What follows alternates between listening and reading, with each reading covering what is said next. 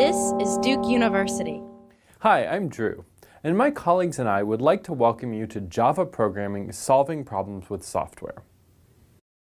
We here at Duke are so excited that you're taking this first step in learning to solve real problems using Java. In this course, you will learn a 7-step process designed to help you understand how to approach any programming problem. You'll use this process to solve real problems, and you'll learn that computer science is so much more than the syntax of a programming language like Java. You'll have a chance to work on problems such as analyzing DNA, manipulating CSV files, and processing images. These are real problems that engineers, scientists, programmers, and others work on in real life, and you too will be able to tackle these problems as you begin to learn Java. I'm Susan. In this course, you'll learn to program in Java using techniques that can be used with simple programs, but that can also scale to larger programs and larger problems. The libraries and APIs we introduce make it easy to process data in many formats. You'll be able to use these same techniques, tools, and libraries in solving the problems we've designed for you. Problems whose solutions require the programming knowledge that you'll learn here. I'm Robert. As you learn about the syntax and semantics of Java programs, you will practice with a programming environment that's been specifically designed and proven to help learners like you who are getting started in programming.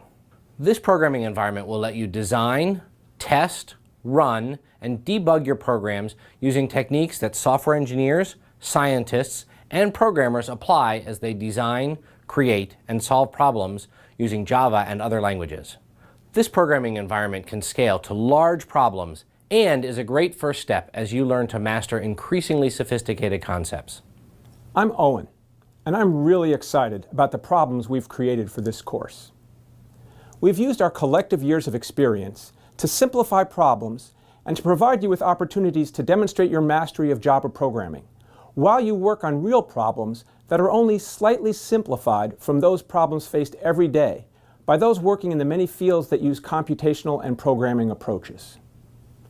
We've designed our Java libraries in a similar way, using standard Java idioms that you'll see if you continue to study programming, but that are more easily used by those just getting started with Java.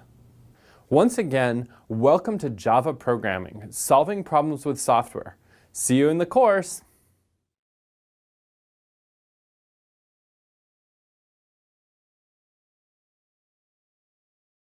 Hi, I'm Elizabeth. I'm part of the instructor team here at Duke University. Before you get started with this course, I want to make sure you're aware of some important resources and give you some tips for doing well. The assignments in this course will be programming exercises, so you'll practice writing code. Anything labeled programming exercise here in the course content is an assignment and contains instructions to help you write your own program. When you've finished writing your code, there will be a practice quiz where you can check your program works properly by comparing your results to answers provided by the instructors. I also want to show you the course site, dukelearntoprogram.com. You can see we have a page for each course and a page of frequently asked questions about the specialization. This has everything from certificates to the software we use in the course. If you go back to the home page and select the course you're working on, you'll get to that course's main page. So I'm using course 2 here as an example. What I want to point out now are project resources, documentation, and the frequently asked questions page. Project resources is where you can download code to follow along with the video lectures or to begin the assignments. Documentation has a summary of the Java methods you'll learn in this course. This is useful if you forget the name of a method or if you want to find out if there's a Java method to accomplish a particular task. It's not an exhaustive list of all Java methods, it's just a summary of the most useful ones for this course. Finally, the frequently asked questions, or FAQ page, contains questions specific to this course. For questions about the specialization as a whole, click this link up here. So hopefully this video has given you an idea of how the course is structured and what resources you'll need to know about. If you have any feedback about how we can make these resources more useful to you, please let us know in the discussion forums on Coursera. To help you do your best, we want to give you some suggestions about how to learn in the course. First, do a little each day. It's really hard to learn programming all at once. If you do a few course items each day instead of trying to do it all in a day or two, you'll remember things better, you'll be more motivated, and you'll have more time to work through problems in your code. Speaking of problems with code, also known as bugs, it's normal to make mistakes when you're programming. So our next tip is, don't give up. Everyone gets bugs in their programs, and part of programming is figuring out what's wrong and how to fix it. When you're programming, we really recommend following the 7-step process. This means you should plan how to solve the problem before you start writing any code. If you didn't take our first course, don't worry, there will be a chance to review the 7-step process later. The 7-step process is important because it gives you a method for solving problems. Then when you've figured out a solution, you can start writing code. Once you're ready to start writing your programs, make sure you've read the relevant documentation so you know what Java methods exist and how to use them. Refer back to the documentation as often as you need to. Next, take advantage of the live coding videos and the practice quizzes. For the live coding videos, this is a great opportunity to program alongside the instructors. You can also download the code from the videos and run it yourself. Try making small changes to make sure you really understand what each part of the program does. Finally, for the practice quizzes, even though they don't contribute to your final grade, there's still a good chance for you to test your code. Use the practice quizzes to find and fix problems before you move on to the graded quizzes. Finally, if you're still having trouble with your programs, ask for help from the instructor team and your peers in the course discussion forums. Part of being a good programmer is knowing how to ask for help effectively. We'll talk more about that in the next video. It's completely normal to struggle with learning programming, and when that happens, the instructor team and your peers in the courses are here to help. The best way to ask for help is through the discussion forums, which you can find here. You can also answer questions in the discussion forums, and we really encourage that, because explaining programming concepts is a great way for you to learn, and you also get to help out one of your classmates. Here are some general tips about asking questions in the forums. First, before you start a new topic, you should check the FAQ pages on DukeLearnToProgram.com and existing forum threads to see if your question has already been answered there. The first thing you should do when you have a question about a programming assignment or a quiz is check the FAQ page for that course. Second, start a new thread if you have a new question. Don't post your question as a reply to an existing thread unless it's really closely related. This way it's easier for people to see what your question is about and help you more quickly. Third, if you need to post code, use the code formatting box, which is the one with this symbol on. This is much easier to read than if you just copy and paste it directly into the post. We also want to give you some tips on writing a good question so that others can help you most easily. If you're having trouble with a programming assignment, name and link to the assignment you're working on. If your program is throwing an exception, you can post a screenshot of the error message and also the line of code that it occurs at. If your program is producing a result that's different from what you expected, make sure you say what input you're running your code on, the output you expected to get, and the output you actually got. For example, suppose I'm trying to write a program to change every green pixel in an image to blue. I should share the image I'm running my program on, my input. I should explain that I'm expecting every green pixel to become blue, my expected output, and I should also explain that every green pixel is actually becoming red, my actual output. Then others in the forum can better understand the problem I'm having. If you have to share some code because others can't help based on the description of what your program is doing, it's okay to share a few lines of code, but don't share your whole program. Figure out which part of your program you think the error is in, and share a few lines of that method. Don't copy and paste your whole program into your post. If you have a general programming question, such as how do I write a for loop, or how do I add items to a list, it's okay to post those lines of code because they're so general. Finally, if you have a conceptual question, make sure you name and link to any course materials you refer to. When you're answering questions, it's okay to share code for general programming concepts, such as how do I write a for loop. However, if someone is having a problem in their code, don't give them the solution. Try to guide them towards fixing their code themselves by giving hints. If you don't know what the problem is, suggest what they might do next to debug their code. Let's look at some example posts. In this post, I didn't really ask for help very well. I said my code wasn't working, and I asked if anyone knew what might be wrong, but I didn't really explain what the code is trying to do, what it's actually doing, or what troubleshooting I had tried so far. I also posted a lot of code. So I edited my post, and now it's much better. You can see that I explained which assignment I'm working on, and I provided a link to it. I also explained what happens when I run my program, so my actual output, and what should have happened when I run it, so my expected output. Finally, I only posted a few lines of code that I thought the problem was in. Now that you've learned how to ask and answer questions about your code, you're ready to start learning how to program. I hope you enjoy the course, and I look forward to interacting with you all in the forums. Good luck! Hello. We wanted to take a moment to tell you about a specialization created by instructors from Duke University and the University of California, San Diego. It's called Object-Oriented Programming in Java. I'm Owen Astrakhan, one of the instructors from Duke University, and I'll be helping you learn this specialization. We're going to start from the beginning with Java and learn how to use it to write programs to solve a wide variety of problems. I'm Susan Roger, and I'm another one of your instructors from Duke University. We'll start out with the basics in Java. So while we hope you have some programming experience already, we're going to assume you don't know anything about Java, but that you are eager to learn. The next course of this specialization is Java Programming, Arrays, Lists, and Structured Data. I'm Robert Duvall, and I'm excited to be teaching you about Java. In our next course, you'll dive more deeply into Java and learn to store data in more complex ways, allowing you to solve even more interesting and exciting problems. I think there's even a dinosaur in one of our examples. And I'm Drew Hilton, and I'm your fourth instructor from Duke. After you learn these Java fundamentals with us, our friends from UCSD will take over and teach you even more exciting things about Java and object-oriented programming. We'll let them introduce themselves to you now, and then you'll see them again in a couple of months. Hi, I'm Mia Minnis. I'll be one of your UC San Diego instructors. You'll meet us when you get to the third course, Object-Oriented Programming. In this course, we'll build on the programming concepts you learned from our friends at Duke, and then we'll also talk more about the object-oriented nature of Java and how you can use it to build bigger programs to solve more complex problems. Hi, I'm Leo Porter, and I'm an instructor at UC San Diego.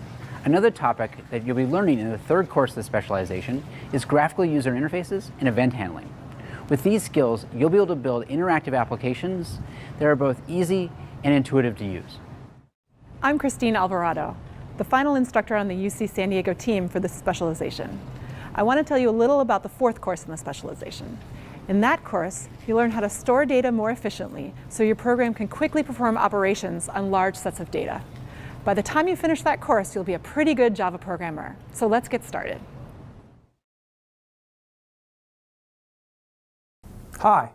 In this lesson, we're going to introduce you to Java programming and the BlueJ environment we use in this course to design, develop, test, and run Java programs. Java is a popular and widely used language. It is the foundation for the Android operating system that powers more smartphones than any other system in the world. Java is an extremely useful and quite powerful language, with extensive support on almost every kind of computer. Java is also accessible to beginners, which is why we're using it in our courses. At the end of this lesson, you'll have experience with BlueJ, the development environment we use for programming with Java. You'll be able to use BlueJ to compile and run a Java program. You'll know the basic design, edit, compile, and execute cycle that's part of programming with hundreds of different languages. And you'll see firsthand how simple and powerful Java is in accessing information that will print "Hello World" in many languages. This is our take on a traditional first program. We'll explain that more as you begin your exploration of Java programming. So, hola mundo, konnichiwa, zdravstvuchen, ni hao, and hello world. Let's get started.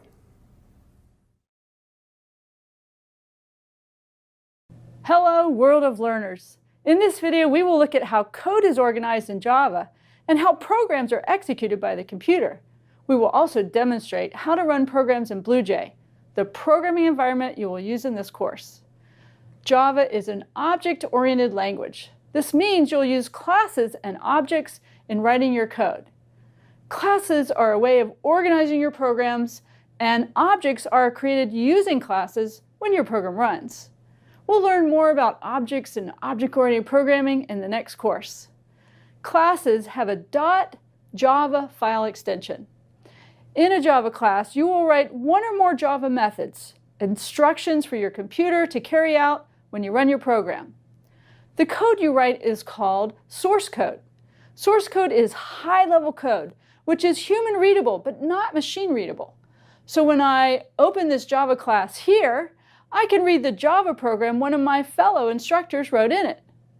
Now, in order for the computer to run my program, my source code must be translated into low-level bytecode, which is machine readable. Bytecode files have a .class file extension. This process of translating source code held inside classes into bytecode is called compilation. When you write Java programs, before you run your program, you will need to compile it. So, where do you write this code that will eventually be run by the computer? Programmers write code in programming environments. In these courses, we'll be using a particular environment called BlueJ. We chose BlueJ because it's a great programming environment for novices.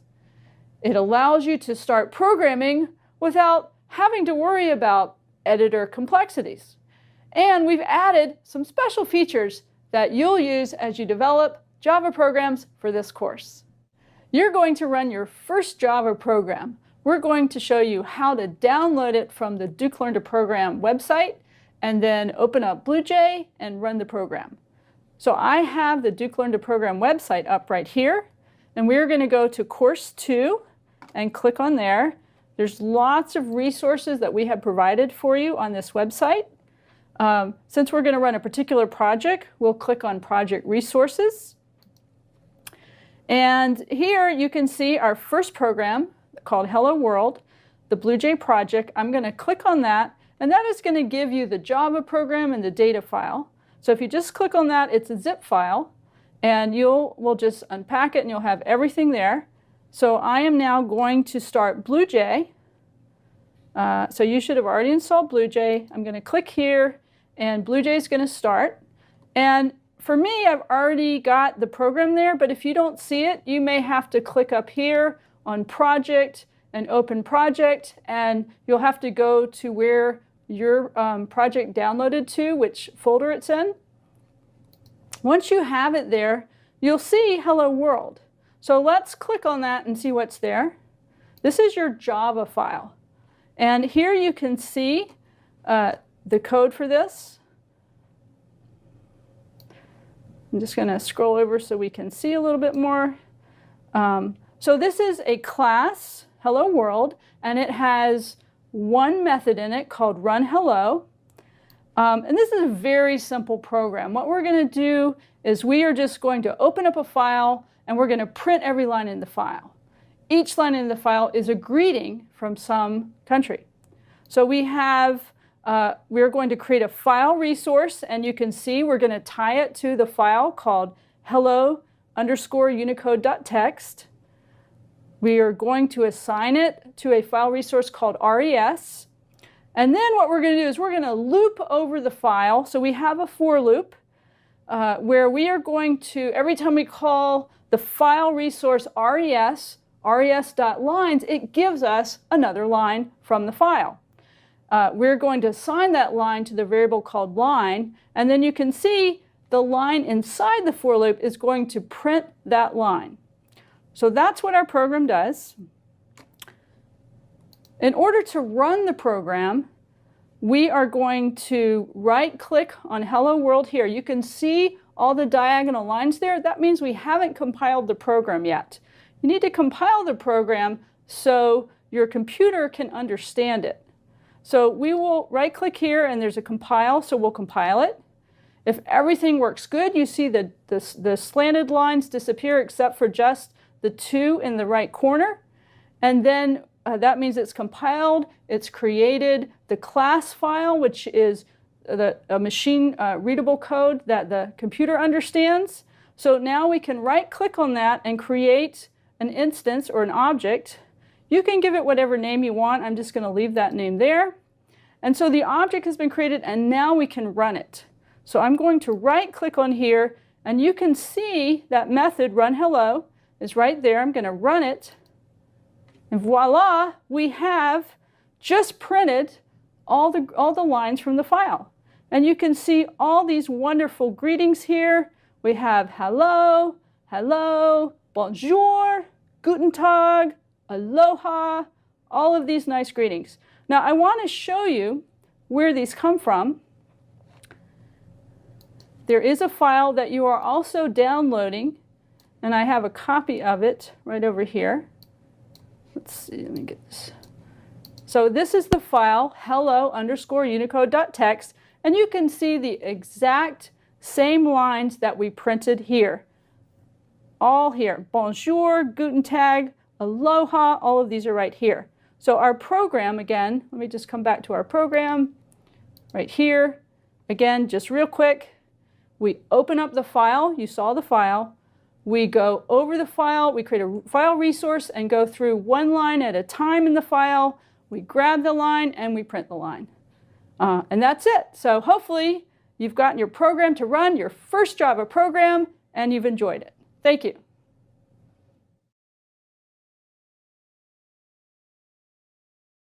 Hello, we're going to learn how to calculate the perimeter of shapes using Java. We'll use what is called a Java class, which you'll learn more about soon, named shape, to model polygons in geometry. These kinds of shapes are used in many applications. For example, a triangle is the simplest polygon or shape. It's simply a collection of 3 points. But triangles can be combined into complex shapes that are colorful or form the basis of wireframe diagrams used in computer graphics and video games. We'll use a shape Java class to represent a collection of points. We'll use a class for point and for shape to understand programming concepts that are applicable across many programming languages. We'll need to construct shapes by adding points one at a time. This will allow us to create shapes like this 6-sided shape, which is constructed from 6 points. Here is a shape with 5 points. Here is another 6-sided shape. The order in which the points are added to the shape is important. When we look at the code for the Java shape class, we'll also need methods for accessing the points, either one at a time or using other approaches. We'll likely want to create operations or methods that use shapes, like drawing a shape or finding the perimeter of a shape. We've seen that shapes can have many points. Our shape class is simple, but we could expand it to create complex shapes of many, many points, like this butterfly. When viewed more closely, it's clear that the butterfly is simply a collection of colored triangles, like the wireframe drawing we saw earlier. The shape class we'll look at is very simple. Circles aren't really a finite collection of points, so circles and some other shapes are harder to model using our Java class. In geometry, a circle is an infinite collection of points that are all the same distance from the center of a circle. Our Java class is just a finite collection of points. However, even with our simple class, we could model a circle using many points as shown in the diagram here. So even our simple class will prove very powerful. After we cover some of the basics of writing programs in Java, we'll explore the point and shape classes in more detail. Okay, you will be using the Java classes shape and point, but what will you be able to do with these classes? Well, in some ways, you know the answer to that. You will be able to draw shapes or calculate a shape's perimeter, but just knowing what a Java class or script can do does not mean you understand it. So the question we are going to answer now is, how would you understand what this code does by yourself? That is, what are the semantics or meaning of each part of the code? Understanding the precise meaning of code is important because you can't write code without saying precisely what you mean. When we talk about understanding the semantics of code, what exactly do we mean? We mean, how would you execute the code by hand with nothing but pencil and paper? This skill is very important for a couple of reasons. First, it's how you understand code well enough to write what you mean. Second, when your code does not behave as you expect, how do you figure out what is going wrong? You need to understand what it does, and this gives you the skills to do that.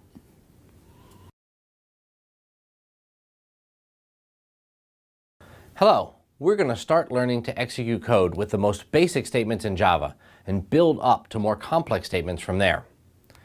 Here we have 2 variable declarations, one for an int called x and one for an int called y. If we execute these statements as is, we will create boxes labeled x and y to hold the values we eventually decide to put in these variables. But in this example we have not explicitly provided any initial values. In some languages, such as C, no default value is ever provided when you declare a variable, meaning you get undefined behavior if you use an uninitialized variable. This is such a common and significant problem that Java provides two solutions. An initial default value of 0 is given to instance variables, or an explicit error is given for using a local variable before initializing it. We will see these different types of variables in upcoming videos. Now let us look at another example, which initializes the variables when they are declared. Here, the first statement declares an int called x. Executing it makes a box for x and immediately assigns the value 4 to x. We show this by putting 4 in the box for x.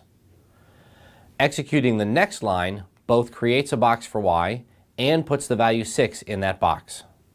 Combining the declaration and initialization of your variables into the same statement won't pose a problem in any language, and anyone reading your code knows exactly what you meant for the code to do. So this is a good habit to get into. Of course, variables are only useful if you make use of the value that they have. Here, the first code declares x and initializes it to 4. Next, y declares and initializes it to x plus 2. To perform this statement, we must evaluate the expression on the right-hand side of the equal sign. X is 4, so x plus 2 is 4 plus 2, or 6. We show this by creating a box for y and putting 6 into it. The last statement creates a variable z and initializes it to y minus x. So you would take the value of y, which is 6, and the value of x, which is 4, and subtracts them to get 2. You would then create a box for z and initialize it to 2. Great! Now you know how to execute code with variable declarations and assignment statements. Now that you know a little bit more about expressions, let's see them in action. This code example starts with the declaration of an integer or int variable called x, which behaves exactly as you've already seen. Next, we initialize x to 4 plus 3 times 2. As you know from math, times has higher precedence than plus. So this expression evaluates to 4 plus 6, which is 10. So we put 10 in the box for x.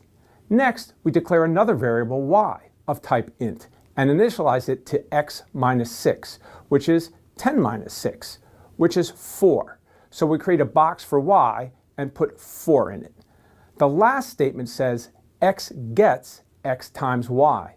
Sometimes novice programmers expect statements which look like this to behave like algebraic equations with an equal sign, where you might solve for x. However, that's not what happens. Instead, you follow the rules you've already learned. The right-hand side evaluates to 10 times 4, which is 40. And you put 40 in the box for x. Now, let's see another example. Before we work through this, take a moment to pause the video and see if you can figure out what values x, y, and z have at the end of this code fragment. Okay, let's step through it. First, we declare an initialized x. Next, we evaluate x times 3, which is 6, and initialize y to that value. Next, we compute y divided by 2, which is 3, and initialize z to that value. The last statement says x gets 2 plus z mod 2. Since the 2 plus z is in parentheses, we compute that first and get 5. Next, we compute 5 mod 2. Remember from your reading that 5 mod 2 means we divide 5 by 2, but take the remainder, not the quotient. So this expression evaluates to 1. So we update the value in x's box to be 1. Okay, great. Now you should be able to evaluate code involving a wide variety of mathematical expressions. The next important idea to understand is function calls. Functions abstract a computation out, giving it a name and parameters. You then can use the function to perform that computation without rewriting it. You can also think about what the function does. and not how it does it. Technically speaking, Java doesn't have functions, it has methods, since all code in Java is inside of objects. However, before we learn the more complex behavior of objects and methods, we'll learn the basic principles of function calls. These concepts will then lay the foundation for understanding method calls. We have three functions here: my function, f, and g. Why are we starting at g? We'll assume for now that you chose to call g from the BlueJ interface. Later, you'll learn about the main method, which is where programs start when you run them outside of BlueJ. We start with a frame for g, and with the execution right at the start of that function. The first line declares a, so we create its box inside of the frame for g. Next, we're going to set a equal to the value of the function call myFunction of 37. To evaluate this expression, we need to create a frame of the function that we're calling. In this case, myFunction. This will hold the parameters and variables of my function. Next, we pass the parameters to my function. We create a box for each parameter with the names coming from the function declaration, x and y. We initialize these by copying in the values of the expressions that were passed, here 3 and 7. Next, we need to note where to return when we finish executing my function. This location in the code is named the call site, the place where the function was called. We'll note it with the marker 1 in the code and put the same marker in the corner of the frame. Finally, we move the execution arrow into my function and start executing code there. Here we declare and initialize z, evaluating the expression 2 times x minus y. The values for x and y come from the frame for my functions, 3 and 7 respectively. So z will be -1. Now we have reached a return statement. Return statements tell us to leave the current function, returning to the call site noted in the frame. They also tell us the value to return to the caller. The first thing we need to do is evaluate this expression to obtain the return value. Here the expression is z times x. So we evaluate -1 times 3 and we get -3. Next, find where we should return. This is the call site we noted in the frame. Then we copy the return value back to the call site. The function call evaluates to this return value. We move the execution arrow back to the call site and destroy the frame for the function we just returned from. Now we're back in G. The call to my function evaluated to -3. So this line behaves like a gets -3. We'll finish that assignment putting -3 in its box. Our next line again has a variable declaration and a function call. We make a box for b and go through the same process to call f.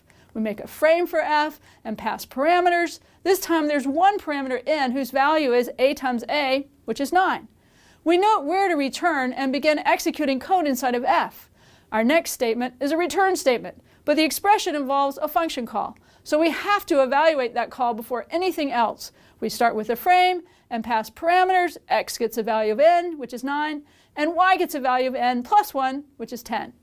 We note the call site, we'll use 2 this time, since we are already using 1 somewhere else, and move the execution arrow to the start of my function and start executing code there.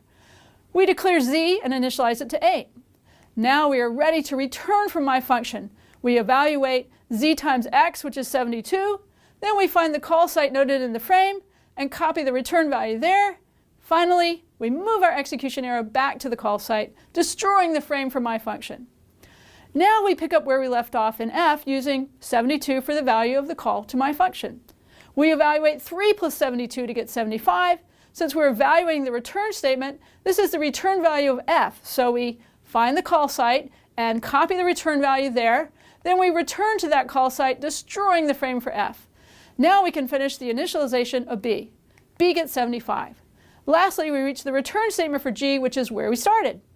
When we return from the function where we started, we are done! Now, let's see how to execute code with conditional statements in it.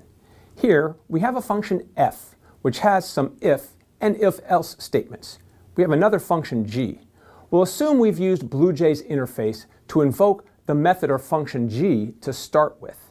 The first statement declares a variable a, so we'll make a box for a. Even though this statement initializes a, it's going to take us several steps to compute that value.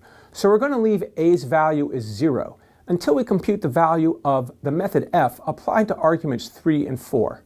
To evaluate this call to f, we make a frame. passing the values of the parameters. Note where to return, and then we move the execution arrow to the first line of f. The next line of code is an if statement, whose conditional expression is x less than y. We evaluate that expression and find 3 less than 4 is true. So we move the execution arrow into the then clause of this if statement and continue executing. The next statement is a call to system.out.println, which is how you print something in Java. We write x less than y in our output, and then we return y plus x. This follows the same rules you've already learned for return statements.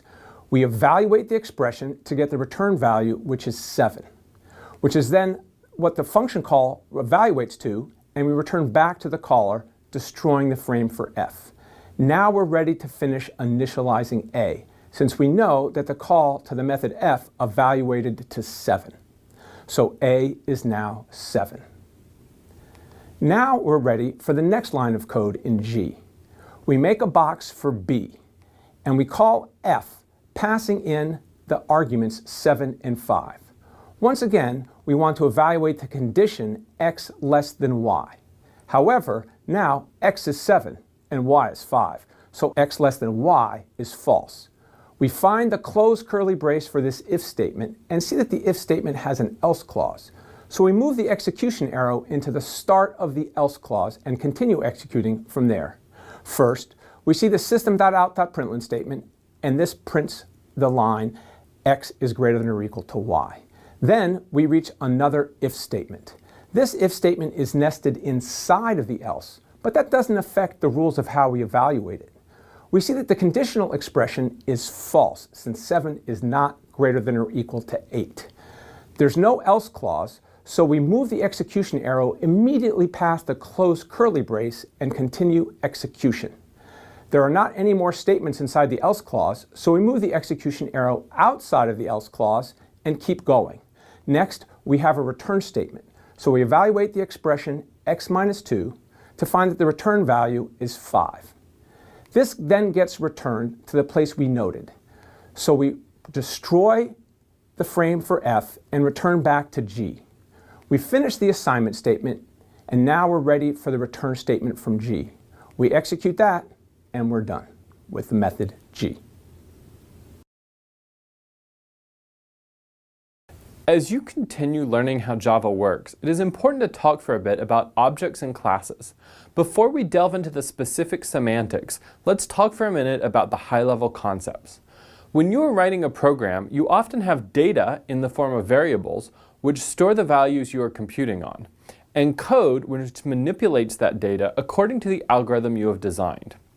Object-oriented programming is a paradigm of programming languages that groups data and the code that manipulates it together into logical units called objects.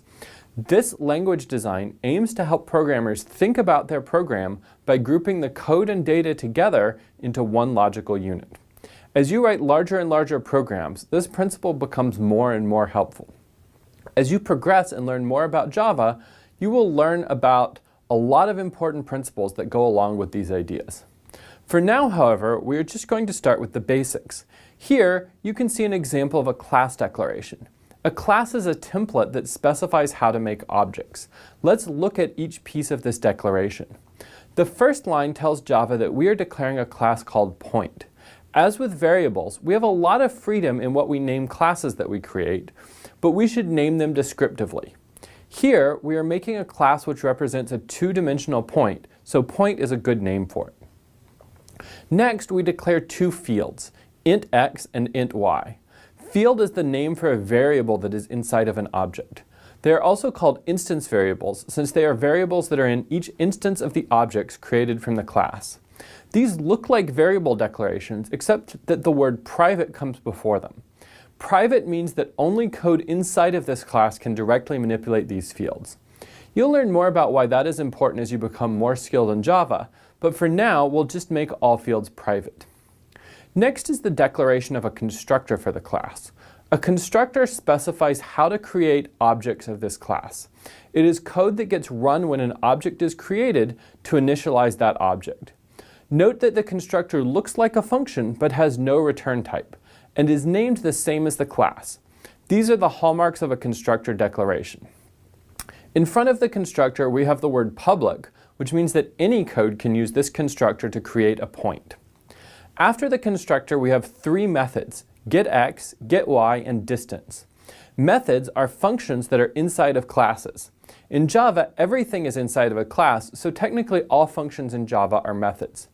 These methods are invoked or called on a particular object and implicitly act on that object. You can see a method call here where the code says otherPoint.getX. This calls the getX method on the otherPoint object. It will get the x of that particular point object. Last, we have the declaration of a static method. These behave a little differently from regular methods. They don't act on any particular instance of the class. They just belong to the class in general. That concept is a little tricky, and we'll explain it more later. This method is called main, which is a special method. If you run your programs outside of BlueJ, main is the starting point. Execution begins in main before any objects are even created. The ideas of objects are supposed to help programmers think about their data in terms of objects that make logical sense. For example, if we make a new point, we are creating an object which represents something we can concretely think about. In this case, a point on a plane. We can then make another point which has its own x and y and represents a different instance of the same type of thing, another point on the plane. You can of course create as many of an object as you need for your algorithm. Once you have some objects, you can invoke methods on them, such as p1.distance p3, which you can think of as asking p1 to compute the distance to p3. That is, you can think of this line of code as saying, p1, go figure out how far you are from p3. You can think of the code that executes for this method call as logically belonging to the p1 object. Now that you have the high-level concepts, let us delve into the step-by-step execution of our example point code.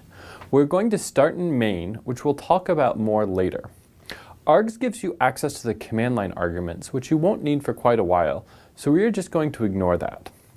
The first line declares point p1 and initializes it to a new point. Note that classes are types, so we can use class types that we make to declare variables. Here we want p1 to be a point. Until we finish evaluating the right-hand side, we're going to draw this as an arrow with a flat end. We'll use this notation to indicate when a variable does not reference an object. Note that this is a bit different from numeric variables like ints, whose initial value is 0. We've colored this flat-ended arrow red to remember that we have not yet explicitly initialized this variable. Now, let us evaluate the right-hand side of the initialization expression. We are doing new, which will create a new object. What type of object are we going to create? We look right after new and see that we are creating a new point. So we are going to draw a box for a point which has fields x and y. Note that the box we just drew is not in the frame, but is outside of it. It is in a different area called the heap. Anytime you use new, you create data in the heap. The important difference is that data in the heap does not go away when a function returns, destroying its frame. Note that we have put 0 in the fields of this new point and colored them red as we have not explicitly initialized them yet. Speaking of initialization, remember that we said that the whole point of a constructor is to initialize a newly created object. The next thing that happens is that we call the constructor to initialize this point. As with any call, we set up a frame and pass parameters. However, constructors and methods take an additional implicit parameter which tells them which object they are operating on. That parameter is called this, and its value is an arrow which points at the object that is being acted on. In this case, this points at the object that we are creating to tell the constructor which object to initialize. Now we enter the code for the constructor and begin executing statements there. The first line says x gets startx. There's no x in this frame, so where do we store the value of startx? Here, x refers to the field inside of this object, That is, we want to put startX's value into the x field of the object we are initializing. So to find the right box, we follow the arrow for this, and then look for the x field in this object, and store the value 3 into that box. On the next line, y again refers to the field inside of this object, so we update that field to be 4. Now we have finished the code inside the constructor and are ready to return to main at call site 1. Back in main, we need to finish this assignment statement. To do that, we need to store the value of the right-hand side into the box for P1. A new expression evaluates to an arrow pointing at the object that it created. So we will make P1 to point at the newly made point. The next line does a similar thing. It declares P2 and initializes it to a new point. So once again, we create a box for P2. We haven't initialized it explicitly yet, so we have a default value of a flat-ended arrow, meaning it does not point at any object yet. We color it red to remember that it is a default value. We then create a new point with its x and y fields set to default values of 0, and we call the constructor to initialize this point. Notice how this points at the newly created point. With multiple points in our world, it is important that we can keep track of which point we are working on. We then initialize the x inside of this point to be 6. As before, we found the right box by following the arrow from this, and we initialize the y inside of this point to be 8. Now, we have finished the constructor and are again ready to return to main.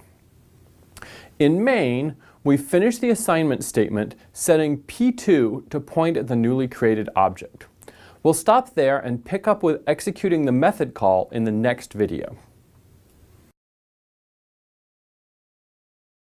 In the previous video, we executed the declaration and initialization of points P1 and P2, and you learned about new and constructors. Now, it is time for you to learn about method calls.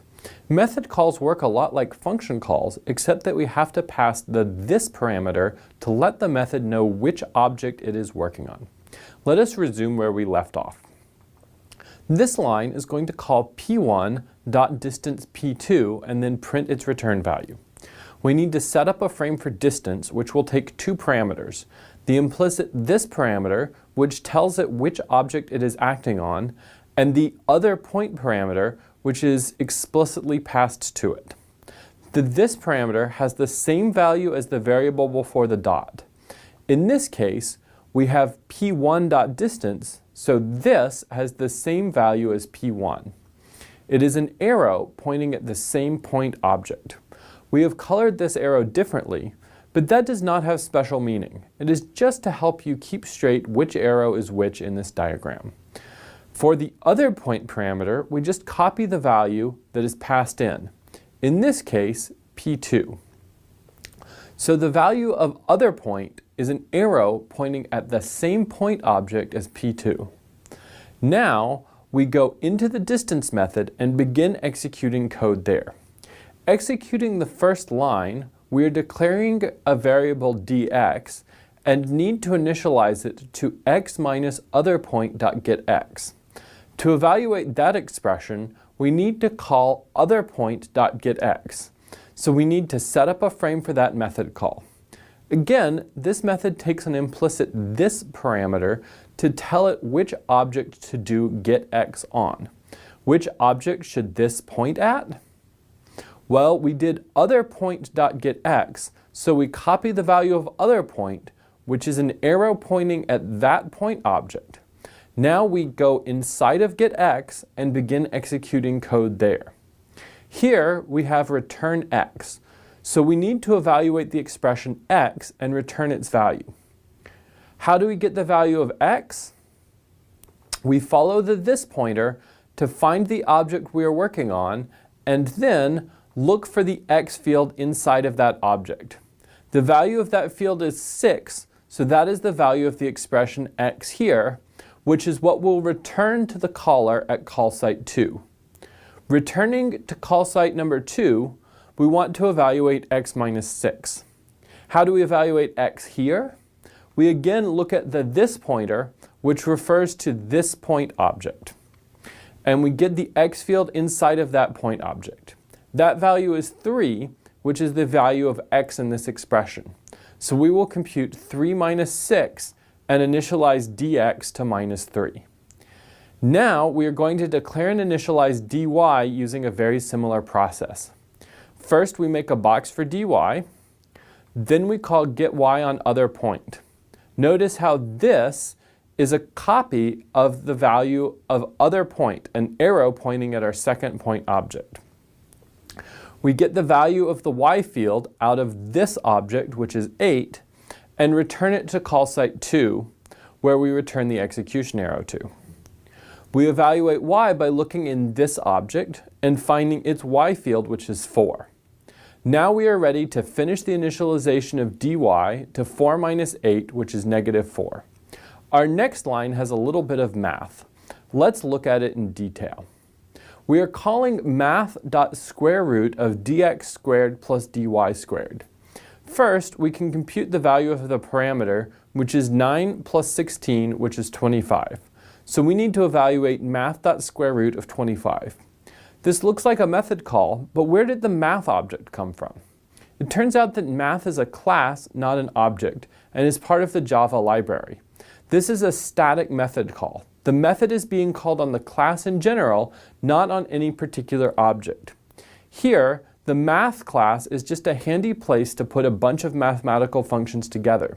Since we don't have the code for math.square root, we have to know what effect it has. If we did not know, we would look it up in the Java documentation. However, as you might have guessed, this method just computes the square root of its argument. So math.square root of 25 will return 5.0. Our distance function returns that value to its caller, so the value of the call to distance in main will be 5.0. We then return execution to main, where we are ready to complete the print statement, which will print out 5.0. Now we are done with main, so we will return from it, destroying its frame and exiting our program. At this point, you have seen a variety of types such as int, point, and file resource. But what exactly is a type? A type specifies how data should be represented, interpreted, and operated on, as well as what operations you can do with it. One important rule of computing is that everything is a number. If you didn't learn about the everything is a number principle in whatever intro courses brought you here, we'll give you some links to videos about it. Specifically, this means that everything is stored in the computer's memory as bits, ones and zeros. But not all numbers mean the same thing. Some numbers might mean plain numbers, while others might mean letters, and others might mean the locations of data in the computer's memory. So the type of a value specifies how to interpret those numbers. It tells Java how to assign meaning to the ones and zeros stored in memory. The type also specifies what operations you can perform on the data. The type tells Java not only what you can do, but how it should be done. Let's talk about both of these points in more detail. We just said that the type tells Java how to interpret the ones and zeros in memory. Let's talk about that a little bit more. On the left, we have the conceptual representation of the program state that we have been working with. There's a box for a variable called x. On the right, we have a bunch of bits from the computer's memory. The blue ones correspond to x. But what do they mean for the value of x? Well, if x is an int, then these bits would mean it has a value of 1,234,567,890.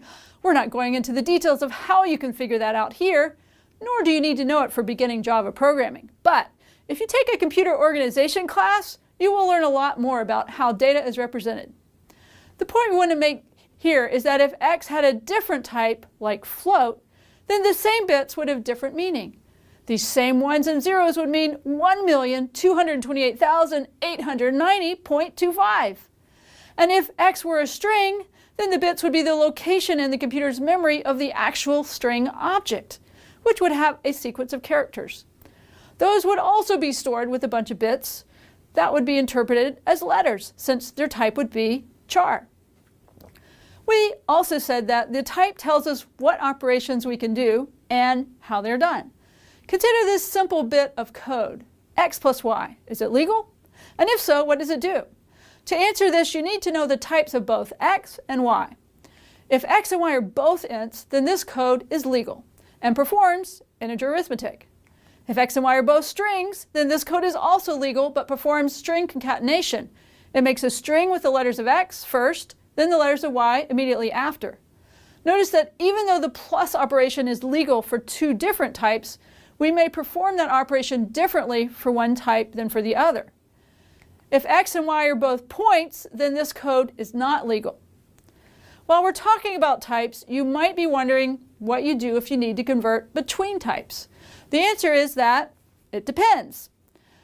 For some type conversions, they can happen implicitly. If you have an int and you need to convert it to a double precision floating point number, the compiler will just automatically insert the conversion for you without complaint. The general rule is that you can use implicit conversion whenever the compiler will consider it safe. Here we are turning 3 into 3.0, which is not a problem. Note that the compiler does not consider the values, only the types, when deciding if an implicit conversion is okay. For some type conversions, you can explicitly cast. This means that you tell the compiler that even though what you're doing is questionable, you are sure you want to do it. Here we are turning the double 3.14 into an int, which will discard the fractional part, leaving us with x equals 3. The compiler wants to be sure that we meant to do this, so we explicitly cast by writing int in parentheses. Other conversions require calling methods to calculate out the converted value. For example, if we have the string quote 3 quote and want to turn it into an integer, we can't just directly cast it because the conversion is actually somewhat complicated. Instead, we have to call a method like integer.parseInt, which will perform the conversion.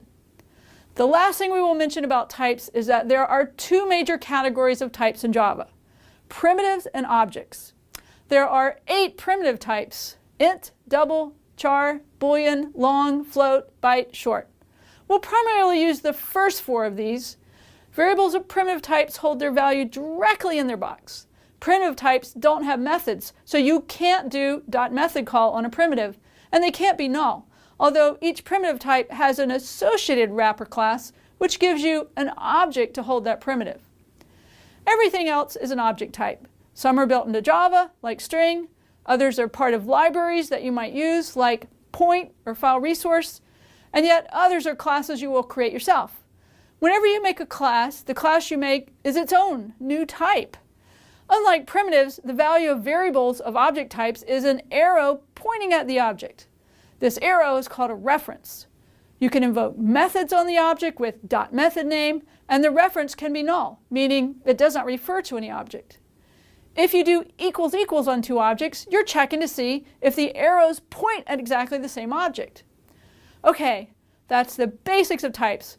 We know it's a lot to absorb at once, but you'll get better with these ideas as you practice more Java. Hi. Now we're going to learn how a for each loop works. This piece of code looks similar to the hello around the world example that you started with earlier. To make this work, we need to add an import statement to the top to tell Java where to find the file resource class. File resource is in a package that we provide to you to let you manipulate data in files before you learn the more advanced techniques and concepts that would let you do this in Java directly without the classes we've created. Accordingly, this is found in the edu.duke package. If you want to run this code in BlueJ, you could do so by creating a hello world object and then invoking its runHello method. We could also add a main method, which does the same thing if we want to be able to run the code directly but outside of BlueJ in another environment. Let's start executing the code by hand. We start in main with a frame that contains args. We're not going to use this args argument, so we're not going to worry about its value. The first line declares HW and initializes it using new.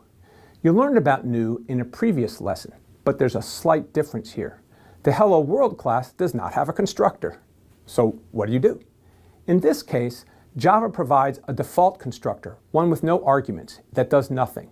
So we execute this line as you're used to, but we don't call a constructor.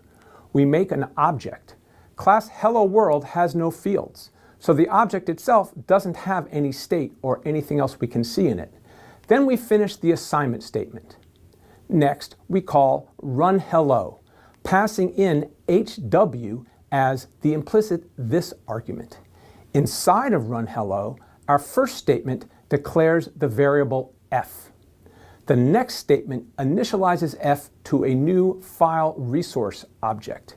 This raises two questions. First, what does a file resource object look like? Meaning, what fields are there in the file resource object? It turns out we don't actually need to know this precisely. The details of how a file resource object works can remain hidden from us as long as we know what it does. This is an instance of the important programming principle known as abstraction. Second, what does the constructor for a file resource object do? To find the answer to this question, we would consult the documentation for file resource. Consulting documentation for libraries, sometimes called APIs, that you use in programming is an important task. Since file resource comes from the Duke Learn to Program libraries, we would look at the documentation website, and we would read about the constructors for a file resource class. There are 3 constructors, and the one we want is the one in the middle, since we're passing a string literal in, the string, quote, file.txt, quote. This documentation says the constructor will find that file with that name on our computer. Given this information, we're just going to represent the file resource object as knowing what file we asked for, the file whose name is, quote, file.txt, end quote. We don't know precisely what fields are stored in this object, but that's okay. We'll represent it as precisely as we can because we know what the object does. We finished the assignment statement, so now f references this file resource object we just created by calling the constructor. The next line is new to us. It's a for loop. In particular, this for loop is often called a for each loop because it does something for each value in an iterable. What's an iterable? The short and simple answer is that it's an object which gives you a sequence of values. Let's dig a little more closely into the details of this loop. The first part declares a variable. The type is string, and the name of the variable is line. This declaration will behave like any other. We'll create a box for line. Next is a colon. This is the syntax of a for each loop. We don't use an equal or assignment operator since we aren't assigning one value to line. Instead, we're going to use each value in the iterable sequence. Many people read the colon as in when they read the code out loud or to themselves. For string line in f.lines. Next, we have an expression which evaluates to the iterable whose values we want variable line to refer to, one after the other. In this case, that expression is a call to f.lines. To understand what this does, we'll need to understand what f.line returns. So we'll again need to consult our documentation. From this API documentation, we see that f.lines gives us an iterable, whose values are each line in the file in the order that they appear. This means that we'll need to look at the file whose name is file.txt to see what its contents are in order to understand and simulate the code behavior. On my computer, I've made file.txt and put these 2 lines in it, hello on one line and world on the next line. It isn't a very exciting file, but we want this example to be relatively short.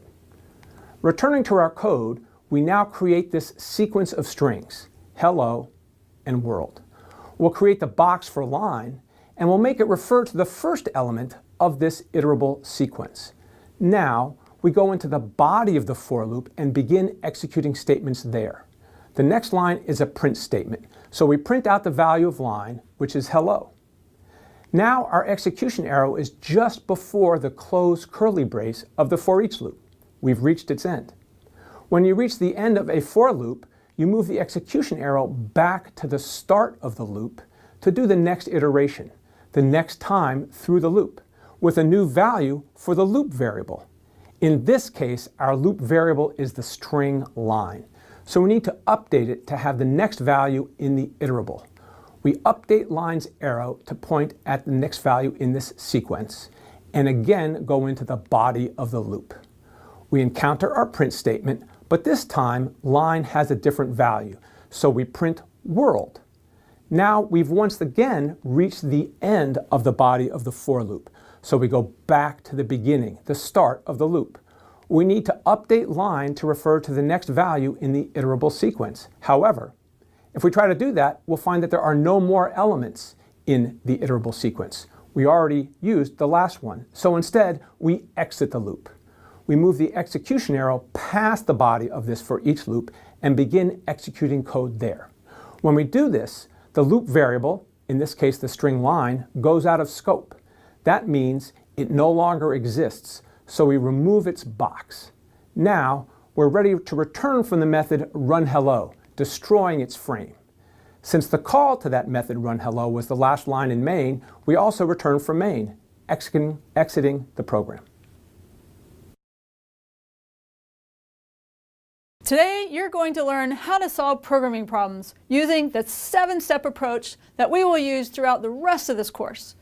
When you're solving a problem, you're going to start with a problem statement. You know that you want to end up with working code, but going straight from a problem statement to working code is a rather large leap.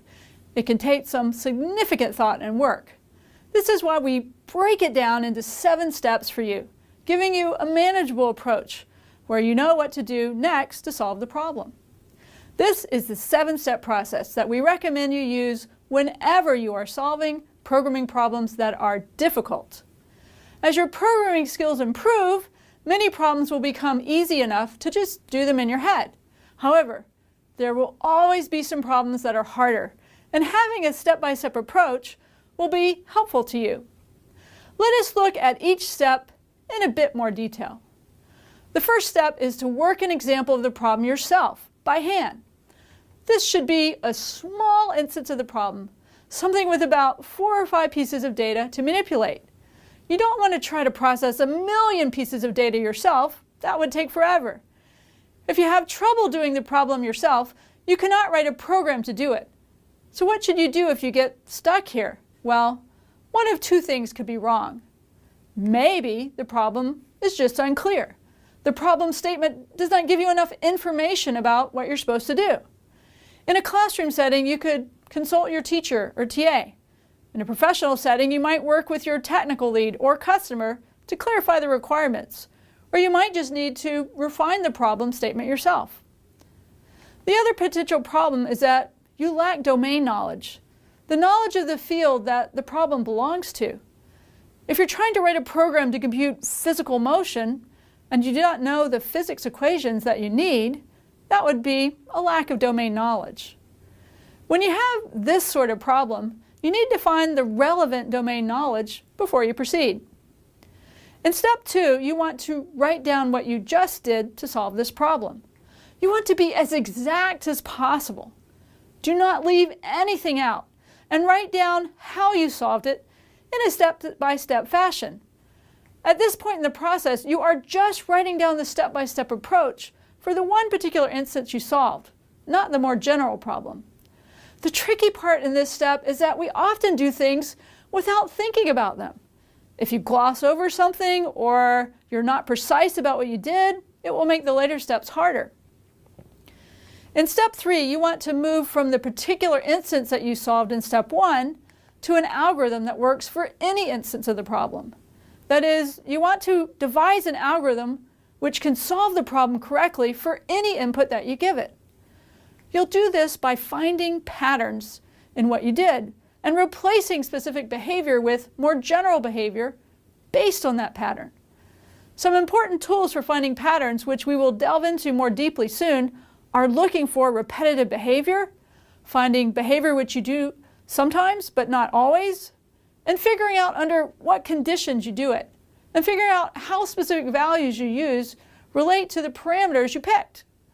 So what should you do if you have trouble with this step? Go back and try steps 1 and 2 again.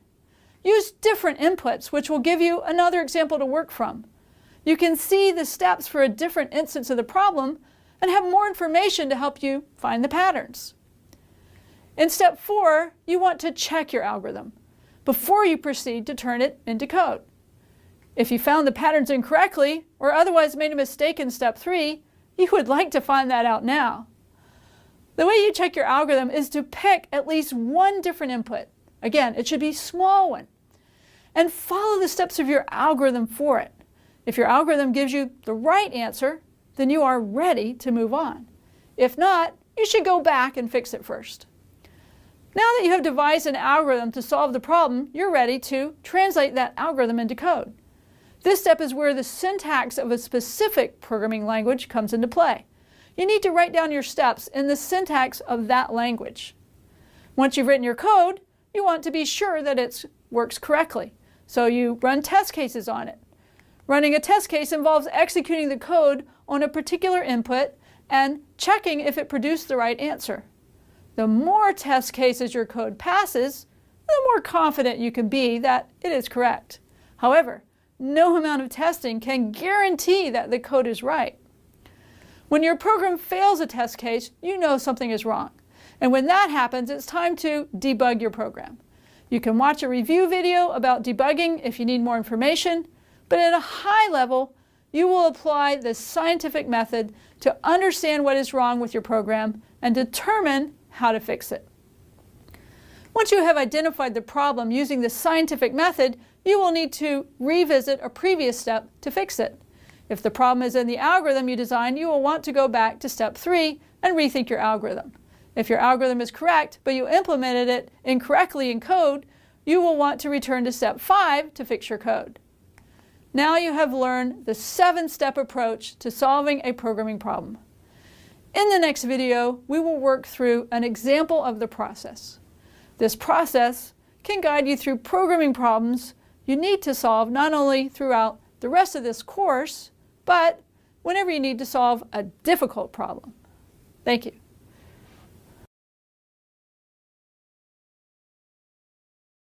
Hi. In this video, we're going to walk through an example of using our 7-step process to solve a programming problem. In particular, the problem we're going to work on is, given a shape, find its perimeter. Step 1 is to work an instance of the problem yourself. That means you'll need to draw a shape and find its perimeter. We'll need a little domain knowledge here for this problem. Specifically, what is the perimeter of a shape? If you don't recall, the perimeter is the sum of the lengths of all the sides of the shape.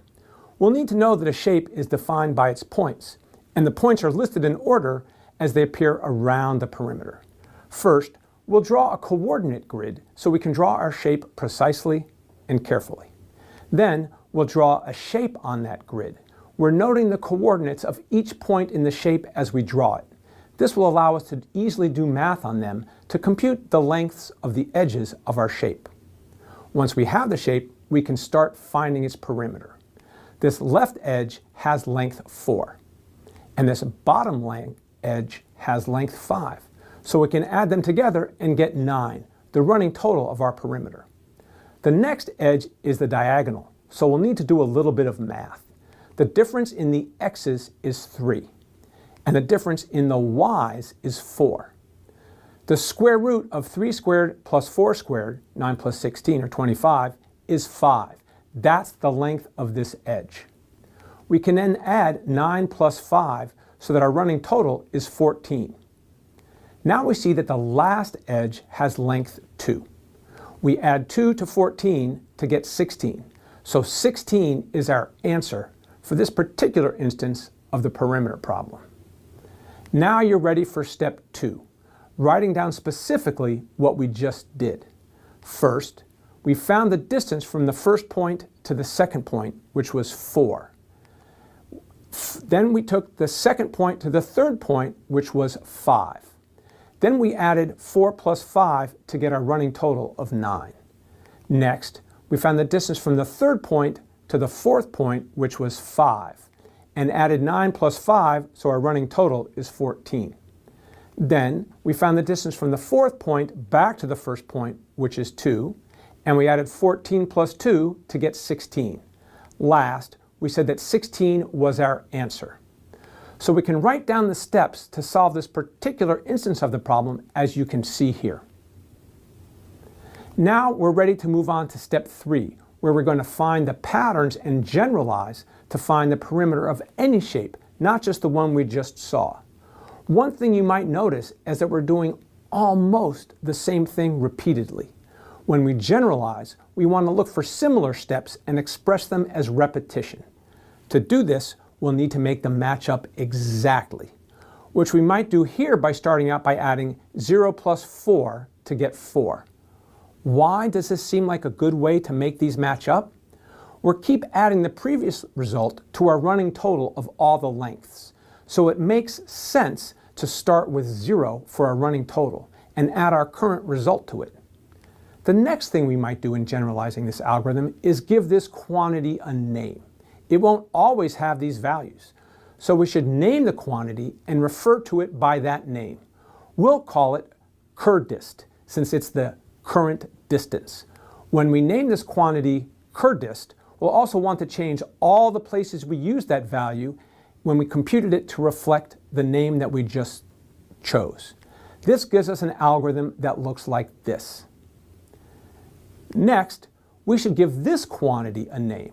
Here, total perimeter makes sense, or total perim, as this quantity is the total perimeter of the shape that we're calculating as we go through the steps.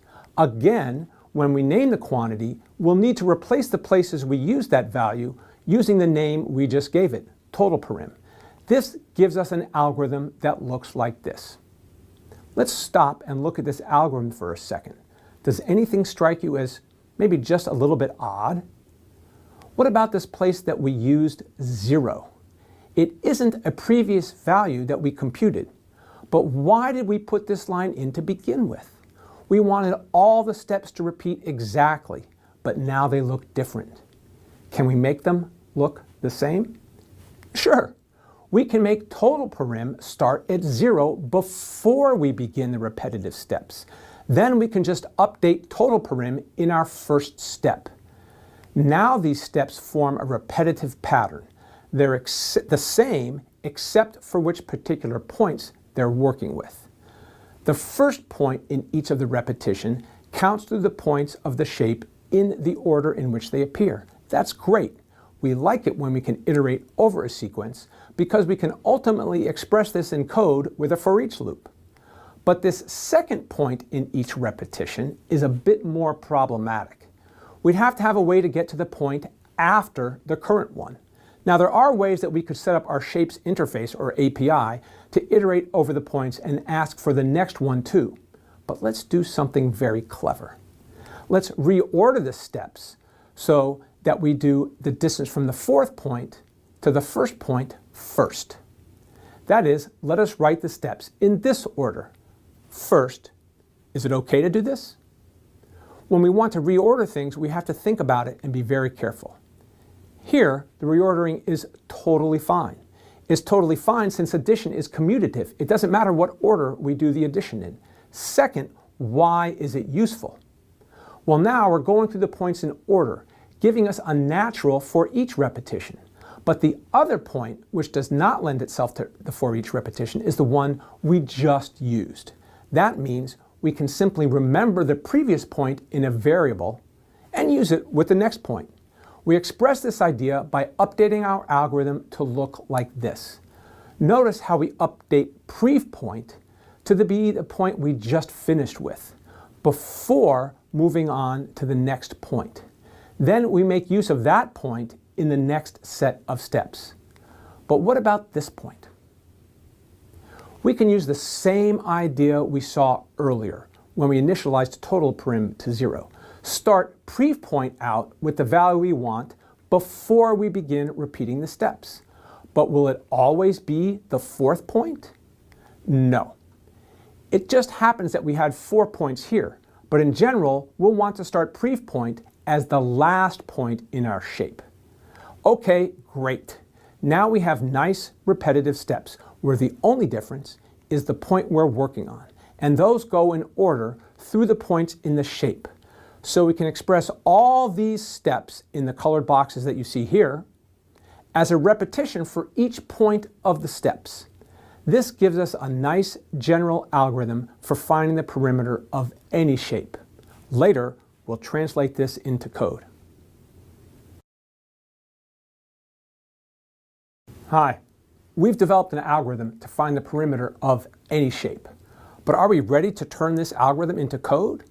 Well, we could, but we'd like to be confident that it's right before we do that. After all, there were a lot we had to do to generalize our steps, and it's entirely possible that we made a mistake. Or perhaps we just didn't think through all the special cases. So before we turn this into code, we should test it out. To test the algorithm, we need a different instance of the problem, something other than what we used to make the algorithm. In fact, it's good if our test instance is pretty different from the one we used to make the algorithm. Here, we've shown a triangle instead of the four-sided trapezoid we used when we developed the algorithm. Before we go any further, take a second to figure out what the right answer is. What is the perimeter of this shape? When we finish, you want to check if the answer to our simulated algorithm is correct. And to do that, you'll need to know the right answer. Now, we'll execute the algorithm by hand for this particular input. As we test the algorithm, notice the similarities between the code and English. We're going to execute this English algorithm by hand, just as we executed code by hand. They both work pretty much the same way, and that's not a coincidence. When you turn this algorithm into code, you want to write down code that has the same semantics as the English, the same meaning. The code should transform the program state in the same way that the English transforms this diagram. So we'll start with total perim and set it to 0, and prev point being the last point in the shape. But what is the last point? We'll say the points in this shape start at the top and go counterclockwise. So this point in the lower right-hand corner is the last one. And we'll initialize prev point to be that point. We'll note briefly that if this were actual Java objects, prev point might be an arrow pointing at an object. But we're going to just write down the coordinates here to keep the diagram simple and legible. Next, we're going to do the steps for each point. So we need to start at the first point, which is this one at the top of the diagram. And that will be the initial value of curve point as we enter the for each repetition. Then we'll find the distance between these 2 points, which is 10. And we'll update total perim to be 10, 0 plus 10. And then we'll update prev point to be curve point.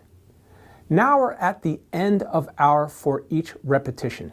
So we'll update curve point to be the next point in the shape, which is -3, -4. When we update curve point, we go back to repeat these steps. We repeat the steps again, finding the distance between those 2 points, which is 8.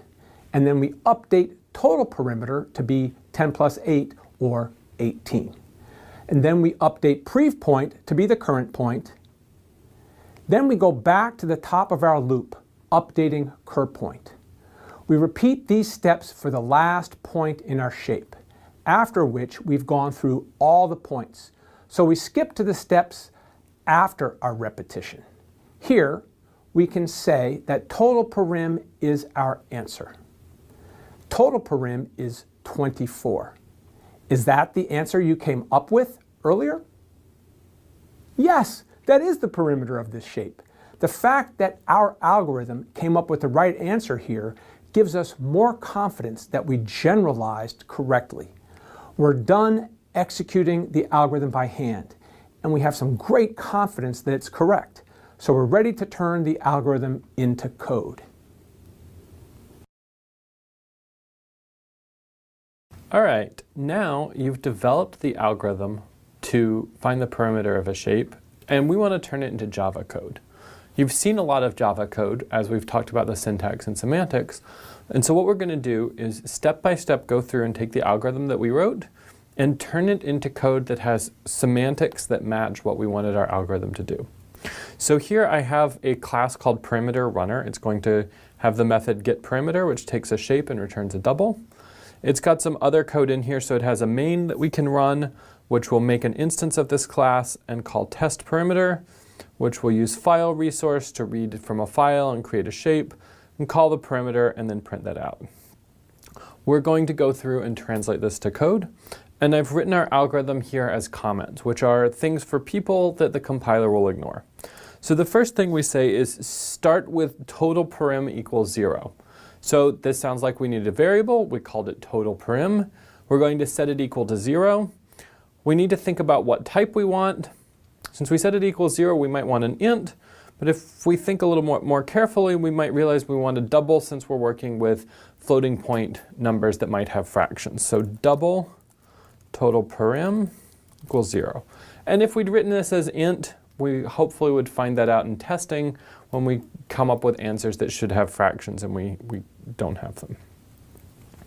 Then we say start with previous point equals the last point.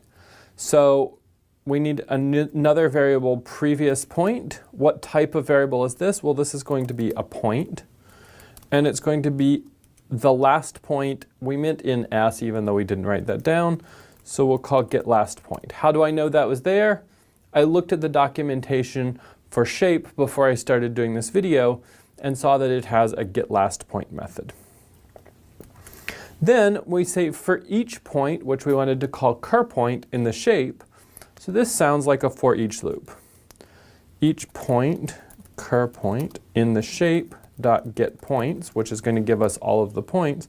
We want to do these steps, and I'm going to go ahead and put them in curly braces. We want to find the distance from previous point to the current point and name it cur distance. So anytime we want to name a quantity, we want a variable. And so that's going to be the distance from prev point to cur point. Then we're going to update total parim to be total parim plus current distance. And then we're going to update previous point to be current point. Last, we said total parim is my answer. Whenever we know our answer, we're going to return that because that's how we give our answer back to whoever called us. So now that I've written this code, I'm going to come up here and I'm going to click compile. And it says cannot find symbol variable shape. It's because my shape was called S. And now it says class compiled with no syntax errors. So now I'm going to shrink this window down a little bit smaller. I'm going to come over here and I'm going to do main. Even though that's how we run programs outside of BlueJ, if we've written a main, we can do that. We're going to give it no arguments, so I'm just going to click OK.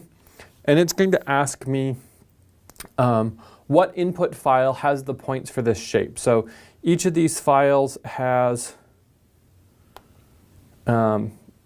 some points. So for example, example 1 has -1, 3, -1, -1, 4, -1, 1, 3, which is what we used when we developed our algorithm.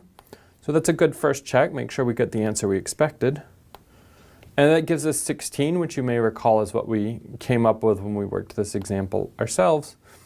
Of course, using that might be bad because if we made a mistake, we wouldn't necessarily catch it since we've already used those values in developing this. So we might want another one.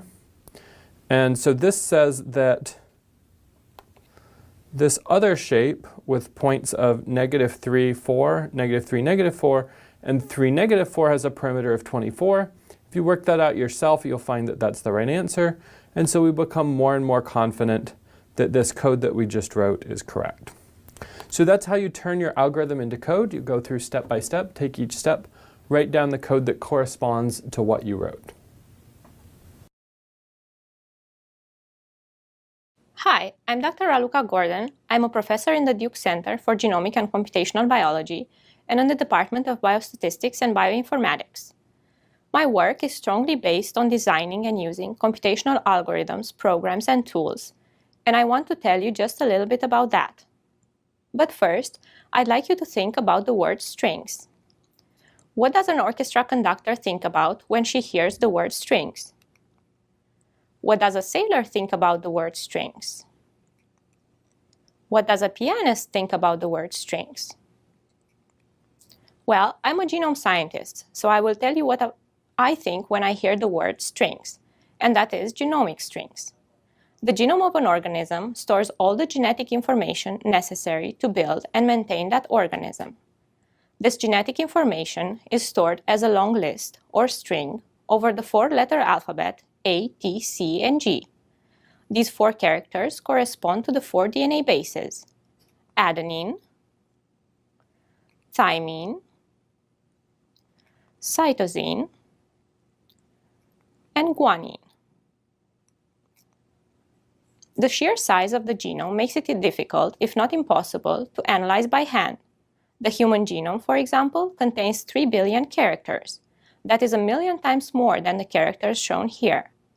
Thus, finding any information in the genome requires computational approaches. In addition, the genome is complex and contains different types of information. Computational approaches are needed to find information, including genes, as you can see here. Finding genes requires more than simply looking for the tags or codons that identify the start and end of a gene. In addition to genes, such as the one shown here in red, we also need to look for regulatory elements, as shown here. We do this with computational tools and techniques. These regulatory elements are shown here as simple letters representing nucleotides. But it's important to remember that these are actually bound by proteins called transcription factors, which help turn genes on and off. My research is focused on identifying such regulatory elements in the human genome using various computational approaches. You will do similar things in this course, and this will prepare you to become a computer scientist or a genome scientist, depending on what your preferences are. Hi, and welcome to this lesson on finding information and patterns in data, which is a very general topic that we will make concrete in working with Java strings. Strings are sequences of letters, digits, punctuation, any character that you might type, for example. Why will you learn about strings? You've learned previously that everything is a number. That's true, as you can see here, where I've captured the beginning of 3 different files. These files might be stored in memory, on a flash drive, or on your computer's hard drive. The first file was a video, a file with a .mp4 suffix. The second file was an image, a file with a .png suffix. And the third file was a plain text file with a .txt suffix. Can you tell which group of bits of zeros and ones goes with which file by simply looking at the zeros and ones? Some people may be able to do that, but most cannot. Although everything stored on a computer is a number, information stored on a computer is often readable. We use strings to store data so that we can read it and so that we can write programs to read the data and process it. Here are parts of 3 data files where the data are stored as strings. It's important that the data is readable by you, not just by the computer, although we could write programs even if everything was only a number.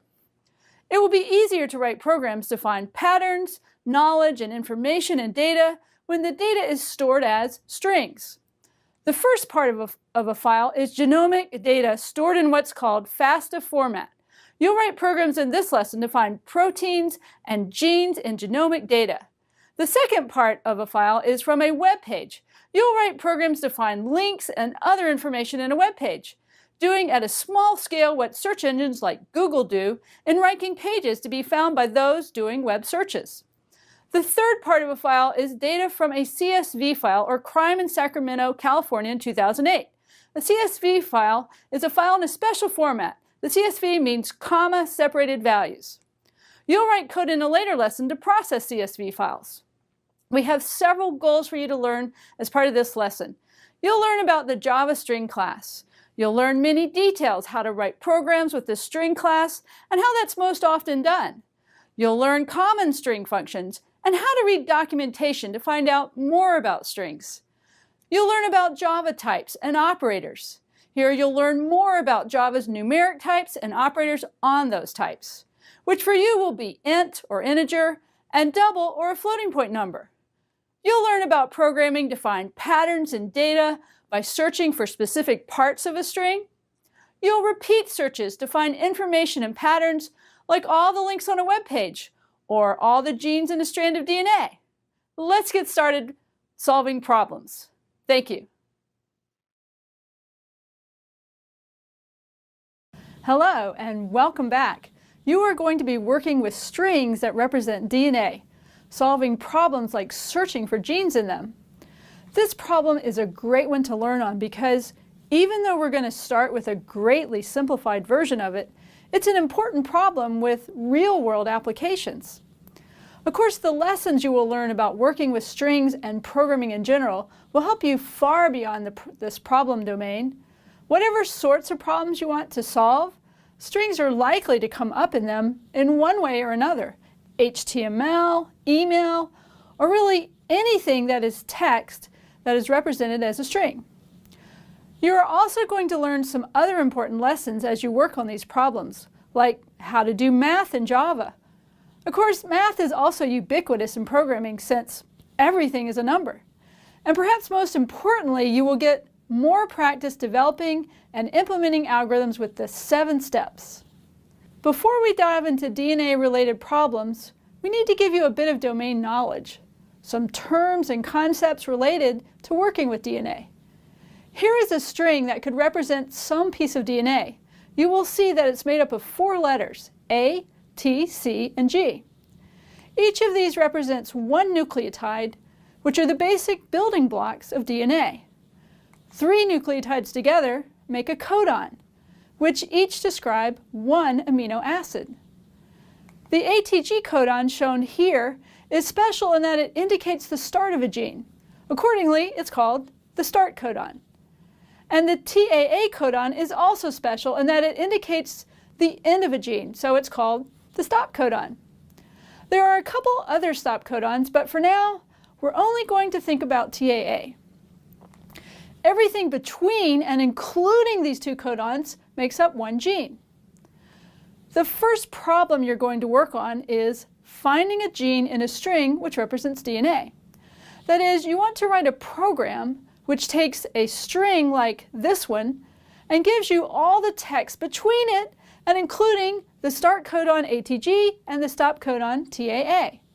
You're going to start with a greatly simplified version of this problem, just finding those letters and all the text between them.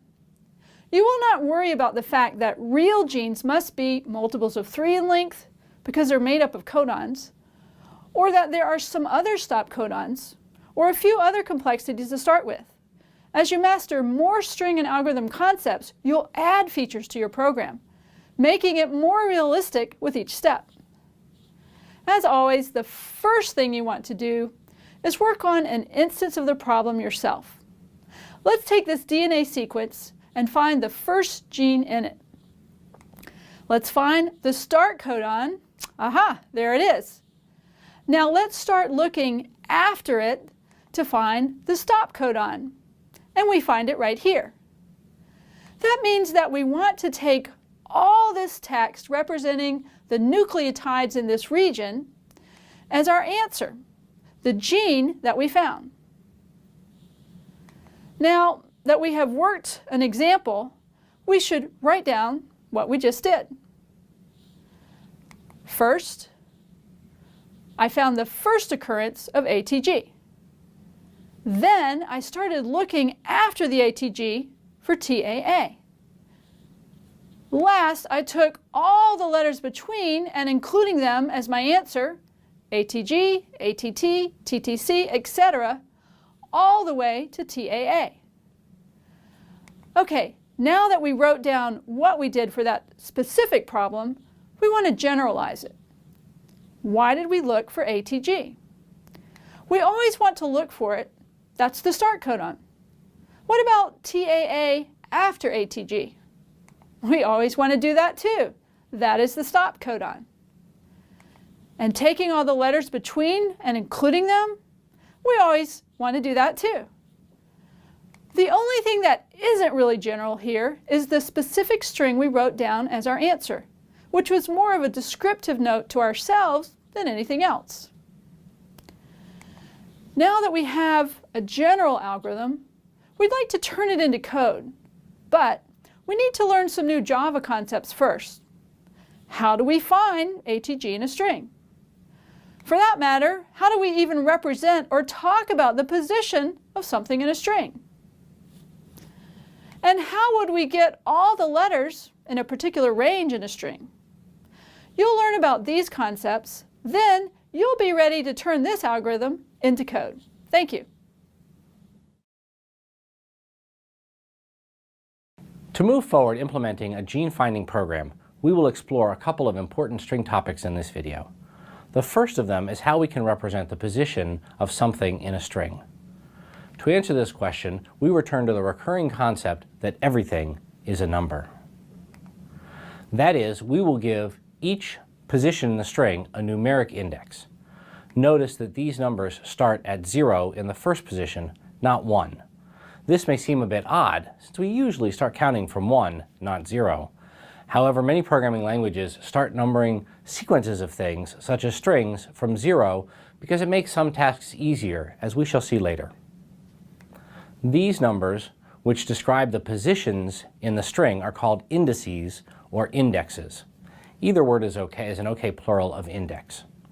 For example, if I wanted to talk about this E, I might say the letter at index 3 is E. We have now answered the first question.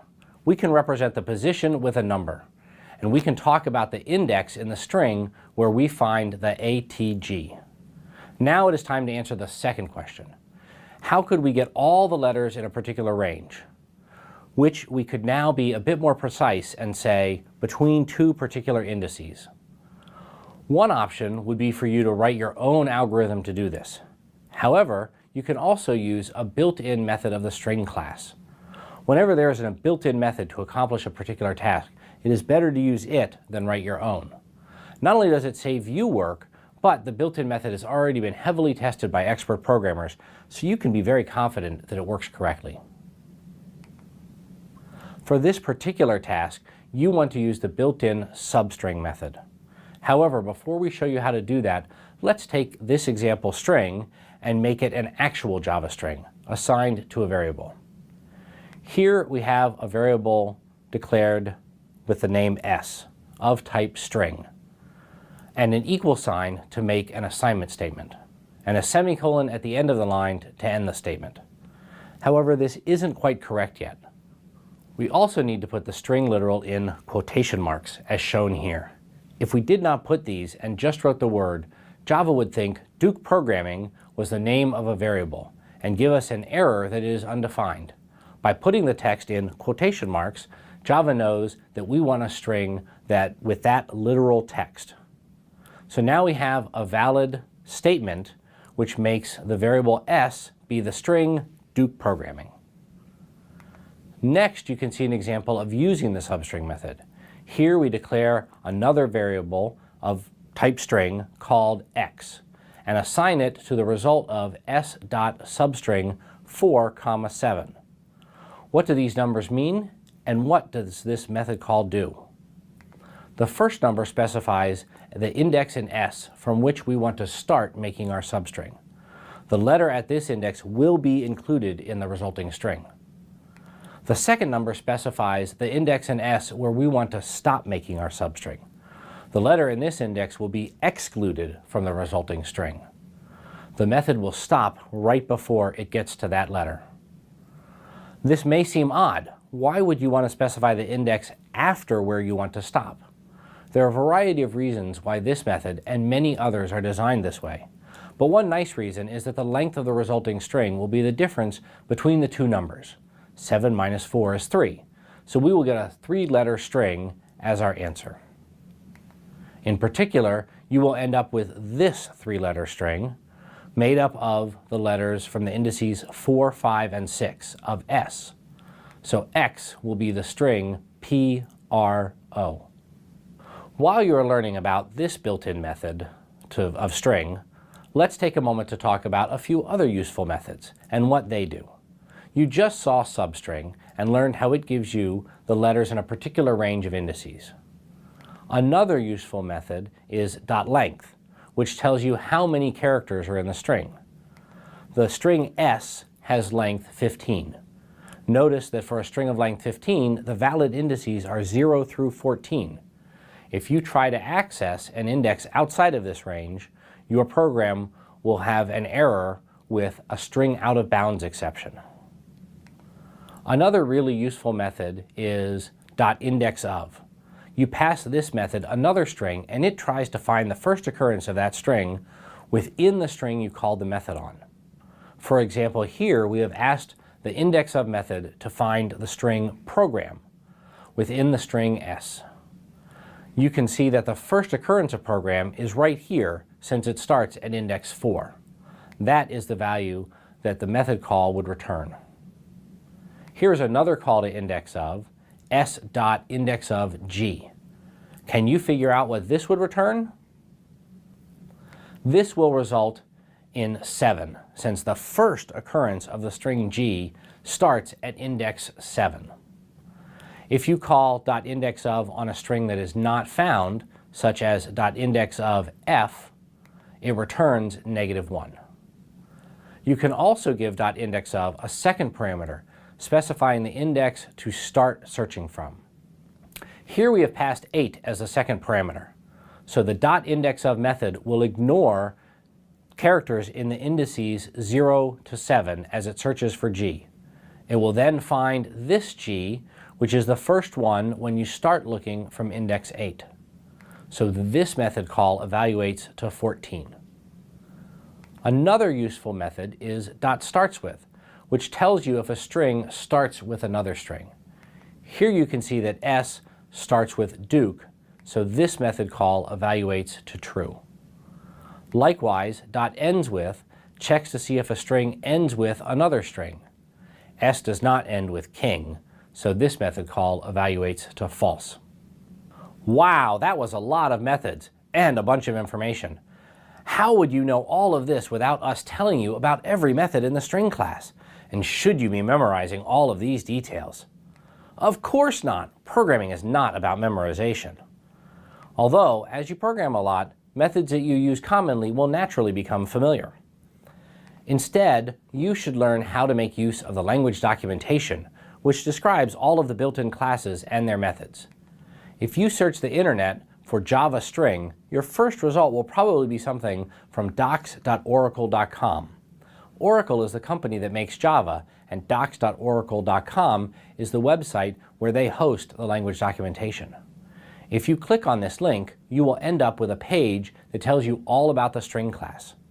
If you scroll down a bit, you will find a rather long list of all the built-in methods in string.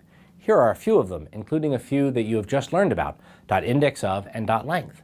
These entries give a brief description of the methods, and if you click on one of the method names, you will get a more detailed description of what that method does. There's also a documentation page on the course site at DukeLearnToProgram.com. That page has simplified documentation of some important methods for quick reference. Great! Now you not only know about indices in strings and some useful built-in methods, but also how to learn about other methods when you need them. Hi, we're going to find a gene in a DNA strand. We're going to do a very simple algorithm in order to find our gene. So I've started some code here. We have an algorithm method called findGeneSimple, and we haven't done much with it yet. But what I've also done down here is I've written a couple of DNA strands that we will use to test the code that we write. So you can see here we have string DNA. We're going to print our DNA strand. We're going to call findGeneSimple. And then print out our gene, and then I just have done this with 4 different strands of DNA. So let's write the code now. So I've started by just saying the resulting gene is just going to be called a variable called result, and I've set it to null, the null string. And if you remember from the video, we are going to look for the start codon in the strand of DNA. And the start codon is ATG, the string ATG. So we can use the new string functions that we learned about. So I'm going to start by creating a variable that will hold the index position of the start codon. So we'll call it start index. And then we are going to look in the strand of DNA, and we'll use the index of function to look for ATG.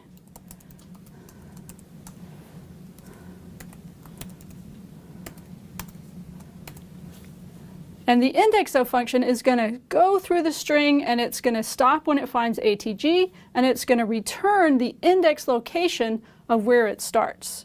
So that'll be the starting position of our gene. We also have to look for the stop codon, and that is TAA. So we're going to create a variable for that called stop index for the position of where the stop codon is. Again, we will look in our DNA strand, DNA, and we'll use index of. But if you just look for TAA, it will start at the beginning of the string. And we want to look for the stop codon after the start codon. So we know where the start codon is. It's in the variable start index. And we want to start looking past that.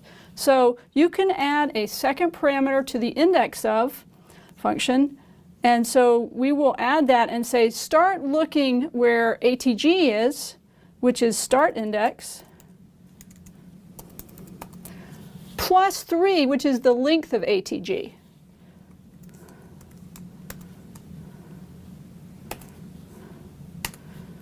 So now we have the start index and the stop index of where start index of ATG and the stop index of TAA, and now we want the strand that includes those two and everything in between it.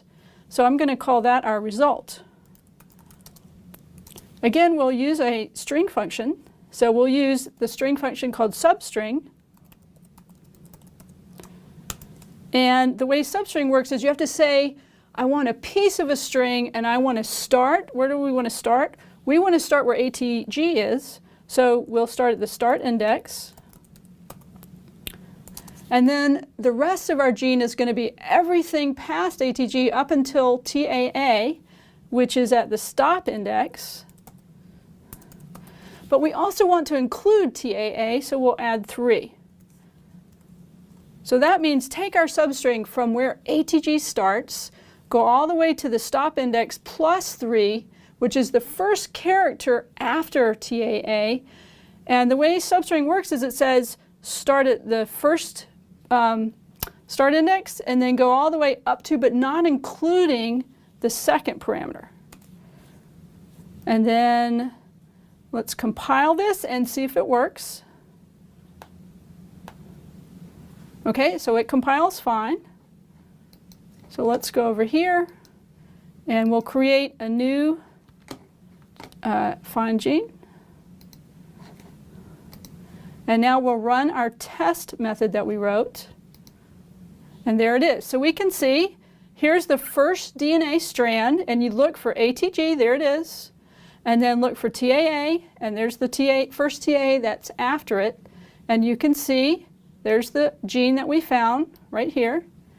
And then the next example, here's ATG.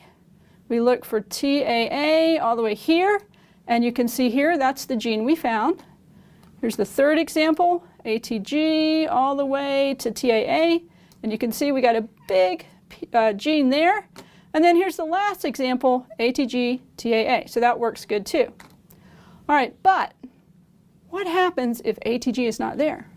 Or what happens if TAA is not there? So let's look at our example here, and let's change one of our strings. Let's change this string. We'll just save this one. And let's change it to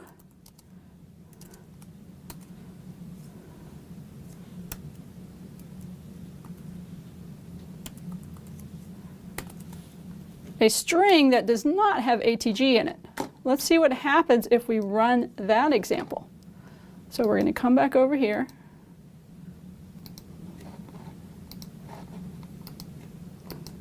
And we'll run our test find, and We got an error down here. You can see it says string index out of bounds exception, -1. String index out of range. What happened? Let's go look at our code. So we looked for ATG and we didn't find it. And what the index of function does, if it doesn't find the string you're looking for, it returns -1. So start index has the value -1. And then we're trying to build a string starting at -1, and -1 doesn't exist. So we got an error. So what are we going to do? We need to fix this code. So let's check right after we ask for ATG. Let's put an if statement in there to check to make sure that ATG was there. So we can ask if start index is equal to -1. That means there is no ATG. In that case, we need to, there is no gene. There is no gene if there's no ATG, there's no start. So what we'll do is we'll just return the empty string.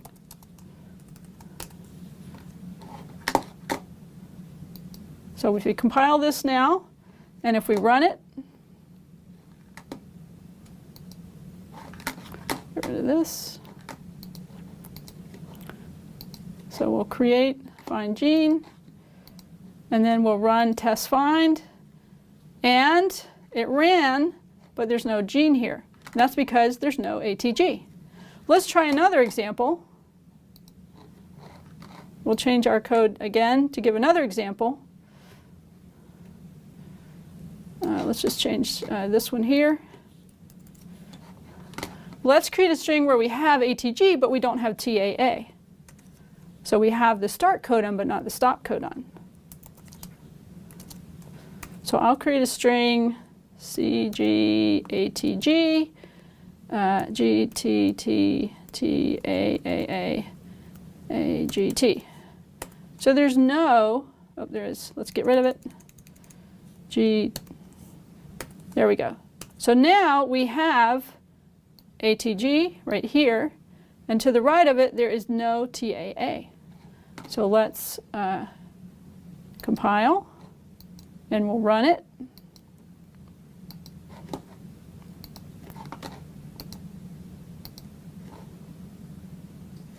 And you can see there it's not there. There's no gene for this second one because ATG, but there's no TAA. All right, so just like we put a check for if there's no ATG, we should do the same for if there's no stop codon, so no TAA. So let's add that code too. We would add it right after we get the value for stop codon. So right here we can check and see if the stop index equals -1, at that point we know there's no stop codon, and so there's no gene. And so we can again just return the empty string. Return empty string. So that's just a safe way. If there's no start codon or no stop codon, let's add a comment here. This is the case for no TAA. We'll compile our code, and we'll just double check and make sure that works. So it compiles, and we'll run it.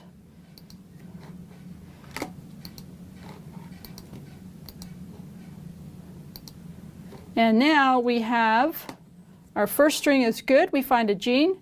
Our second string, there is no gene, we have an ATG, but we don't have a TAA. This string looks good. This string has no ATG, and it actually does have a TAA, but that doesn't matter because it has no ATG. And so this gene, there is no gene for that one either. So anyway, that is the way to find a simple gene in a strand of DNA. We look for the start codon, and then if there's a start codon, we look past it for a stop codon. And if we find both of those, then we can return the start codon, the stop codon, and everything in between it as the gene.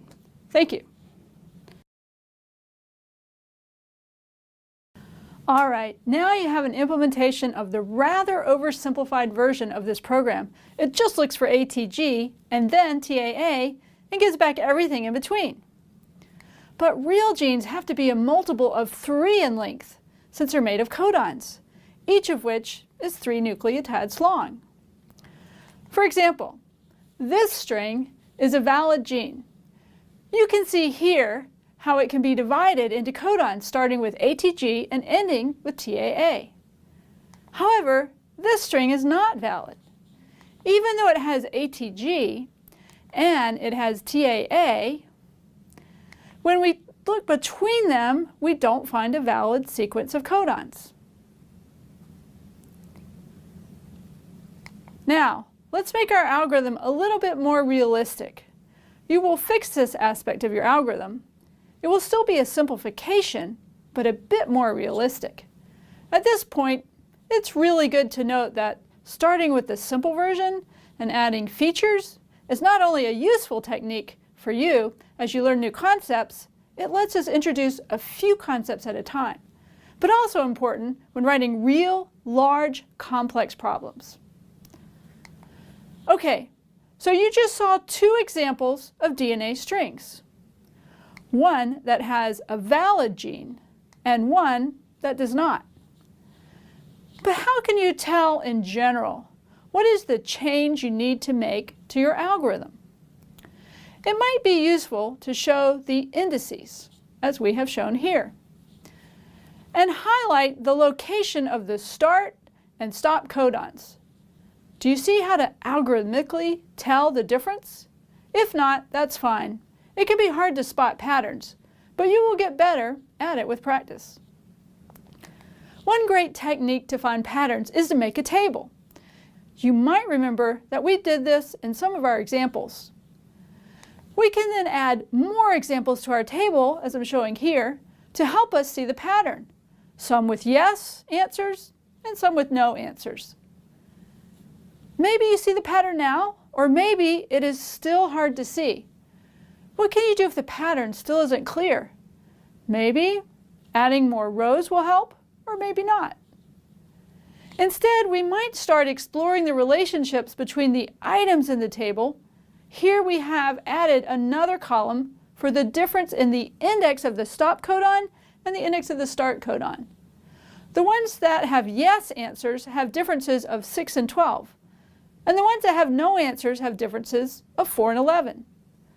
What do 12 and 6 have in common that 11 and 4 do not? We might be able to think of a lot of things.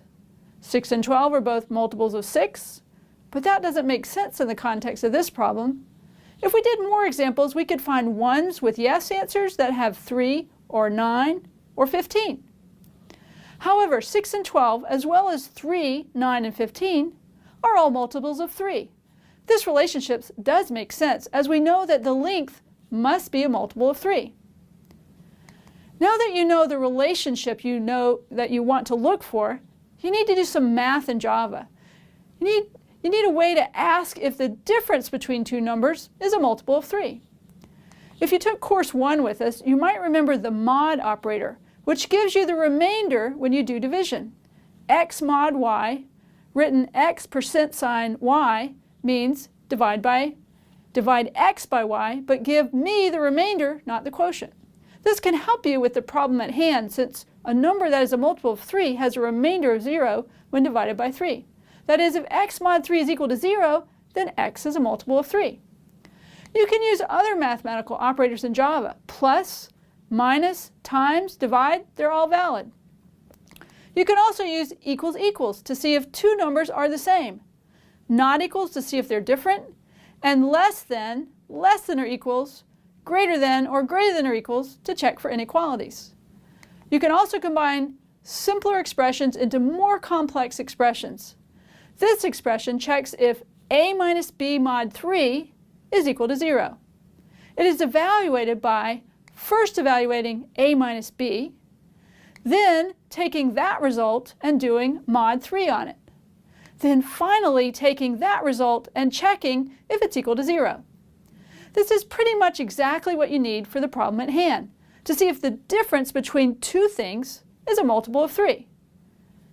While you are learning about math in Java, there are several different types of numbers. Actually, there are some variations on these, but you don't need to worry about that right now. One type of number is int, which represents integer numbers like -2, -1, 0, 1, 2, etc. Ints can't have a fractional part. The other type is double, which represents real numbers, ones with fractional parts like 1.2 or 3.4, 5, 7. Of course, you could also represent 3, which is 3.0 with a double. You only want to use doubles when you need to, since they have some behaviors that can be really confusing to novice programmers. One word of caution about integers, however, is that math on integers always yields integers. So what do you get if you divide 5 by 2? If you're thinking 2.5, remember that you can only get an integer result. So you get 2. What about 100 divided by 3 times 4? You will get 132, since 100 divided by 3 is 33, and 33 times 4 is 132. So what if you do 100 times 4 divided by 3? Seems like you should get the same answer, right? Well, actually, now you get 133. Why? 100 times 4 is 400, and 400 divided by 3 is 133. These sorts of issues should not come up in these courses, but are good to be wary of if you're doing integer division. Another thing to know about math in Java is that it has order of operations, rules like math. In programmer speak, these rules are called precedence and associativity. As with math, a plus b times c means to do b times c first, then add that result to a. What if you have mod? It has the same precedence as division, meaning it takes place at the same place in the order of operations. So a minus b mod 3 means to do b mod 3. Then subtract that result from a. This is why we put parentheses around a minus b earlier when we wanted to do the minus first, then take its result, mod 3. Comparisons for equality happen very late in the order of operations. A plus b equals c minus d means to first do a plus b, then do c minus d, and finally compare the two results to see if they are equal to each other. These rules are typically like they are in math. Multiplication and division come first, then addition and subtraction. Also like math, you can use parentheses to group things so that they come first. If you aren't sure what order things will happen, you can always use parentheses to be explicit and be sure you get what you want. Okay, now that you know about math in Java, it's time to go improve your gene finding algorithm. Thank you. Welcome. I'm excited to work with you as you extend the programming and problem-solving capabilities you've developed for finding genes in a strand of DNA. You'll work on finding genes using a model of stop and start codons that more closely resembles the work done by genome and computational scientists as they work on problems such as personalized medicine and understanding genetic issues with many species. You'll learn about new classes from the edu.duke library, and you'll practice with new programming constructs that will allow you to repeatedly execute program statements until a problem is solved, like finding all genes in DNA or all links on a web page. Let's get started. I hope you have fun. Thank you.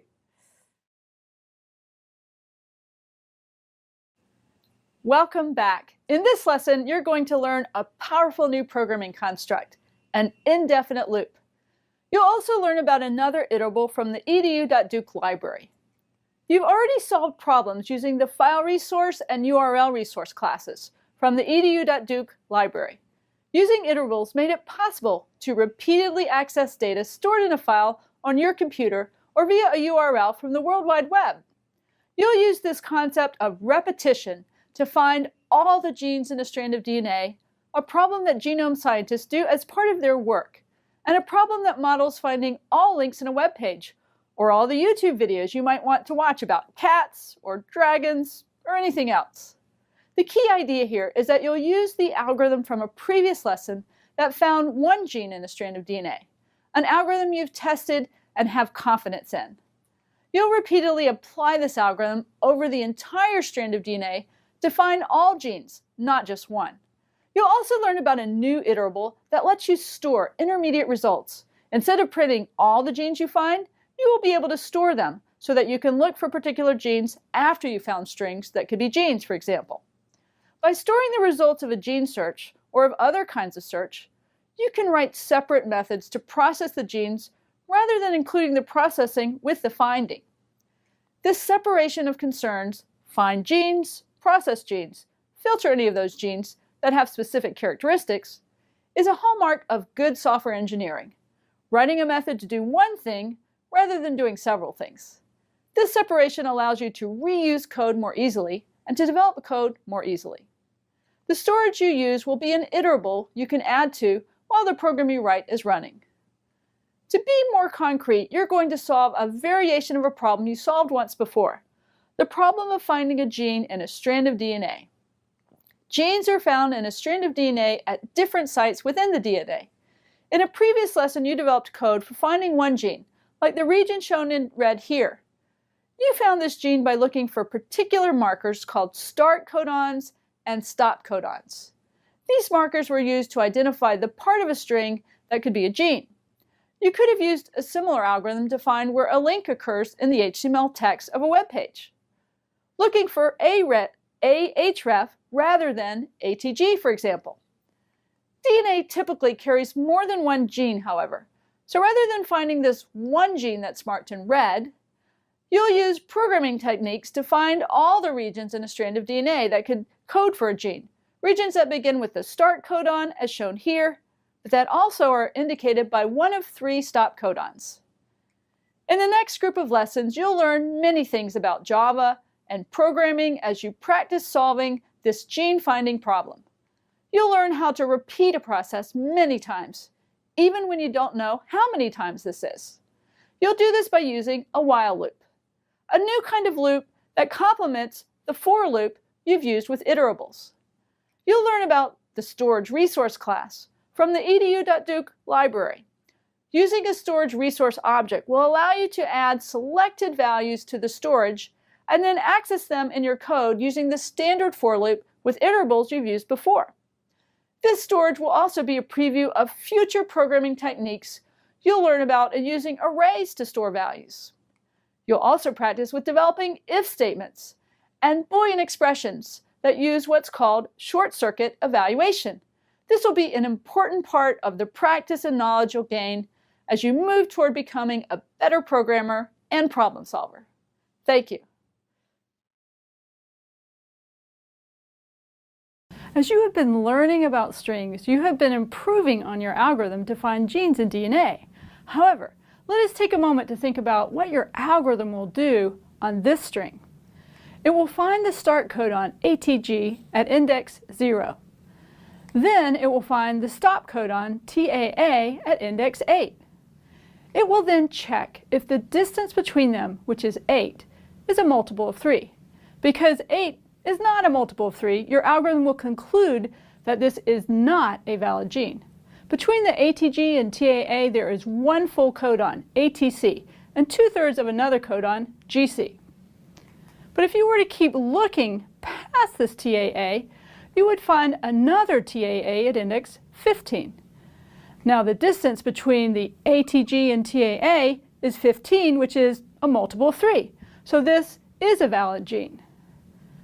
The first TAA that we found was not actually a codon, but rather pieces of 2 adjacent codons, the T from GCT and the AA from an AAT.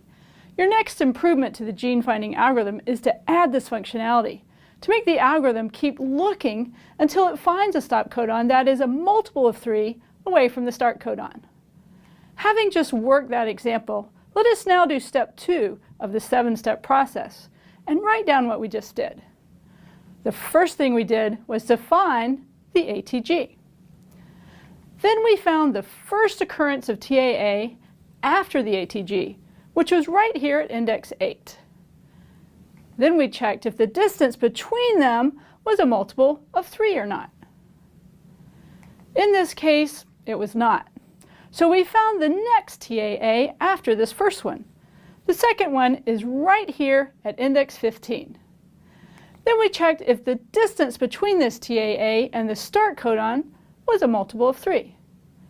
It was, so all of the substring from 0 up to 18 was our answer. In this particular set of steps, we checked in 2 places to see if the distance was a multiple of 3.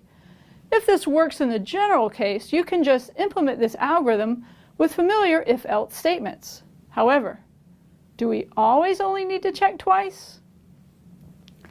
Let's look at a different DNA string. With this DNA string, we would need to check 3 times. The first 2 TAAs are not a multiple of 3 away from the start codon, but the third one is. Would checking 3 times be enough? Could we have to check 4 times, 5, 10, 50 times? This raises the question of how many times we have to check in general. And the answer is that we cannot pick a particular number of times. Even if you wrote 50 if-else statements, we could come up with a DNA string that has more than 50 TAAs that are not a multiple of 3 away from the start codon before finding a valid one. Instead, we need to write our algorithm so that it repeats the checking however many times it needs to. As you have seen before, repetition in your algorithm will turn into a loop when you translate the algorithm into code. To express your algorithm with repetition, you will need to make the repetitive steps the same and figure out what to loop over. Previously, you have seen for loops, which iterate over the elements in some iterable, such as pixels in an image. Now you're going to learn about a new kind of loop, known as a while loop, which lets you iterate as long as some condition holds. Before we try to generalize these steps by finding repetition, let's be a bit more precise about what we did. We found the first ATG at index 0. For the first TAA, we started looking at index 3 and found it at index 8. We checked if 8 was a multiple of 3. It wasn't. So we started looking at index 9 for the second TAA, and we found it at index 15. We checked if 15 was a multiple of 3. It was, so everything between was our answer. Now, let us take these steps and generalize them. We looked for ATG here. Why was that? We always want to look for ATG because it is the start codon. What about the fact that we found it at index 0? We're not always going to find it at index 0. However, we are going to want to use that information. So let's give that a name. When we turn this into code, what will be a variable that we will assign to this in this line and then use later?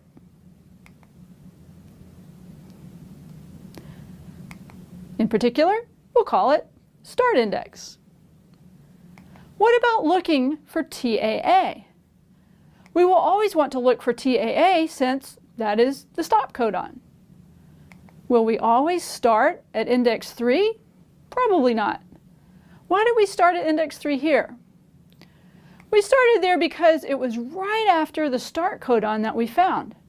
In the general case, this would be start index plus 3. We won't always find it at index 8 either, so let's give that a name too.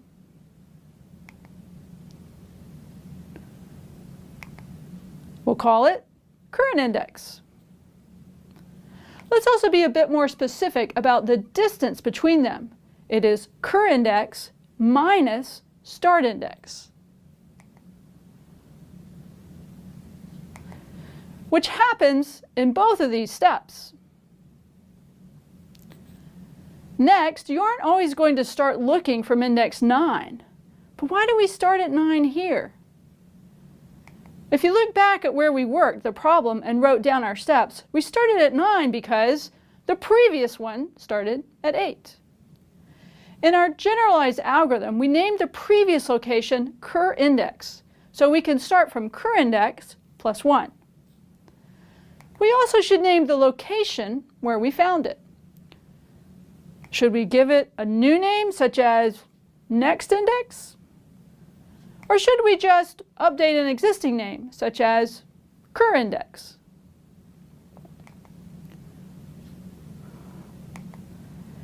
In this case, we want to update cur index since that represents where we have found the most recent TAA.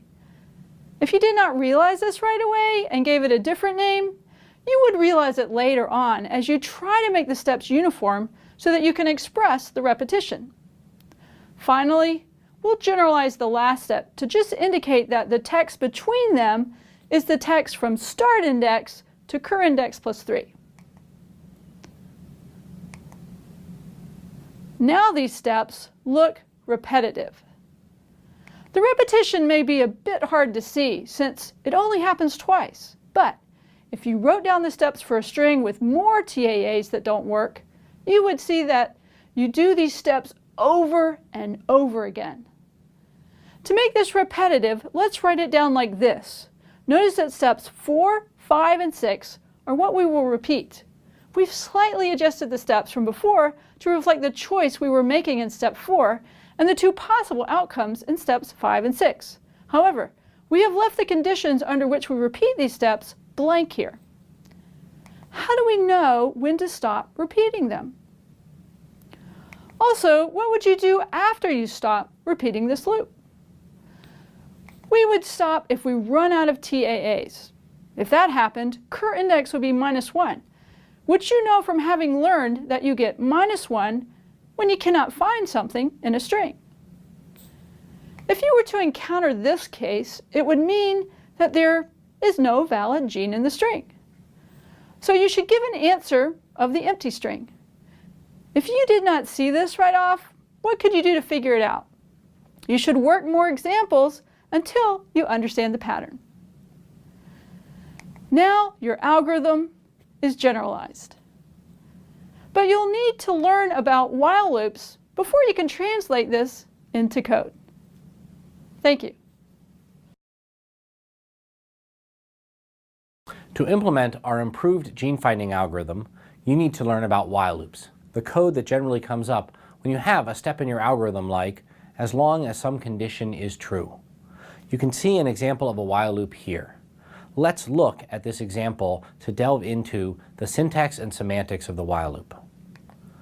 All while loops start out with the keyword while. Then they have some condition, sometimes called a guard, in parentheses. This is the condition that you want to check to see if you should continue doing the loop. Then you have the loop body in curly braces.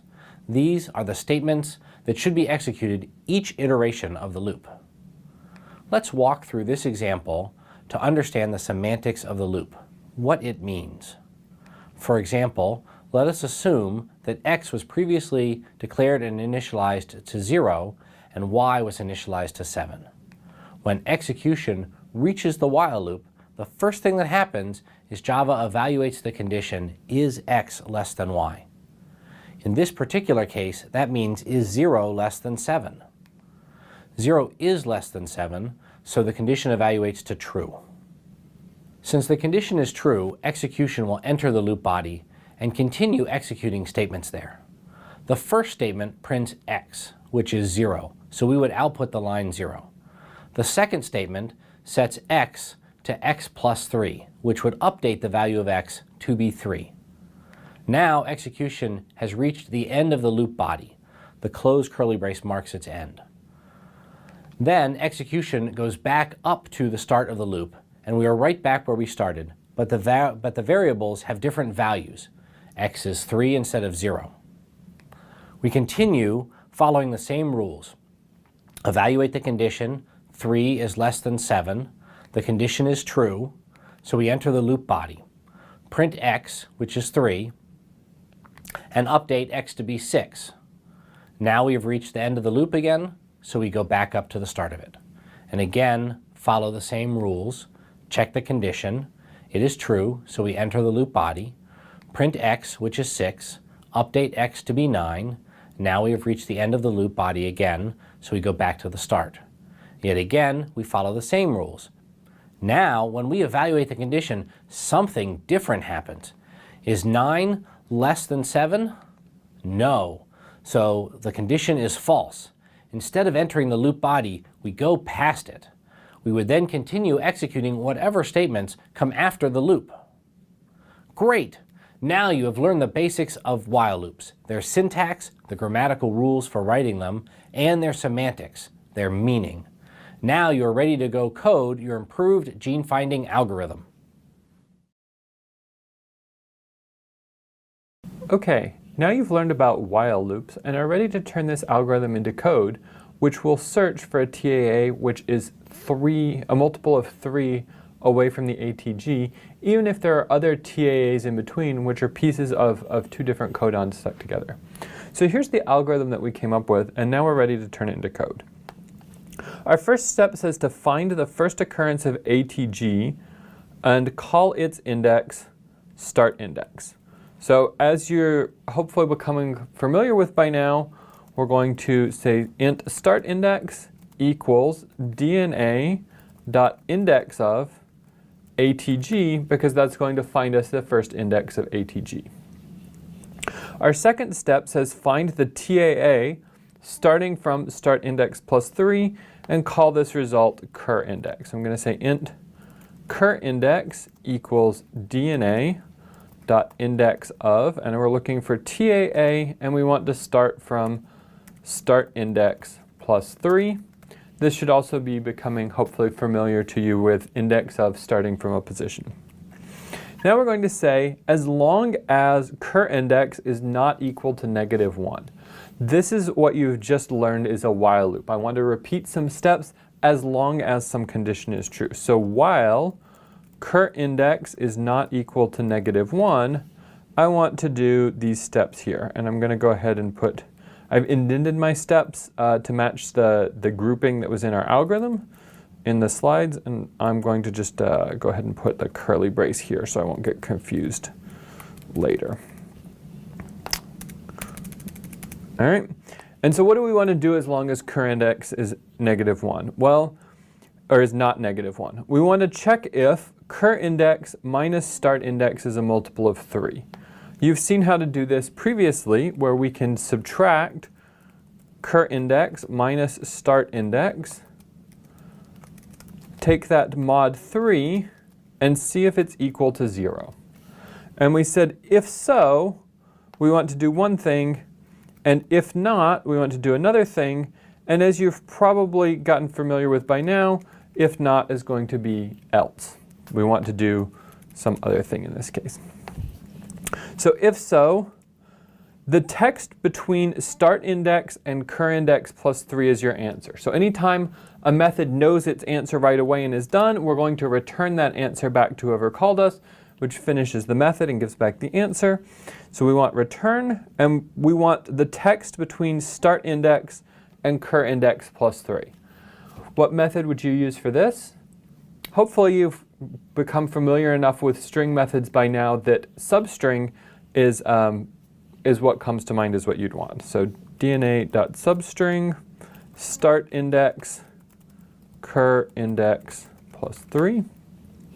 And then we said, if not, update cur index to the index of the next TAA starting from cur index plus 1. So anytime we want to update a variable, we're going to use an assignment statement, and we can find the next one after that, again using index of to search from a specific position. Index of TAA from cur index plus 1. All right, so that just wrote that step down as it was. My brace is not indented right, so I'm just going to fix that. And then if we get to the end of this loop, if we keep going and cur index is -1, meaning we couldn't find any more TAAs, then our answer is going to be the empty string. All right, so I'm going to save that. I'm going to go over here and I'm going to hit compile. And it says reached end of file while parsing. And oops, I messed up in here somewhere. I'd written some test cases before we started. You'll notice that it's highlighting this curly brace. And if I scroll up, it's highlighting this curly brace. When I wrote these test cases, I forgot to put the curly brace that ends the method. Fix that really quickly. Compile it. And find gene simple. Yeah, I copied and pasted this testing code and changed the method name and didn't change that. So we'll fix a couple careless mistakes there. This is the danger of copying and pasting. You should never do it.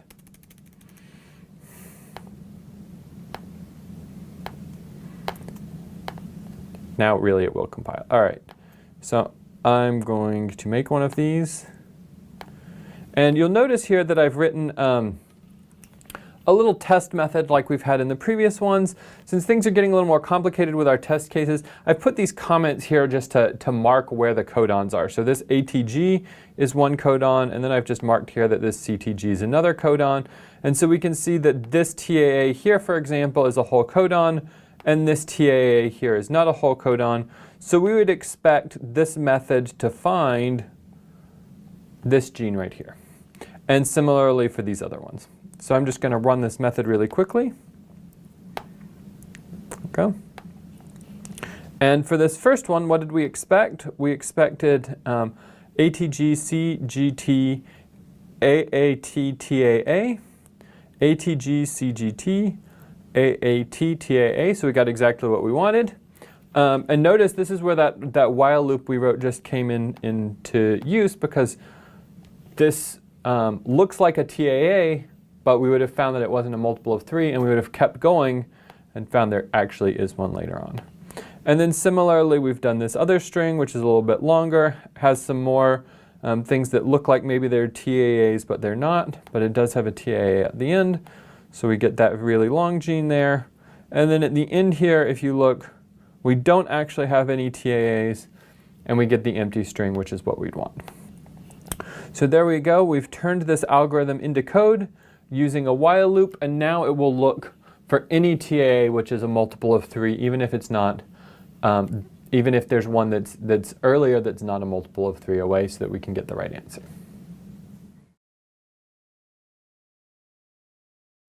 All right. So far you have developed an algorithm that would find the start and stop codons, figure out that the length is a multiple of 3, and return the DNA string for this gene. Now it is time to add another layer of realism and thus complexity. There are actually 3 different stop codons: TAA, TGA, and TAG. So far your algorithm has only looked for TAA, but now it is time to make it look for the first one of any of these 3 stop codons that is a multiple of 3 away from the start codon count. So which one of these stop codons is the one you want? Well, the first TGA is not a multiple of 3 from the start codon, so that isn't the one you want. The second TGA is also not a multiple of 3 from the start, so you don't want that either. That leaves you with TAG and TAA, which are both multiples of 3 away. You want the one that comes first. In this case, the TAG codon at index 12. Okay, so now you know what the problem is. Let's solve it. To do this, let's go back to our algorithm that we have from before.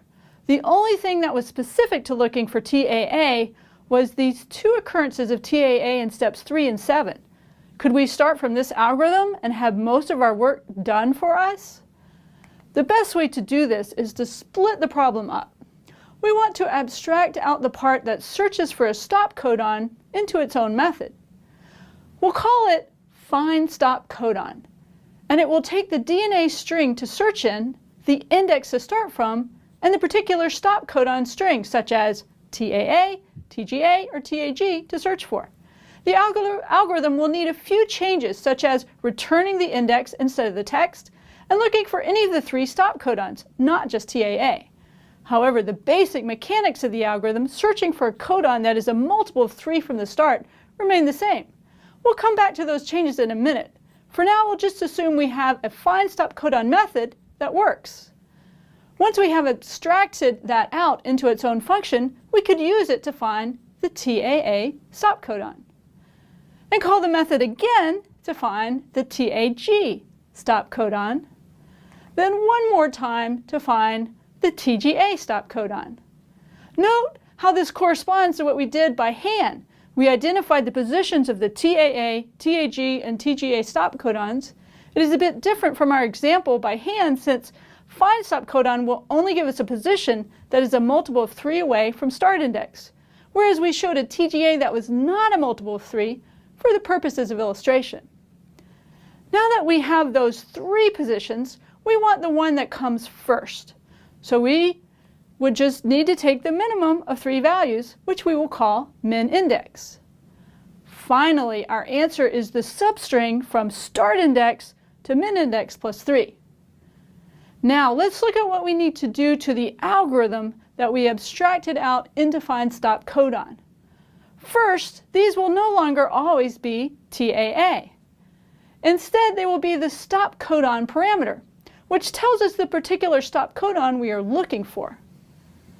The other change is that we want to give back the index where we found the stop codon instead of the text between the start and stop codons. Why? Our other algorithm needs these indices to compare to figure out which one to use before it gets the text. Whenever we find a valid stop codon in step 4, we can just give cur index as our answer. However, what should we give back to represent no valid index found in step 6? -1 is often a good choice to indicate no valid index, but let's see how this would work with the way we are using the result of this function. If we were to return -1, we could make it work, but we would have to change this code to do more complex comparisons than just taking the minimum of these 3 values. You'll see this approach later and learn a new concept in the process. But for now, let's make this work such that we can just take the minimum here. Instead, we can return the length of the DNA string, since that is larger than any valid index. Of course, now that we are doing that, we should explicitly check for the case where no valid stop codon was found. If min index is the length of the DNA string, none of the 3 stop codons was found. Okay, great. Now we have an algorithm. Let's go turn this into code. Thank you. Hi, welcome to another version of Gene Finding. In today's episode, we're going to look for 3 different stop codons. In the previous coding exercises, you've seen code that found 1 stop codon, making sure it was a multiple 3 away from the start codon. In this version of the code that you've already seen described previously, we're going to look for 3 different stop codons. As you can see here, we have TAA, TAG, and TGA. And in order to find each of those, we're going to write another method, a method called find stop codon that we saw outlined before with our 7-step method. Up here, I've got this method, find stop codon, and it has 3 parameters. DNA stir, the string of DNA in which we're searching for a gene, start index, the location at which we're going to begin the search, and stop codon, the specific codon we're going to be looking for. We've got the code from our 7-step process, and what we're going to do here is write the code that goes along with this. You can see here, as we saw in the previous version of code, I'm going to create a variable cur index, and I'm going to make it the location of the first stop codon, starting at start index plus 3. So as we've seen before, the way we do that is create an integer variable, cur index, and we write cur index gets the location in DNA stir of the stop codon starting at start index. That's exactly what it says here. Find the stop codon starting from start index plus 3, so I better make sure I'm doing that correctly, and store that value in cur index. Now, as long as cur index is not equal to -1, and as you've already learned, that's a while loop, so we're going to say while cur index is not equal to -1. And when I type the right curly brace, as you see here, I'm going to make sure I put in a left curly brace at the same time, indented the same way. And one thing I can do there to make sure that I've got it right is to compile my program. So I'm compiling it, and you can see I've got no syntax errors. So I know I'm on shape. Now, as long as cur index is not equal to -1, so I've just coded that, check to see if cur index minus start index is a multiple of 3. I'm going to store that difference. I'm going to say int diff gets cur index minus start index. Now you don't need a new variable for that. As you saw in the previous video, you can just say if cur index minus start index mod 3 is equal to 0. But this is sometimes easier conceptually to say if diff mod 3 is equal to 0. That means, and you can see I've already got my curly braces in there, return cur index because it's my answer. So I'm just going to say return cur index. That's what it says here. Check if cur index minus start index is a multiple of 3. And if so, cur index is the answer, return it. So I've got those two things taken care of. And it says, if not, update cur index. So if not, that would be else. And if you think carefully, you might see that although I don't need the else because I've already returned, but it's probably easier to write it that way in terms of thinking about it. It says, update cur index, looking for stop codon again, starting from cur index plus 1. So you can see up there how I looked for it. So I'm going to do the same thing. Cur index gets DNA stir dot index of, I'm still looking for stop codon. And remember, that's a parameter to this method. And I'm starting, according to our comments, at cur index plus 1. So cur index plus 1. And if we exit the loop, we didn't find the stop codon, so we return DNA stir.length. You can see here that the loop is going to continue while cur index is not equal to -1. If it is equal to -1, we've exhausted the string, the DNA strand in which we're searching, and so it says return DNA stir.length. As we'll see later, when we write this code, that's to ensure that when we find the minimum value, that our code works properly. So I'm going to make sure that my method looks right, find the stop codon, and I started at index plus 3, so that's the last comment I have. I'm going to get rid of that comment now. So I've stored in cur index the location of stop codon. While that's not -1, if it's a multiple of 3, I'm done. And if it's not, I need to keep searching. My class compiles, but just compiling doesn't indicate at all that I'm done. I've written some test code down here, test find stop. And you can see, as you saw in the previous coding video, I've created a strand of DNA, and I'm going to look for TAA, which is one of the stop codons. And I've got it in 2 different places. When I run the method, you'll see what it does, and then I'll describe how that testing works. So here's my workbench. I'm going to right-click on this and make a new object. It comes in the object workbench. I'm going to right-click again, and I'm going to run test find stop. And you can see it printed tests finished. That means all the tests worked correctly, because if there was an error, my print statements would have indicated that. Let's look at that testing code so you can see how I did that. In testing find stop, the first thing I did was look for the stop codon TAA starting at index 0. And you can see here I've got the indices printed above the string. So TAA here is at index 9. 9 minus 0 is in fact a multiple of 3. So it should have returned 9, that it found TAA. And if it wasn't 9, I got an error. To see how it might work if it returned the wrong thing, suppose I said if dex is not equal to 10. Now that would be a mistake because we know it returns 9 and it's supposed to return 9. You'll see in this case, when I run it, that it will print something. Right-click to create the object. Right-click to invoke the find stops. And you can see error on 9. Now that wasn't an error because I knew I was supposed to get 9. All these tests print something if there was an error. And if there's no error, they don't print anything. My last print statement prints when the tests are finished. So what we have now is this method find stop codon written and tested, and we're ready to move on to the next method, which was the same method that you saw before for finding just a single stop codon. And now we're going to find any occurrence of a stop codon, any occurrence of 3 different stop codons. We're going to find TAA or TAG or TGA. This will be a very straightforward use of the abstract method find stop codon that I've already done, so I'll do this very quickly. Find the first occurrence of ATG, the start codon, and store that in start index. So int start index gets DNA.index of ATG.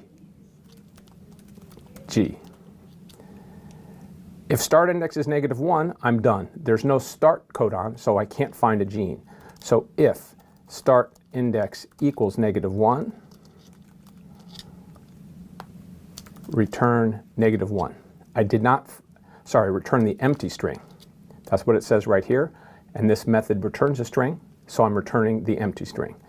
Now I'm going to store in TAA index the result of this method call. So I'm just going to copy and paste this method call, even though, as you've learned, copy and paste does not always work as you intended. So store in TAA index that method call. And then I'm going to store in TAG index the same thing, but it says use TAG. And then I'm going to store in TGA index that call with TGA. I'm looking to make sure that my copy and pastes worked properly, because copy and paste can sometimes be your friend, but sometimes it can get you into trouble. So I've done that. I've used TAA index, TAG index, and TGA index. I've got all those variables. The next comment says store in min index, the smallest of these 3 values. So I have to find the smallest of all these values. And one way to find the smallest value is to use the min function in the math library. So I can say int min index gets math.min of TAA index and TAG index. That's the smallest of these 2. Maybe I call that temp. And then I'll store in min index the minimum of temp, which is the first 2, and the last one, which is TGA index. Let me go over that again. I've found the minimum of TAA index and TAG index. That's these 2. And then I found the minimum of that value, which is the smallest of 2, and my last index, TGA index. And it says if this is DNA.length, I return the empty string. So if min index is equal to DNA.length, return the empty string. Otherwise, the answer is the text from start index to min index plus 3. And as you saw before, that uses the DNA substring method from start index to min index plus 3. I'm going to make sure I've got that right. Compile. Cannot find symbol min index. And that's because I spelled that wrong there. Now it compiled and there are no syntax errors. Just compiling doesn't mean my code works. I really need to test it. So we'll leave it to you to test this. Just as I found a test method here, you could write a test method to test these. It'd be very similar to the one that you saw in the previous video, but I could use TAA and TAG and TGA. Once that test method is done, I'll be confident that my method worked correctly. One final thing, this use of math.min to store in temp and to store in min index, just to let you see, it would be possible to do that on one line. I could say math.min of TAA index and math.min of TAG index and TGA index. It's possible to chain the occurrences of min index together like that. I'll leave that as a comment so you can look at it and think about it. And that's it for coding with DNA and 3 different stop codons. Have fun. Okay, now you have an algorithm which works with any of the 3 stop codons. However, let's explore how you could make this code work if we decided to have find stop codon return -1 when there's no valid stop codon rather than the length of the string. Note that this is a perfectly valid design choice and mirrors what the .indexOf method does, but we need to learn a new concept to make it work with our code. You'd want to change line 6 of the gene finding algorithm to reflect this choice. You cannot just take the minimum, since -1 is smaller than any valid index. So what you want to do is pick the smallest number that's not -1. Let's look at a few examples. Here, TAA index is -1, and TGA index is 3, and TAG index is 6. What index should you pick for the stop codon? Well, we want 3, because it's the smallest number, which is not -1. Notice we can't just pick the minimum one, because that would give us -1, which is not a valid value here. What if we had 5, -1, and 8? We'd want 5. Likewise, with 10, 4, and -1, we'd want 4. And with -1, -1, and 11, we'd want 11. Let's think about how we can express this decision process algorithmically. In the first example, we compared these 2 numbers first. Even if you think you're comparing all 3 at once, you're really comparing 2 at a time, very quickly, and perhaps without thinking about what you're doing. Of these 2 values, we prefer 3, since the alternative is -1. And then we compare 3 against 6. We choose 3 since it's smaller than 6. In the second example, we'd compare 5 to -1. Then we'd choose 5 and compare this against 8. In this choice, you'd pick the smaller, which is 5. In the third example, you'd compare 10 against 4. You choose 4 because it's smaller. And then you'd compare 4 against -1 and choose 4. In the final example, you're comparing -1 against -1. It doesn't really matter which you pick, they're the same. You then compare -1 against 11, and you choose 11. Note, you should think about what you would do if all 3 values were negative. What would that mean? It would mean that no valid stop codon exists. We'll have to use that in our code. Now, how do we think through how we made these choices? We're only going to look at the logic involved in making the choice between one pair. That same logic will work with the second choice. In the first example, we picked TGA index because TAA index was -1. In the second example, we picked TAA index because TGA index was -1. In the third example, where neither is -1, we picked TGA index because it's smaller than TAA index. And in the final example, it didn't matter which we picked since both were -1. Let's write down what our logic is for making that selection. If TAA index is -1, we'd want to pick TGA index. But that's not all there is to it. We'd also choose TGA index if both TGA index is different than -1 and TGA index is less than TAA index. Notice how we've expressed this logic with or and logical connectives, which let us make complex conditionals out of simple ones. Now let's put that logic into the algorithm we're working on. We'll use that logic to pick between TAA index and TGA index, and we'll store the best choice there is in a variable called min index. Then we'll choose the same logic to choose between min index and TAG index. If min index is -1, there were no valid stop codons, so we'll give back the empty string. Otherwise, we've found a gene. Now let's see how we express these ors and ands in Java. You can express and with two ampersands. This is a Shift 7 on most US keyboards. We can see in this example if x is less than y and y is less than z.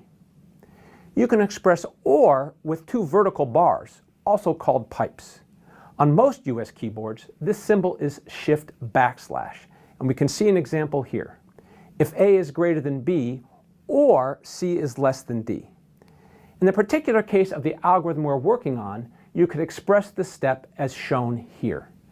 Notice how the OR corresponds to the two vertical bars, and the AND corresponds to the two ampersands. AND and OR have special rules called short-circuit evaluation, which basically means that if Java can figure out the result of an entire expression involving AND and OR by evaluating only the first operand, then Java will skip evaluating the second operand. Let's look at an example. Suppose x is 8 and y is 1. X is less than y is not true because 8 is not less than 1. So x less than y evaluates to false. There's no reason to evaluate y less than z, because whether it's true or false, the whole AND expression will be false, because false and anything is false. For OR, consider this example, and suppose A is 3 and B is 1. Here, A is greater than B is true, because 3 is greater than 1. So the whole OR expression will be true regardless of whether C is less than D or not. So there's no point in evaluating the expression C less than D, because true or anything is true. Why is short-circuit evaluation important? If you skip evaluating y less than z in this example, it doesn't really matter so much. But it's much more useful when the second operand could crash your program if it's evaluated. For example, here we're checking if x is less than the length of a string and that the character at the xth index of the string is the letter A. If the first condition is false, then x is not a valid index. It's beyond the end of the string. So trying to get the xth character with the .caret method would crash the program with a string index out of bounds exception. But fortunately, this line of code is safe because of short-circuit evaluation. The .caret method will never be called when x is greater than or equal to the length of the string.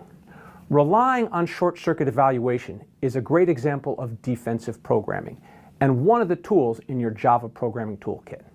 Have fun! Hi, welcome back to gene finding yet another time. In this version of the program that we're writing to find genes, we're going to make one small change to what we return when we look for a stop codon, and that change is going to mean that we have to use some complex Boolean expressions using ands and ors to make our code work properly. So as we've already seen, the one small change we're going to make is that instead of returning dnastir.length to indicate that no stop codon was found, we're going to return -1. That's a good value to return to indicate that nothing was found, because now our code mirrors what, for example, the index of method in the string class uses. It uses -1 to indicate that no string was found when searching. Now our find stop codon method also returns -1. Now that change means that our test function won't work correctly. Remember, we had a test function down here. These functions will now fail because they didn't find that. So to see that very quickly, I'm going to run this new class, create an object on the object workbench, and test the find stop codons. And you can see I got an error 26 twice. And that's because in my program, I had, if it's not equal to 26, so if I change that to -1, compile, and now test my program again,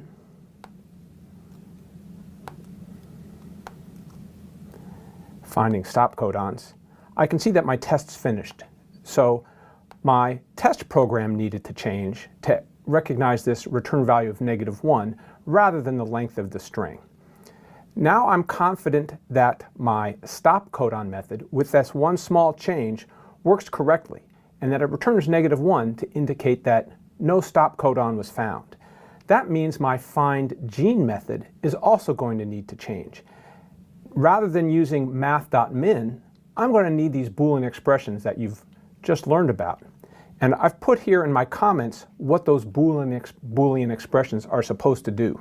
So I'm going to simply translate this stuff, the comments from my 7-step process, into code. And what that code says here is if TAA index is equal to -1, or, and we use that double vertical bar for or TGA index is not equal to -1 and TGA index is less than TAA index. Now that's a lot. So let's look and make sure we got that right. It says if TAA index is -1 equals -1 or TGA index is not equal to -1 and TGA index is less than TAA index. In that case, it says set min index to TGA index. So I'm going to say min index gets TGA index, just as it says there. That means I'm going to not use these versions of min index, which were from before. But if I compile this code, I'm going to get an error message, something about temp. So if I comment that out, let me comment all of these out. Now I get that variable min index isn't known. So I'm going to define min index, and I need to give it a value. I need to give it some value. I'll just give it 0. I'm going to put in my else statement here what it says to else set min index to TAA index. Else min index gets TAA index. So what I've got now in my code is a translation of if TAA index is equal to -1 or TGA index is not equal to -1 and this expression, then set min index to TGA index, else set min index to this value. Then I still have yet another Boolean expression to write. I need to write if min index is equal to -1 or TGA index is not equal to -1 and TAG index is less than min index. In that case, my comments say set min index to TAG index. So I'm writing that. I'm simply translating this into my code here. Finally, it says if min index is equal to -1 rather than DNA.length, return the empty string. Otherwise, return this. My program compiles, well, almost compiles. I forgot a second parenthesis up here, but that's an easy thing to fix. Well, maybe not fixing it that way by erasing it all. Maybe I should type in a parenthesis instead. Now when I compile my program, it works. How do I test this? Before, in the previous version, I didn't have a test program, a test method. Now I do. I have my test method, findGene. So I'm going to try that out, see if it works. Right-click to create an object. Right-click to testing findGene, and it just simply printed tests finished, which is what I wanted, since in findGene, I looked for a gene. I found this start codon, and I found this stop codon, TAA. Now, I could change this TAA to a different stop codon, and I would keep testing those to make sure that my method works correctly. I'll leave that to you. because as we've already seen, testing is as important as writing your code, because you need to be sure your methods work correctly. Have fun testing, have real fun programming. Hi. So far, you've written a method to find a gene and gradually improved it. It's gotten much more sophisticated than when you first started, although it's still a bit of a simplification of what you'd actually do. Rather than continuing to refine this method, let's ponder a different facet of searching for genes. So far, you've only been looking for the first gene in a string. However, strings may have many genes. What if you wanted to find them all and print them all out? You can already find one, although you might want to make some slight adjustments to the methods so you can start looking midway through the string. Since you can find one, and you want to find many, you want to repeat steps using a loop. Loops should be getting pretty familiar by now. Since you might want to repeat things as long as there are more genes, you could make use of the while loop that you recently learned about. However, there's a bit of a difficulty here. We won't know if there are more genes until we start searching for them.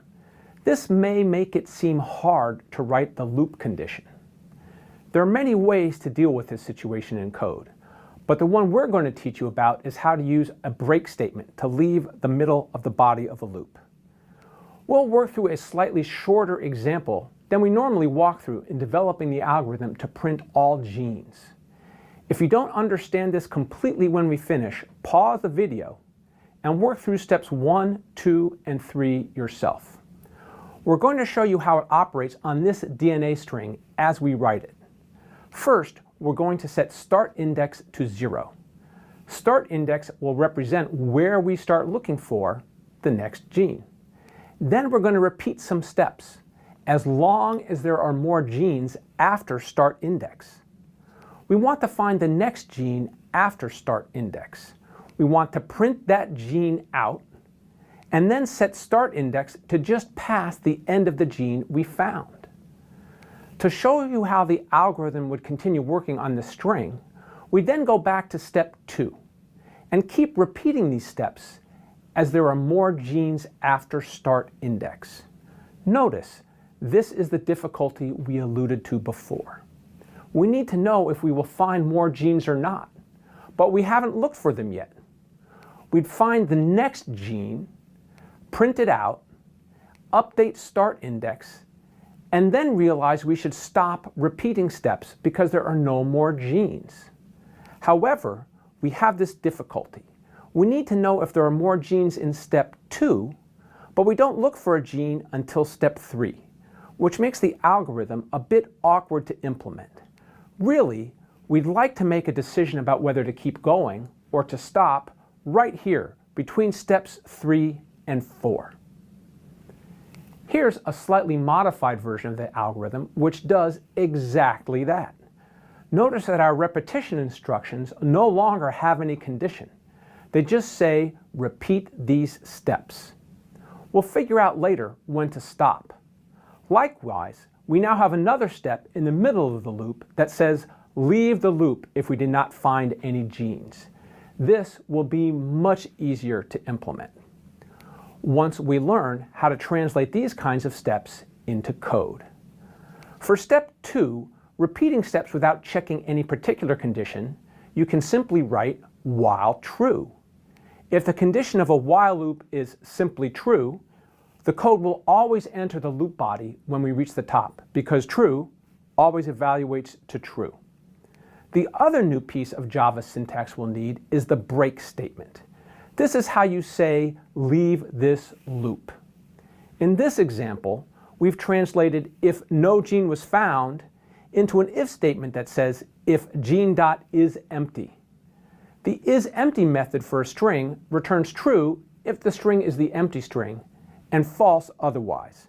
Remember, our gene finding method returns the empty string whenever it can't find a gene.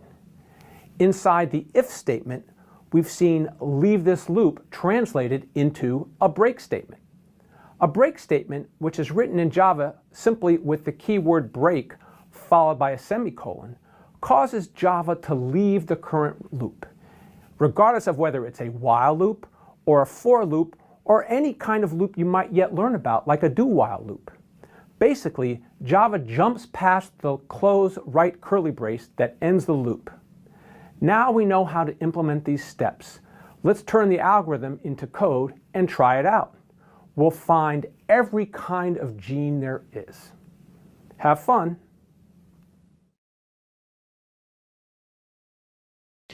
All right, so you've been learning about while loops and break statements and working on your gene finding algorithm. And your current task is to write a method which will print out all the genes in a sequence of DNA. So we have here the print all genes method, which takes in a string for the DNA and has the algorithm or pseudocode that we came up with in a previous video. Now, we have earlier here in this code the gene finding algorithm that you developed along with Owen in a previous video. And we're just going to make one small change to it. I'm going to have it take one more parameter to say where to start. And this is going to let us start looking for a gene somewhere in the middle of the sequence of DNA. So once we've found one at the beginning, we can start looking for one after that by passing in this index. And we'll just pass that to index of to tell it where to start looking for the first start codon. So with that small change, we're going to go back here and start translating our algorithm into code. The first thing we said to do was to set the start index to 0. So we haven't made a variable called start index yet, so the first thing we need to do is declare start index. It's going to be an int since we're setting it to 0. It's going to tell us a position in a string, also a good clue that it's an integer. And then we're going to repeat the following steps. So you're used to repeating steps by now. You've done things for each pixel or each of a variety of other things before with for each is a lot. You've also seen some examples of while, where you've had a condition for as long as something. But here we want to repeat some steps and then figure out somewhere else inside those steps when we're done. So we're going to write while true, and then put curly braces around our steps. And then we're going to go in here and we're going to start doing stuff and then figure out when we want to stop repeating these. Now we want to find the next gene after start index. Finding a gene is a big complicated step. You've been devoting lots of effort and thought into how to do that. Fortunately, we've abstracted that out into a method, so we can just call it and let find gene that we've already written do all of that work for us. So what does find gene take? It takes a string for the DNA and an int saying where to start, and then it returns a string. So here we want to call find gene, passing in what DNA? Well, this DNA that we're working with. And where do we want to start? At start index. And then it's going to give us back a string as its answer, so we want to give that a name. I'm going to call it current gene.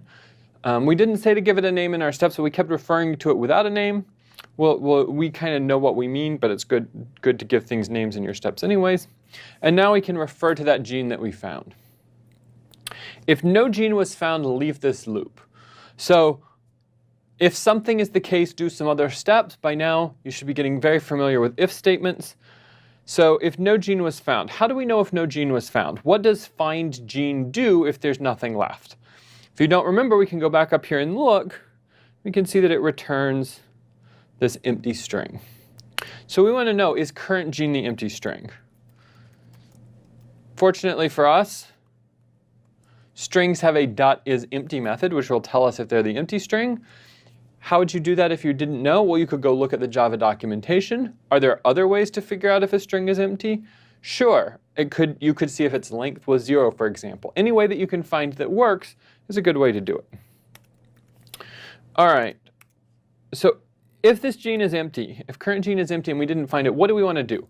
We want to leave this loop. That is, we want, Java's executing along and it gets here, we want it to jump down here past this loop. That's exactly what a break statement does, which you just learned about. So we would get here and then come down here. We've basically put the loop condition in the middle. All right, if we don't break out of that loop, we want to print out that gene. System.out.println, hopefully you're getting somewhat familiar with that. We can print out that current gene. And then we want to update start index to be just past the end of the gene. All right, so now this seems a little tricky. Like we wrote a step that's a little bit complicated and maybe we have to think it through a little bit. So let's just go down here to where I've got some testing and think about what we're going to do. So I've written some methods to help us test. And let's think through one of these cases here. So here's so this test on just prints out that we're testing it and then does print all genes. So we say, OK, start index is going to be 0. We're going to find this gene right here, which is length 9, right? And so then after that, we would want our new start index to be 9, OK? So we might think, aha, we just want to add the length of the gene, right? That got us from 0 to 9.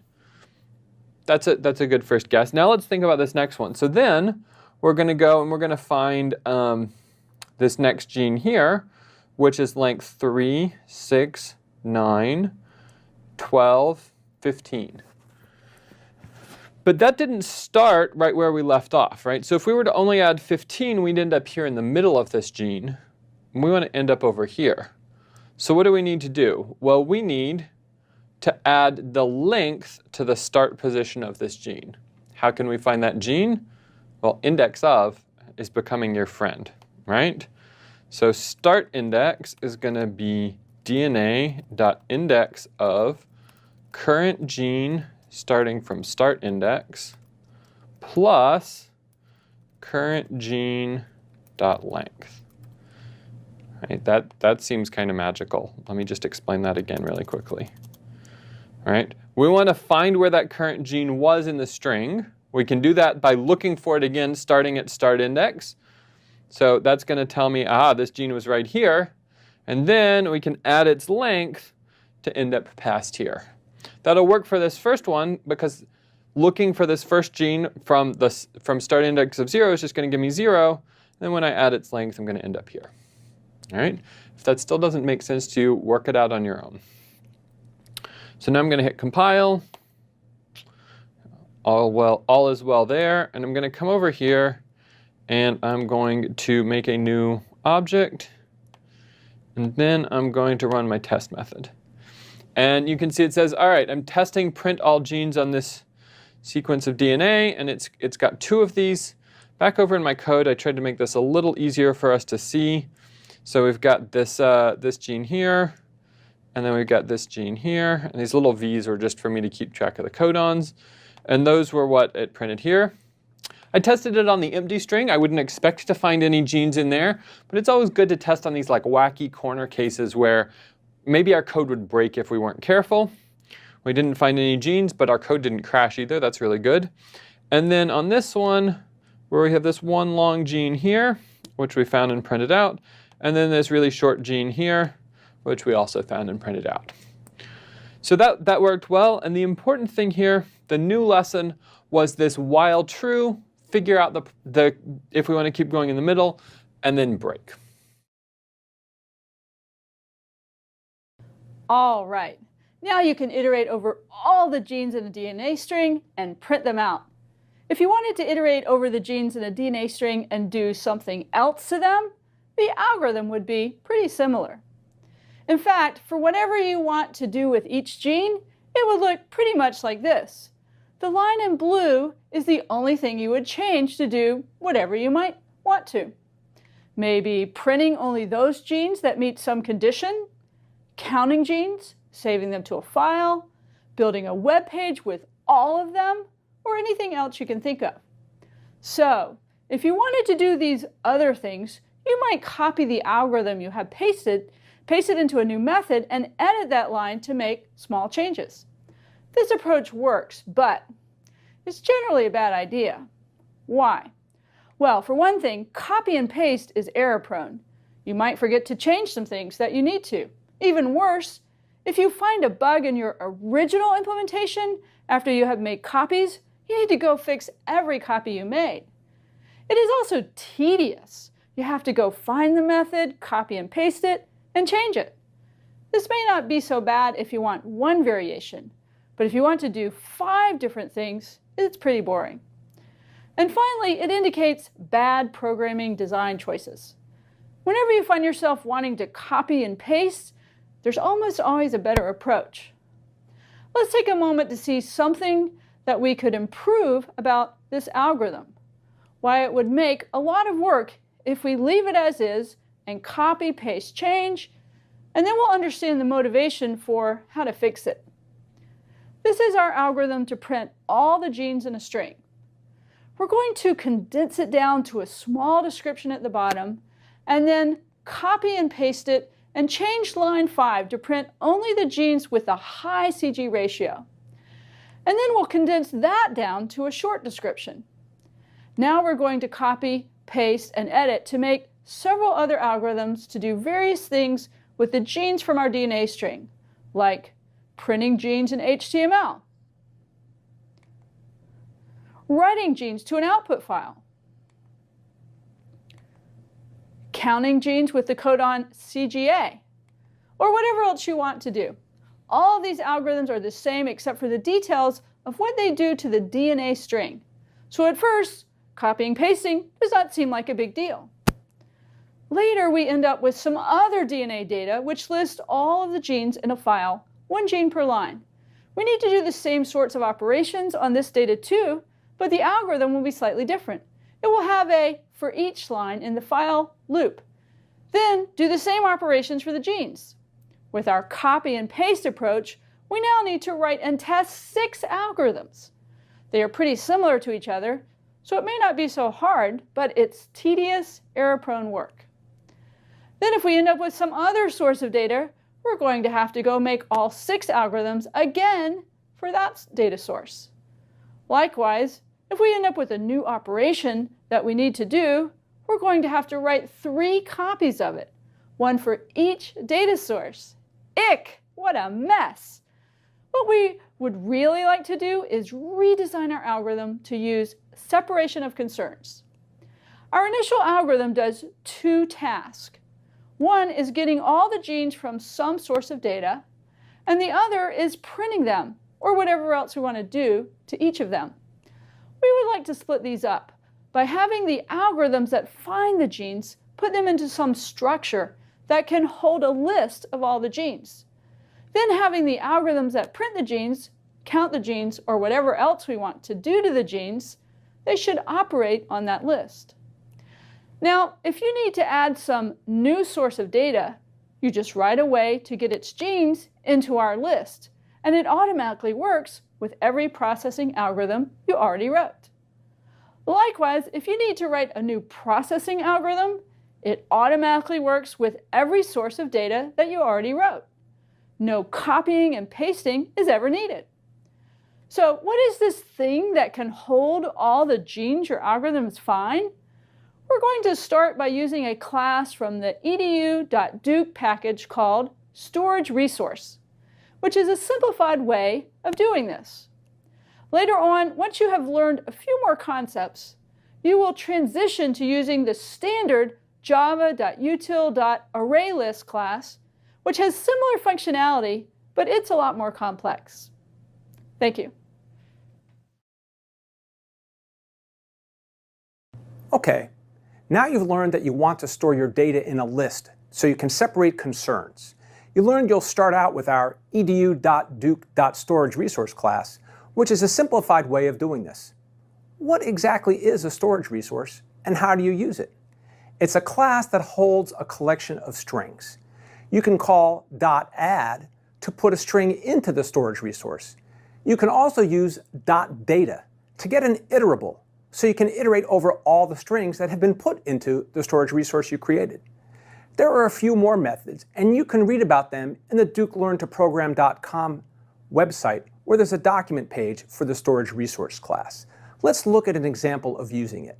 First, we're going to declare a variable SR of type storage resource. Once we've declared the variable SR of type storage resource and initialized it to a new storage resource, we'll see that it's empty. Then we might add a string, such as hello. Then we might add another string, such as world. And then we could iterate over all the strings in the storage resource by writing a for each loop and using sr.data. Let's see what happens when we step through this code. The first line declares a variable, so we'll make a box for it labeled sr, and then calling new creates a new storage resource. It's going to be an empty list of strings, which the sr variable will refer to. We'll add the string hello to the storage resource's list of strings. Similarly, sr.addWorld will add world to the list. Now we're at the for each loop. We're iterating over sr.data. So we'll make a variable we're going to use to iterate and have it refer to the first item in the storage resource object we created. By referring to the first item in the storage resource object, we'll be able to print it. Here it refers to the first item in the storage resource, the string hello. Inside the body of the loop, we print out s, so we print that. Then we go back to the beginning of the loop and refer to the next string in the list, in this case world. So we print world as we enter the loop. Once we've reached the end of the loop, we go back to the beginning of the loop and see that there are no more strings in the list. So we'll go past the loop, and we're done iterating over the elements of SR. If you want to learn more about other methods in storage resource, or you forgot about the details of the ones we discussed here, you can find the documentation for this class on DukeLearnToProgram.com. Finally, let's see what our algorithm would look like to find all the genes and put them into a storage resource. It's pretty much what you had before, as we show here, except we've made 3 changes.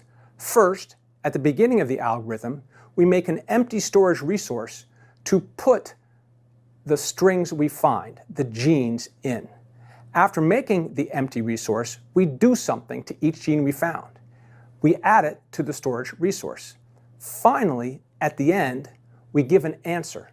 We use the storage resource with all the genes in it. Rather than printing them out, this method will return a value to whatever code called it. So the caller can use the storage resource and the data inside it for whatever purpose they want. That could be to print it, or it could be to process that data further. Have fun with storage resource.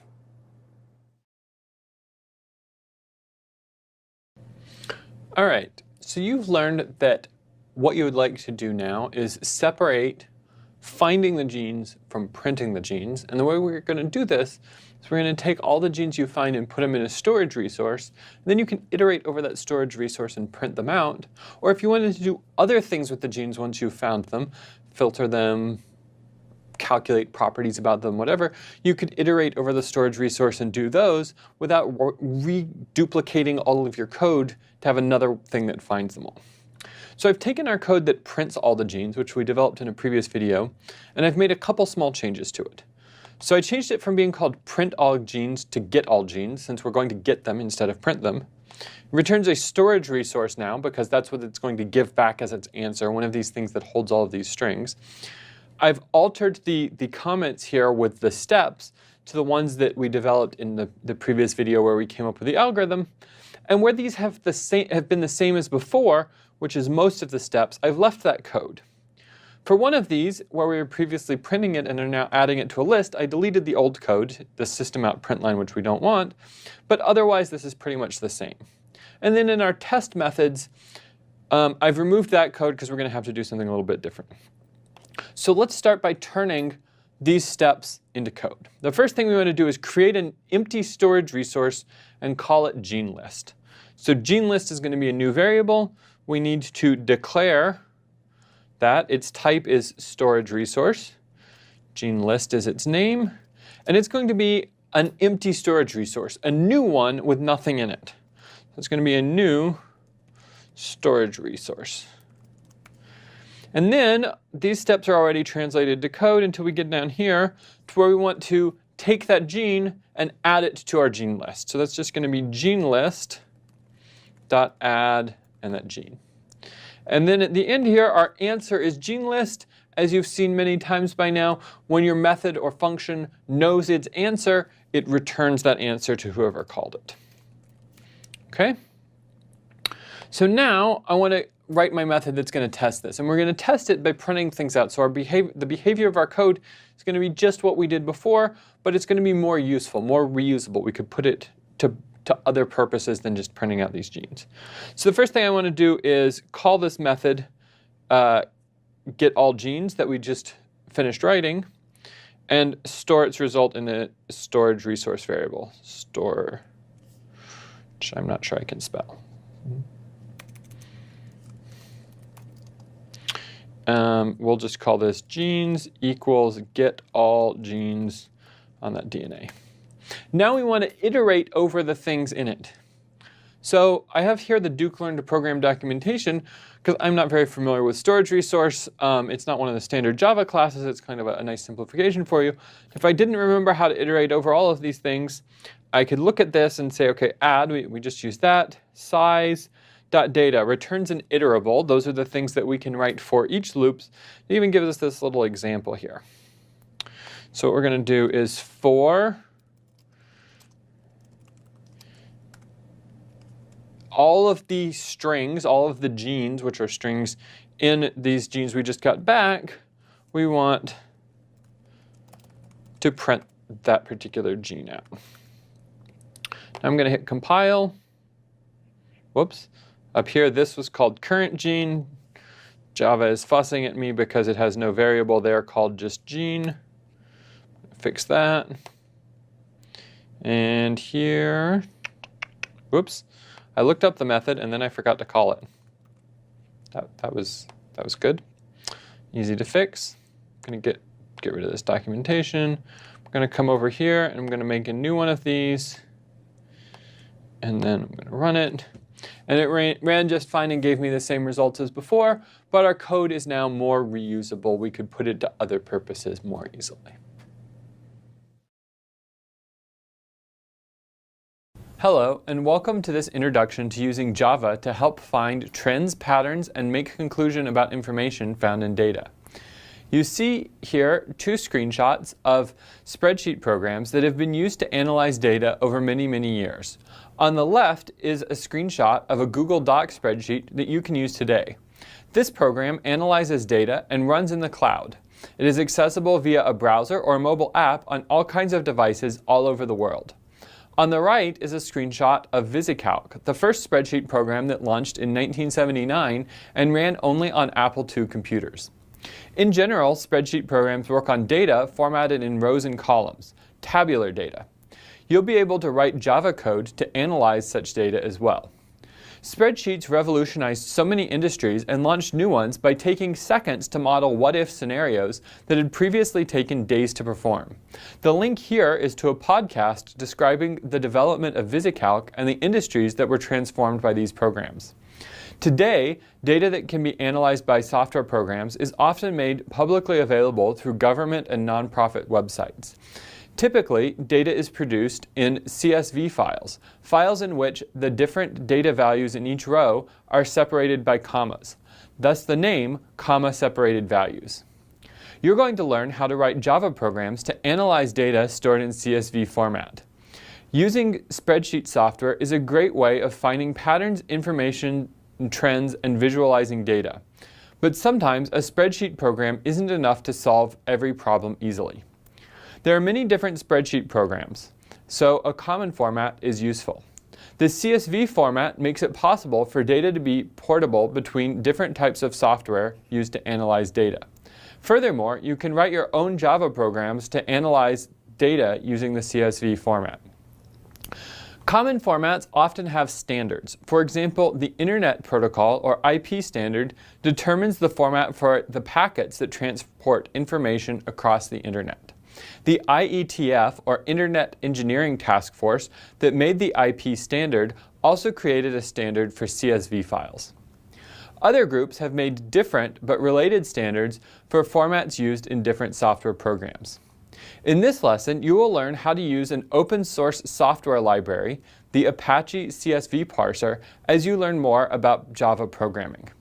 This software library will allow you to solve problems that would be really difficult to solve using just a spreadsheet. Let's get started with this. Hi, The code you're about to see will show you how to access a comma-separated values file named foods.csv using Java. To better understand that program, here are 3 views of the data in the foods.csv file. The file itself looks like this, with the first row having labels used for each column. This is the header row. You can see the labels for each column of data. And you can see the data in each row is separated by commas. Here's the view using the spreadsheet program Microsoft Excel. Some of you may have used this program before. The Google Sheets program that runs in a web browser is free software that also allows you to manipulate spreadsheets. Here's the view of foods.csv from that program. You can see the first column has the label name, the second column has the label favorite food, and the third column has the label favorite color. Let's get coding. I'm going to walk through a simple example of using the CSV libraries that we have in our course so that you can understand how to create a CSV parser and how to use it in the most basic ways. More complex ways will be something that you learn in later parts of this course and that you can read about when you study the API. So I have a simple first CSV example. I'm going to open up the code so that we can see a few things, but rather than studying it in detail right now, I'm going to run it very quickly so that we can understand how it works, and then we're going to walk through each piece and make one small modification. So my class is already compiled. I can see that because there's nothing shaded here. I'm going to right-click and create a new object on the object workbench. I already have one, now I have 2. I'm going to read the food from that. That pops up a file dialog. This is an example of our directory resource, and I choose foods.csv, a CSV file, and the program comes in and reads and prints Drew, Owen, Susan, and Robert. So I'd like to try to understand why it's printing those names, and then see if we can find some more information in the CSV file other than just our names. Looking at the source code again, I'm going to notice a few things. First, I've imported the edu.duke libraries, which is common in many of the examples we do. Because I'm using the CSV parser, I need one more import, and that's a very complicated one, but kind of something that you'll just be able to cut and paste over a while. org.apache.commons.csv. We're using an open source library for our CSV parser, and we've made it a little more convenient to use in a way that I'll explain. I have one method, read food. I've created a file resource object that's using our standard library. Because it has no parameters, the file resource object will pop up a dialog and allow me to navigate to the file I want to use. I just showed you using foods.csv. Then I ask the file resource object, fr, to give me the parser, get CSV parser. This is the new class, the CSV parser class, that's part of my Apache library that you can see highlighted on the screen. I now loop over the iterable, that is the parser, getting a CSV record each time. So I have 2 new classes here, the CSV parser class and the CSV record class. The CSV record class has one method that I'm using, get, and that allows me to get one of the records on the line of that CSV file. As you may remember, CSV files consist of several elements of data separated by commas. One of the elements is named name in this case. Since I've studied the CSV file, I know that one of the other elements is named favorite food. So if I ask the record to get me the field, the element that's favorite food, that will do it. I'm going to print this one with just a space after it. So notice I've changed the print lin to just print. That stays on the same line. Print lin will finish the line. I'll show you how that output works. My class is compiled, no errors. I'm going to create a new object on the workbench by right-clicking, which is what I normally do here. So I'll select, right-click, create a new one. And then on the object workbench, I'm going to read, navigate to the foods.csv file, and notice, now I have Drew's favorite fruit is chocolate, Owen, its favorite fruit is pineapple, Susan really likes cake, and Robert likes pizza. One more example. It turns out that in addition to favorite foods, in this CSV file, there's also a favorite color. So I'm going to print the favorite color. We'll look at those briefly, and then we'll review finally. So favorite color, and I should put a space at the end of that line so it's easier to read. I'll compile that. When I create the new object, it appears on my object workbench. I'll run that, navigate to the foods.csv file, and lo and behold, Drew's favorite color is green. Surprisingly, Robert's favorite color is green too. If you're a very astute observer of the courses that we've done so far, that might make sense to you. Susan loves purple, and I like blue. That is running through. Let me review one more time. In this CSV file that this program read, there are 3 fields: name, favorite color, and favorite food. If you tried to get another field, so for example, I decided to say that my favorite number was get favorite number, so I'll say get favorite number. That will compile, and when I try to run this example by making a new object and running by right-clicking, sometimes I can't right-click too well, open foods.csv, and I've got all kinds of illegal argument acceptor, favorite number not found. My CSV file does not have a favorite number field, and so I could not open that. When we study this in more detail, and when you read the API, you'll see that there are ways that you can avoid trying to access CSV elements that don't exist. But for right now, we've seen use a library appropriately, that's org.apache.commons.csv, get the CSV parser from a file resource object, and then loop over the parser, which is an iterable, to get records one at a time. Have fun with CSV and finding information from data. Welcome back. Now that you know a little bit about the basics of working with CSV files, it is time for you to solve a problem using them. Here we have a CSV file which shows export data for 218 countries. The columns are the country name, the main exports, and the total value of their exports in 2014 in US dollars. A problem you might want to solve with this data is to find which countries export a particular item. For example, you might want to print all of the countries which export lobsters, or all of the countries which export iron. There's a lot of data in this file. Way too much to look at by hand, which would be tedious and error-prone. Instead, you would rather write a program to perform this analysis for you. As always, we will walk through how you write such a program using the 7 steps. Step 1 is to work a small instance of the problem by hand. Here, we've cut the table down to 4 countries and only listed a few exports for each of them. Which of these countries exports coffee?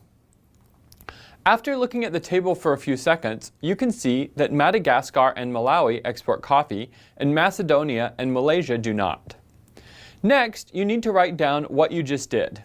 If you just say, I just looked at it and saw the answer, that will not help for step 3. Instead, you need to think through what you did in a more step-by-step fashion.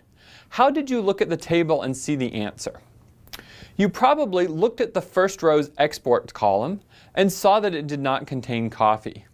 Next, you looked at the second row's export column and saw that it contains coffee. So you wrote down Madagascar. Next, you looked at the third row's export column and saw that it also contains coffee. So you wrote down Malawi. Finally, you looked at the fourth row's exports column and saw that it did not contain coffee. Thinking through this in a step-by-step fashion leads to these 10 steps for this particular instance of the problem. Now we are ready to look for patterns and generalize. Notice how you are doing very similar things for each row. This similarity suggests you will eventually want to loop over each row. However, there are some differences in the steps for each row that you need to think through before you can express this algorithm in terms of for each row. The first difference you might notice is that on line 5 you wrote down Madagascar, and on line 8 you wrote down Malawi. Where did these particular words come from? They are the value of the country column for the row you are looking at. The next difference you might notice is that you do not write down the country for the first and fourth rows, but you do write it down for the second and third. How did you know whether to write the country down or not? You made this choice based on whether or not the row contained coffee in the exports column. Now that you have figured out how to operate on each row in the same way, you can write down the generalized steps in terms of for each row in the CSV file, generalizing over how many rows the file has. Now that you have a general algorithm to solve this problem, it is time to test it out. Here is a table of data which contains 2 countries. Use the algorithm to find out which ones export lobster. Is this algorithm correct?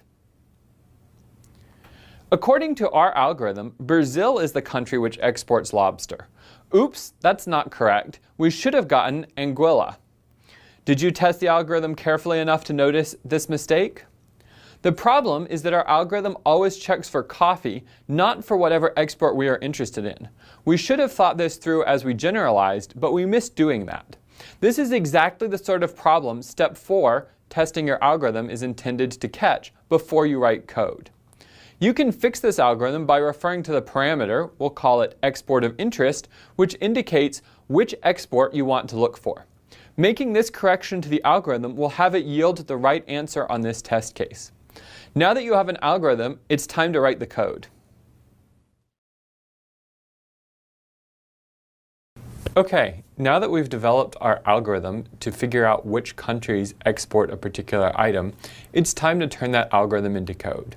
I'm here in BlueJ, where we've created a class and imported edu.duke.star, which you've used for many things, and org.apache.commons.csv.star, which you've learned recently is what you need for the CSV parser class. I've written a method here, list exporters, which takes in a CSV parser, so that's going to be the CSV parser that's already open for the file you want, and a string for the export of interest, and I've written down comments here for the algorithm we just devised. So the first step in our algorithm, which has a slight typo in it, said for each row in the CSV file, you've already learned that that's for CSV record is the type of item that you iterate over in the CSV file, and we'll call it record from the parser. And I'm going to put curly braces around all of the steps that go inside of there. And then we said, look at the exports column. You learned before, I'm just going to call that exports. This is record.get and the name of the column you want, in this case, exports. Check if it contains export of interest. So now we need to check and see if this string export contains export of interest. One way we could do that, which you've seen before, is export.index of export of interest is not equal to -1. Now if you were to look in the Java String API, you could see that there's a little bit more readable and convenient way to do this with a method that just is called contains. These two will do the same thing, it's just a little more clear to someone reading the code what you're trying to do if you write contains instead of index of equals -1. I'm just going to put that back where it goes. And then we said, if so, write down the country from that row. So I need to first get the country, string country equals, and again, I'm going to use record.get country to get the country column from that row. And then if I want to write something down, I would print it out. Okay, and then my curly braces all match up. I'm just going to hit compile. It says it compiled with no syntax errors. Now, as with other things, making a CSV parser in the BlueJ object workbench is a little complicated. So we're just going to make a method here to help us test this, which is going to be who exports coffee. It's going to take no parameters, and it's going to tell us which countries export coffee from a particular data set. So I'm going to make a file resource, which you've seen many times before. And as you may recall, if I create a file resource without passing in any parameters, it will pop up a dialog to let me pick what I want to choose it from. And then I'm going to want to get the CSV parser out of that. That file resource has a way to give me a CSV parser which will parse that file data. And then I want to list exporters from that parser for coffee. And I'm going to compile this again. It tells me invalid method declaration, return type required. I forgot to tell it what type it returns. In this case, I don't want to return anything since I'm just printing things out. So I'm just going to write void there. And then I'm going to try to compile again. That compiled just fine. I'm going to come over here, and I'm going to make a new one of my objects. And I'm going to say who exports coffee. And then I have this export data.csv file, which is going to list a whole bunch of countries. Now, we're trying to test out our code. We don't know if this is correct. How would we know this? Well, we'd have to go through that entire CSV file and check, did we get everything that exports coffee? That would be really tedious and is the whole point of writing the program in the first place. So what we should and can do instead is write a much smaller file. Here's the one that we used in the slides. And we can test our code on that instead. So if I come back here and I do who exports on, this is export small.csv. It says Madagascar and Malawi, which we know is the right answer. So that gives us more confidence in our code, and we can be more certain that we got the correct answer on the larger file. So there's the code for that. And now you can do similar things yourself. Okay, so now you know how to solve the problem of analyzing CSV data to find out which countries export a particular good. In this lesson, you learn the mechanics of using Apache's Commons CSV package, a library for working with CSV data, using the CSV parser and CSV record classes to operate on the data in CSV files. You devise an algorithm to analyze a CSV file and find out all the rows that meet a particular criteria.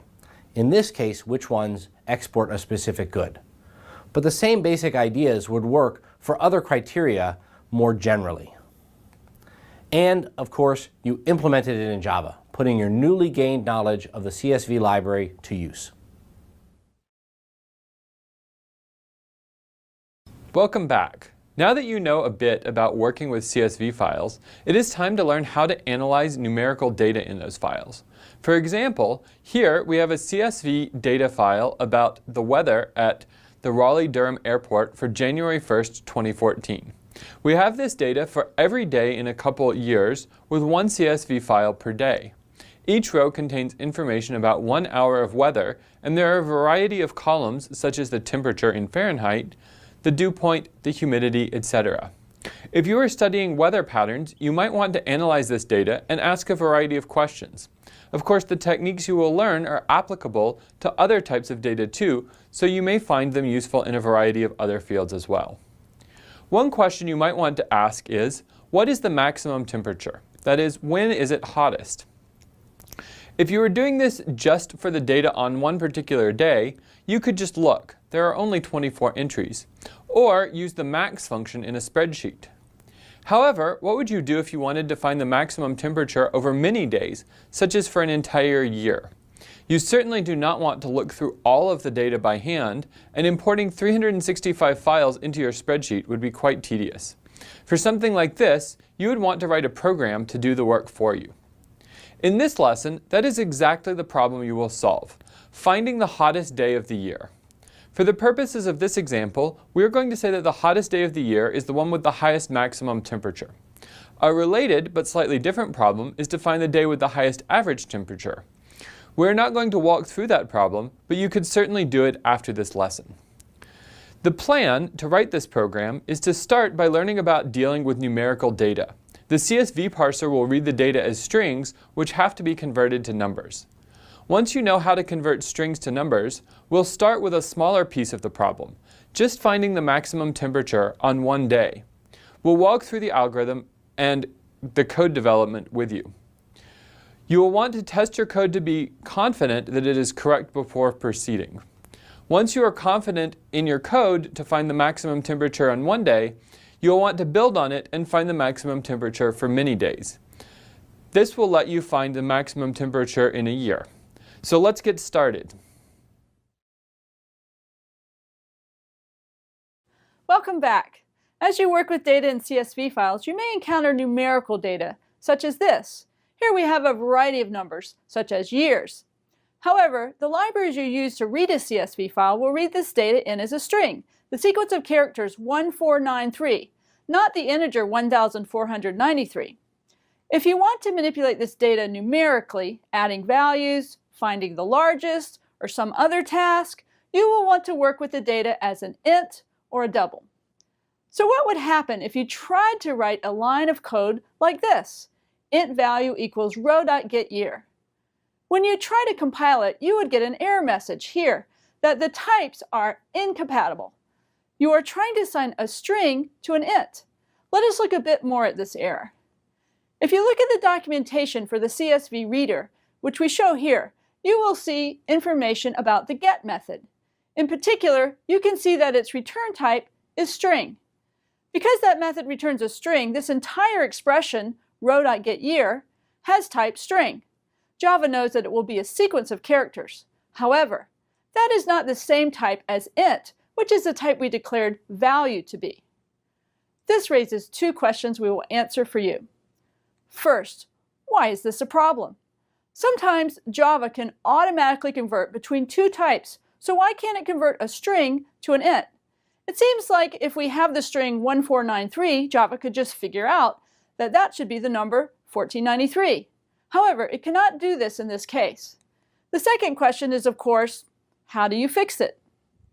To see why Java cannot automatically convert a string to an int, consider what would happen if the string did not have numerical digits in it. For example, suppose our CSV reader read the string hello instead. What would you expect Java to do for this line of code? The rules of Java require the compiler to reject this line of code because there is no guarantee that you can meaningfully turn any string into a number. Another consideration is that the string 1493 has a very different representation from the number 1493. Even though everything is a number, the type of a piece of data describes how that number is represented and interpreted. We will not delve into the details of the representational differences here, but it takes some work to convert between the two. Accordingly, we would have to execute some code to perform the conversion algorithm. Such an algorithm would examine the digits in the string and compute the integer that they represent. We are not going to write this algorithm ourselves because it's already built into Java.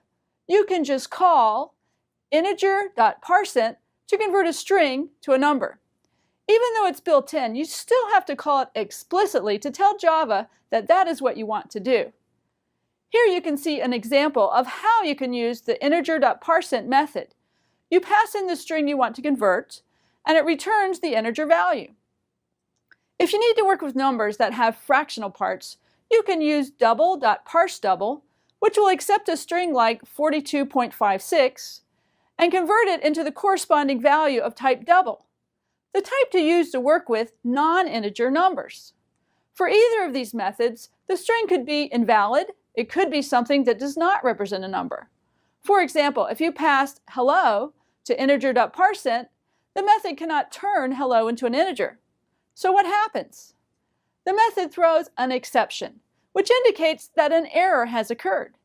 If your program throws an exception, then it will crash.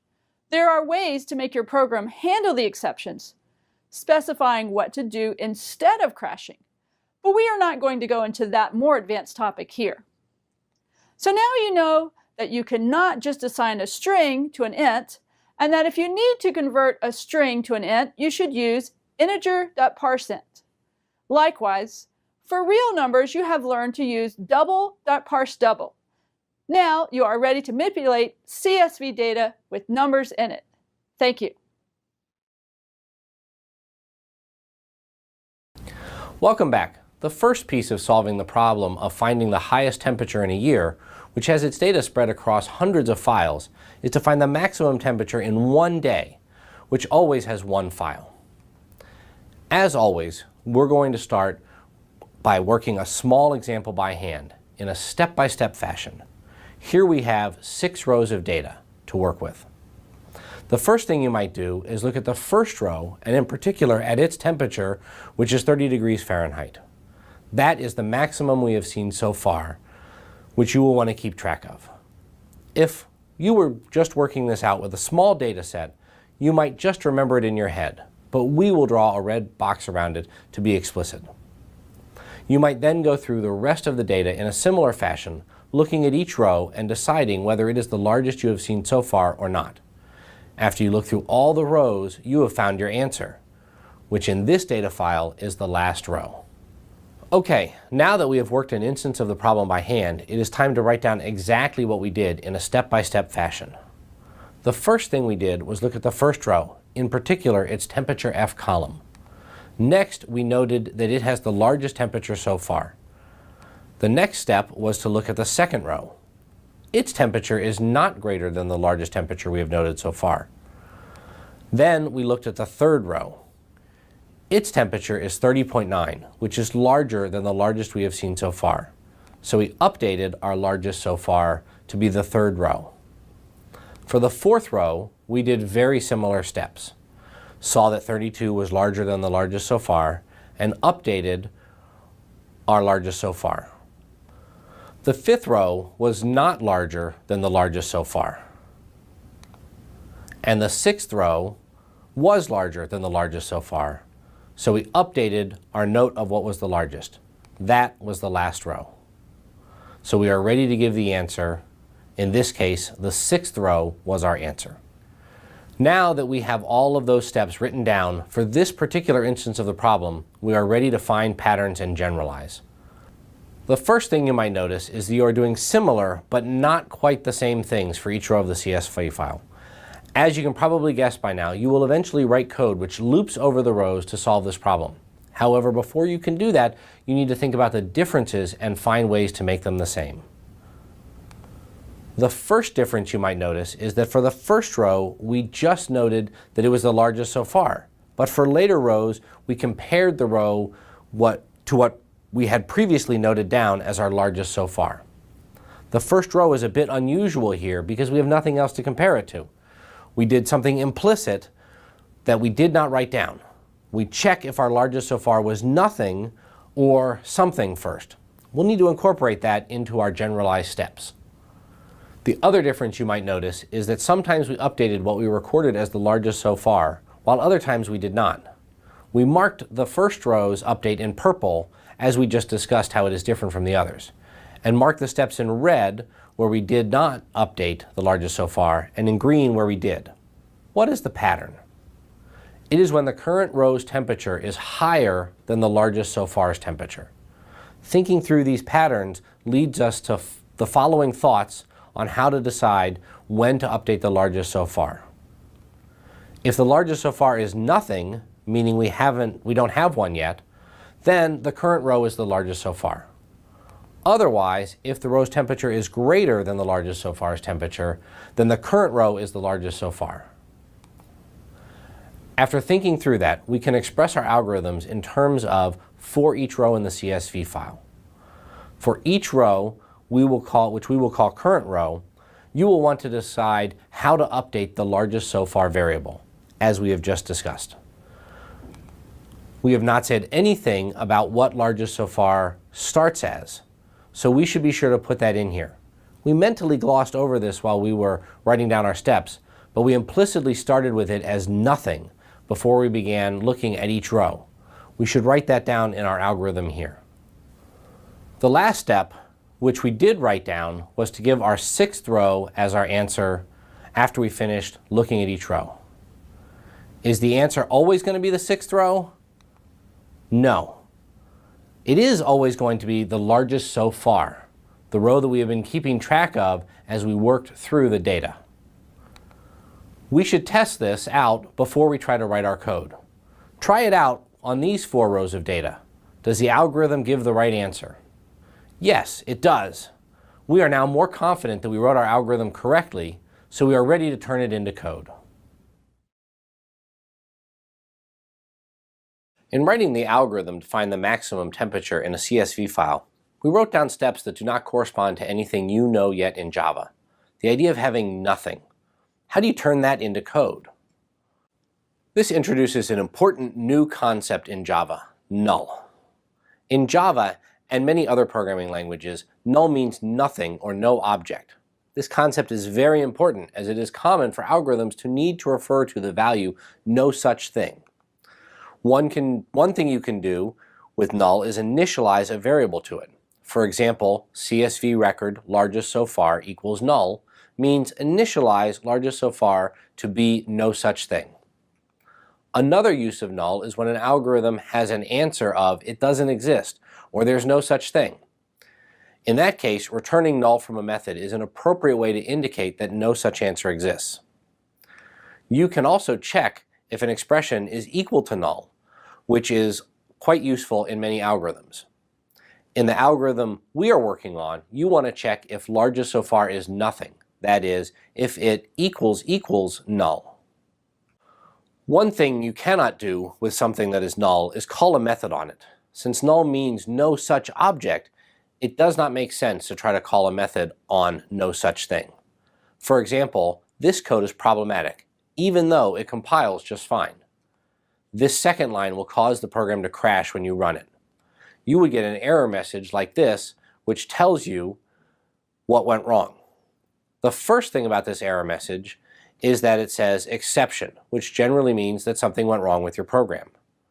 The last part tells you what kind of problem you had. Java lang null pointer exception, in this case, means you tried to do something with null that needed an actual object. In this case, trying to call a method on it. While we are discussing null, remember that all expressions have types. You have previously learned that it is important to know the types of expressions as you write and think about code. This raises an important question. What type of thing is null?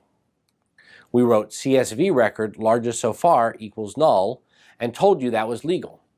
So it might seem like the type of null is CSV record.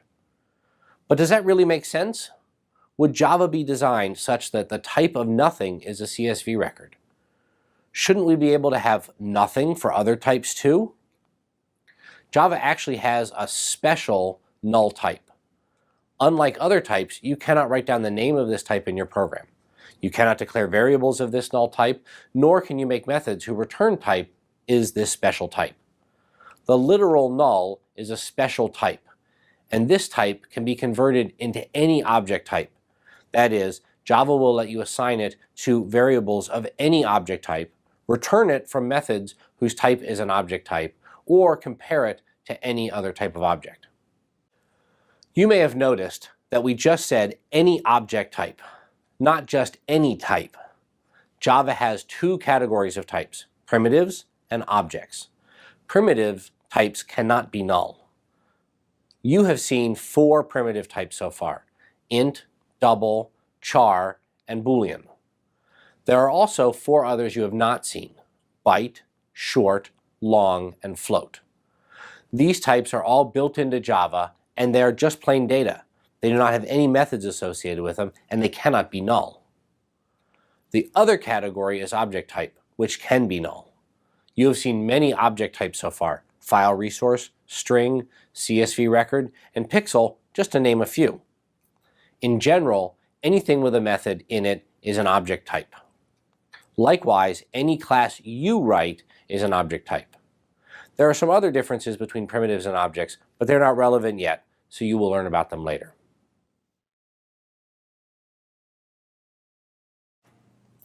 Now that we've developed the algorithm for finding the hottest hour, we're going to write the code. So I've already set up the class for us with the imports that we're used to having, and the class name, and the method that we're going to write is this hottest hour in file. And we've already started, we're going to start the process with the pseudocode that we've developed by the end of the last video. So at first it says start with the largest so far as nothing. So we now know that nothing in Java is represented as null, so I'm going to go ahead and set largest so far. I'm going to give it an initial value of null. So now it starts out with null as its initial value, and it's a CSV record, which is what we're planning to return. I'm then going to come down and it says for each row in the CSV file, and that again is our familiar pattern of iteration that we've been using throughout this course, and we're going to use the parser that's been passed in as the parameter as the CSV information that we're looping over in the iteration.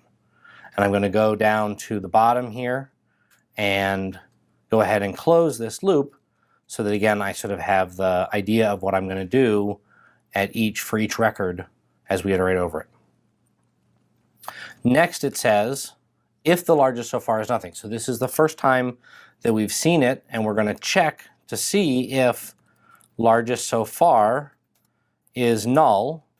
And again, this is just like we saw in the last video. We're checking to see if the value equals null. If it is, we're going to assume that the current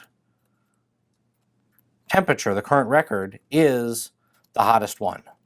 So we will call that current row, or we'll assign that largest so far gets current row.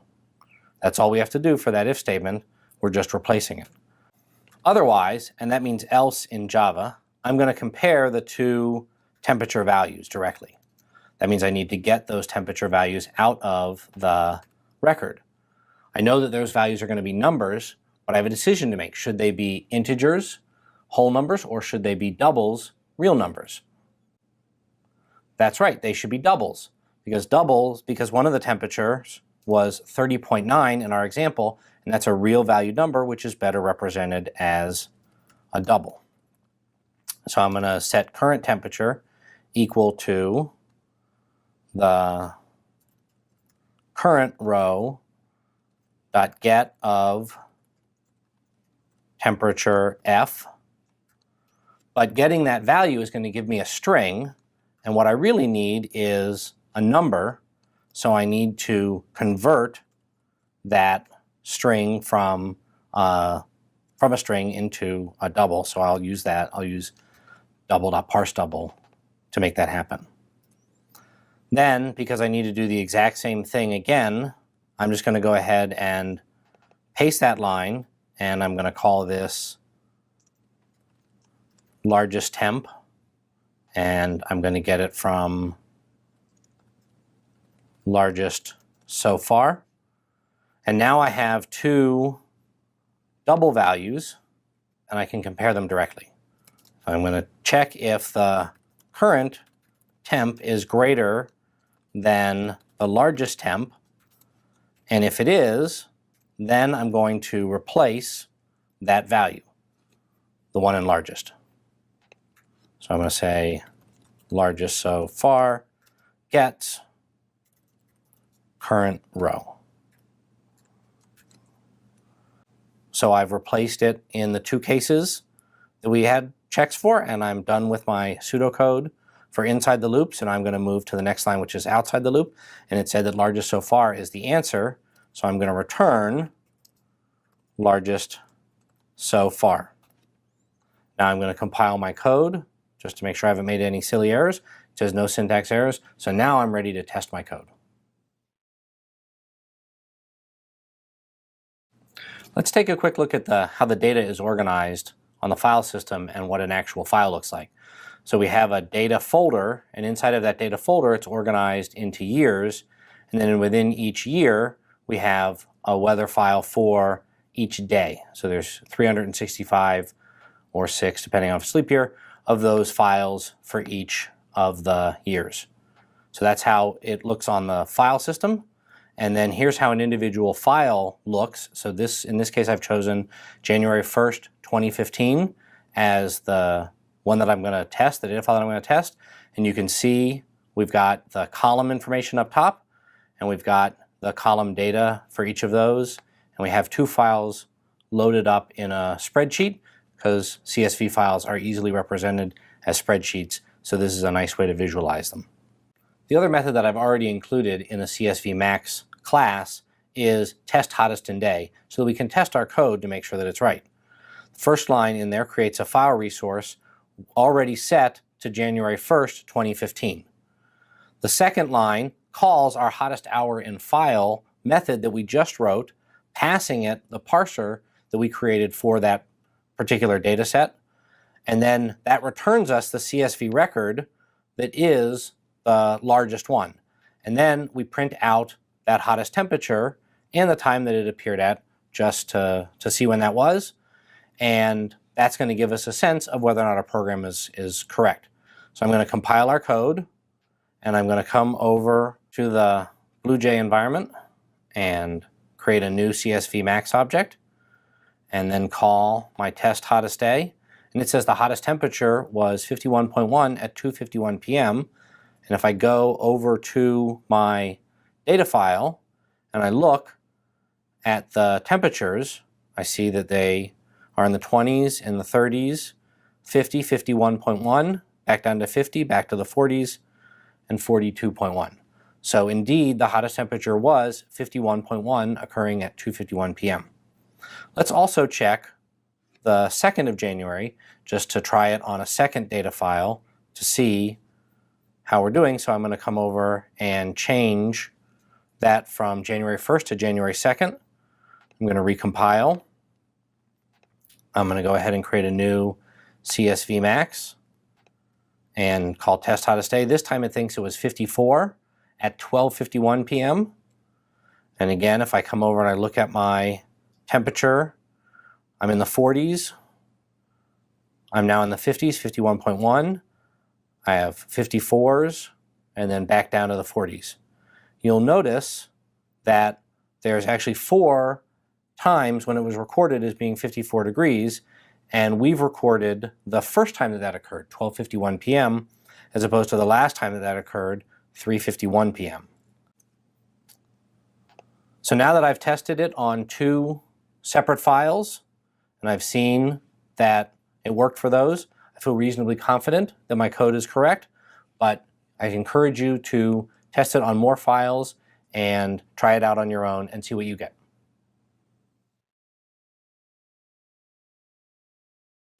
Now that we can find the hottest temperature on a single day, let's look over a range of days and find the hottest temperature over that range.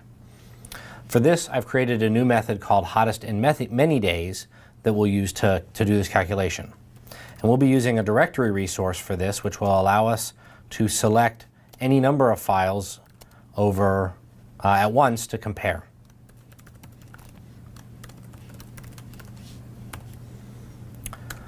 As we've done for many examples, we'll create a file, and that will be what the directory resource returns when we say selected files.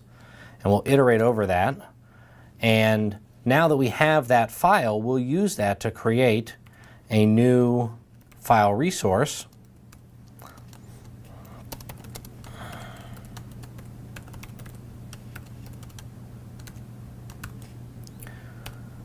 And now that we have that file resource, we can actually we can call the hottest hour in file method that we created earlier with the CSV parser, just like we did in our test, actually.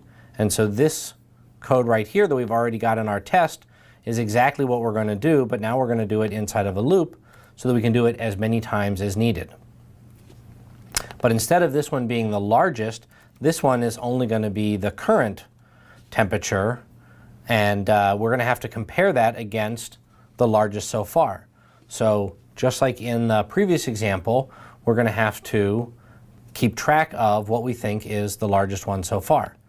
So to do that, we will create a CSV record,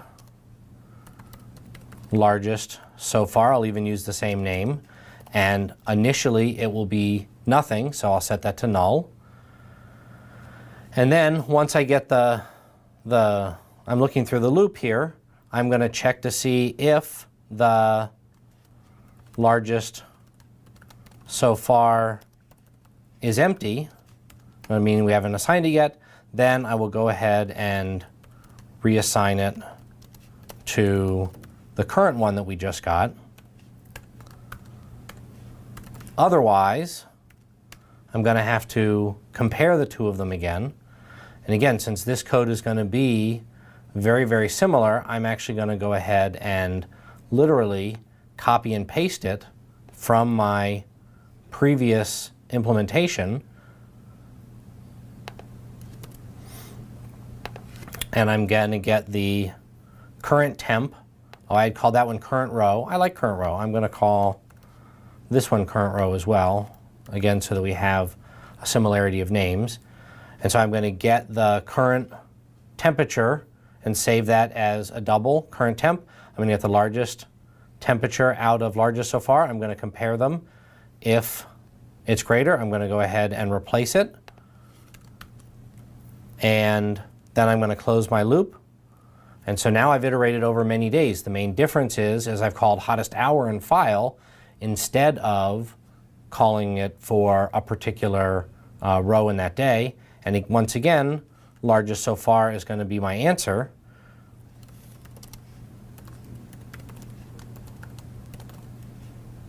So I'm going to return that at the end. I'm going to compile my code just to make sure that I didn't make any silly mistakes. And it compiles. So now let's go on to testing. For testing, once again, I've created a test method, test hottest in many days. In this case, I call the hottest in many days method. It takes no arguments, so there's nothing to pass, but it returns a CSV record, largest, for me to use. I've printed out that the hottest temperature was, and I've also printed out what day it was. I've changed the field that I get to date UTC from time EST, since it could be any day, and now I want some extra information. I want to know what day it actually occurred on. So I'm going to go ahead and compile this and come over to the BlueJ environment. I'm going to create a new CSV max object. I'm going to call the test hottest in many days, and I'm going to go ahead and choose the first 2 days from 2015 just to test, because I've tried those 2 times before, so I know that the hottest day for January 1st was 51.1 and the hottest for January 2nd was 54, so I would expect that the answer is 54 on January 2nd, and sure enough, that's what my answer is. Now that I have some confidence that it's working, I'm going to try it on a bigger data set. And so now I'm going to test for many days, and I'm going to see what it was like for the whole of the year 2014, which is the last year for which we have complete data. And now I'm going to go ahead and say open, and apparently that was 98.1 occurring on July 8th at 10:51 p.m. So now I feel somewhat confident that my code is working. I tried it on a small example, just 2 days, and then I scaled it up to try it on an entire year, something that would be very difficult for me to test by myself, but that smaller data set gave me some confidence that my larger data set was working correctly. Technically, my code is done, but I feel a little uncomfortable about the amount of duplicated code that occurred in both of the methods that I wrote. And I know that it was duplicated because I copied and pasted between the 2 methods. And in programming, that's not a good way to create your programs, because if you have a problem in that piece of code, it now appears multiple times and you have to try to fix it in all those different places. So what I'd like to do is I'd like to factor out that common code and put it in its own method, which here I've named getLargestOf2, so that I can reuse that code in all of my other methods. So the part that I copied and pasted was this if-else statement that appears both in the hottest of many days and in the hottest hour in a file. So I'm going to go ahead and cut that code from that method and put it into getLargestOf2, including at the end returning the largest so far, so that I have the right result. And I don't have to make any changes to the code, because in my particular case I had everything named the same. So both of them call the current one current row and the largest one largest so far. and largest so far should remain the same unless it's null or unless current temp is greater. So in those two cases, I should update largest so far, but otherwise largest so far is the correct value.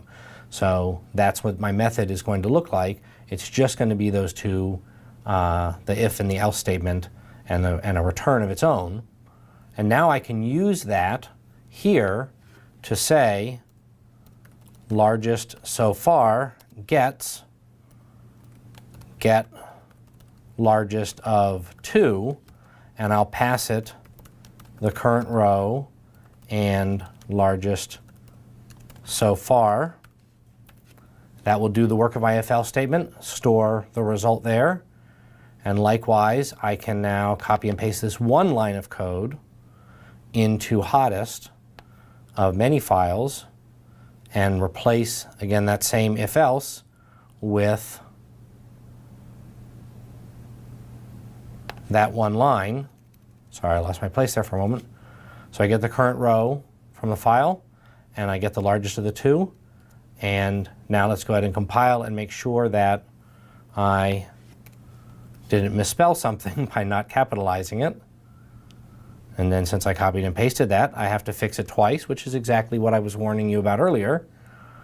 And so now, hopefully, since I fixed both of those, it will compile. And now we have to go back and test it just to make sure that everything is correct. So I'm going to create a new CSV max, because even though I moved code around and it shouldn't have changed the functionality, I want to actually make sure that that's true. So I'm going to test the hottest of the day, and sure enough, it gives 54 for January 2nd of 2015. And I'm going to call get hottest in many days, and I'm going to go back and select those 2 days that we've been using for our tests, and sure enough, it still thinks it was 54 degrees.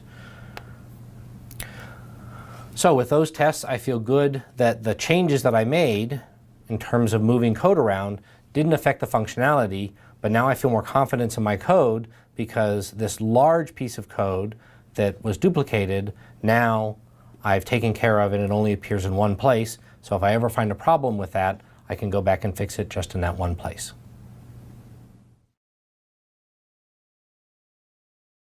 Okay, so now you know how to solve the problem of finding the row with the maximum temperature in many CSV files.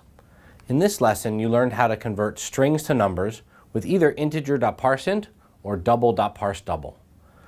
You saw another example of breaking a larger problem into smaller problems as you first solved finding the maximum in one file, then built on that solution to find the maximum in many files. You learned how to devise and implement an algorithm to find the maximum element in a set of data.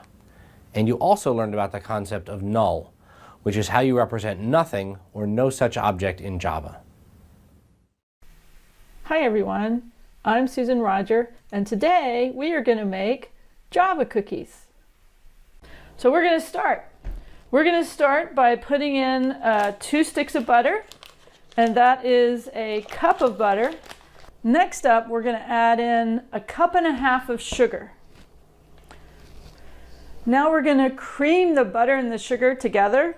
So I just kind of use the back of the spoon and press it down a lot. All right, we've got the butter and the sugar creamed together really well now. Next, we're going to add 2 large eggs. I'm just going to crack them. And I like to crack them into a cup first. We'll just pour them in there. And you stir it a lot until it's consistency like this. 1 teaspoon of vanilla extract. So you stir that up a lot. You could use a mixer if you want, but I just like using a spoon. Next, we're going to add 3 cups of all-purpose flour. There's 1, there's 2, and there's the 3rd cup of flour. And 1/2 teaspoon of salt, and 1/2 teaspoon of baking powder. At some point, you just have to get your fingers into it and squeeze it together with your hand. And then when it's forming big chunks of dough, you can make 3 dough balls like this. Here's the second one, and here's the third one. Then I get some plastic wrap And then I wrap the 3 balls, and I'm going to freeze them for about an hour. You can also freeze them overnight. I need the dough to be a little bit harder in order to roll the cookies out. Now we're going to bake the cookies. So I have printed out the Java logo, and then I cut it out. We have the dough here, and I'm going to put down some flour, and then I'm going to also put a little bit of flour on my rolling pin. You might want to cut the dough in half. It might be easier to work with. I'm going to pick up the dough and I'm going to put it on the tray. All right, and then I take my cutout Java logo and I put it there, and I get a knife and I'm just going to cut it out. Here we go. A 3D cookie cutter would be a lot easier, but I used to make all my cookies this way before we had 3D cookie cutters. And then I just pick up the dough. Now I'm going to roll out more dough and make another cookie. That's 2 cookies. And that's 5 cookies. So we've got 5 Java cookies, and we're going to put them in the oven at 350 degrees, and we're going to bake the cookies for about 15 minutes. Ah, the cookies are ready. Let's get them out of the oven. Oh, they smell really good. There's one, and there are 5 Java cookies. We'll let them cool, and then we're going to decorate them. Now we're going to decorate the cookies. We want the cookies to look like this. I'm going to use white icing. Just get a knife, and I'm going to stir it up. I'm going to put a little bit of the white in here, and I'll use that to make red icing. And then I'm going to also put a little bit in this bowl to make blue icing. So now I'm going to make some red icing, and I use the Wilton icing colors. They're gels. I'm going to add a lot more red. You have to use a lot of red. Now that's a good red color. I'm going to make blue. So we'll use royal blue. And that's a pretty color blue. Now with the red and the blue icing, we're going to put them in a bag so that we can squeeze them out. Now if you don't have one of these, what you can do is you can get a plastic baggie, put your icing in there, and then just cut off the corner when you're ready to squeeze it out. And then I use a cup here, and then here's our blue icing. And the blue icing is ready to go. And now we'll do the red icing. And the red icing is ready to go. Now we're ready to ice the cookies, and we'll just get some white icing on it, and we'll just spread it out. And we've got 1 cookie ready to go. And that's 6 cookies. Now I'm going to add the blue icing. And I put the picture in front of me so I can kind of see what I'm doing. And we'll just put it on there. There's 1. All right, we're done with the blue now. So let's add the red.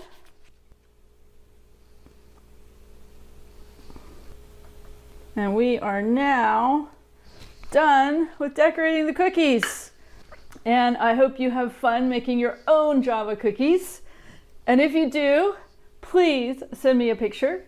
It's been a couple of hours. There's our Java cookie. And the best part is getting to eat the cookie. These cookies are really good. I hope you enjoyed the video. The end. The cookies are all gone. Hello, you're going to learn the background and coding needed for the mini project for this course. You're going to write programs to answer questions that are very hard to answer using a spreadsheet, but that you'll be able to approach in a straightforward way using the practices, skills, and libraries you've learned about in this course. You're going to answer the question, what's your name this year, given your name in the year you were born? In other words, what name this year has the same popularity rank as your name did the year you were born? You can answer this question for anyone's name. So you can use a friend's name, a singer you like, or anyone. These pictures we will be using to describe what you're going to be doing are taken from a website that offers something similar to what you'll be doing in this mini project. Suppose you are a female named Jennifer, born in 1994. Jennifer was the 21st most popular girl's name in 1994. So one task you'll need to do is write code to figure out a name's ranking for a given year. If you were Jennifer in 1994, what would your name be today? You'll discover via coding that Grace is the 21st most popular name today, where today is 2014, the most recent year for which we have data on names given to babies in the United States. So today your name would be Grace if you were born in 1994 and named Jennifer. But you can also see what your name would be in any given year. Here we see a summary showing your name in several different decades. Jennifer in 1994 would be Barbara in the 1970s. That means Barbara was the 21st most popular name in the decade of the 1970s when taken together. Because we have data for the United States going back to the 1880s, more than 130 years ago, we can determine your name going back a long time. Here we see that your name in the 1900s would be Sarah if you were Jennifer in 1994. You'll need to write programs to make conclusions about the names that we've outlined here, turning all that data into information. The US government releases baby name data every year. We've collected that data and made it available to you as part of this course. We would be excited to have your help to collect similar data for other countries in the world. We have data for males and females going back many years with a different data file for every year. The files share a naming convention, which is convenient when writing programs to open the files and read them. You'll leverage the common naming convention in writing code to access these hundreds of data files. The file contents are also similarly formatted. That will help you write more general code to solve these problems. We'll look briefly at the data file for 2014, the most recent data provided to you for use. The line numbers in the file are ordered by the number of babies with a given name, so that the most popular baby name comes first, then the second most popular, and so on.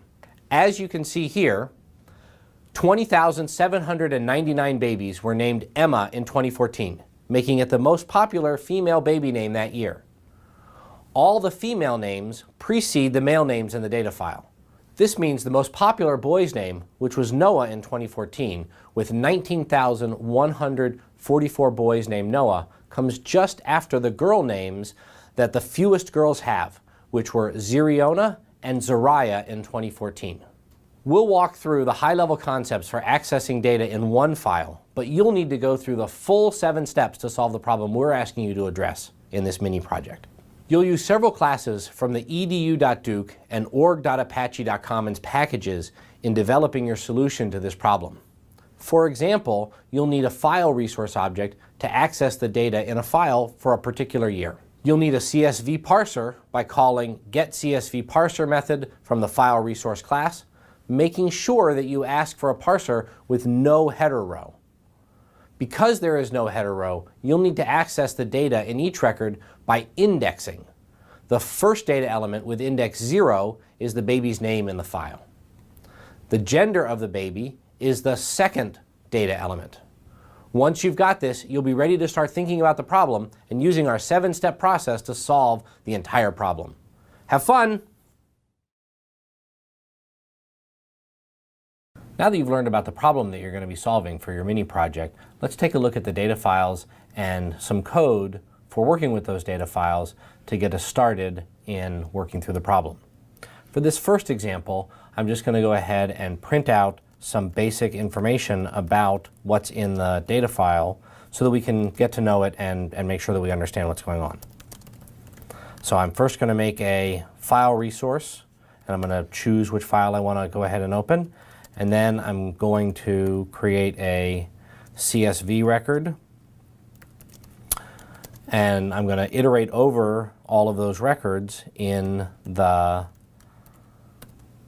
in the file by using the CSV parser that we've seen several times.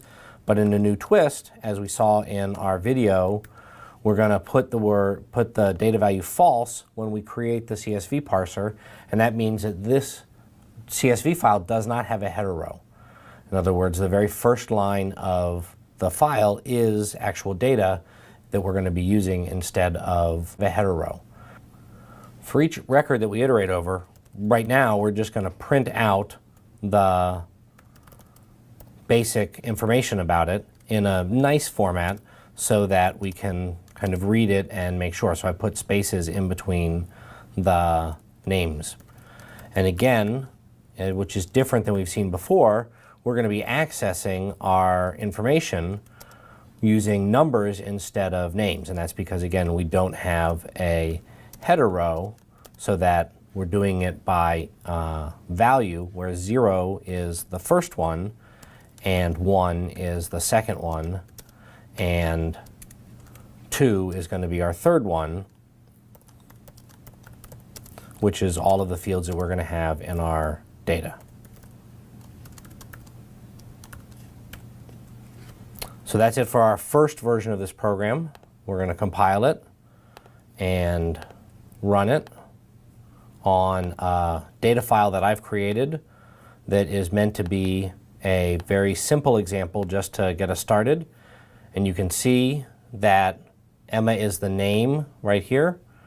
Emma's gender is female, and there were 500 girls named Emma born in this example. The second one, Olivia, female, 400 born, all the way down to Ava, who was the last ranked girl with 100 born. Noah is the first male born with 100 born, so he was the most babies born, so he's ranked number 1 in terms of male births, even though he appears as the 6th name in the file. So it's all females first, and then all males following that according to their rank. So 1, 2, 3, 4, 5 in our example file, 1, 2, 3, 4, 5 in our example file. So we have 5 girls and 5 boys. You can see the actual data file that I've created here in this spreadsheet where I've loaded the data up. And again, there are 5 females and 5 males. And this is what the data file would look like on a small scale so that we have some numbers we can test with.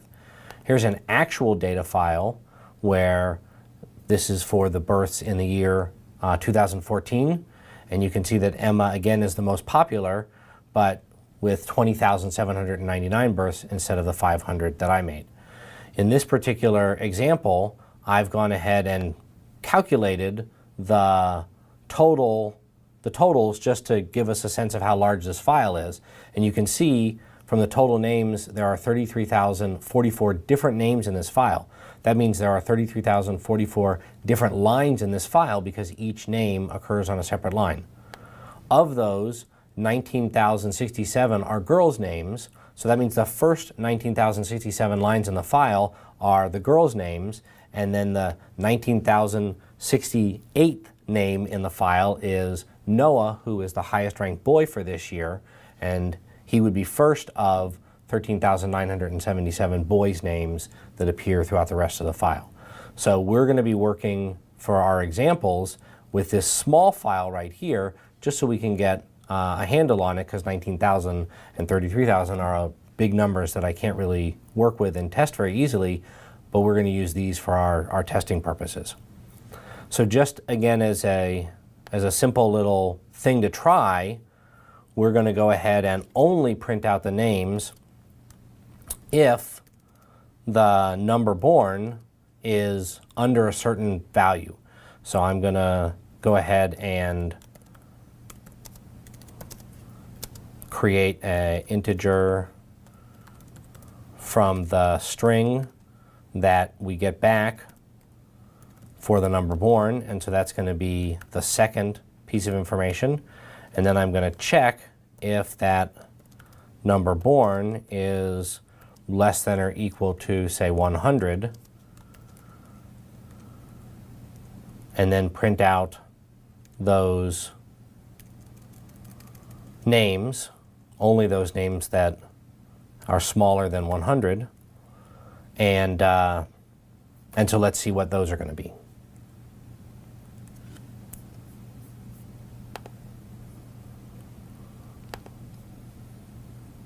So now when I compile it and run it with that same small data,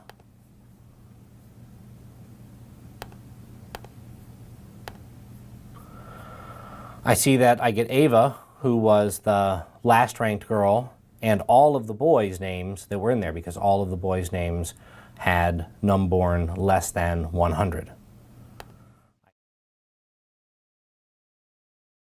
Now that we've seen the basics of working with these files, let's go ahead and solve a real problem, calculating the total number of babies born, total number of boys and total number of girls. In this case, I've created a new method, total births, for us to work in. In this case, I'm taking a file resource instead of having us choose. That'll make it easier for us to test and work with later. But I'm still going to use the same basic idea that I used in the previous one of looping over, in the previous problem of looping over all of the CSV records in the file. And I'm still going to pass false because it has no header row.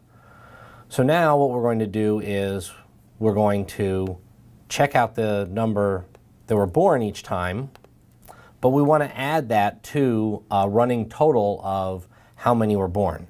So we're going to create a variable called total births, and we're going to add to that the number born at this iteration of the loop.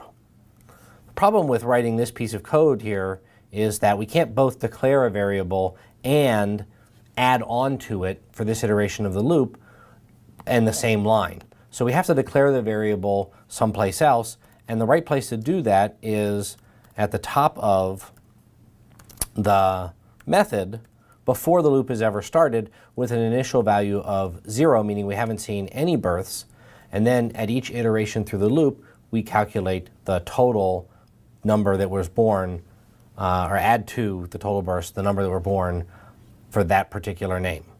And then at the end we're going to print out the total number of births to see and verify whether or not we got the right thing.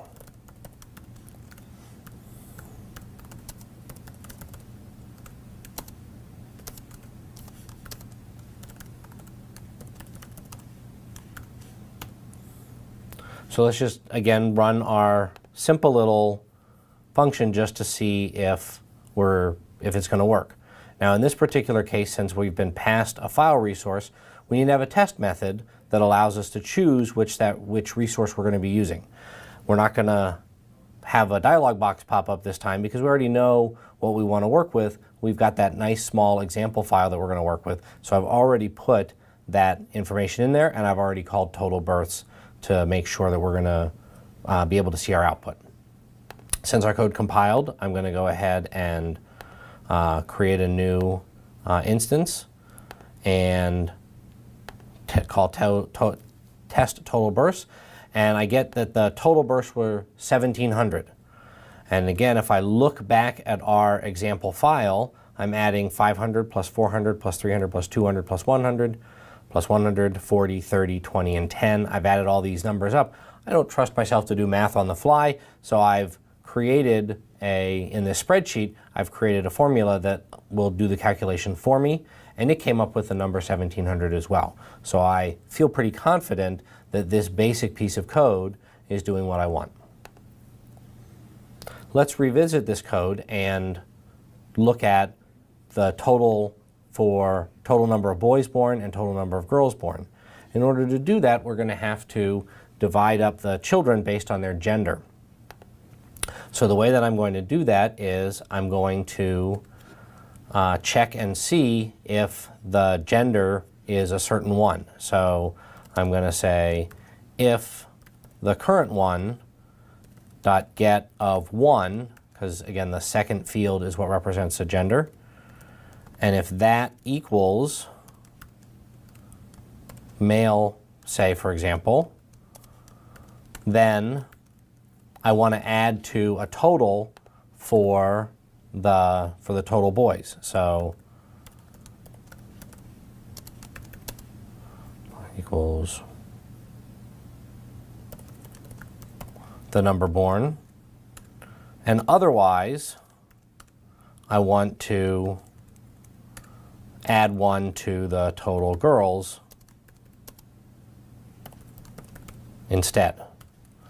Obviously, I need to create those variables, and again, on the assumption that only whole numbers of babies were born each time, I'm going to go ahead and make those ints, and I'm going to initialize all of the variables up here.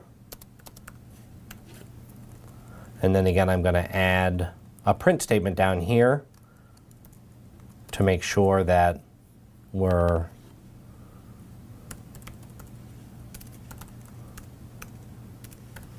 checking our information.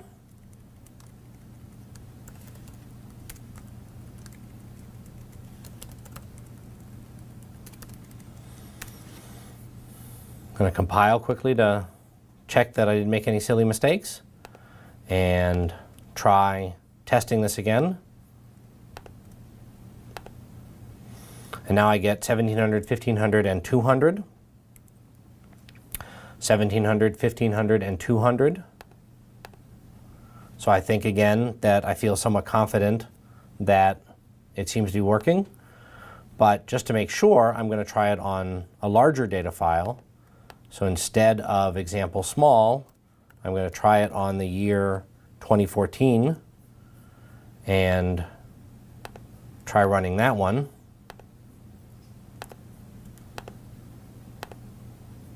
And in that case, I get 3,670,151, 1,768,775, 1,901,376. I've done the same trick in my spreadsheet over here with letting it do the sums, and I see that I get the same numbers for total births, girls' births, and boys' births as what I calculated in my program. So again, I feel relatively confident that my solution is correct. In this code, an interesting question is, does it matter how the boys' and girls' names are organized in the file? That's right, it doesn't for this code.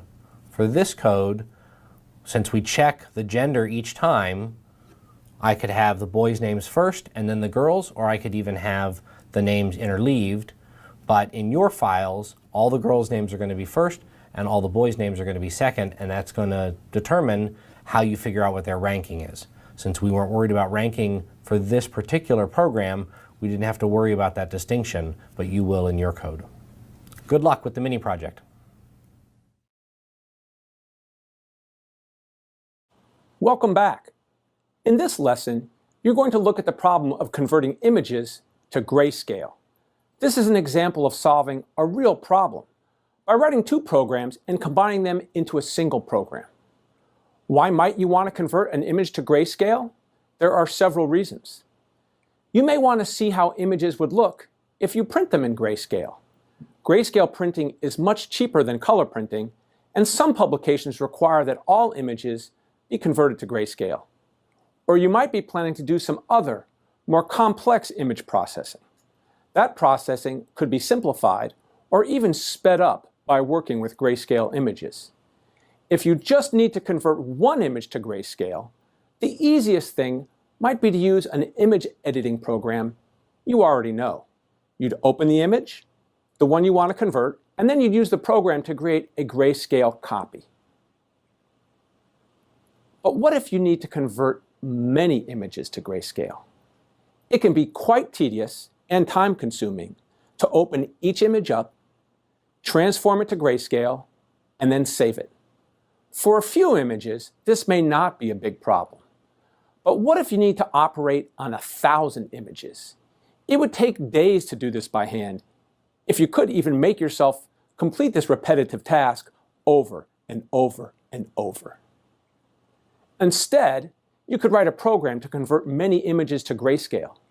In particular, you might ask the user to select some group of images to convert, perform the grayscale conversion on each of the selected images, and then save the results using file names which were similar. In our example, you'll add a gray dash prefix to the beginning of each image file name to distinguish the new grayscale copy from the original. This is exactly what we're going to work with you on in this lesson. In particular, we're going to break this large task down into a few smaller tasks. One aspect of the problem is to allow the user to select a group of files and to do something to each of the selected files. While you ultimately want to convert image files to a grayscale version, we'll start out by simply printing the selected file name, a small step toward the solution to the larger problem. Next, you'll work through how to convert one image to grayscale using our 7-step process.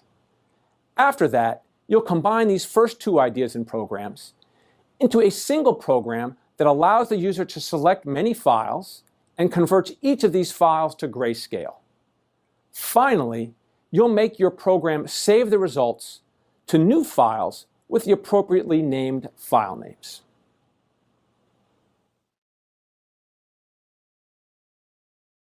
Welcome back. You're currently learning how to convert a bunch of images to grayscale. An important component of that process is the ability to convert one image to grayscale. In particular, you want to take a color image and produce an image that looks like it, but only uses shades of gray, not any colors. As with all programming problems, the way you want to approach this problem is with the 7-step approach you've learned previously. The first step is to work an instance by hand. As always, we must work with a small, manageable problem size. Here, we picked a 2x2 image to work with. We're going to want to make a 2x2 image for the output, but how do you figure out what shade of gray to use for this pixel? You need domain knowledge before you can proceed. In this particular problem, the knowledge you need is about colors or graphics. The first thing we need to know is what precisely is a shade of gray. A color is a shade of gray if its red, blue, and green components are all the same. However, this knowledge by itself is not sufficient to tell you how to come up with the shade of gray for a particular color, just that the result needs to have the red, blue, and green all the same. One way you could do this is to average the red, green, and blue components. Or you might decide you want a weighted average because the human eye does not perceive all colors in the same way. There could be more complex alternatives. However, just taking the average works pretty well and is simple. Now you have the domain knowledge required to do this problem yourself. You can look at the RGB for a pixel, compute the average, and color in the output pixel appropriately. Then you would go through looking at the RGB values for each input pixel, computing their average, and coloring in the output pixel accordingly. Once you have colored in all of the pixels, you've worked an instance of the problem yourself and are done with step 1. The next thing you need to do is write down exactly what you just did. I started with the image I wanted, which we called inImage. Then I made another image of the same size, which we called outImage. I computed 255 plus 0 plus 0 divided by 3, which was 83, and I made the first pixel of outImage have red, green, and blue values of 83. And then I went through each other pixel, computing the average of the R, G, and B, and coloring the output pixel accordingly. Once we finished this, we had these 10 steps that we used to solve this particular instance of the problem. Now you are ready to move to step 3 and look for patterns and repetition. You can see that we are doing very similar things to each pixel, but they are not quite the same. We need to find the patterns in the number to generalize these steps to any image. Let us look at the particular numbers we need to generalize. Why did we use 255 here and 0 here? These numbers were all the corresponding pixel in inImage's red component. What about these numbers? Similarly, these were the green component of the corresponding pixel in inImage. Lastly, these numbers were the blue component of the corresponding pixel. Next, you should give a name to the result of this math. It won't always be these particular numbers, and you will want to be able to refer to it precisely. We'll call it average. Okay, now that we've thought that through, you can write the general algorithm. Notice how we thought about what we do for each pixel and wrote down general steps. Now we can write this in terms of steps to do to each pixel in the output image. It will work for any size image with any colors. The last thing you should do before you write code is to test your generalized algorithm out on another small input. Here is a small image and the RGB values for each pixel. Take a moment to execute the algorithm and see if you get the correct answer.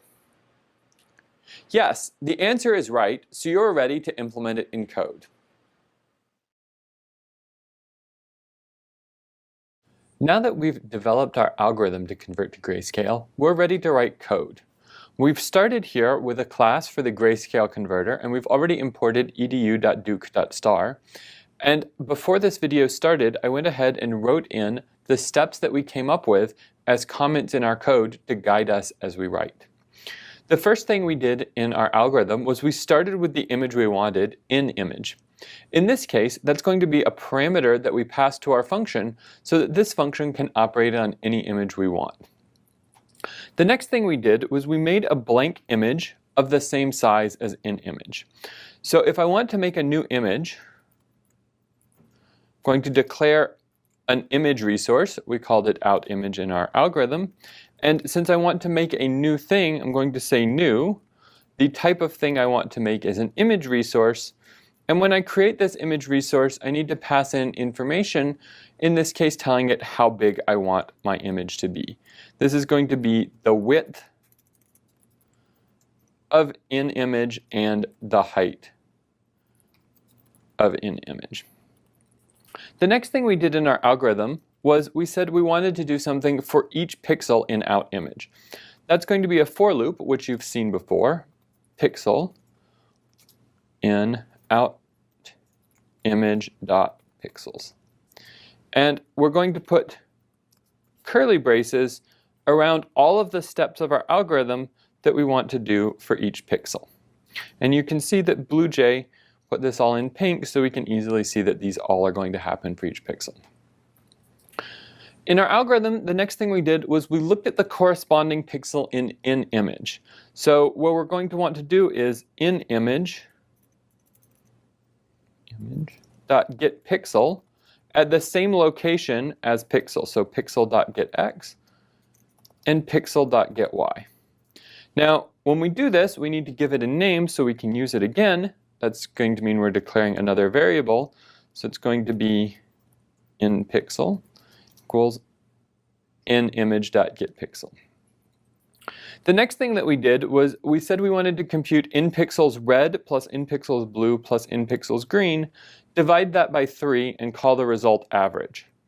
So I want in pixels red, which is going to be in pixel.getRed, plus in pixels blue, in pixel.getBlue, plus in pixels green, in pixel.getGreen, and then I want to divide by 3. Now if I write divide by 3 here, I've made a small mistake because order of operations is going to make in pixel.getGreen divided by 3. I want to divide the whole thing by 3, so I need parentheses. And we want to call this average. We're declaring a new variable. What type is this variable? Well, it's going to be just a plain number, so int average equals all of that math. Now I want to set pixels red, so pixel.setRed to average, and similarly pixel.setGreen to average, and pixel.setBlue to average. Those are all of the steps I wanted to do for each pixel. And then our last step at the bottom here says outImage is our answer. Whenever we know the answer to a function, we return that answer. So in this case, outImage is our answer. We just return outImage. So now I'm going to come up here and click compile. At the bottom it says class compiled, no syntax errors. You've frequently been testing your code by just making an object in the BlueJ main window and calling it its methods, but making an image resource there is a little bit tricky, so we're going to write another method to help us test this out. Public void, let's call it test gray, which is going to take no parameters. It's going to make an image resource, we'll call it IR, with new image resource. And that's going to pop up a dialog and ask us what image we want. And then we're going to make gray on this image resource. And then we're going to draw that. Now, if we'd forgotten the name of the method we just wrote, we could scroll up and look, but I just remember it's called makeGray. I'm going to compile. Again, no syntax errors. We obey the rules of the language. We don't yet know if our code works. Now I'm going to come over here to the main window. I'm going to hit New Grayscale Converter. And it's going to give me this object in my BlueJ. Now I'm going to hit Test Gray. It's going to pop up a dialog asking me what image I want. I'm just going to choose these nice colorful Easter eggs, but when I run it through my Grayscale converter, I get Easter eggs in gray. Since my code passed this test case, I'm more confident that it works, and in general, the more test cases we run, the more confident we'll be in our code's correctness. Having written the code to convert one image to grayscale, we'd like to go one step further and convert many images to grayscale. We've started here with the class we wrote in the previous video, in which we implemented our algorithm in code. I've added a method at the bottom, select and convert, which is going to let us select a bunch of files and convert them all. You've already seen this code before, which iterates over a selection of files and just prints out their name. Now we're going to combine these two ideas to give us code which is going to iterate over a bunch of files and convert them all to grayscale. So we're going to start with a very similar structure here. We're going to make a directory resource, which is going to be a new directory resource, and we're going to say for file f in directory resource dot. And if you don't remember this name, you can look at the API or look at the code we did before. It's going to be selected files. And what we did last time was we just printed out f.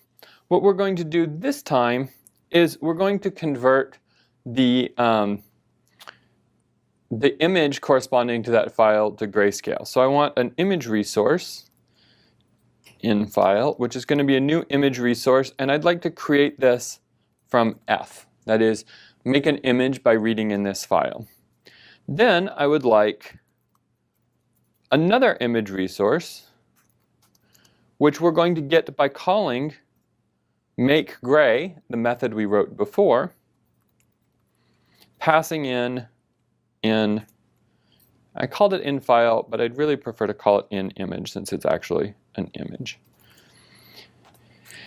And then the last thing we're going to do is just draw this file so we can see something happening. So I'm going to compile this, and it told me it cannot find the symbol class file. What we need to do to use file is import java.io.star because that's the package in which files are. Now it compiles fine. And now I'm going to go back over here to my main BlueJ window. I'm going to make a new grayscale converter. And now I'm going to click on this and I'm going to choose select and convert. And it pops up this dialog. And if we navigate through here back to somewhere where there are images, we can now pick some selection of pictures that we would like to convert each of them to. And you can see that it went through and converted each of these pictures into grayscale and drew the resulting image. I think it's still converting one of them. The last one was really big. All right, so now we've put those two ideas together. We've converted any set of images you select. The next step is going to be to save these images to a file. Welcome. Today what we're going to do is I'm going to show you how to make copies of images by writing a program to do so. I've got a file of images on my computer, and I'd like to actually read some of those images in and make copies of those files. So we're going to do that with a program. So I'm going to create a new class, and we'll call it Image Saver.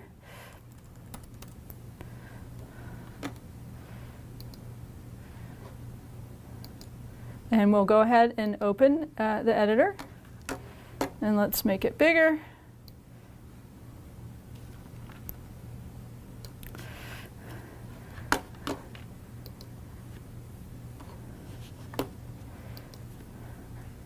And what we'll do is we'll create a method in here called doSave. So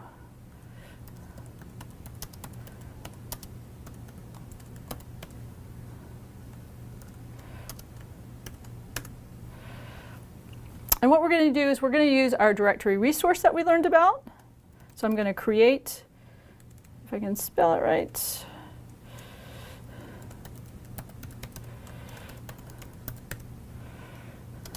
I'll create a variable called dr of type directory resource. And I'll have to create a new directory resource.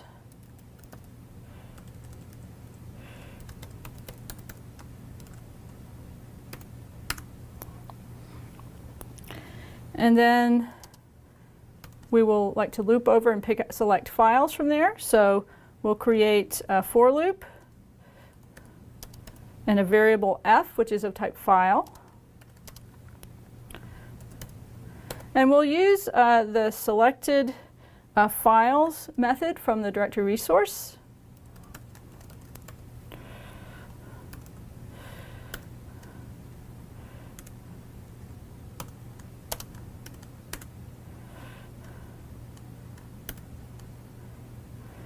And let's see what we're going to do with our files. So now what we're going to do is create an image resource.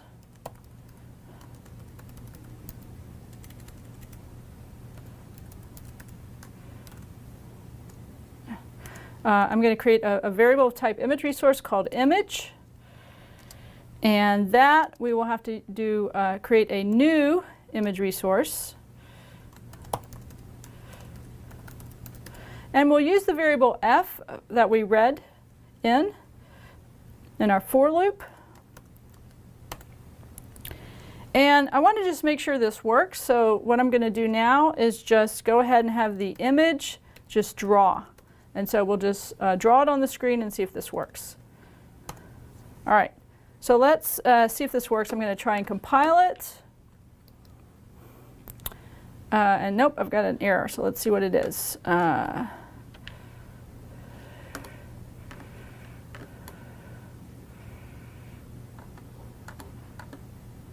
So I forgot to put another curly brace. Whenever you get this reached into file while parsing, and it's got this highlighted, so I'm going to try and add another curly brace. I need one for my method doSave.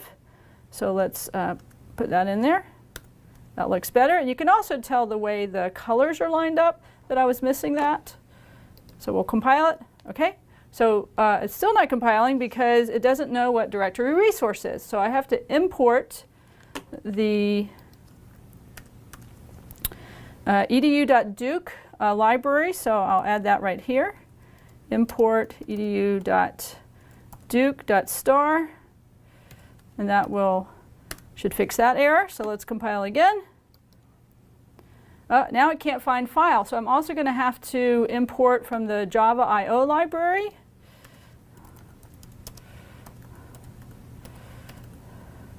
And I'll just go ahead and specify that I want to import the file class. And let's see if that compiles. Yay, no syntax errors. OK, so now we can come over here and we can actually run this and just see all this is going to do, hopefully if it works, is it will just display some images that I'm going to select. So we will go ahead and create a new image saver. And then we will go ahead and run our doSave method. Now I have to find on my computer where I've got some images. So I'm going to navigate to here And I've got it on my desktop. I've got a folder of images. There it is. And now I can select several images. I'll just go ahead and select the dinos. And I'll select another one, Easter eggs. I could select as many as I wanted to. And I'll go ahead and open. And our program should just draw these images. And it did. We saw the 2 images. So that's great. That seemed to work. So I'll just get rid of those. And let's go back to our program now. And now what we would like to do, we know that we can get the images and we can display them. And so now what we'd like to do is we'd like to make a copy of them. So we're going to add some more code in here. And let's see. OK. So now what we're going to do is, first what we're going to have to do is we're going to get a file name from the image file that we have just grabbed.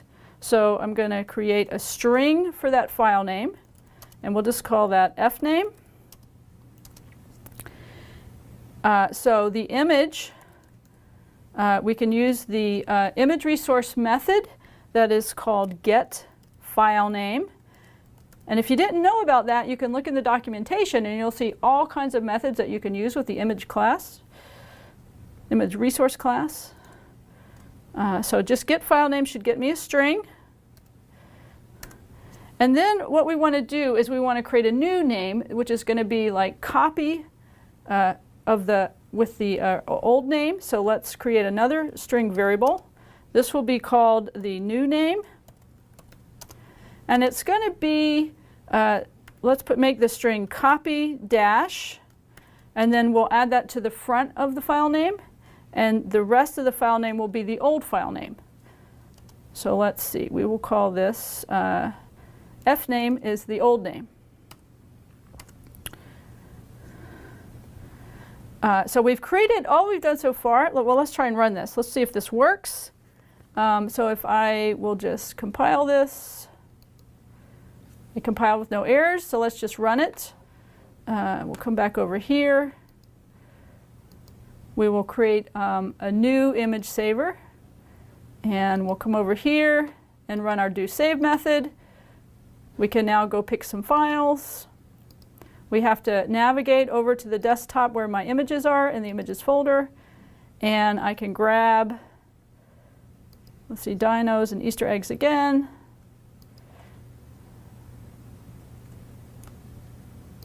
There we go. And we open them. And we got them.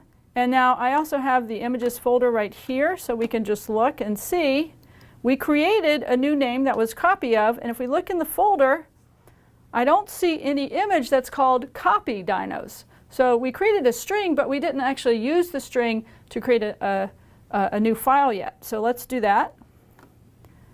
So we have the name, but now we need to use it. So we're going to actually, there's another method called setFileName. So let's use that. So we'll say image dot set file name. And what we want to set it to is this new string that we created.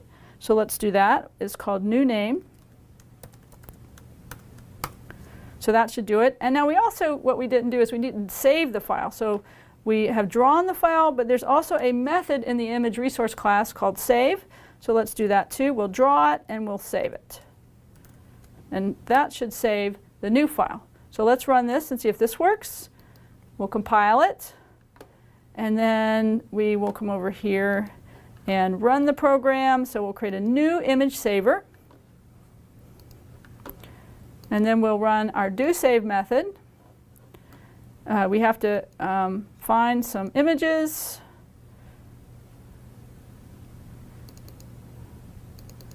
OK, and so again, I'll just pick dinos and Easter eggs, and let's open them.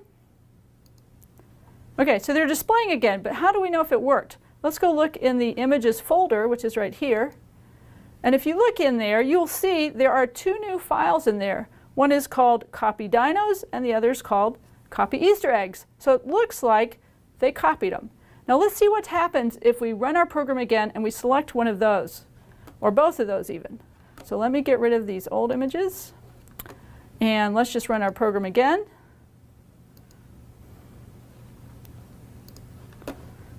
So I'm running the doSave method. I'm going to the desktop, picking some images to make copies of, and I'm just going to make a copy of copy dinos. And let's make a copy of copy Easter eggs, and we'll also make a copy of, let's see, Roger. All right, so we're going to make a copy of those 3 files, and let's see what happens. Okay, so we had all those pictures pop up, and we'll just get rid of them. And if we look over here in the images folder, let's see what we have. We have copy dinos, and we have copy Easter eggs, because we made copies of copies, is what we did. And then we also made a copy of Roger, so we also see a copy Roger. So anyway, that's how you make a copy of an image, where we grab the file, we have to create a new file name, and then we save a copy of it with the new file name, but we have to give it a new name because there's already a file with that name. So we added copy dash onto the front of it. Hope you enjoyed that. Thanks. Hi, we're now done with this lesson, in which you've written a Java program to convert many image files to Grayscale, batch processing. During this lesson, you learned how it can be really useful to break a large problem down into smaller pieces, into smaller programs that you can then develop incrementally, making each program work and then putting the correct working programs together. You got more practice writing code which iterates over data. First, iterating over files that the user selected using the directory resource class. And then iterating over the pixels in an image, where you wrote code to actually convert an image to grayscale. Converting the image to grayscale gave you more practice in solving a programming problem using our 7-step method.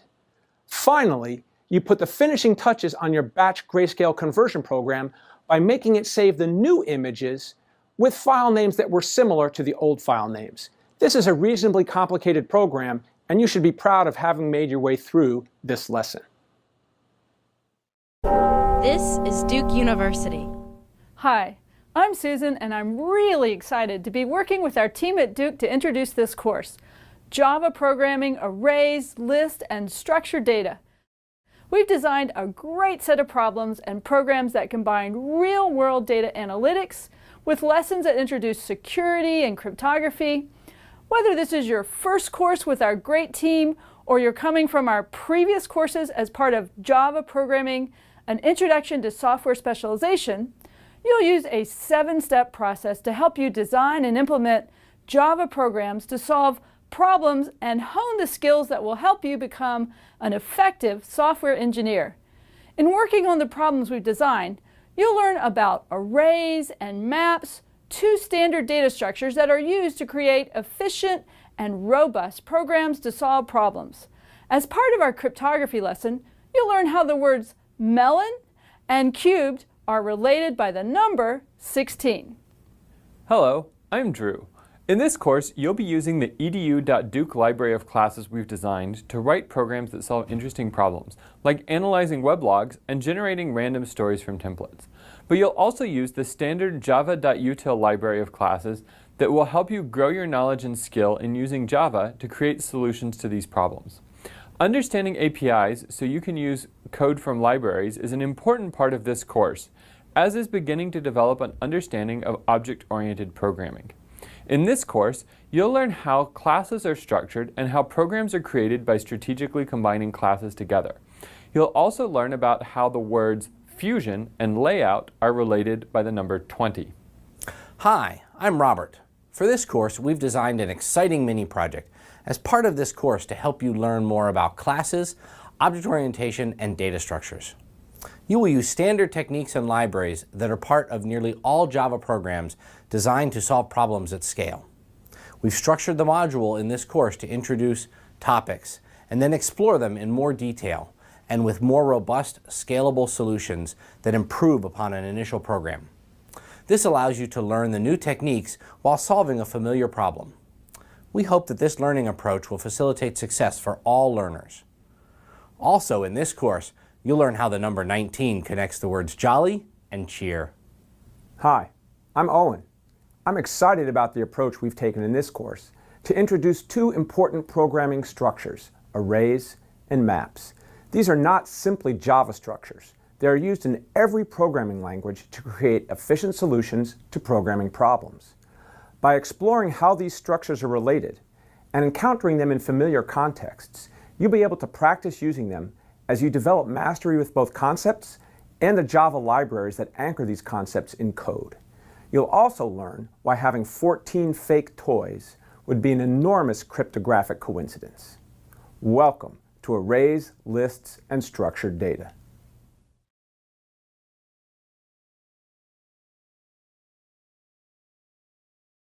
Welcome back. Today, you're going to learn a little bit about security, which will show you the importance of the problems you're going to solve in this module. Suppose you want to buy something online. You use your computer, which is connected to the internet, so it can communicate with the servers at the online store from which you're making your purchases. To complete your purchase, you put your credit card or other payment information into your computer. When you purchase the items in your shopping cart, for example, your computer sends that information with your credit card information across the internet to the online store. But what if a thief is looking at the data going across the internet? This thief might be able to intercept your credit card information and use it to make fraudulent purchases. You certainly don't want that, and neither does the online store. It wants your business. So what makes online shopping safe? What actually happens is that your computer encrypts the information before it sends it to the web servers for the online store. The two computers agree on a special piece of data called the key, and then use that with an encryption algorithm to transform the data so that only another computer with the key can decrypt the data. Now your computer sends the encrypted data across the internet, and any potential thief is thwarted. The thief can only see the encrypted data and cannot understand what the message says. The receiving computer, which has the key, can then decrypt the data and understand the original message. When you are doing anything online, your web browser will tell you if you have a secure connection. For example, Chrome displays the HTTPS in green and shows a green lock icon next to it. The S in HTTPS is for secure. It's a different kind of connection to a web server than the standard HTTP. If you were to click on the lock icon, it would tell you the technical details of the encryption used to secure the connection. There are many algorithms involved in securing your internet connection. An algorithm called AES is typically used to encrypt the data that is sent to the server once the connection is set up. However, your computer and the server must agree on the key in a secure fashion before any information can be sent. While this may sound quite difficult, there are algorithms that can make this happen. In this example, my computer used two algorithms to securely set up the connection with the server. One called elliptic curve Diffie-Hellman and one called RSA. These algorithms are very important to the secure operation of the internet, but the math involved is a bit advanced to go into here. To implement these encryption algorithms, you would need to spend several days or months just learning that math, which is not the focus of this course. If you are interested in advanced cryptography, Coursera has some excellent courses on the subject, which you could take after you've mastered basic programming. Even though modern cryptography requires some advanced math, you can, however, learn a lot about cryptography by looking to the past. Classical cryptography, the cryptographic algorithms used in past centuries, involve simple mathematics and even predate computers. These algorithms are not secure today. They can be easily cracked by computers, but learning how they work and implementing them will teach you some important lessons. Furthermore, learning how to break them will teach you a critical lesson. Do not try to make up your own cryptographic scheme. If you need security, use a well-tested implementation of a modern cryptographic library. So how far into history will we need to look to find the first use of cryptography? The first known use of something resembling cryptography comes from ancient Egypt 4,000 years ago. However, historians believe that the hiding of messages was not a serious attempt to guard secrets. If you look forward a few hundred years to Mesopotamia, around 1500 BCE, you will find records of craftsmen using simple encryption schemes to guard their secrets when they recorded them on stone tablets. Going further forward to the Roman Empire, the Caesar cipher, which you will learn about in the rest of this module, is named after Julius Caesar, who used it extensively. Looking forward another 1500 years, you will find the Vigenère cipher. Giovan Battista Bellosa actually described this algorithm in 1553, but it is named after Blaise Vigenère in the 19th century. This algorithm is historically very important as it was long regarded as unbreakable. However, in the mini project, you're going to write a program to break it. Continuing forward to the 1940s, cryptography was a critical part of World War II. The Allies devoted significant resources to breaking the German codes, with the core of that effort taking place at Bletchley Park in England. Alan Turing was a leader in this code-breaking effort and made many important contributions to computer science. In fact, he is so important that the highest honor in computer science is called the Turing Award. So now that you know a bit about cryptographic history, what will you be doing? In this module, you're going to learn about the Caesar cipher. You will implement it and then break it. In the mini project at the end of this course, you're going to learn about the Vigenère cipher and will also implement it and break it. Of course, all of these problems are going to teach you several important skills that can help you solve a wide variety of other problems. Welcome back. Now that you know a bit about the importance of cryptography, it is time for you to learn a bit more about the concepts of the Caesar cipher, which you will implement in this lesson. Suppose you were in a battle and you wanted to send a message to your sub-commanders to tell the 1st Legion to attack the east flank. You don't want your enemies to know your plan, even if they intercept this message. So you encrypt it with your cipher, as shown on the second line. The Caesar cipher algorithm is named for Julius Caesar, the famous Roman emperor who used it. The basic idea of this algorithm is to substitute each letter with the letter obtained by shifting the alphabet by a fixed amount, that is, a specific number of letters later in the alphabet. The amount you shift the alphabet by is the key for this cipher. Julius Caesar used a shift of 3 letters prior, which if you think of the algorithm in terms of shifting to a later letter, would be the same as 23 letters later. To see how this algorithm works, we'll walk through an example of encrypting this message. We'll use the alphabet to show how letters are encrypted. The first letter of the message is F. We find the letter F in the alphabet here, and then we go backwards 3 letters, EDC. So you would write down a C as the first letter of your message. The next letter is I. We find the letter I in the alphabet here, and then we go backwards 3 letters, HGF, writing down F as the next letter of the message. The next letter is R. We find the letter R in the alphabet here. Again, go backwards 3 letters, QPO, writing down O as the next letter of the message. You would continue the same way through the first word, and then you would get to a space. Doing this by hand as Caesar would have done, the easiest thing to do is leave the space unchanged and write down a space in your message. The next word and space proceed in the same way. However, what happens when you get to A? We find A here. It is the first letter in the alphabet, but how do you go 3 letters backwards? You have to wrap around to the end of the alphabet. From there, you go 3 letters backwards to Z, Y, X, writing down X as the next letter.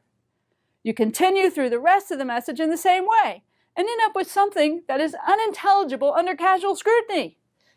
However, if you know or can figure out the key, you can decrypt the message. The process is the same as encrypting with a key of 26 minus n. So how do you actually do this? One way is to do math on the numbers. If you took our Coursera course, Programming and the Web for Beginners, you should remember that everything is a number. If you're not familiar with this concept, it is very important in computer science, as computers can only work with numbers. In this case, that principle says that these letters are actually represented as numbers, so you can do math on them.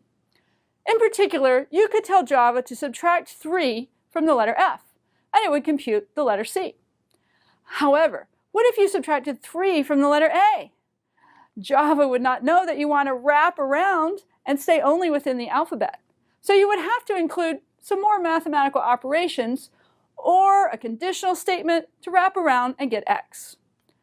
Another way you could do this, which makes the wraparound case a bit cleaner, is to pre-shift the entire alphabet. That is, compute the shifts of each letter at the start before you try to encrypt anything in the message. For example, you could take the alphabet and for a shift of 3 to the left, compute a string like this one. We will see the details of how to do this in a future video. However, once you have computed these strings, you can use them to look up the encryption of each letter. For the F at the start of the message, you want to find F in the original alphabet. Think for a moment about what you have learned about strings in the past. What method might you use to find F? Once you have found F, you look at the letter in the same position in the shifted alphabet, which is C. Then you write down that letter in your encrypted message. For A, which wraps around the X, you do not have any special case. Again, you just find A in the original alphabet, look at the letter in the same position in the shifted alphabet, in this case that letter X, so you write down X in your encrypted message. Great. Now you know the basic ideas behind a Caesar cipher. However, before you implement this algorithm, you will need to learn a few new Java concepts. You're going to learn some new ways to manipulate strings, as well as for loops which count over a range of numbers. For loops which count over ranges of numbers are particularly important, as you will use the numbers you count to index into data, manipulating particular locations in a sequence. You are familiar with strings, which are sequences of characters, but we'll learn about the new types of sequences in the rest of this course, so you will use for loops a lot. Thank you.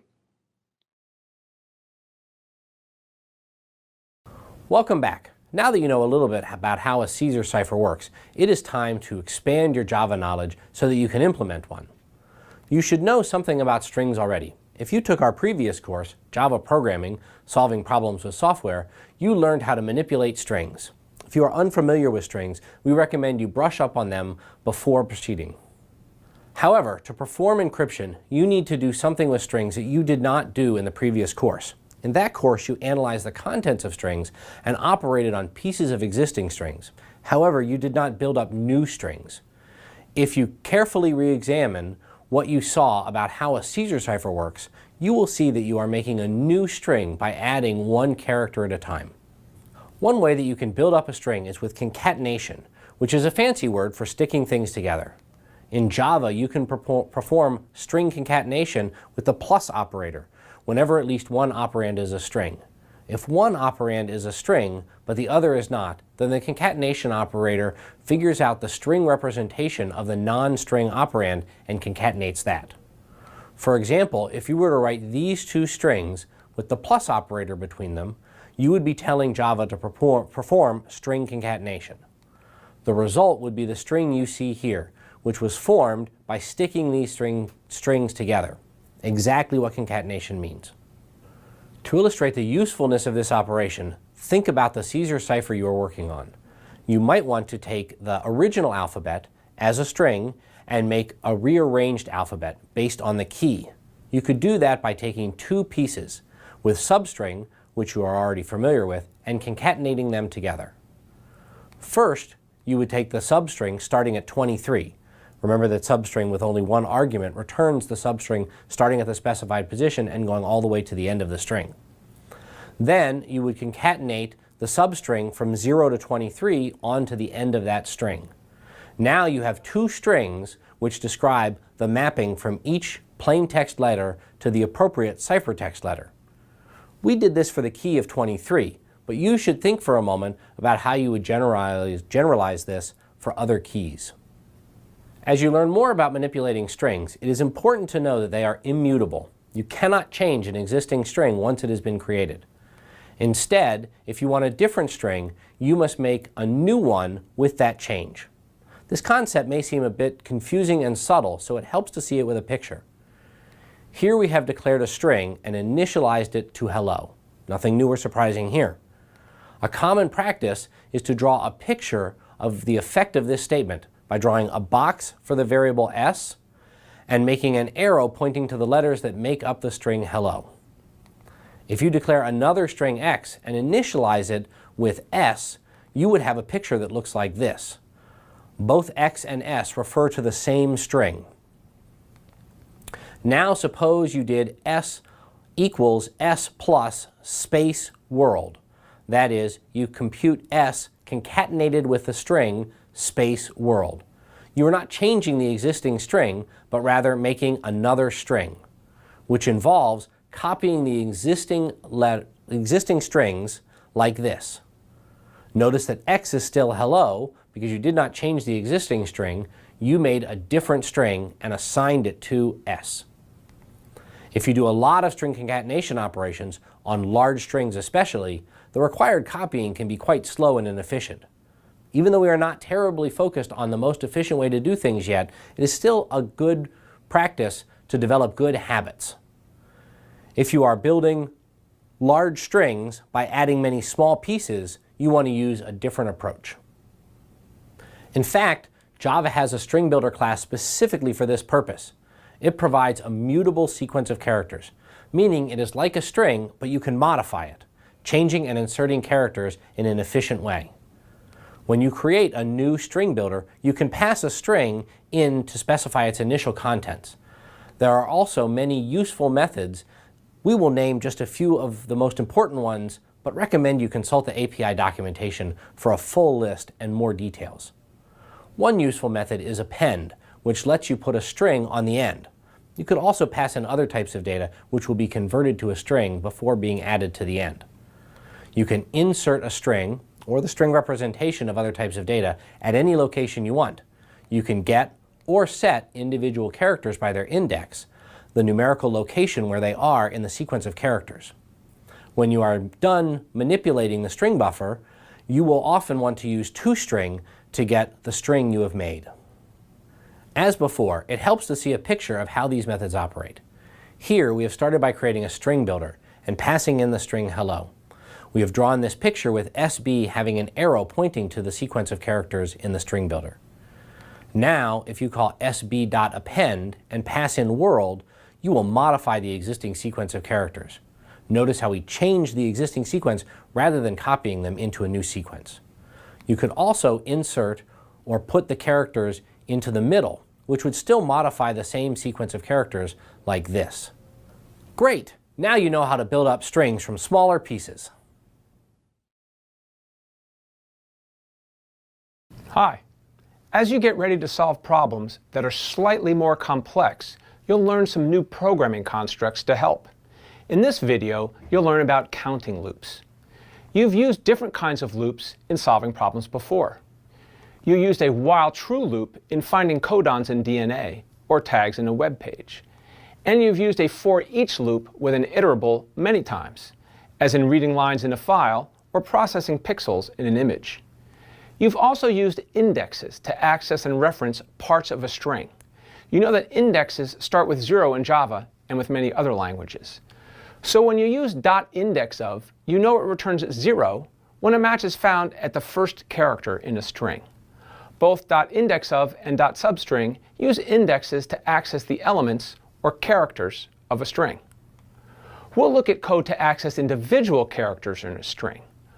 We'll do this in the context of looking at the reverse of a string, where the reverse of CGATTA is ATTAGC, and the reverse of TIP, TIP, is PIT, PIT. Scientists studying genomes often have to look at a string backwards to analyze the DNA. It can also be a source of fun or wordplay to look at phrases that are palindromes, the same read backwards as forward. Here's a sentence in Russian that you can see reads backwards and forwards if you understand the Cyrillic alphabet. It means, the boar pressed the eggplant. In Spanish, we have a palindromic sentence that means, there jogs the tortilla. While in French, the sentence, et ça va la vache, means, and how is the cow? Finally, we see an English sentence, draw, O Caesar, erase a coward, which is particularly appropriate as we implement a Caesar cipher in this module. We'll use a new loop, the counting loop, to reverse a string. Indexing a string in a loop can be done in several ways, but we'll look at a very common approach. We must understand a loop with 3 parts. Each part is separated from the other parts by a semicolon, as you can see in the code on the slide. The first part of the loop is called the initialization. Here the variable k is assigned the value 0, and this happens once before the loop guard and the loop body are executed. The loop guard is evaluated each time before the loop block or body may be executed. When the loop guard is true, the body is executed. And when it's false, the loop executes. Sometimes the loop guard is called the loop test. The increment here happens after all the statements in the loop body are executed. After the increment, the loop guard is evaluated again to see if the loop continues or exits. We'll look at this more closely. To understand the for loop, we'll compare it to the while loop that you've seen before, though not with this precise style of counting in a loop. The for loop does not provide more power than a while loop, or allow you to solve different problems. The for loop is simply syntactic sugar, or a dressing up of a while loop. The for loop puts all the parts in one place, and many programmers think this makes the loop easier to write and to read.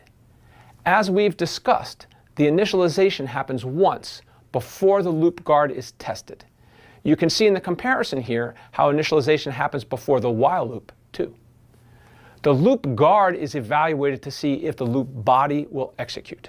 When the loop guard is false, the loop is over. Both the while and the for loop exit when this loop guard or test is false. When the guard is true, the loop body executes, and as the last statement in the body, we see the increment statement, which will execute. We'll trace through the execution of a for loop in a particular example of a reverse function to better understand the loop. And to trace this, we'll look at the call reverse pit. This means the value of parameter s is the string pit. The local variable r, or ret, will accumulate the reversed string. It's initialized to the empty string before the loop. As we trace through the code, the green arrow indicates the statement that will execute next. The loop index, or control variable k, is initialized to 0. Remember that the loop initialization only happens once in a for loop, and the variable k is only accessible within the loop, but not after the loop. Its scope is limited. When the loop guard is checked, the value of k, which is 0, is less than s.length, which is 3 since pit has 3 characters. The loop guard evaluates to true. Loop guards are always Boolean expressions. The loop body now executes, and the string method char@, acts as a character at a specific index. We should point out here, some people say char@, the way I do, and some people say char@. Either one is fine. Since k is 0, the expression s.char@0 evaluates to p. We've shown the character p with single quotes, which is used in Java to indicate the primitive type char. The value of ret is shown as the empty string in double quotes, because these double quotes in Java indicate a string literal. Concatenating the character p to the empty string yields a new string p. The variable ret will be assigned the value p. The string variable changes, and it's no longer pointing to the empty string as it used to. Remember that strings in Java are immutable. We can create new ones, but we can't change a string. The increment executes after the loop body. This changes k so that it has the value 1. After the increment statement, we're ready to trace the next iteration of the loop. The local variable ret has the value p, the loop control variable k has the value 1, and we're ready to continue the trace. K has the value 1. The length of s, the string pit, is 3, and so the loop body executes since the guard evaluates to true. Remember that the .char@ method accesses the kth character. Here that's the character I, whose index is 1. The character I is prepended via string concatenation to ret, which is p, and this creates a new string ip. The assignment statement changes ret so that it references this new string. And now the loop increment will execute. The value of k is 2, and the loop will continue to execute. We'll now trace through the last iteration of the loop. The local variable ret has the value ip. The loop variable k has the value 2, and as we can see here, the loop guard will be evaluated. Since 2 is less than 3, the guard is true, and the loop body executes. S.char@t evaluates to t, as you can see here. The character t is prepended to the string ip to form the string tip. Variable ret now references tip, and the loop continues. The increment statement executes, which changes k to have the value 3. Now the loop guard will be evaluated again. As the loop guard is evaluated here, you can see that the value of k is 3, and the length of s is 3 as well. Since 3 is not less than 3, the loop guard is false. Control in the program continues to the statement after the loop. The value of ret is tip, the reverse of the string parameter s, so tip will be returned. It's good to know that you'll see others write code, and you should understand that. Many programmers use I as a loop control or index variables. Some programmers think the letter I is hard to distinguish from the number 1, but I is more common than k in reading other code. Many programmers use the post-increment operator I++ instead of I plus gets 1. We won't explain the nuances of I++ here, but it's a very common idiom in using loops, and it's fine to use I++ by itself in the loop increment. Sometimes it's useful to define the loop index variable before the loop, rather than inside the parentheses of the loop. This allows the value of I to be referenced or accessed after the loop is over. When the variable is defined within the parentheses of the loop, that loop control variable can only be referenced within the loop body, but not after the loop. Have fun programming and programming and programming as you loop and loop and loop. Hello. We'll introduce the class character, which you can use to determine properties of character values in Java. The type char is a primitive type, like int, boolean, and double. Some people pronounce it char, some people pronounce it car, and some people say care. But everyone says the word character the same way, so I typically use the careful pronunciation. Char values are specified with single quotes. For example, you can see quote a quote, and quote 1 quote, and quote space quote here. These are character values. The value double quote a double quote is a string value. It's usually much easier to write the code than to say all these quote values. The character class has several methods you can use in writing code. You may remember the methods integer.parseInt and double.parseDouble. These were methods of the classes capital I integer and capital D double, respectively. The method capital C character dot to lowercase returns a lowercase equivalent of its argument. For example, this call will return a lowercase g, since an uppercase g is the argument to character dot to lowercase.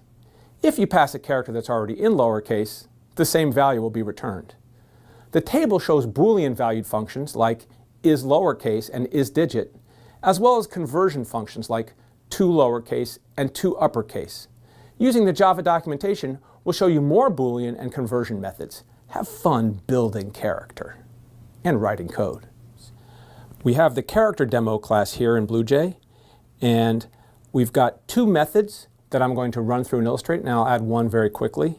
This first method, digit test, creates a test string that has uppercase characters, lowercase characters, digits, and punctuation, moves through every character of the string, and calls the character.isDigit method, a Boolean method, and the character.isAlphabetic method, another Boolean method. So let's run through digit test and see what it does.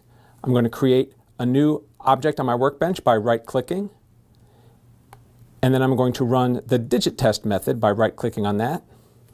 And we can see here pretty clearly that A, B, C, uppercase characters, little a, little b, little c, those are all alphabetic characters, and then the digits are labeled as digit characters. Notice that no punctuation was printed, so that when I go back to my editor, we can see that the uppercase characters were all alphabetic. The characters that look like digits were all labeled as digits, and the punctuation wasn't any character in that it didn't have the label alphabetic and it didn't have the label digit. Just want to illustrate one quick thing here. I can also say if ch is equal to the character hashtag, then I can print a message that it's a hashtag. Highly enlightening.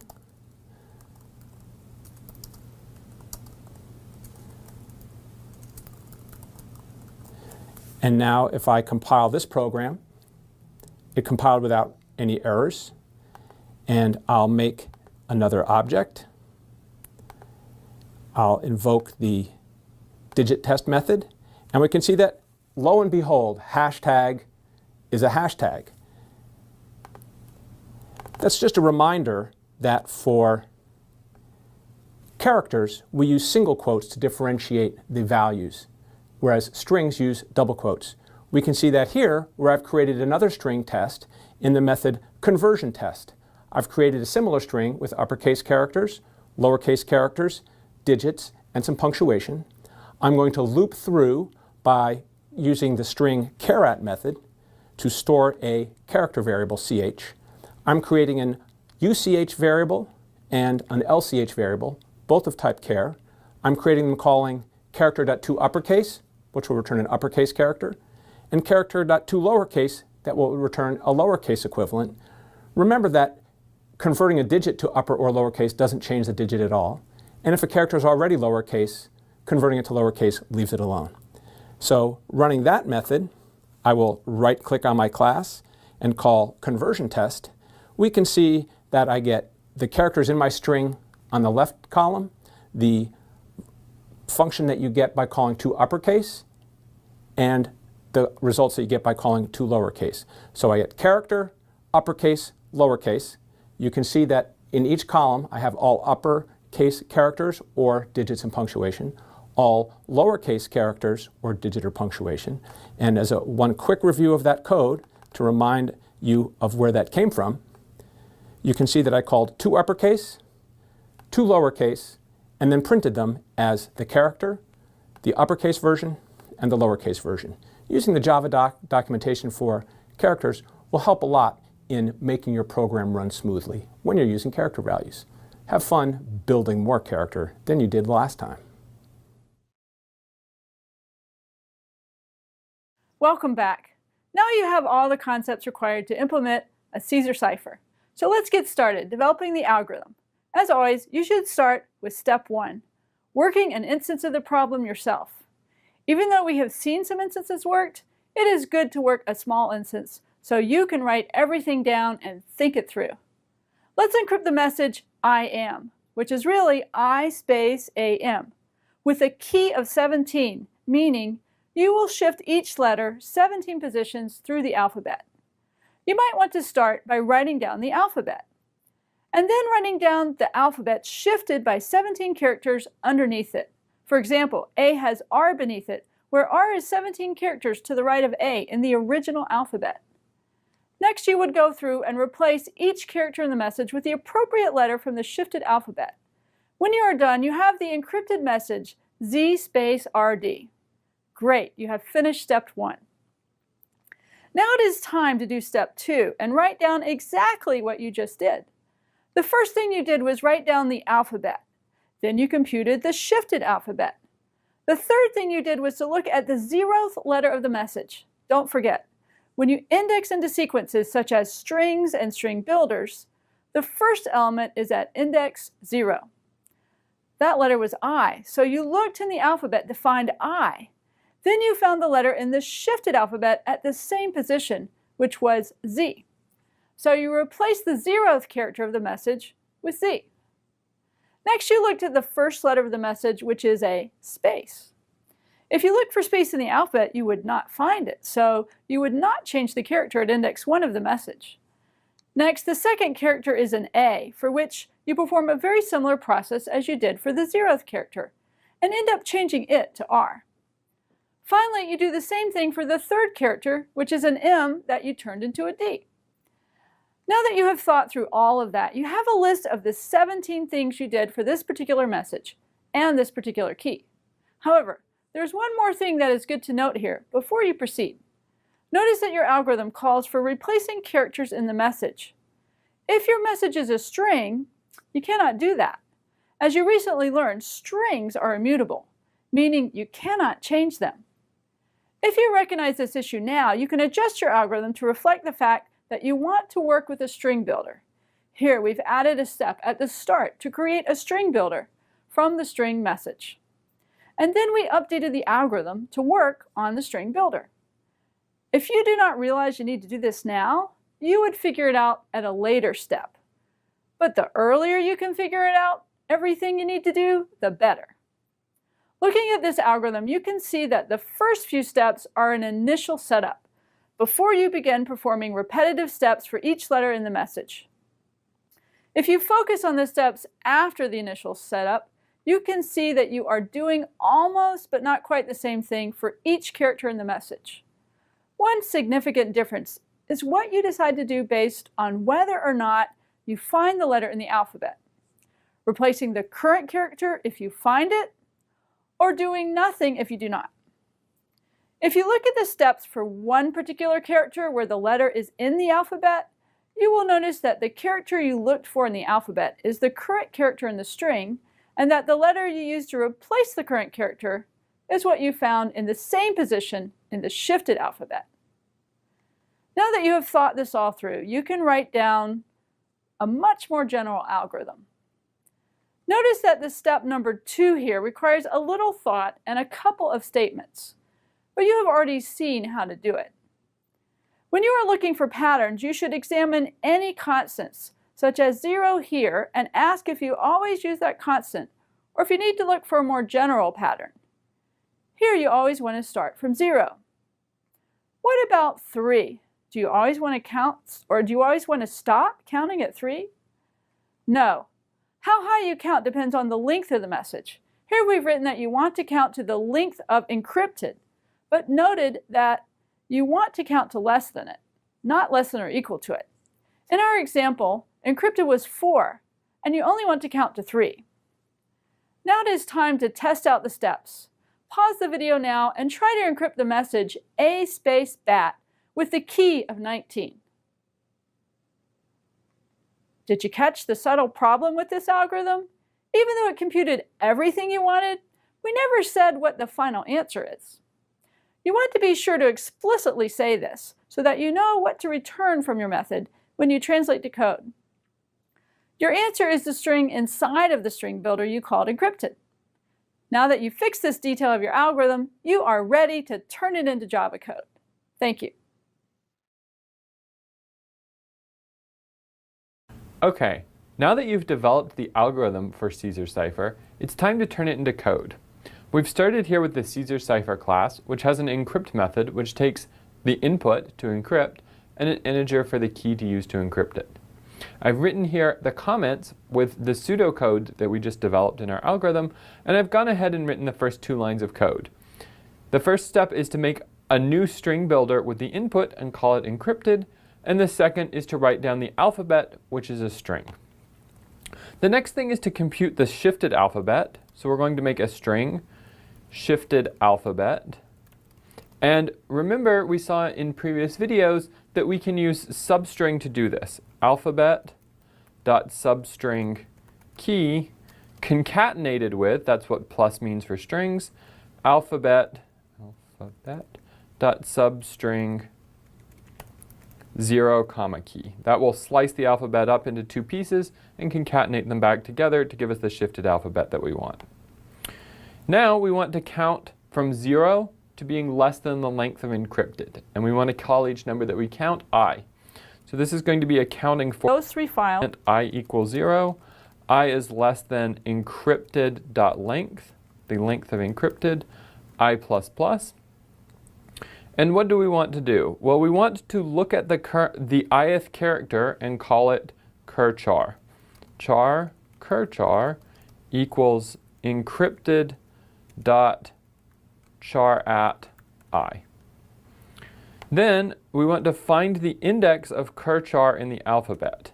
Int idx, we said over here call it idx, equals alphabet dot index of curchar. And then we want to see if that's in the alphabet. As you've seen before, index of will return -1 if something is not there, and some other number if it is. So it would not be there if IDX is index or is -1. We want not equal to -1 to mean it is there. Now we want the IDX char of shifted alphabet, and we want to call that new char equals shifted alphabet dot char at IDX. And now I want to replace the ith character of encrypted with new char. So encrypted set char at, and then I want the ith character to be new char. That's everything I want to do inside of that if. Otherwise, do nothing. I don't need to write an else if I don't want to do anything otherwise. This curly brace closes my counting for loop. And at the end here, I said I want my answer, so I want to return something, to be the string inside of encrypted. So encrypted.toString. I'm going to compile that. It says no syntax errors. And I've written here already this method testCaesar, which is going to make a new file resource, so it'll prompt us for a file, read it all in as a string, encrypt it.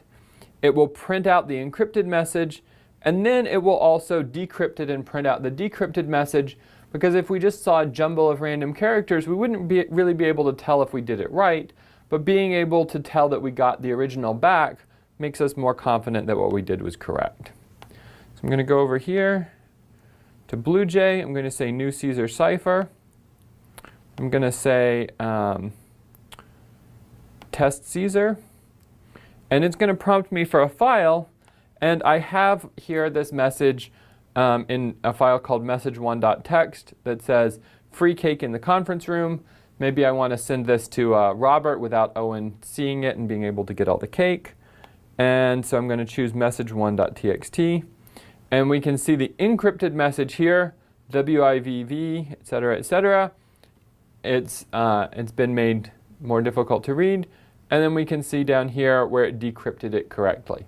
So I'd be a little more confident in this. I'd want to go through and check by hand that this actually came out with the correct key before I'd be completely certain that this test case worked correctly. Now, we've written and tested our Caesar cipher class. We tested it out on one message, and it looked like it worked. Does this mean we can be sure our code is correct? Of course not. Remember, when you're testing software, each test case makes you more confident in your code, but no number of tests can guarantee that your code is correct. You want more and more tests to be more and more confident, and one test case generally isn't enough. So here, I have a different message. Dear Owen, no matter what you may have heard, there is no cake in the conference room. The cake is a lie. Please keep working on Coursera videos. So I want to encrypt this and send an encrypted message to Owen to fend him off from the cake in case he intercepted my message to Robert. I'm going to use my testCaesar, and now I'm going to do message2.txt. And when I look at this, I'm going to see that the D in dear turned into a U, that's good, but then E, A, and R were left the same. Then the O in Owen turned into an F, but then W, E, N were all left the same. And in fact, most of this is unchanged. So my code isn't quite right. If I look back at it, I'm going to see that it's only going to work with capital letters and not with lowercase letters. This was the problem in our first test case. It only had capital letters, it didn't have lowercase letters, so we didn't really test all the cases enough. We're going to leave this to you to fix. There are a couple different ways you can do it, and we hope you can figure one of them out. So good luck, and happy fixing of your code.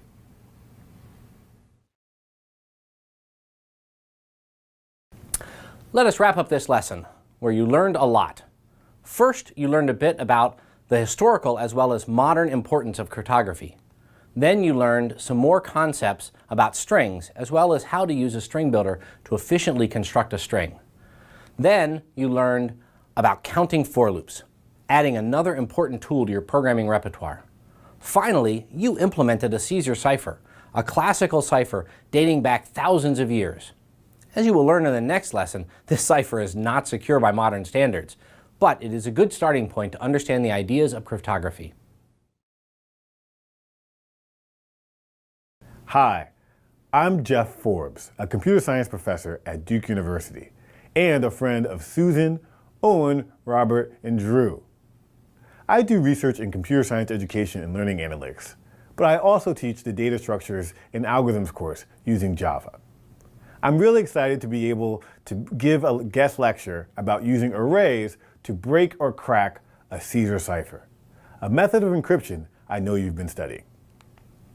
You, or someone else, has implemented a program to encrypt text using a Caesar cipher. This is a very basic and historically interesting form of decryption, though it's not secure given patience or access to a computer and your skills at programming. The concepts in cracking the cipher are useful in solving other problems too. A key is used to encrypt, to shift all the letters in a message. But how do we decrypt? We know that decryption must be possible, since the intended recipient must be able to decrypt and read the encrypted message being sent. Because a shift of 26 is the same as a shift of 0, encrypting with the shift of 7 followed by decrypting with the shift of 19 will result in the original message, just like a shift of 26. How does knowing this help us crack the cipher? A thief, or hacker, could find the key, which is a number. Keys are often numbers, both in the Caesar cipher and many other forms of encryption. The hacker simply subtracts from 26 and will be able to decrypt the message. If the hacker or thief doesn't have the key, is it possible to use brute force or some other way to crack the cipher? Brute force means trying every possible key. With a human helping, using brute force with a Caesar cipher makes it relatively easy to decrypt the message. Suppose we intercept this message, which is too difficult to pronounce. Can we tell what this message says simply by looking at it? That seems unlikely. If we know the key used to encrypt this message, we could easily decrypt it. But how many keys are there? Perhaps we can simply try them all. That's what a brute force approach is. The basic idea is to try every key. We already have the code to encrypt the message. We'll use every key from 1 to 26 or 25 to encrypt the message we're trying to decrypt. Since the decryption shift is just 26 minus the original encryption shift, if we try all 26 shifts, we'll find the original message. We can try every key using this brute force approach because the number of keys is small, and trying each key is fast. The same approach won't work for other forms of encryption because there might be too many keys. It's also possible that using each key to encrypt could take a long time.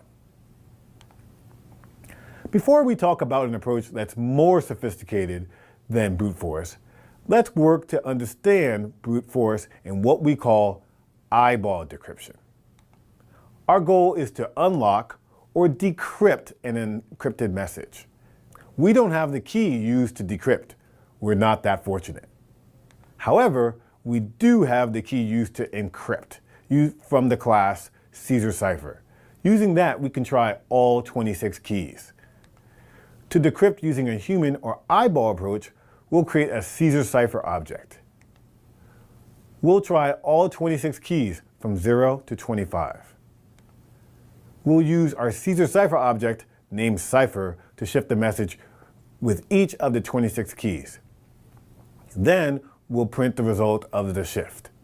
As we'll see, we can decrypt the message if we recognize words. How do we find the original message? When we run the code we just discussed, we'll be able to view, or eyeball, the result of encrypting 26 times. We'll scan all 26 strings produced by 26 different keys, and we'll do this methodically. As we eyeball each string, we look carefully to see if the string is recognizable as English, since we're looking for an English language message. This line isn't recognizable. This line doesn't look like English, but let's look closely. No, it's not English. We'll look at the next line. Let's examine this line closely. This line is easily recognized as English text, and we see that encryption and security are fundamental parts of today's internet. Hello. You're going to learn the basics of a powerful programming construct, the array. Nearly every programming language in widespread use uses a similar structure to be able to represent many items with one variable. When you wrote code to help a genome scientist solve a problem, you could count the number of occurrences of each C, G, T, and A in a strand of DNA. This is a real problem that helps find protein coding regions rich in CG content. As a programmer learning about encryption and decryption, you'll need to count the number of occurrences of A, B, C, and every letter of the alphabet through X, Y, and Z, 26 counters, to be able to break a Caesar cipher or decrypt a message encrypted with a Caesar cipher. Although you could do this with 26 variables, you'll learn a new concept to help with the coding. You'll learn about arrays, which are homogeneous collections of values. Here you see post office mailboxes. They each look the same, but each is numbered differently. You can access box number 344 or box 345, and you can either store letters and packages in a box or take them out of a box. Arrays are similar concepts in programming. As you'll see, one array could represent 26 or 1026 counters if your alphabet was huge or if you were solving a different problem. Let's look at code to help a genomic scientist. We'll look at code that counts occurrences of C, G, T, and A to understand and motivate the problem of counting 26 letters. As you can see, we've created 4 counters, initialized each one to 0, and then incremented the appropriate counter as we process every nucleotide in a digital strand of DNA. This solution works, but it's very hard to scale to having 26 counters, which we would need to count every letter, A through Z, as part of decrypting a message encrypted using a Caesar cipher. This isn't conceptually hard. We could use CA, CB, CC, and so on, up through variables CY and CZ to have 26 variables, and we could have 26 if statements to increment the appropriate variable. But writing the code and changing what we do with 26 values is time-consuming and difficult to change if we want to print something different, for example, when looking at the output. We'll use an array, an indexed collection, to use one variable in place of 26. We'll break the Caesar cipher by counting occurrences of each character in an encrypted message. A message in English would typically have the letter E as the most frequently occurring character.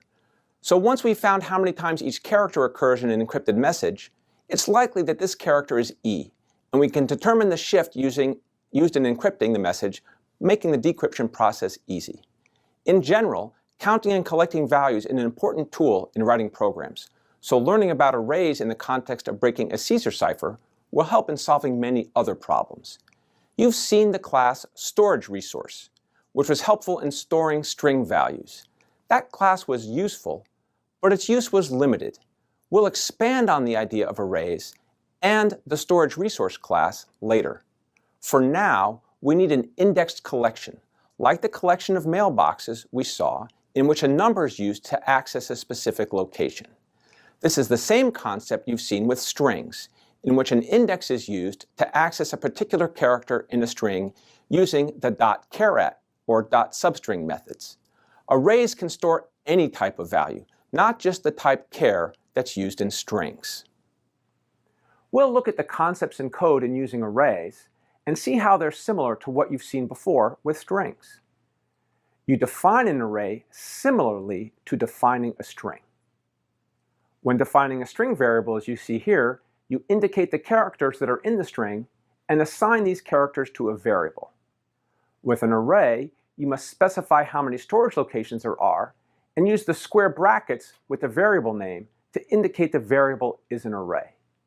This code allocates 256 memory locations, each one holding an int with the value 0, which is the default value for integers in an array.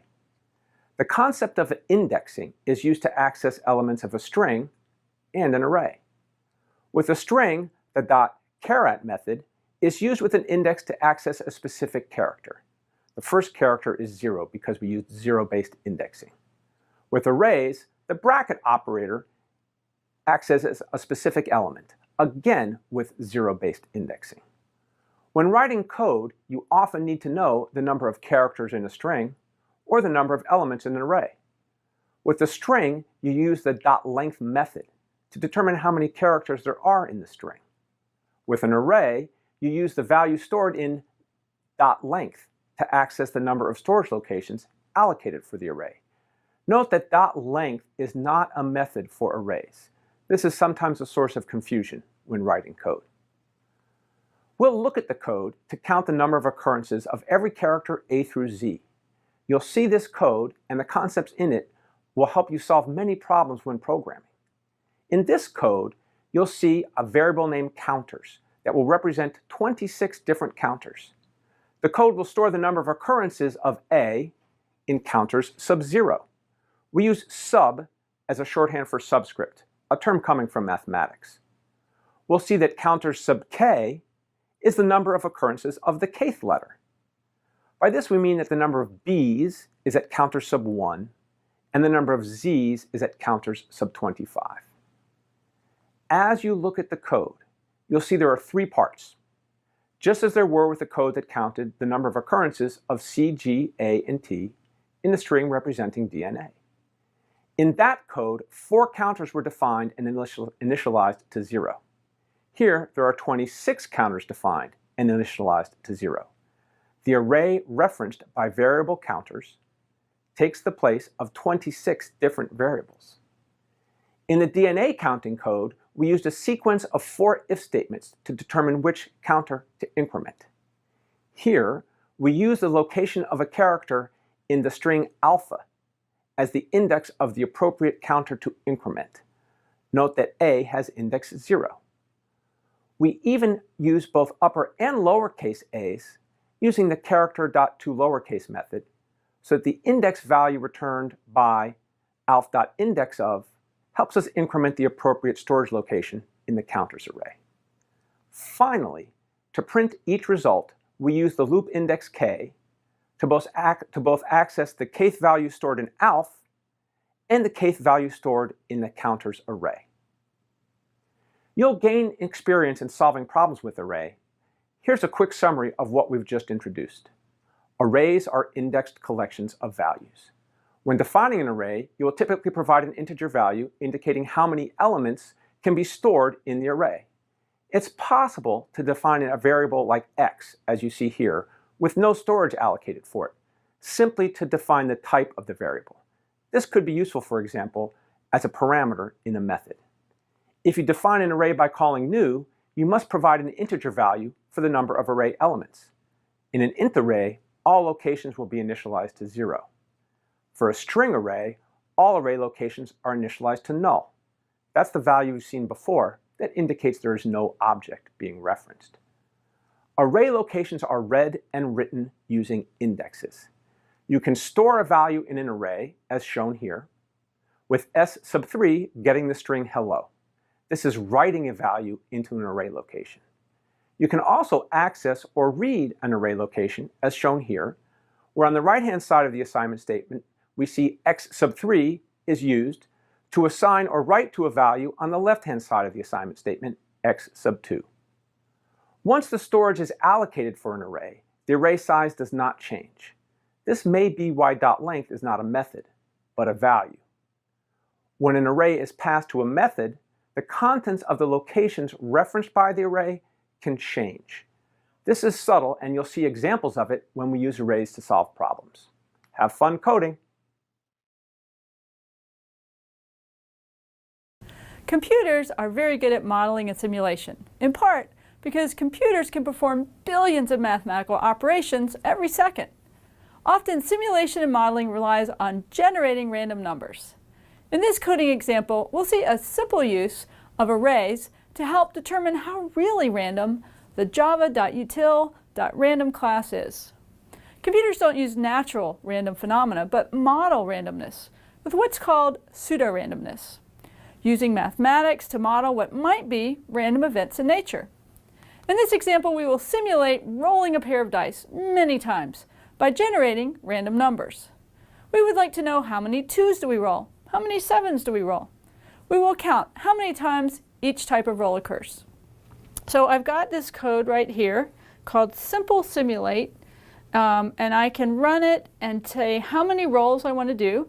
And right now it counts how many times I get 2 and how many times I get 12. So let's run it and see what it does. So we'll come over here. It's already compiled. I'll create the object.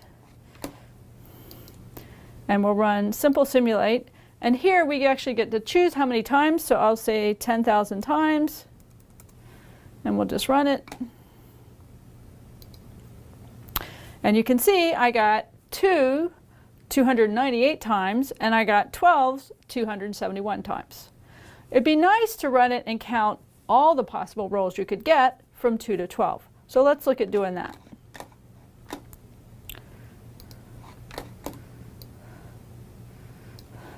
So what I'm going to do is I'm going to cut and paste this, and we'll write a different method. So we'll just copy this whole thing. And then we'll put it up here.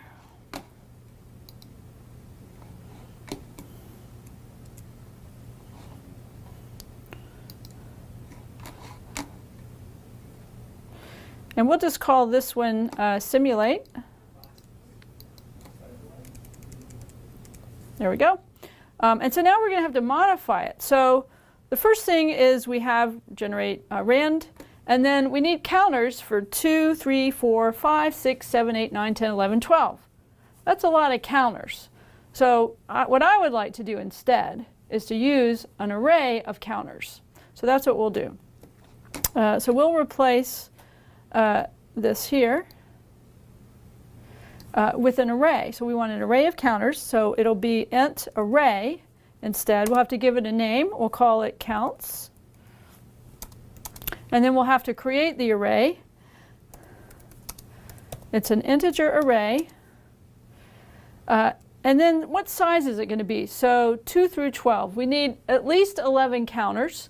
But it would be kind of nice if we set it up so that when we threw a 4, we would count 4 in the 4th slot of the array. So what we'll do is we'll create the array with size 13, which will allow us to use from 0 to 12, and really we'll just use 2 through 12, and we'll ignore the 0 and 1 counters. So I'll make my array of size 13. I don't need this 12 counter anymore, so we'll get rid of that. Okay, so now we're going to have to adjust the code to handle using this array of counters. Okay, so we're still rolling whatever number of times we type in for rolls, so that's the same. We're still throwing 2 dice, D1 and D2, and we are going to add them together. But as you can see here, we have this if statement where we had to check and see, was it 2? Was it 12? And we could add all these other if statements. Was it 3, 4, 5, and so on? But instead, we can just notice we just add the 2 together. That's also the index position of the counter, and that's all we have to do. So we can get rid of this if statement. And instead, we're just going to add code. So we're going to update our counter at that position by 1. So our array is called counts. We're going to add in the D1 plus D2 slot. We're just going to add 1 plus equals 1. That's it. That replaced a huge if statement.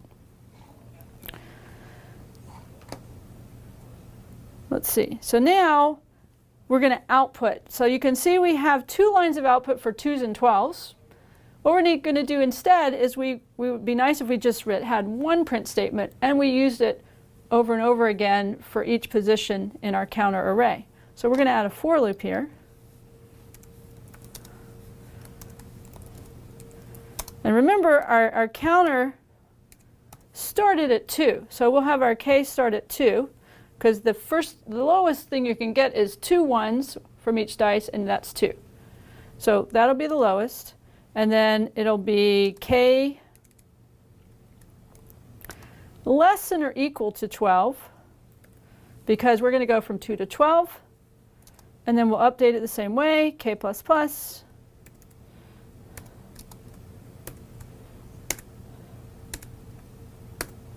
Okay, and then we just need one of these output statements to modify.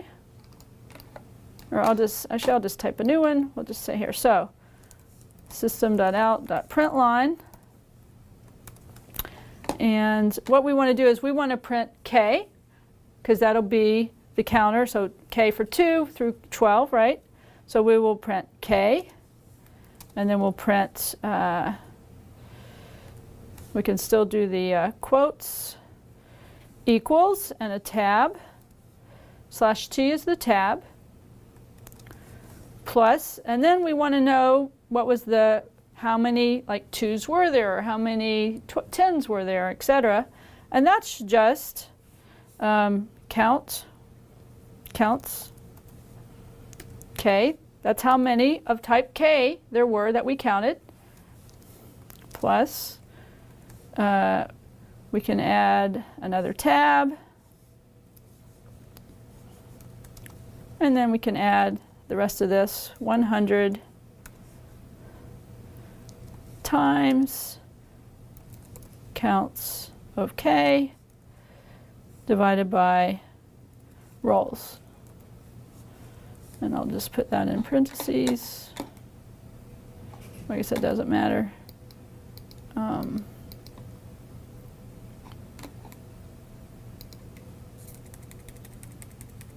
We do need to add a semicolon at the end.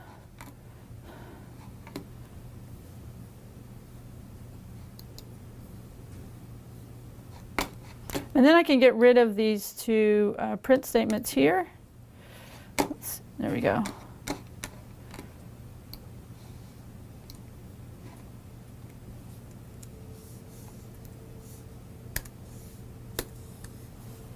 Okay, so I think we have everything now. So we've got, we now have our loop that prints for each one, 2 through 12, what it does. Let's see if we have it compiling. We're missing one right paren right here, so we can add that. Oops. We'll add it and then put our semicolon. There we go. Let's try compiling it again. And it says it compiles. There's our code. So now let's run it and see what happens.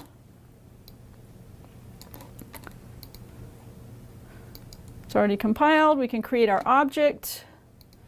And then we can run it, simple simulate. This is called simulate. And then let's run it again, like, oh, let's run it 100,000 times. There it goes. Okay, so now you can see we're getting lots of numbers, lots of counts for 2s, 3s, 4s, and so on. How do you know it actually works? We just got lots of numbers.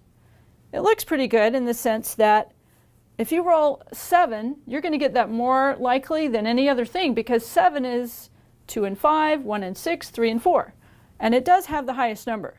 But to really be sure, what we'll do is we'll run a simple example and we'll add a print statement.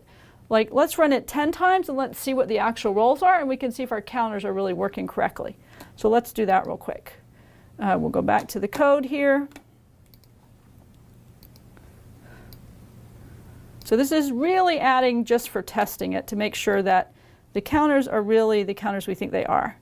So whenever we roll a dice, which is right here, I'm just going to add a print statement here.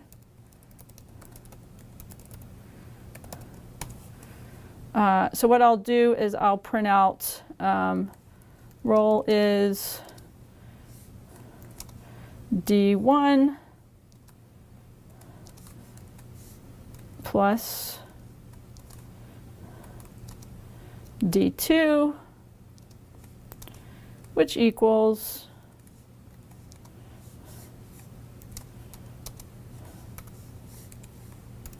D1 plus D2. So that's all we're doing. We're just printing out the roll. Then we're going to just run it a very small number of times so that we can see our counters are actually working correctly. So we'll compile that, and that worked. So let's run it now.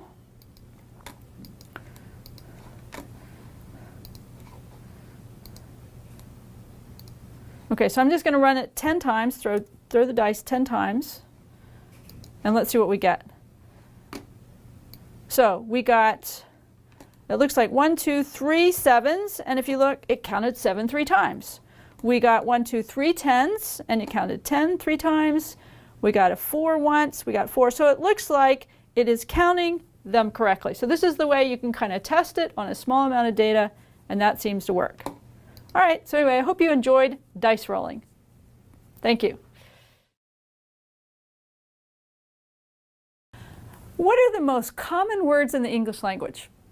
There are many ways to find common words using search tools to find shared data that has been curated from thousands and thousands of available text helps here. Others have already done such to figure out what the most common words are. For example, they have determined that the word the is used more than any other word. Did Shakespeare use common words? We can use our edu.duke classes, public domain versions of Shakespeare's plays, and some simple array code to help answer this question. In this example, we will examine several of Shakespeare's plays and count how many times he uses the most common words.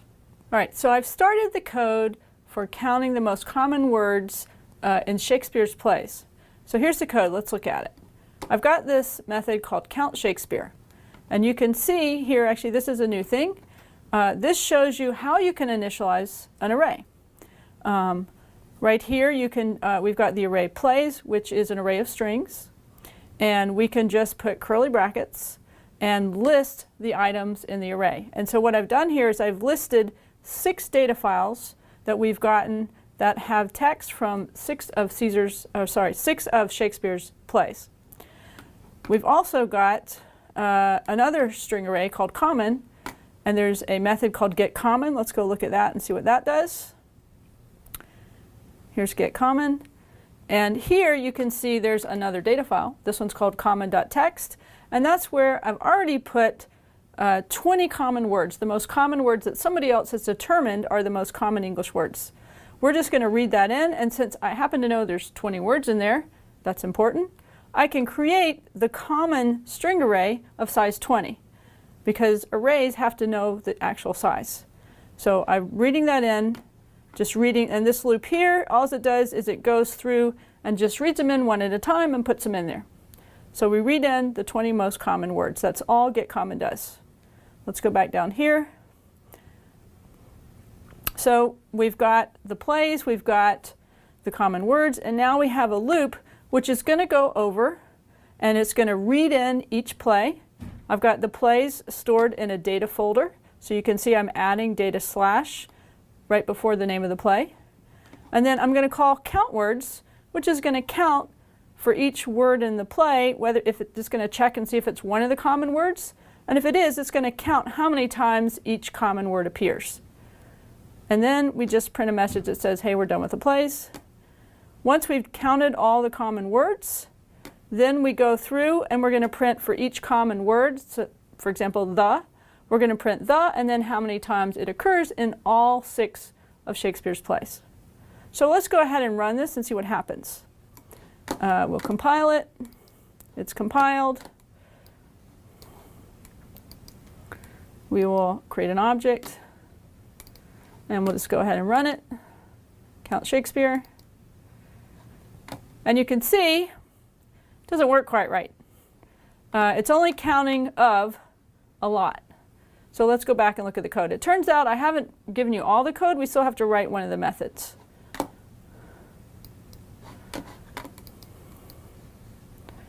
All right, so let's go see. We are going to have to write index of. So what index of does is it takes a list of words and a word, and we would like it to look for the word in the list of words, or the array list of words, and see if it's in there, and count how many times it appears. or actually we want it to give you the location, the index of where it appears in there. So what we're going to have to do is we're going to have to loop over all the words in the array list and check to see if word is equal to one of them. And if it is, we'll return the location of where it is. So this, let's go ahead and start that. All right, so we will start with a for loop.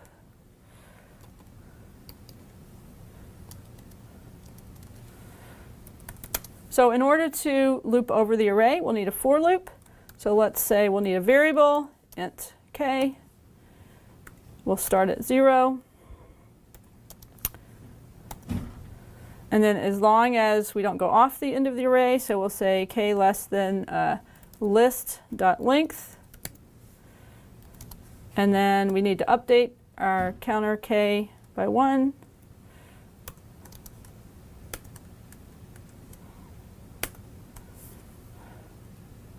Okay, so we'll go through, and then what we need to do is for each kth slot, we need to check and see if the word matches the word that's in that slot. So we'll ask if, what is the word in list k? And we need to compare it to word, so we'll use dot equals.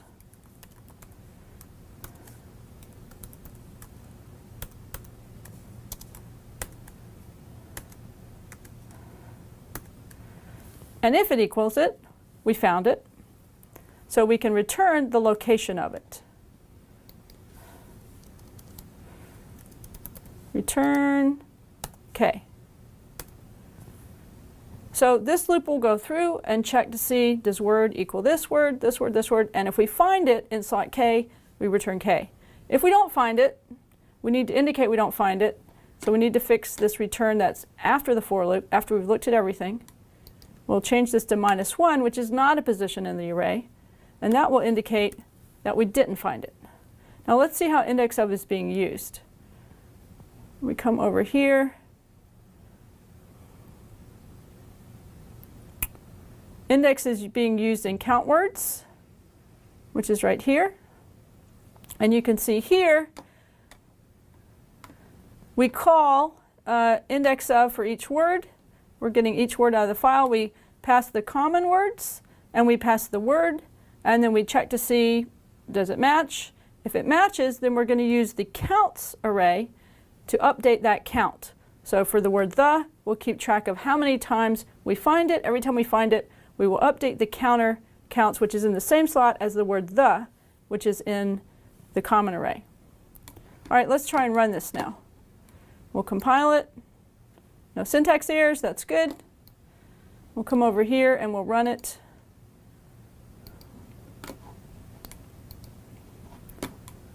So we're going to run count Shakespeare.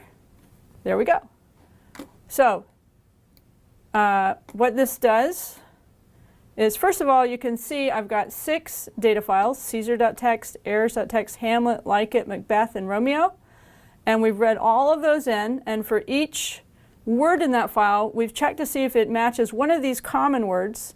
Here you can see the common words are the, of, and so on. And you can see that the appears in one of those, or in the combination of those 6 texts 4,237 times.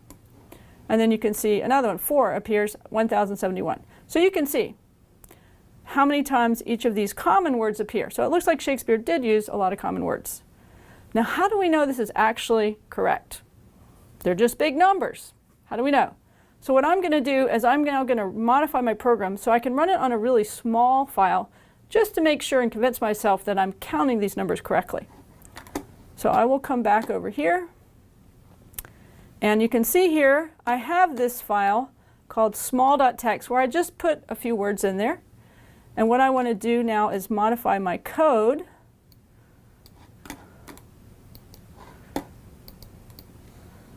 so that I look at this file small.txt.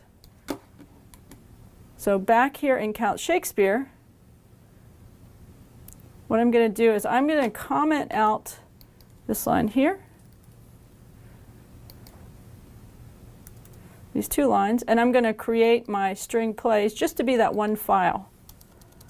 So I will say string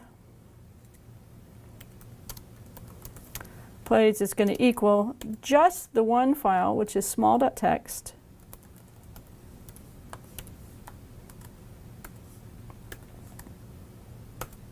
That's all I have to do. And now I'm going to run it. And this time it will just look at that one file. So let's compile it. We got it compiled. We need to run it.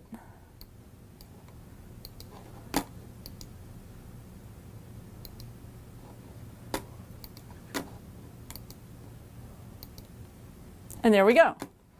So let's see. So if you look in small.txt, you can see the word the appears 1, 2, 3 times.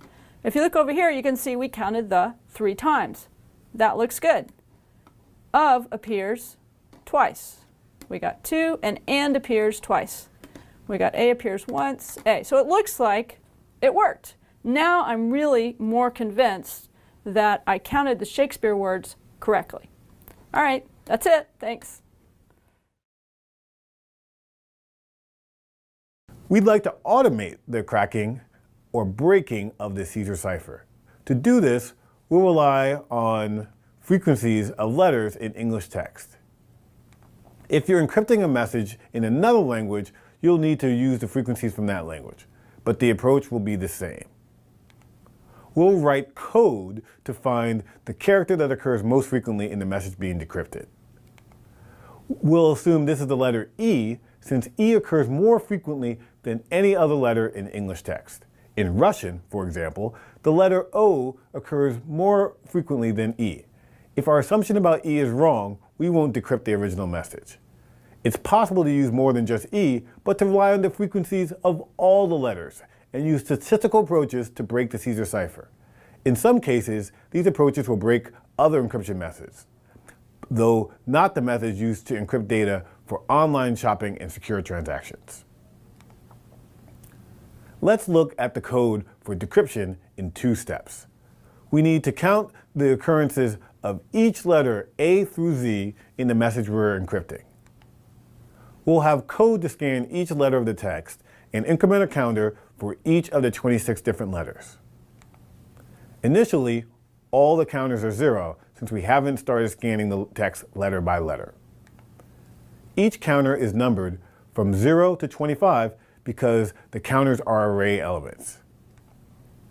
The index from a string of 26 letters will help us find the right index for the counter we'll increment as we scan the text. As we scan the message, looking at each character, we'll increment the counter at index 7 for H. Then as we scan I, we'll increment the counter at index 8, which is the index of I in our alphabet string. We won't increment for the comma or for the space. Then we'll increment the counter at index 3 for the D. The counter at index 14 for the O. We won't increment for the space because space doesn't occur in the alphabet. Then we'll increment the counter at index 24 for Y. And we'll set the counter at index 14 to 2 when we scan the second O in the message. When we're done scanning every character, we'll have these values for each counter. If you look carefully at these values, you see that our decryption method is likely to fail. The value of the counter with index 4 is 0. There are no E's in this message, but this is a very unusual message.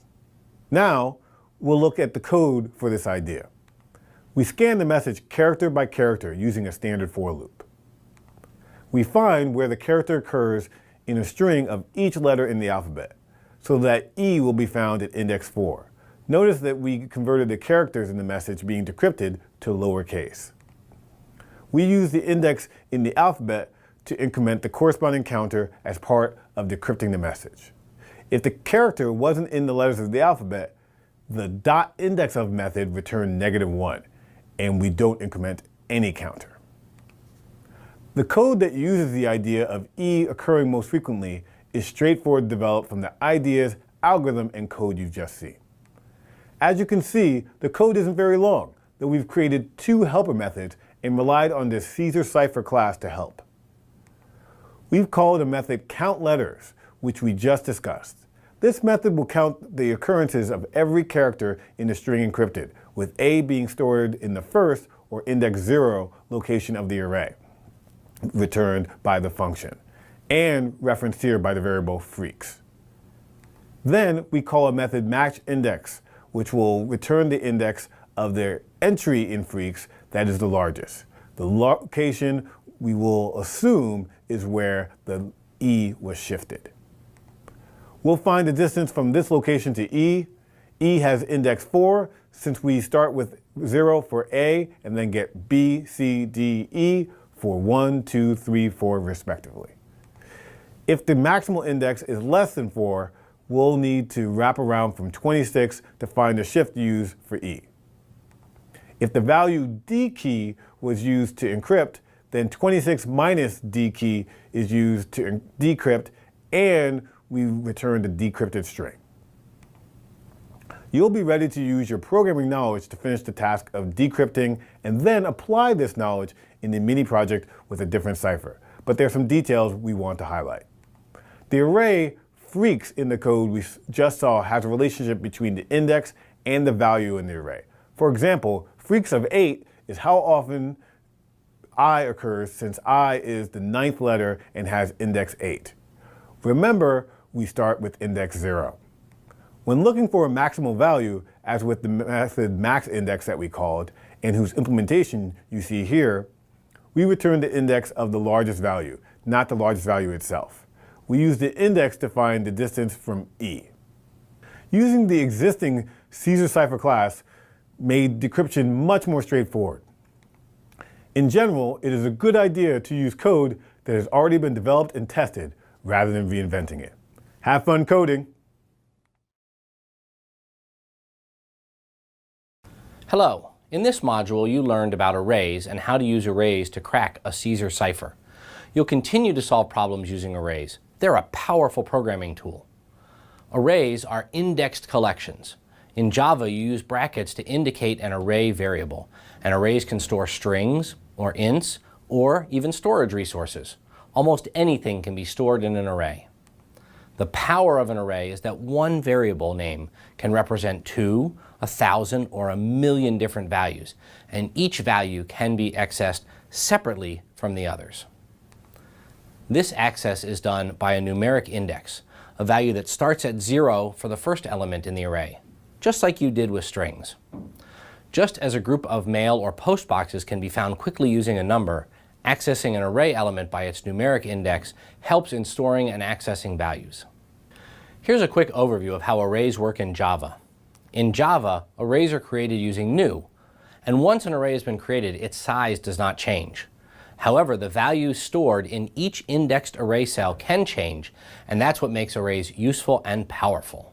Arrays are created using new, and brackets are used both to indicate that a variable like names is an array of strings, and as part of the syntax in new to specify the number of items in the array. You can define arrays of int values in Java just as you can define arrays of string values. Int values in an array are initialized to 0. String and other object values are initialized to null. You can assign values to an array using an index, and you can access an array to update the contents as well. You've used indices to access array elements, and loops are typically used to access all the elements in an array. Here's a loop that starts at the first index, 0, and loops through the last valid index, which is 1 less than the length of the array list. This is typical code that loops over array elements. In the loop body, the loop control variable is usually used to access each element in the array. In this loop, the value of k is used to indicate the index at which a word is found in the array parameter list. In general, this pattern of looping over all elements using indices is very common in solving problems using arrays. We used arrays to solve several problems, including cracking code. You saw how arrays were used in cracking the Caesar cipher method of encrypting messages, using frequencies obtained from the message by using indexing and arrays made it possible to crack a Caesar cipher. Indexing was also used in both encrypting and decrypting, as well as in cracking the code. It's good to know that the encryption used on the internet to protect your transactions is far more secure than a Caesar cipher. Scientists and mathematicians don't think that today's internet encryption can be hacked or cracked using brute force or even smart algorithms. But you should be careful online with your personal information in any case. Welcome back. Now that you are becoming proficient at solving problems in Java, it is time to talk about some aspects of Java that will help you solve larger problems. You have probably heard that Java is an object-oriented language, but what exactly does that mean? As the name suggests, your code works with objects, which you have already been doing with objects from a wide variety of types: strings, image resources, and CSV records, just to name a few. One of the important characteristics of objects is that they encapsulate code and data, putting them together into one logical unit. You have already written methods, which are the code in an object. However, you have not yet made your own fields, which describe the data within an object. As a familiar example, think about strings, which you have worked with a lot. A string is an object, and it encapsulates code and data together. For a string, the data is the sequence of characters which it represents. These characters are logically inside of the string object. You can also call a lot of different methods on a string to operate on it, and thus on the data inside of it. You are familiar with many methods in string, such as index of and substring. As you learn a bit more about object-oriented programming, it is useful to be precise with terminology. A class defines a type, specifically what fields and methods are inside of objects of that type. Objects are instances of a class. You can make many different objects from the same class, which you do with new. You have seen new before and learned that you use it to make things, but now you can be a bit more precise. New creates a new instance of an object. So why use an object-oriented language? What is the point of classes and objects? A long time ago, programming language designers realized that it was helpful for programmers to be able to think in terms of objects as they correspond more naturally to how you think about the world. They designed object-oriented languages around this idea, along with a variety of features which help programmers design and write large programs. You're going to learn some basic features of object-oriented programming here so that you can create your own classes with both code and data. If you continue onwards to take our Java Programming Principles of Software Design course, after this, you will learn some more principles and techniques of object-oriented programming. So let's dive right in. Welcome back. To start learning concepts of object-oriented programming, it is useful to take an existing piece of code and see how you could write it differently in a more object-oriented way. Here is the code you wrote in a previous lesson to perform encryption with a Caesar cipher. As you may recall, one of the parameters to this method is the encryption key that you want to use. And the first thing you did with this code was to compute the shifted alphabet based on this key. Here is a different way to write the Caesar cipher class, which does exactly the same thing but makes better use of the object-oriented nature of Java. This class has two fields. A field is a special kind of variable which lives inside of an object instead of inside of a method. Here the two fields are the strings for the alphabet and the shifted alphabet, and they have been moved outside of the encrypt method. Notice that they are now declared inside of the class but outside of any method. These are now data that are encapsulated in your object. When you make a Caesar cipher object, it will have these two fields, which any code inside the class can refer to by name. Next, notice that there is some code here which looks like a method where we forgot to write the return type and named it the same as the class. This code is actually a constructor, which means code that gets run to initialize an object when it is created using new. This constructor takes in the key as a parameter and initializes the alphabet and shifted alphabet fields using the same approach you used before. If you look further down in this implementation of the Caesar cipher, the encrypt method looks mostly the same as before, but it no longer takes the key as a parameter, nor does it compute the shifted alphabet, but the rest of the code is the same. In fact, the code uses the alphabet and shifted alphabet fields in the object, even though these are not declared inside the method. This code is allowed to use them because it is inside the object, so it can use any fields within the object. An illustration helps understand the differences between these two approaches. In the old code, a Caesar cipher object held no data. When you do new Caesar cipher, you pass in no arguments and create an object with nothing in it. When you call encrypt, you pass the message and the key, and the method returns the encrypted message. In the new way, each Caesar cipher object contains a key. Now when you do new Caesar cipher, you pass in the key and the object you have created stores that key inside of itself.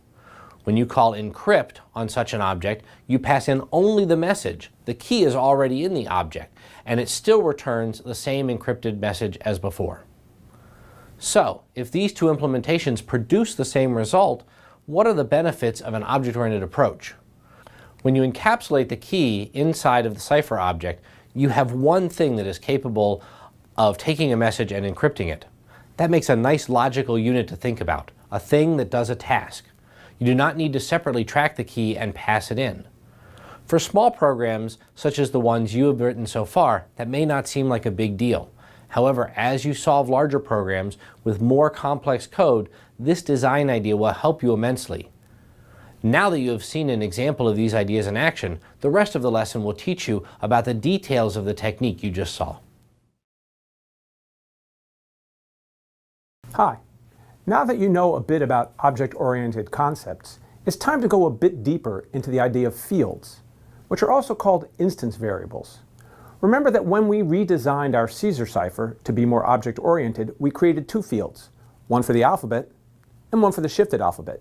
These fields are declared inside of the class, but outside of any method. They belong to the object and are created when new is called to create an object, either in code you write or when you create an object in BlueJ that's shown on the object workbench. These fields are part of the object and exist as long as the object exists. What does all this mean? Every Caesar cipher object you create has its own alphabet and its own shifted alphabet.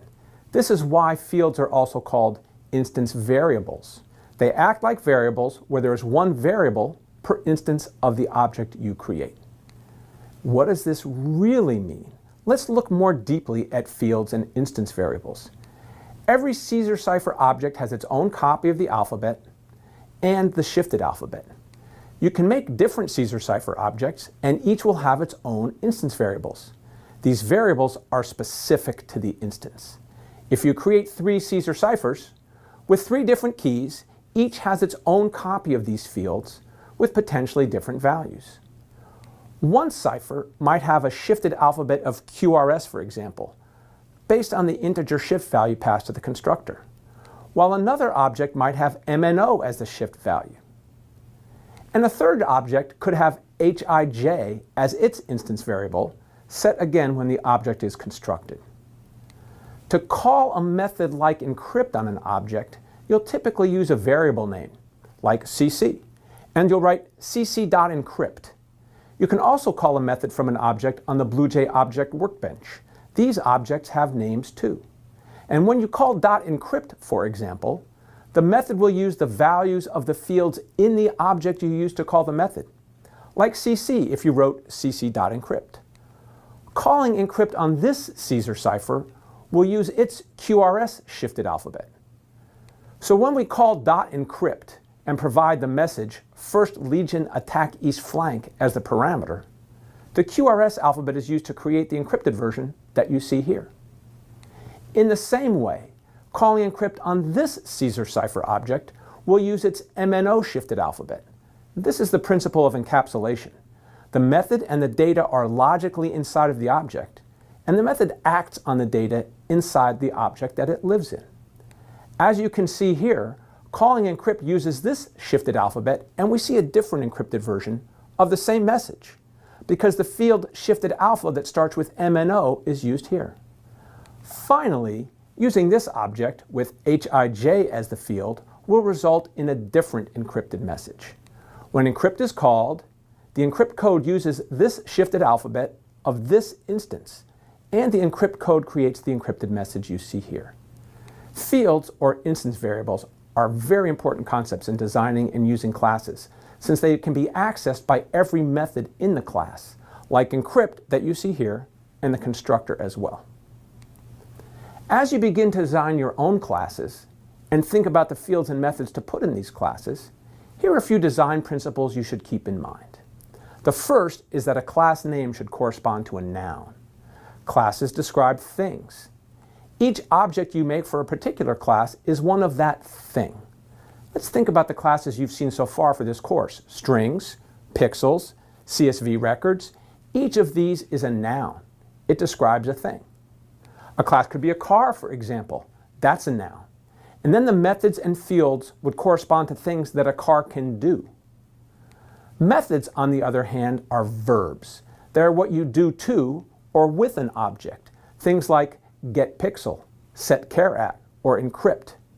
Sometimes method names don't sound like verbs, such as substring or index of, but these describe actions. Get a subscreen or find the index of. The program has just shortened the name. For the car, a method might be accelerate or brake. These are things a car can do. For example, invoking a method would make the car go faster or stop suddenly. Fields, or instance variables, are important class concepts. Fields are also nouns and should describe things that the class has. The string class might have a field for a sequence of characters. A sequence of characters is a thing, and a string has one of these things. Similarly, an image might have many pixels. Fields can also be adjectives, as they describe the properties of an object. For example, a pixel might have a field, or fields, describing its color. That could be an adjective giving more information about the properties of the pixel. For cars, fields could include things a car has, nouns, like an engine with a certain number of cylinders, or wheels of a certain size. For cars, adjectives might describe the color of the car, or the kind of engine the car has, or the type of wheel. As you get started making more complex classes, we will provide guidance on fields and methods you should make. But think about these design principles as you write your code. As you gain more experience, you want to start designing classes on your own based on these ideas. Happy coding acceleration!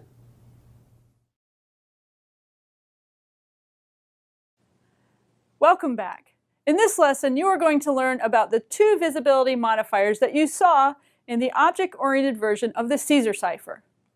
Public, which was used here, and private, which was used here. There are two other visibility modifiers. However, explaining them requires some more advanced concepts, so you will only learn about these now. When you declare something, whether it is a class, field, method, or constructor, as public, it means that any code anywhere in your program can access that thing. Code from any class can call a public method, read or update a public field, use a public constructor when making an object, and make use of a public class. By contrast, when you declare something private, it tells Java that only code inside of this particular class can see the thing you declared private. These two fields are declared private, so all of the code inside of the Caesar cipher class can read and update them, but code outside of the Caesar cipher class is not allowed to access them at all. So what happens if you write code that tries to access private fields or methods from outside the class? The Java compiler will give you an error like this, which says that you are not allowed to do that. In general, when you get this sort of error, it either means that you are improperly using a class, especially if it's a class that is part of an existing library, or that you have designed a class and made something private that should not be. So why do you want to declare things as private? After all, it seems like it would just be easier to make everything public. So you can just access whatever you want, wherever you want. Remember the idea of abstraction, the principle that you want to separate the interface from the implementation? Restricting the visibility of the implementation details helps you enforce abstractions you design. You can make the interface of a class, all the methods that other classes are supposed to call, public. And then you can make the implementation details private. No other class should know about the implementation details directly, and declaring them private lets you enforce that rule in your code.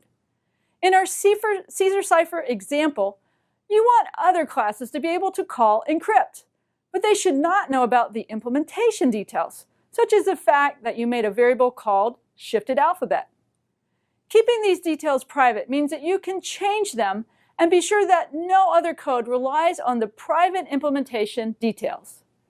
As you start to think about designing your own classes, there are a few general pieces of guidance to get you started on how to choose public or private. First, fields are generally part of the implementation of an object, so they typically should be private. For methods, it depends on what the purpose of the method is. If the method is part of the interface you want your class to have, that is, part of the behaviors you want it to provide to other pieces of code, you should declare that method public. On the other hand, some methods are helpers.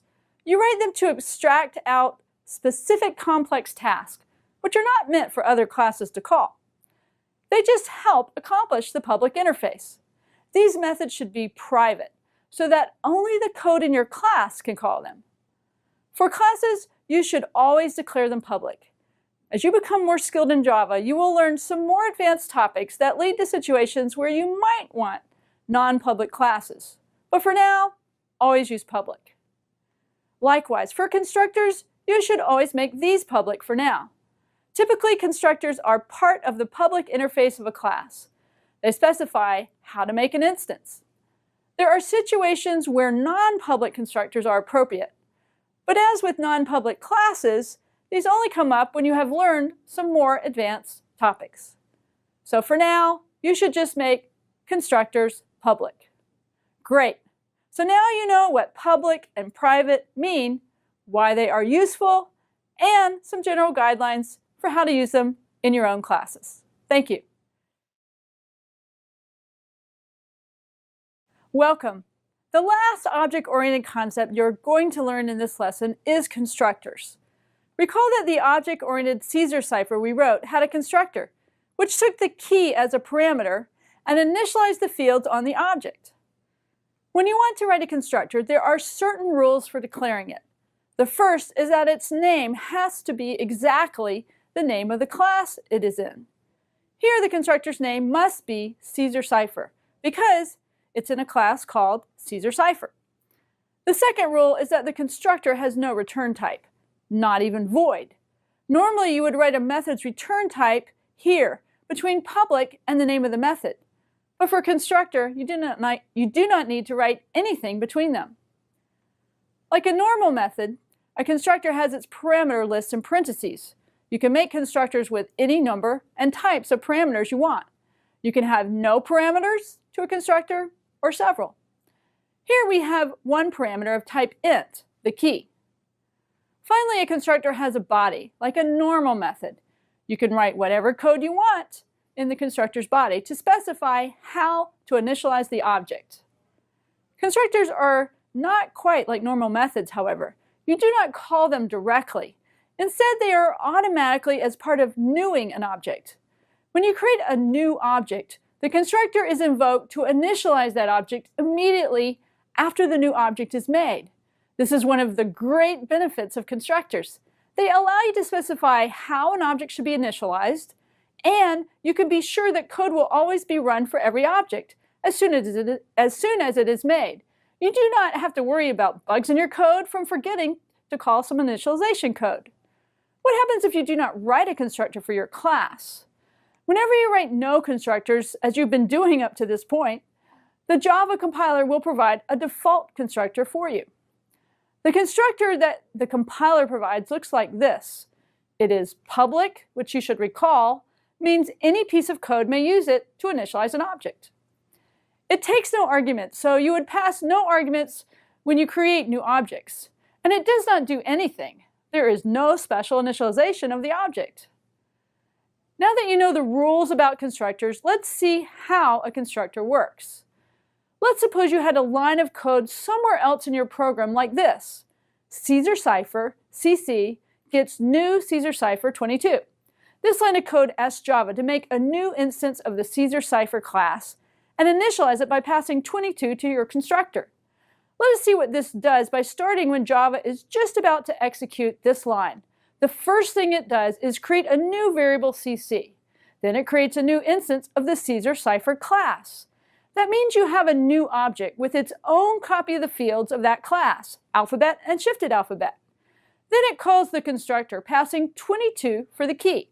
Once inside the constructor, Java begins executing the code you wrote to initialize the object. This code initializes alphabet, then initializes shifted alphabet. Having finished the constructor, Java returns back to where you are creating the object. The key was just a parameter to the constructor, so it only exists during that call. However, the fields are part of the object, so they continue to exist in it. And then finishes the assignment statement by initializing the cc variable to the newly created object. Great! Now you know the basic rules of how to write constructors, what they do, and how they are used to initialize objects. Thank you. In this lesson, you learned some of the basic concepts of object-oriented programming. You learned about encapsulation, the idea of putting code and data together in an object, such that the methods of the object act on the data that's inside the same object. You learned about fields, which are also called instance variables. They let you declare data that should be inside of objects.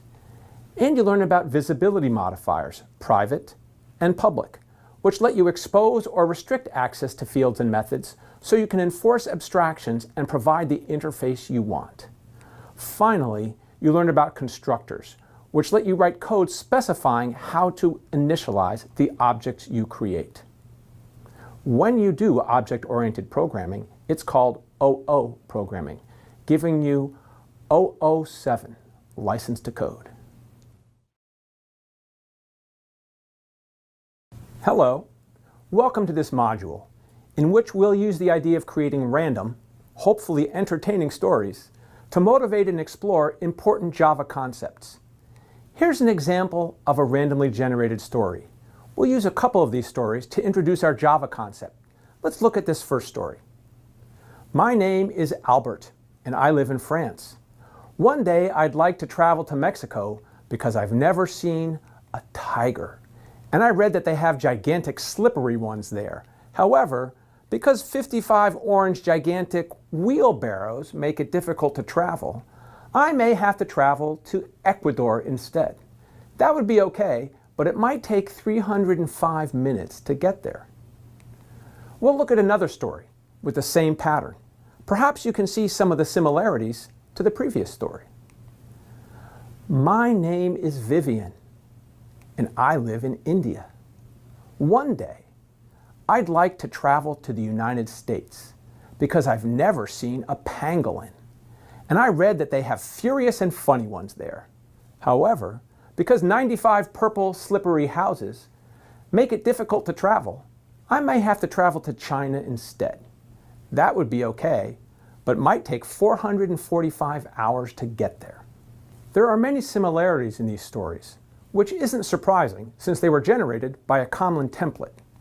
You'll be exploring and modifying the Java program that reads the story template, finds replacement words where those are needed, and generates a story. The similarities in these stories are captured in parts of this template that are replaced with words chosen randomly from lists of words of different types. For example, your program might choose a name like Albert or Vivian, and choose a country like India, France, China, the United States, and more. Animals chosen could include tigers, pangolins, and whatever dragons you might imagine, for example. Your program can choose nouns, and as you'll see, the choices can make for interesting stories. You'll be able to share words that are chosen at random with other learners as you explore these new Java concepts. Let's get started. You're going to think about the design and implementation of a class for generating random stories. This problem is a bit larger than the ones you have solved so far, so you will need to think about the methods that you need and how they work together. The same ideas that you're used to from the 7-step process will still guide you through this. You will not only need to think about the algorithm, but also the data involved and how to represent it. In Java, thinking about the data and methods guide you through designing a class. As always, you want to work the problem by hand before you do anything else. You could use a story template like this with pencil and paper by yourself or with friends. This template is similar to one you've seen before. It uses words and labels to create an interesting story. Let's look at how you might create a story from this template. This story template starts out, "My name is," then the template requires a name. Remember that a label in angle brackets requires replacement. Here we want a name, so I'll pick my own, Drew. After that, it goes, "My job is to," and then we need a verb. I'll let my friend pick a verb. Ride. And a noun. Dinosaurs. If you have ever seen one of these, you know that this job is really adjective. Entertaining. Because they are so adjective. Fluffy. Yep, that sounds like a great job to do when I retire. Ride fluffy dinosaurs. Now, if you started developing the algorithm for this random story program, you might end up with something along these lines. We read each word, saw if it had angle brackets around it, and then, if it did, picked a random word from that category. If there are no angle brackets, we just kept the word.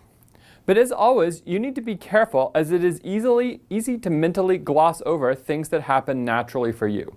In particular, we picked random words for each category, but how did we do that?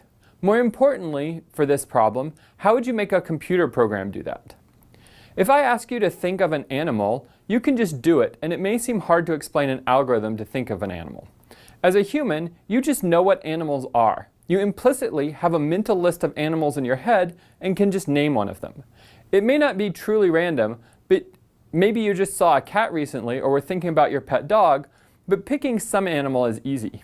For a computer, however, you need an algorithm and it needs to have data to operate on. The program will need an explicit list of animals to choose from, which could be written into the program source code or read from a file or from the internet. So if you think about these steps, there was a step that was implicit for you but needs to be explicit for the computer, making a list of animals. More generally, making a list for each template label, not just for animals. You should also think about this step, reading each word in the story template. Where did these words come from? This should be some sort of input, like a file or a website. Your program will need to read that file or website, which makes use of familiar classes like file resource and URL resource. You might also notice that some of these steps are a bit complicated. Making a list of words in each category might require more than a few lines of code, though using a file resource or URL resource will help. Picking a random word might also require some planning and programming. It is perfectly fine for your algorithm and thus your program to end up with complicated steps. These steps may be names of other methods you will need to write. For example, you might write a method to pick a random word from a category. Suppose the method were named pickRandomWord. If you had this method, the corresponding step in the algorithm is now just one line of code. You just call the method pickRandomWord and it does the work for you. Working through the algorithm development helps you figure out what methods to write. As you write each of these methods, you may in turn find you need yet more methods. Don't let this worry you. As you break the large program down into many smaller problems, the methods you find you need to write will often be simpler than the ones you started with. To make the list of words, you will need some variable to hold the data. But how should you store this data? What type are each of these lists of words for template labels? You have seen two types that would work, an array of strings and a storage resource. But neither one is ideal for this problem. Each of these structures has benefits and drawbacks. The storage resource class is relatively simple to use. Your code can add elements to a storage resource without knowing how many elements are going to be added. That is, without knowing the number of colors or nouns or names that will be added. Accessing storage resource elements requires using a for loop to iterate over all of them. This will make choosing an element at random a little tricky to code. On the other hand, string arrays have almost the opposite benefits and drawback. It's simple to choose an element at random. Pick a random index less than the size of the array and return that element, like the element at index 2 or 7. However, declaring an array variable requires knowing how many elements would be stored. That makes arrays not always the right choice. We could use either a storage resource or a string array to implement this program, but we'll see that a new concept, the array list, combines the best aspects of both arrays and storage resources. Happy coding! Welcome back. In this lesson, you'll learn about a new class, a very important part of Java that combines essential features of the storage resource class and an array. In fact, this new class, the Arraylist, is the foundation of how the storage resource class is implemented. To motivate the problem, think about counting how many different words there are in a file or a web page. But the same problem is encountered in finding the number of unique IP addresses that visit a website in a day, a key part of charging a company for online advertising. You've seen how to count the number of each type of nucleotide in digitized DNA. And you used an array to count the number of occurrences of each alphabetic character in cracking a Caesar cipher. These are first steps in counting how many times each word occurs in a file, how many times the occurs, or cat, or the word albatross. One important part of solving that problem is finding how many different words there are, so that the counts as one word rather than 573 if it occurs that many times in a document. In the image below, there are only 3 different digits, 4, 6, and 7, even though there are hundreds of digits shown. We'll look at storage resource as a way of solving this problem. First, we'll count the total number of words in a file or web page. The class storage resource makes this easy. To count the words in a file or web page, you'll iterate over either a file resource or a URL resource. As you can see in the highlighted code, iterating over a file or web page using these resources uses nearly identical code. And here you see that simply calling the .add method adds each word to the storage resource instance variable myWords. When done, the .size method will provide the total number of words read. The method .getCount returns this number when called again using the instance variable myWords, which was initialized in the constructor and added to in the method readWords. As you'll see, it's easy to use storage resource to count the number of different words, not simply the total number of words. This code can be easily modified to find the number of unique or different words in a file or web page. The field myWords, whose type is storage resource, can store all the words as you've just seen and as shown in the code here. The .add method adds every string read to myWords. But it's simple to guard the call to .add with code that only calls .add when the word is seen for the first time, when it hasn't been stored in myWords yet. The .contains method returns a Boolean value. In the code here, this value is used to ensure that the .add method is called only when the storage resource object myWords does not contain a word. However, the storage resource class is not a good choice for choosing elements at random, a key part of the storytelling code gladlibs we're working on. To choose an element at random, we must use the iterable interface that storage resource provides. This means we use a loop to access every element in the storage resource object myWords. In the loop here, we'd really like to iterate as many times as the value stored in variable choice, because we want to choose a random element of the storage resource. The code here returns a random string when the value of counter reaches 0. As you can see in the code, the value of choice must reach 0 since it starts as a value less than the size of myWords and is decremented by 1 each time through the loop. However, the Java compiler analyzes a loop with an if statement and doesn't know that it's possible the if statement must be true at some point. The compiler indicates it's an error to be missing a return statement after the loop, even though that part of the code is never reached. It would be simpler to code and much faster to use a string array to get a random element as shown in the code here. We simply generate a random integer and use that as an index into the array. Unfortunately, we must specify the capacity of an array when we declare it. Arrays do not grow in the way that a storage resource object grows. The class Arraylist provides a solution and combines the best feature of storage resource and arrays. The class Arraylist is from the java.util package, the same package that contains the random class we've used. An array list expands its capacity as needed when its .add method is called, just like a storage resource object. An array list also provides access via indexing, so that the 0th or 101st element can be accessed without iterating over all elements, just like an array. The storage resource class uses an array list internally. In fact, it's simply a little easier to use than an array list, but as you become more experienced, you're now able to use array lists which stores any kind of object, not just strings. The basic syntax of the array list class is shown here, but you'll see it used in a coding example in the next lesson. To declare an array list variable, you must include the type of object stored in the array list using the angle brackets, as shown here. Like any object, creating one requires calling new and providing the class name as a constructor to create and initialize the object that's shown here and assign to the variable words.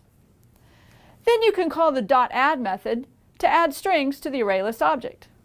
And you can call the .get method to access a particular element via indexing, just like the bracket notation used with an array. But with an array list, you'll use the .get method.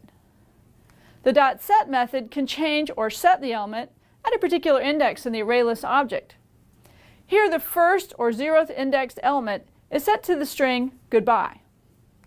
We'll see more examples as we go through a coding example with ArrayList. The ArrayList class is more powerful than storage resource and can store any kind of object. It will be an essential class in solving many problems with Java. Thank you. Hi, we're going to show an example of how the ArrayList structure works. We'll show code that keeps track of how many times each word in a file occurs. The file, or it could be a URL, could be a large file, like text from Shakespeare's Romeo and Juliet, or like the sayings of Confucius. We don't know how many different words there are before we start reading the file, so we can't easily use an array. Instead, we'll use two ArrayList structures, one that holds strings and one that holds integer values. We'll need integer instead of int. We'll explain why. The kth value of the array list, whose name is myFreaks, will store an integer, the number of occurrences of the kth value in the instance variable array list myWords. The names are names of instance variables that we'll see in the code. As shown here, we see two occurrences of the, with a string and an integer stored in the location with index 0 in the two different array lists. Similarly, there are three occurrences of the word dog and one occurrence of the word green. Let's write code. We've got a class, word frequencies. I'm going to open it up and take a look to see how it works. And one way we can easily see how it works before we look at the code is simply to run it. So I've created an instance of it on my object workbench, and I'm going to right-click and run the tester method. I'm going to open the file romeo.txt, the entire text of Shakespeare's Romeo and Juliet. And I can see that there are 5,895 unique words. What I'd like to do with array lists is count how many times each word occurs. So I'll find out how many times the occurs, Montague, Capulet, all the words from Romeo and Juliet. Just going through this code very quickly to highlight the key features before I add the counting. I have an instance variable, myWords, which is initialized to be able to hold strings in the constructor. In tester, I call the function findUnique, which creates a file resource. And because it had no parameters, that allowed me to open up any file I wanted. It loops over every word, converts each word to lowercase. If the word has never been seen before, which I find out by using the ArrayList method .indexOf, which is a method whose same name we've seen in the string class, if it has never been seen, I add it to myWords. Now what I want to do is have a parallel array. I will call it myFreaks for my frequencies. So I need another instance variable. This has to store integer values. And unfortunately, with array lists in Java, I must use integer. You've seen this before with integer.parseInt, similar to the class double.parseDouble. I'll explain this as I go. I need to store integers. I'm going to create place for it. I'm going to initialize that in the constructor to a new array list of integer values. And then, if I've never seen the word before. That means this is the first occurrence. So I'm going to add to the end of the array list the value 1. This is just like the idea of the first time you see a word, it's occurred once. But if I've seen it before, this is in my else statement. If I've seen it before, I know where it is because index tells me.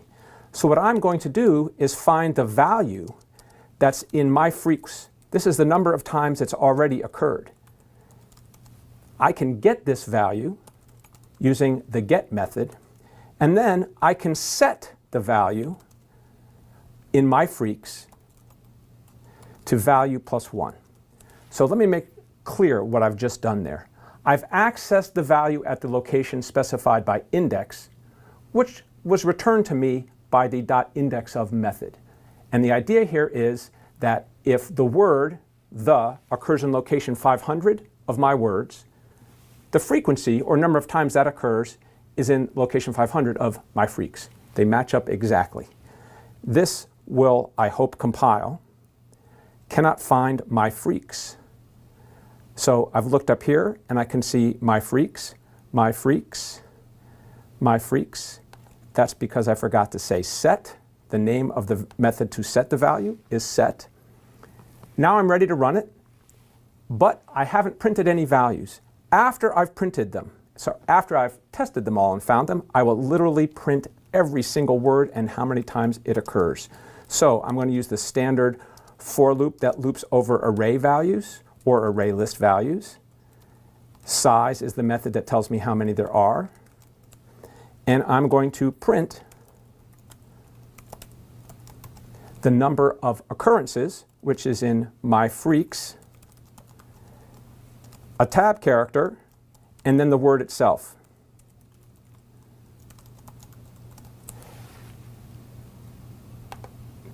That compiled. I'll create a new one by right-clicking and creating a new object. And then I'm going to run the tester method on this object by right-clicking. There's the right-click, run tester. Let's count Romeo. And you can see how many times different words have occurred in Romeo. For example, the has occurred 677 times, Romeo 48, and Juliet 23. Another word that occurs often is Juliet with a period. I haven't taken into account punctuation at all, and from occurs 86 times. Let's make sure that part of the code is clear. I've accessed the value in my freaks and stored it in the int value. And then I've set the value at index to value plus 1. Because array lists use integer rather than int, this is a two-step process. Find the value and then store the value. That's what we need to do with integer, which would be a little bit different than we had with int. We'll see that in a later video. Let's look down here. myfreaks.getK returns the kth value of the frequency array list, and mywords.getK returns the corresponding word. The 23rd frequency is the number of times the 23rd word has occurred. Now that you know a little more about array lists, let's write some code. Hi, you've seen array lists at work and how useful they are? Arrays are extremely useful too. So we're going to go through a quick walkthrough of code to show where arrays don't work so well. Creating an array is easier in terms of syntax than creating an array list. Far fewer characters to type, for example. It's much easier to access values in an array since a sub k can work to either read from an array location or write to the array location given the index k. In contrast with array list, you use .get and .set for reading and writing respectively. With int values, arrays often have more benefits in some ways than array lists do. Although most conversions between int and integer happen automatically, occasionally these conversions can lead to hard-to-find bugs if you don't have a thorough understanding of how the int and integer conversion works. It's easy to increment the value in an array given the index. However, in an array list you have to call .get and .set since the code to simply increment the result returned by .get does not work. However, arrays don't grow, and that's a really large concern. Let's write some code. Now we want to find the number of unique words in a file, but we want to use, or at least try to use, an array. So that's what we're going to do here. I've started this program. The class is called Words with Arrays. And the first problem we run into is we want to read in all the words from a file, but we don't know how many words there are in the file. So we don't know how big to make our array. So we can't really use an array for that. So we'll use a storage resource for that part of the program. So I've already started here. We've got my words, which is a storage resource. We have created the storage resource in our constructor. And then we have read words, which is going to read all the words from the file and put it into our storage resource, my words. Note it's also going to add them in as lowercase, so all of the words have been lowercased. We have a method called contains, where we're going to pass in an array of type string and a word, and we want to know, is that word in our array? So what contains is going to do is it's going to look through the array and see if the word that we're passing in matches anything, and if it does, it returns true. If we go through the whole thing and we don't see it anywhere, we're going to return false. Now, we have number of unique words, and the first thing we've done is we are going to create an array here to store all the words that are unique. So you can see I've started that here. I've gone ahead and putting words is an array of type string. I have to create a new one, so I do that. And then I get to the part about the size, and I don't know how big to make it. So I don't know how many unique words there are going to be. So the only thing I can do is just make it as big as my storage resource. So I made the size mywords.size. That's the only safe thing to do, because all the words could be unique. Now we're going to iterate over my words, and we're going to check and see for each one, is it in words, which is going to be just the unique words. So is it already in there? If it's not in there, we found a new unique word, and we're going to put it in there. So you can see here on this line we add it in, and then we're also keeping track of how many unique words we have, because this method is going to return the number of unique words. And so every time we find a new unique word, we're going to add 1 to that count. The next thing we have is we have a tester method, so we can test this out right down here. So we're just going to call it and test it out. So let's compile this. It's already compiled, it looks like. And so we'll go ahead and run it. We have to create our object, and then we'll call the tester class. And we have to pick a file, so I'm going to pick confucius.txt. Oh dear, we got an error. So it says down here, we got a null pointer exception. Also over here, this is our output here, you can see that it did read in all the words from the file. It says there was 34,582 words read in, but you can see also it got a pointer exception. And you can see where that exception is. It says in the tester on line 45, and then in number of unique words, there's a line for that, and then contains on line 23. And so that top one is probably where the error is. And if we click on that, it goes to where this error is highlighted here.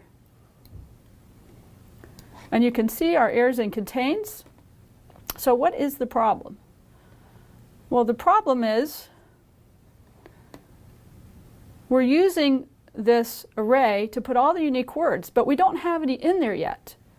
And then we're actually iterating over the whole thing, which is all empty. It's initialized to null. And so we're checking, does a value that's null equal a word? And that's why it crashed, because you can't compare null to a string. So we need to fix this. So what we really want to do is we want to keep track of how many unique words we have in there, because we just want to check the unique words that are actually in there, that we've actually put in there. And so what we'll have to do in order to fix that is, first of all, we'll have to add another parameter so we know how many words we've actually put in there. So I'm going to add a parameter here called number. And we actually have to give it a type, so it's going to be an integer, a number. And then when we iterate, we just want to iterate over the words we put in there. So we want to replace list.length. Instead of looking at the whole gigantic array, we want to look at just the ones that are already in there. So number tells us how many are currently in there. Now, we also have to fix where we call contains, which is down here. And we have to put a value here. That value, remember we're keeping track of how many words we put in there that are unique words. That is the variable num stored. So we'll pass num stored here. Let's compile that and see if that works. We got no syntax errors. Let's try and run it.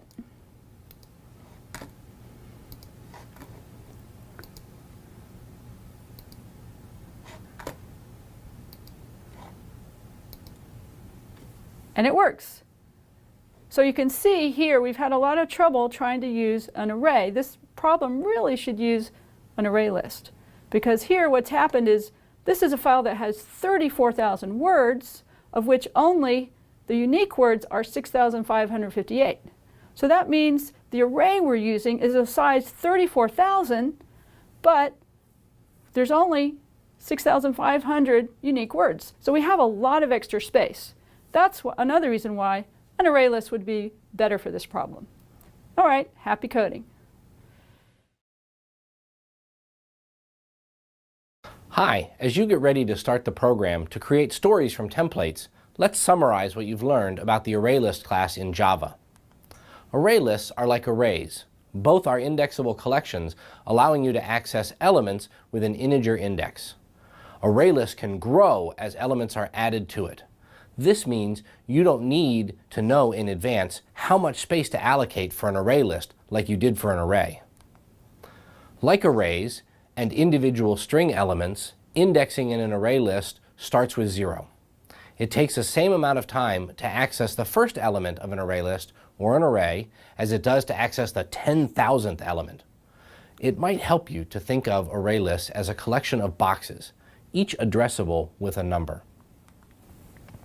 To use the ArrayList class, you must import it from the java.util package. You can import just the ArrayList class, or use the asterisk and import java.util.star to gain access to all of the classes in the package, like the random class. When you create an ArrayList, you specify the type of element stored in the ArrayList, using the angle bracket syntax that Java uses for generic or general elements. Here you see an ArrayList that can contain string objects. But array lists can also store integer objects too, though the list must store integers or strings, not the same type in one list. The integer class allows int values like 0 or 57 or negative 352 to be stored in the array list. The integer class automatically converts an int value like 57 into a value stored as an integer object. You've seen several methods used in array list objects. The .add method adds an element to the end of an array list. The array list grows as needed. The .size method returns the number of elements stored in an array list. Typically, this is the number of elements added via .add. You can write code to access individual elements with an integer index using the .get method. And you can change the value stored at a specific index using the .set method. Array lists are typically processed and accessed using loops. Here's a typical indexing loop that processes each element of an array list. These for loops typically start at 0 and loop to less than the size of an array list, which is exactly .size elements. Within the loop, each array element is accessed using the .get method and the loop index variable. When accessing array elements in a loop like this, do not call .add or .remove, which will change the size as the loop iterates, typically causing a problem in your algorithm because you will either skip elements or access invalid elements. You can also access the elements in an array with an iterable loop, the same kind of loop we used with the edu.duke iterable classes. In an iterable loop, your code indicates the type of value stored in the array list. Your loop takes on each value stored in the array list one at a time, just as with the file resource or image resource classes. You can use this kind of loop when you don't need the index of each array list element, but just the element itself.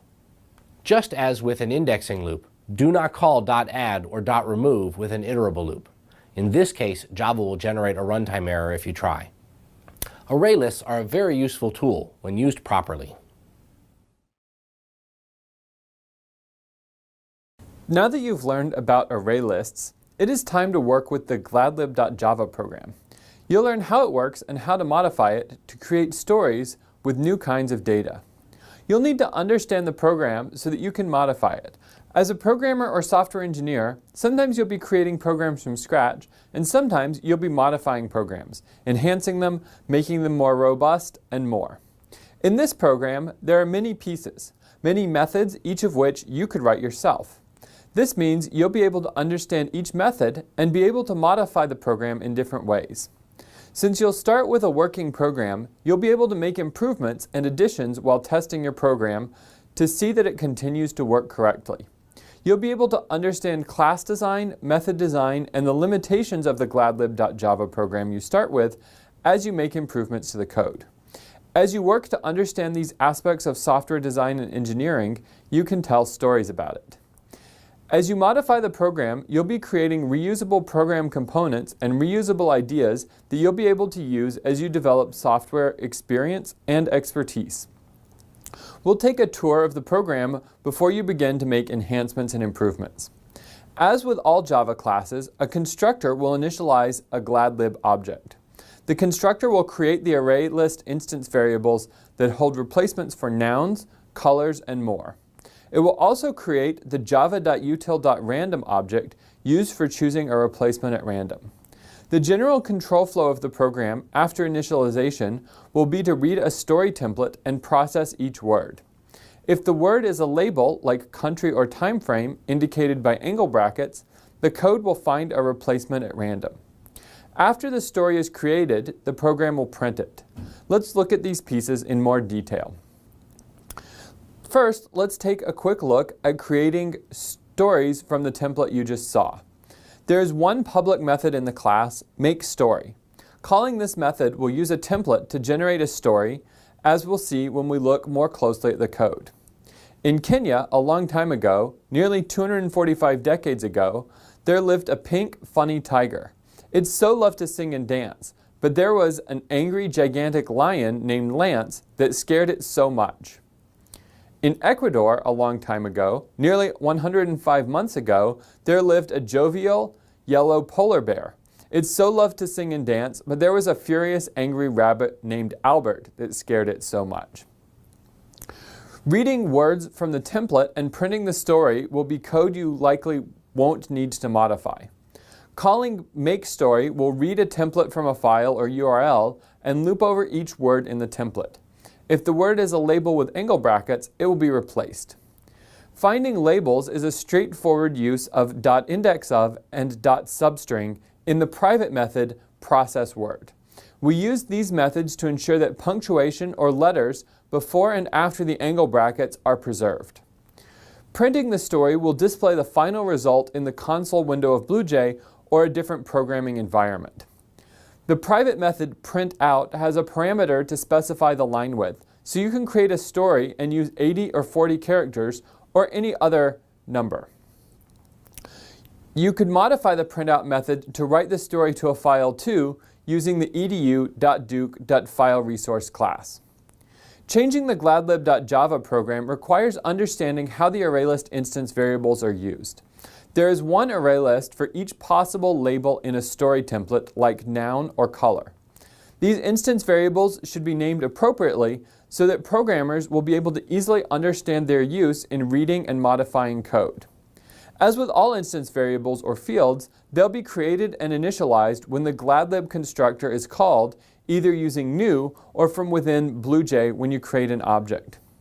The program could use all the fields when replacing words as part of telling a story. The field adjective list will hold replacements for the label adjective. The field noun list will be for nouns, and the instance variable color list will hold colors to be chosen at random. Each field holds replacements for the label that's part of its name. This is a convention in the program, not required by Java, but following the convention will make it simpler to create a new instance variable like verb list for a new label. We'll look at each use of these fields. One is finding a substitute for a label like color. Based on the word that's part of a label, like color or noun, the private method getSubstitute will access the appropriate instance variable to find a random replacement. For example, if the label is color, then a replacement will be chosen from the field color list. If the label is noun, then noun list is used. You can see in the method getSubstitute that adding a new label will require adding a new if statement to access the appropriate array list. A value is chosen at random using a private method randomFrom. Both randomFrom and getSubstitute are private. They're called as a result of calling the public makeStory method. When getSubstitute calls randomFrom, getSubstitute will always pass one of the instance variables you made, such as adjective list, noun list, etc., as the value for the parameter source. Initializing the array list is straightforward, but you'll need to understand it to create a new field for a new label. All the array lists must be created and initialized when the constructor is called. The constructor will call a private helper method initializeFrom. The source for the data for colors, nouns, and so on could be a URL or a file. Calling initializeFrom will result in reading files or URLs to store strings in each array list. If the parameter to initializeFrom begins with HTTP, then eventually a URL resource object will be used to read data. Otherwise, a file resource object will be used. You can't see that in the code here because the parameter source is simply passed to the helper method readIt, where the reading code is located. Let's summarize how the instance variables for replacing labels are used. You'll need to understand this to enhance the program by adding a new label. For example, to create a label like verb, you'll need a new instance variable. You'll name it appropriately, like verblist. You'll need to modify code in two methods with the addition of verblist. You'll modify the method initializeFrom, a private method called from the constructor. You'll modify the code in the method getSubstitute, also a private method, called by the public makeStory via the private methods FromTemplate and ProcessWord. The program documentation should include information like this to help you, the software engineer, make modifications and enhancements. Have fun telling stories and writing code. We'll outline some of the design features of the GladLib class and talk about software design in general. Adding a new label like verb means modifying the gladlib.java implementation in several different places and requires following a naming convention used in the class. You'll need to create a new instance variable for the array list that stores examples of verbs like run, think, or swim. You'll need to initialize the array list using the method initializeFrom, called from the constructor. You'll need to get a random verb when needed by modifying the code in the method getSubstitute. You should follow the naming conventions used in the class, where the label noun is associated with the instance variable noun list, just as the label country is associated with country list. This means you should use the name verblist for a field that's the array list that stores strings that are verbs. As you modify and extend programs and classes, you'll gain experience with many kinds of programming and design. You'll gain experience that will help you make good decisions when programming and create good designs. But you'll see that sometimes experience comes from bad judgment or bad designs that nevertheless allow you to reason about the trade-offs in doing things in more than one way. So you might realize that a choice that works can lead to code that's not easy to maintain. Some software designs are called brittle, meaning that the software or design breaks when you try to extend it or use it in ways that is a little bit different than what's initially intended. Flexible designs, on the other hand, are better able to cope with changes in the software. When you learn about object-oriented design, you might come across a principle that says code should be open for extension but closed for modification, the open-close principle. The idea is that you should be able to extend software without extensive modifications to the existing code. That's more possible with object-oriented design ideas that we won't be able to cover in this course, but you can still create designs that are more open than others. You'll be able to understand a better design after working with this design and implementation. The GladLib class does have some good features. It's relatively easy to understand each method, and the code works. It is possible to extend the code, as you'll see, even if the extension requires changing the code in several places. You'll be able to create a better design after learning some new Java concepts we'll introduce soon. But those concepts will be more clear because you'll have this experience with this code and class, and you'll understand why the new Java features can make the code simpler. The new Java features will let you keep changes in one place rather than being sprinkled across 3 parts of the class. The new features will also minimize the duplicated code that's in the current implementation. Have fun making new stories! Hi, we're going to walk through the process of adding a new label to the gladlib.java program in the gladlib class. A new label might be something like verb, which would go along with noun, color, and the other labels we have. To do that, you've seen part of that process outlined in one of the previous lessons. What I'm going to do here is show you that to add a new label, we need a new template file. So I've taken the standard template file that we had before, which was called madtemplate.txt, and I've replaced sing and dance, the 2 things that a creature would do in the stories we generated, with verb and verb. So I'm adding the label verb to replace sing and dance in the original story. I've still called this madtemplate.txt. You'll use whatever text editing software you have, which is usually something like TextEdit on a Mac or Notepad++ on a Windows machine, but you can use any text editor. Now I'm going to take the GladLib program that we've used before, and I'm going to walk through the locations where we need to make changes.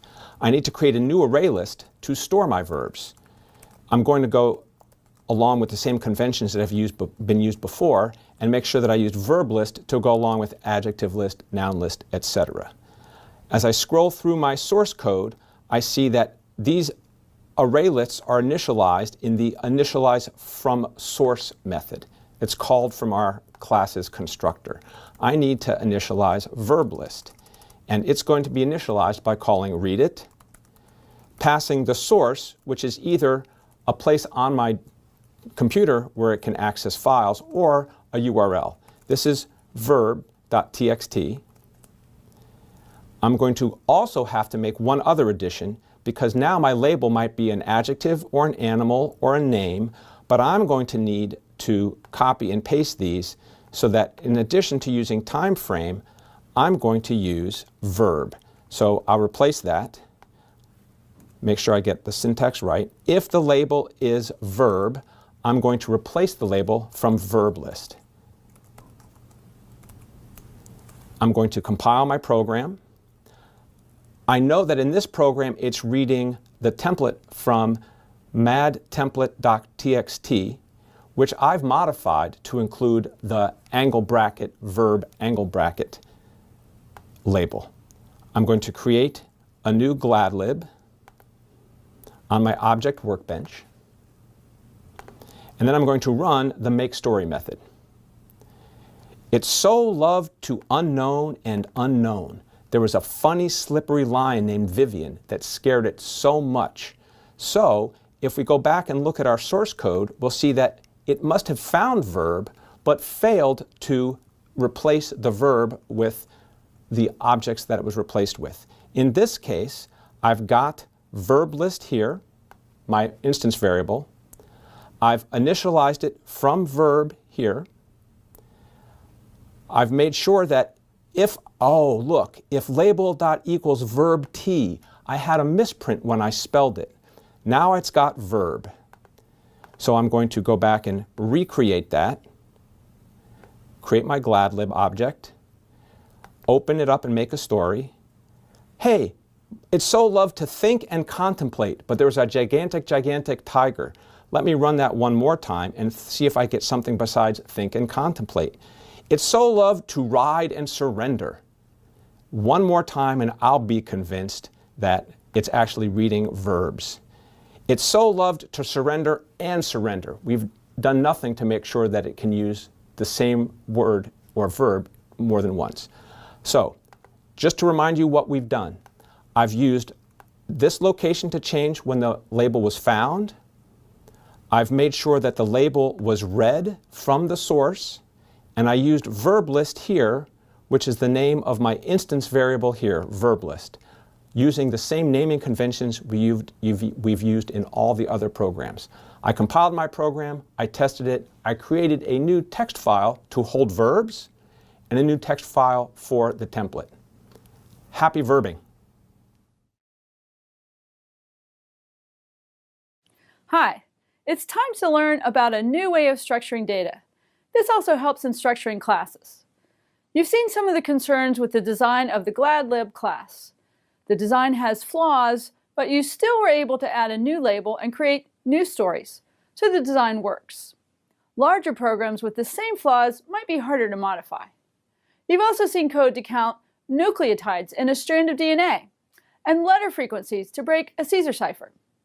We extended this idea to counting word frequencies in any file with 2 parallel arrays. To count nucleotides, we used 4 int variables to count each time a C, G, T, or A occurred.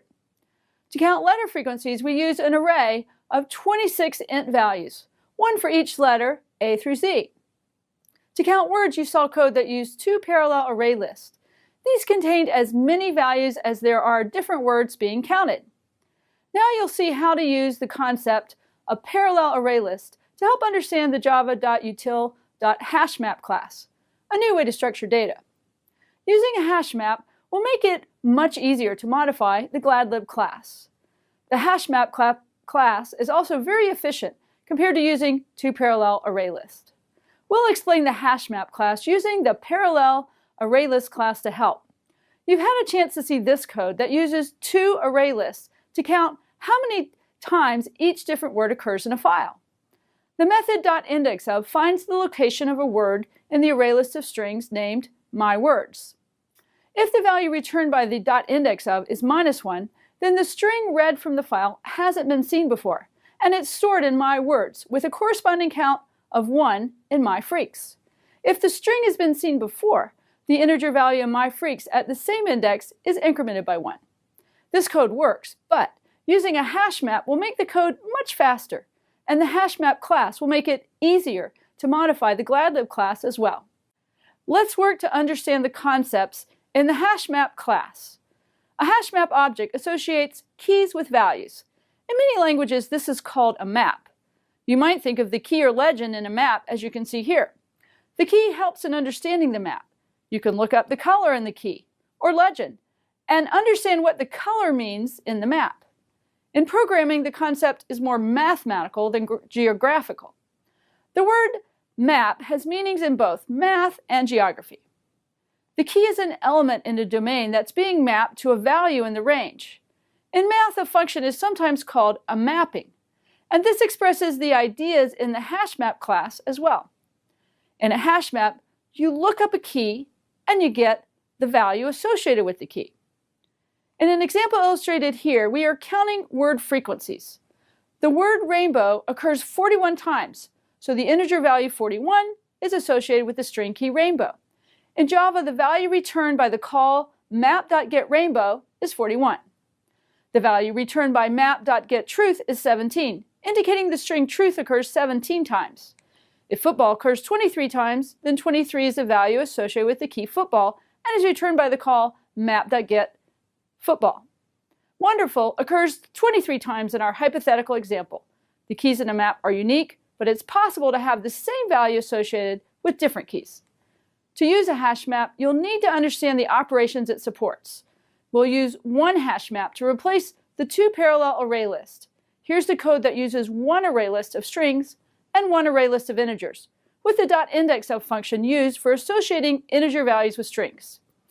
The hash map code also associates an integer value with the string key. The key in the hash map will be a string. The value is an integer. That's the number of times the string occurs in a file being processed. To define a hash map variable, you'll need to specify the type of both the key and the value. When calling new, you must specify the key and the value types as well. The key is the first type and the value is the second type. The code will determine if the key has never been seen before, whether it's stored in the hash map or not.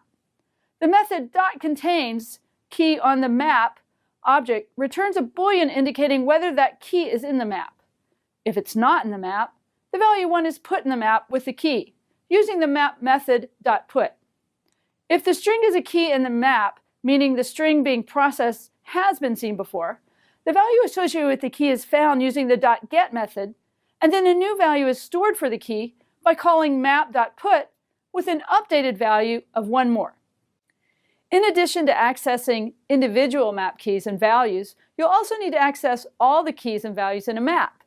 Printing the strings and frequencies when parallel arrays are used requires a typical indexing for loop, with the index used to access both strings and integers as shown here. Printing all the key value pairs in a map requires looping over all the keys and getting the value associated with each key. The method .keyset returns an iterable you use to access each key in a loop.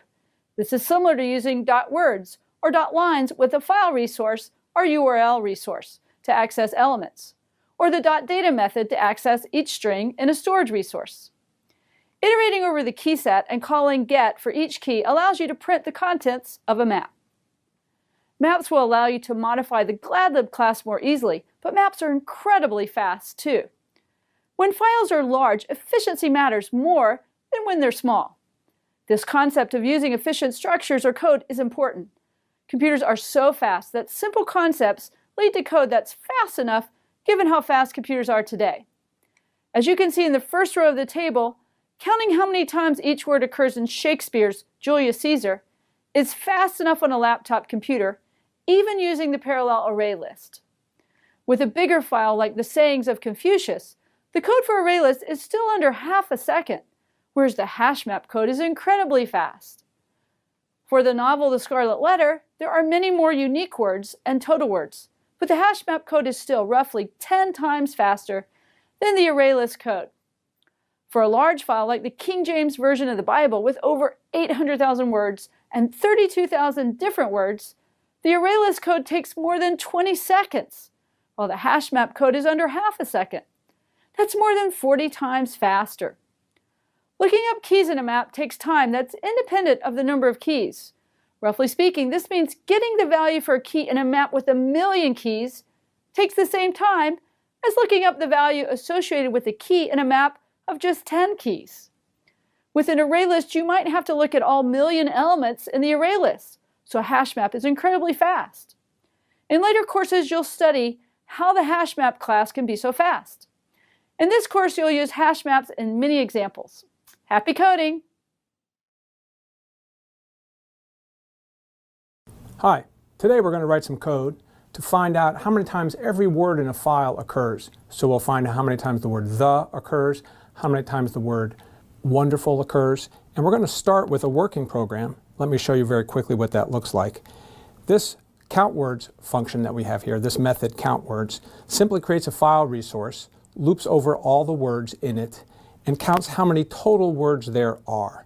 If I take this program, make an object on my workbench, right-click and call countWords, it will ask me to enter the name of a file. I will use Confucius, and it will tell me that there are 34,582 words in the works of Confucius. Rather than knowing the total number of words, I'd like to find out how many times each individual word occurs. To do that, I'm going to use a map. So I'm going to need to add another local variable here, a hash map. I'm going to map strings to integers. Each string will be a word that occurs in my file. That's the key in this map. And the value in the map is how many times that word occurs. So I need to create a new one.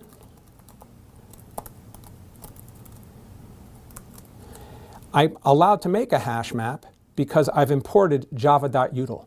That's the package in which we find Hashmap. Now, as I read the words, rather than incrementing the total, I'm going to ask, have we seen W in the map before? So I'm going to ask whether the key set associated with the map contains W, the word I'm looking for. And if it does, I've seen the word before, I'm going to put the value W back in the map. It's already there. I'm going to get the number of times that word occurs and add ones. I'll go over again what I'm doing in a minute. If I've never seen the word before, then what I'm going to do is put it in my map with the number 1 because the word will have occurred one time. Let me compile and make sure I've got that right. So let me go over very quickly what I've just done. I've looked to see, does this word W that I just read and converted to lowercase, is it in my key set? Have I ever seen it before? If I have seen it before, let me get the integer value associated with it. That's the number of times it's already occurred.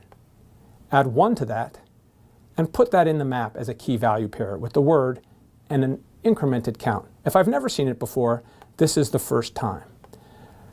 I've now added all the values to the map, and I'd like to print them out. The way I'm going to print them out is to loop over the key set. That's all the words that are keys in my map. And I'm going to get the value associated with it. That's the number of occurrences. That's the value associated with my word. And if that value is big, and here I'm going to say if it's bigger than 500, I'm going to print the words that occur a lot. So I'm going to print the number of occurrences, a tab character, and the word itself. So I'm looping over the key set. That allows me to find every key. I'm getting the value associated with that key in the map. And if that's big, I'm going to print it. Big in this case is bigger than 500. So I'm going to right-click and create a new object. And I'm going to invoke the method countWords, which before used to count the total number of words, and now it's going to count all the individual words in Confucius. And here we can see that in the file Confucius, there are not that many words that occur more than 500 times. The occurs more than 2,000 times, and occurs 762. If I want to see a little more in the way of words, I'll say 200, just to make sure that I'm getting something more. And I'll make a new version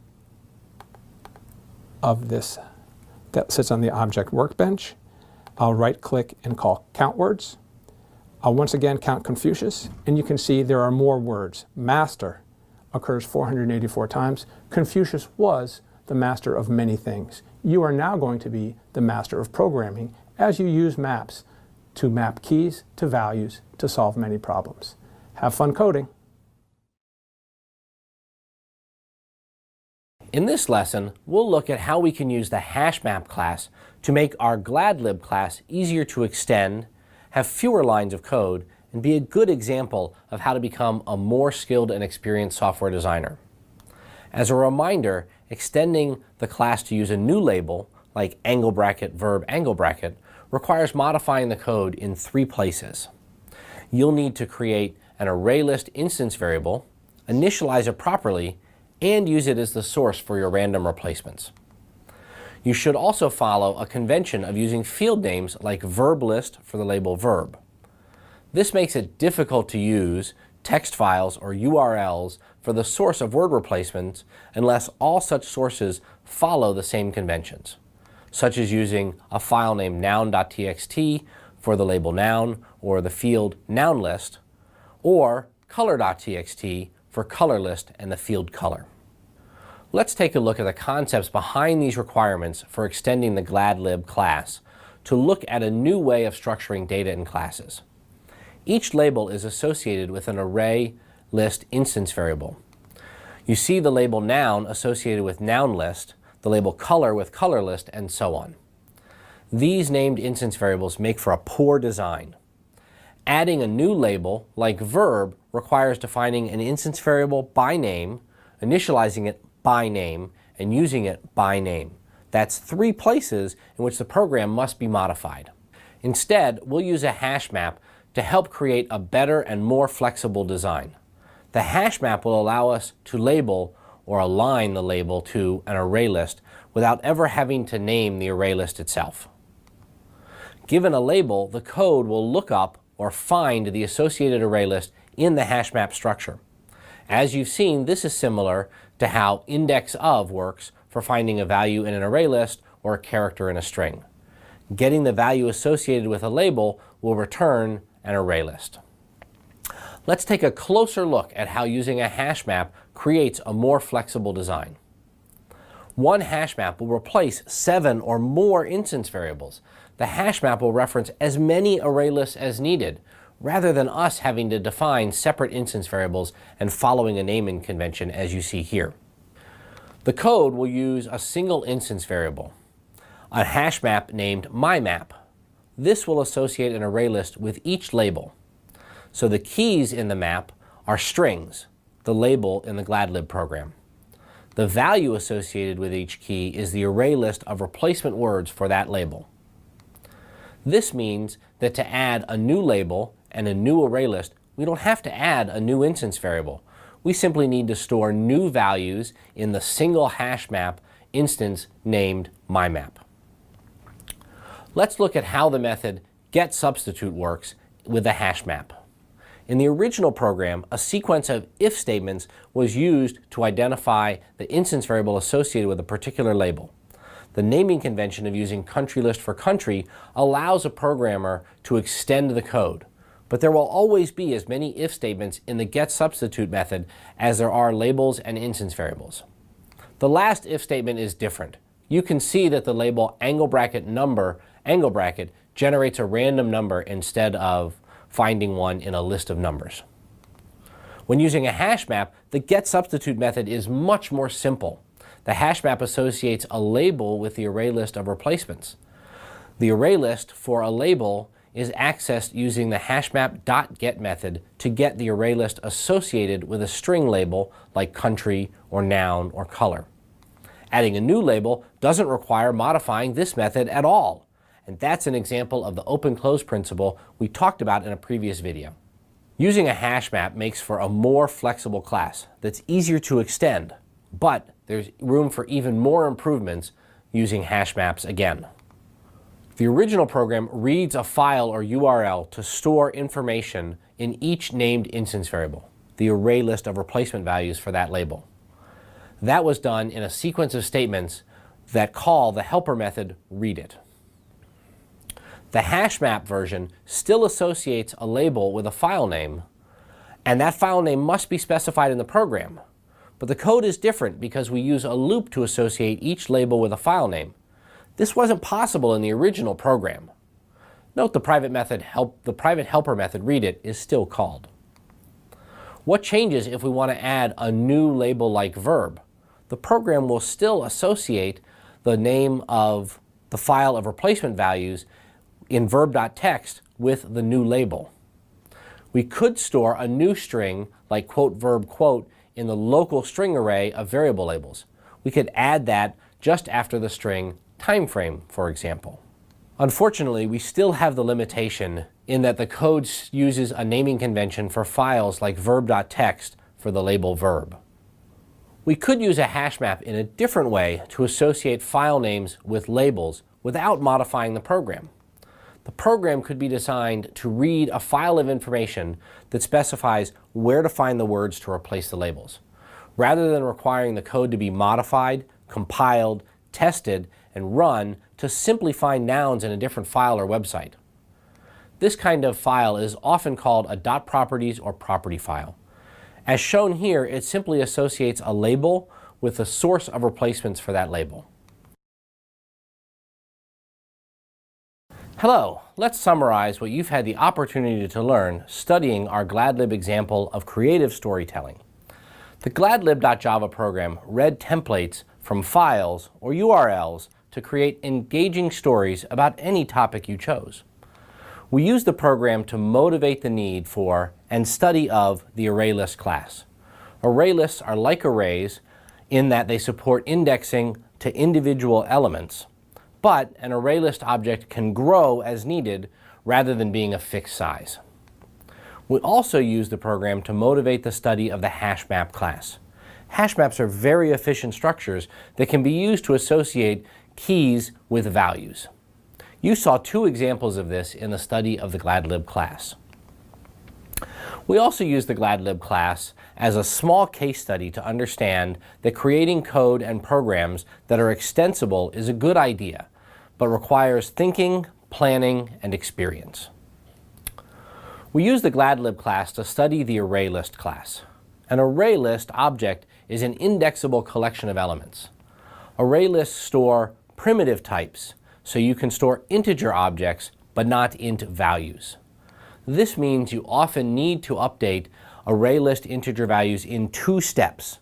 First, getting the value and updating it, and then putting that value back in the map. To use the Arraylist class, you must import it from the java.util package. In contrast, you don't need to specify a package for arrays.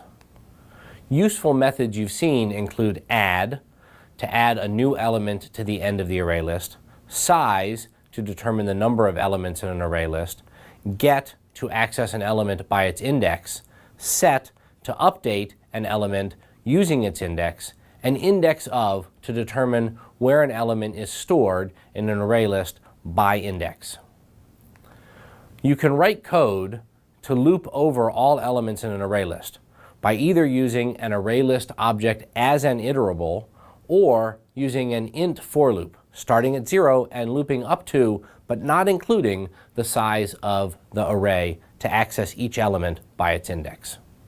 We also studied the Hashmap class. A Hashmap object is a collection of key-value pairs. The keys serve as mappings for accessing the values, hence the name Hashmap. Both keys and values are objects, so you would use integer rather than int, just as you did for the array list.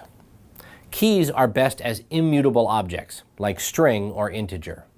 Keys must be unique. Values can be any object type, including string or array list, as in the examples you saw. You import Hashmap from java.util just as you do for the Arraylist class. In the examples, you saw the methods put, to add a key-value pair to the map, size, to determine the number of pairs or keys in a map, get, to access a value by its key, keyset, to iterate over all the elements, and contains key to determine if a key is in the map. Looping over all elements requires an iterable over the key set of the map. You can't access individual elements one at a time by an index as you can with the array list. Two different collections with two different sets of strengths. We hope you'll have fun using them. Now, you're going to write some programs to analyze web server log files. Most major web servers log each access to a file, which records who made the request, when the request was made, what the request was, and how the server responded. So why would you want to analyze web server logs? A web server's log file lets you understand a lot about how your website is being used. You might want to know how many people are visiting your site. Is it popular or not? If you have many different pages, are they all getting traffic or only a few? Understanding how your site is being used is particularly important if you're trying to make money off of it. Popular pages bring in revenue, while pages that nobody looks at are not helping your business. The log file can also be useful in diagnosing problems, as it will tell you when your server is experiencing errors. If one of the pages isn't getting traffic because a link to it is broken, you want to know so you can fix it. In the rest of this lesson, you're going to work on code to read the contents of a log file. Being able to read the contents of a log file will set you up to solve a variety of problems, such as figuring out how many different visitors have come to a website or how many times each visitor has visited the site. Welcome back. Now that you know about the importance of web server logs, it's time for you to start thinking about writing code that deals with them. The first thing you're going to want to do is to be able to read in a web server log file and represent the information in it in Java objects. To do this, you need to think about two things. The first is, what does all of the information in the web server log mean? And the second is, how do you represent it in a Java class? Here, you can see one entry from a web server log file. It has a lot of information, and it's not readily apparent what each piece means. To find out what it means, you would want to read documentation about this web server. This particular data came from the web server log for an Apache 2.4 web server. So to find out more, you could go to Google and search for Apache 2.4 web server log file format. If you do that, you'll end up with a lot of hits. And this first one here gives you a link to the Apache documentation site. If you scroll down a bit, you'll find the information on the access log, that is the log of accesses to the web server, which is what this web log is, and you'll see that it has information about each of the pieces of this entry. The first is the IP address, that is the address of the device on the internet which made the web request that is logged here. The next two pieces are both dashes. That indicates that they're missing information. The first dash is for some information about who made this request, which you'll see the documentation says is unreliable. The user's computer could lie about who they are. The second dash is for the username if they're logged in with HTTP authentication, if they've typed a username and password on the website.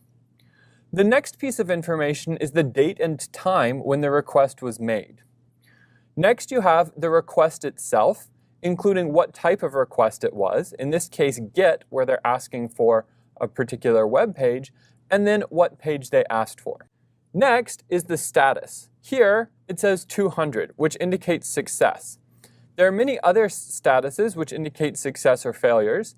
You may be familiar with 404, which is the very well-known status code that indicates that the requested page was not found.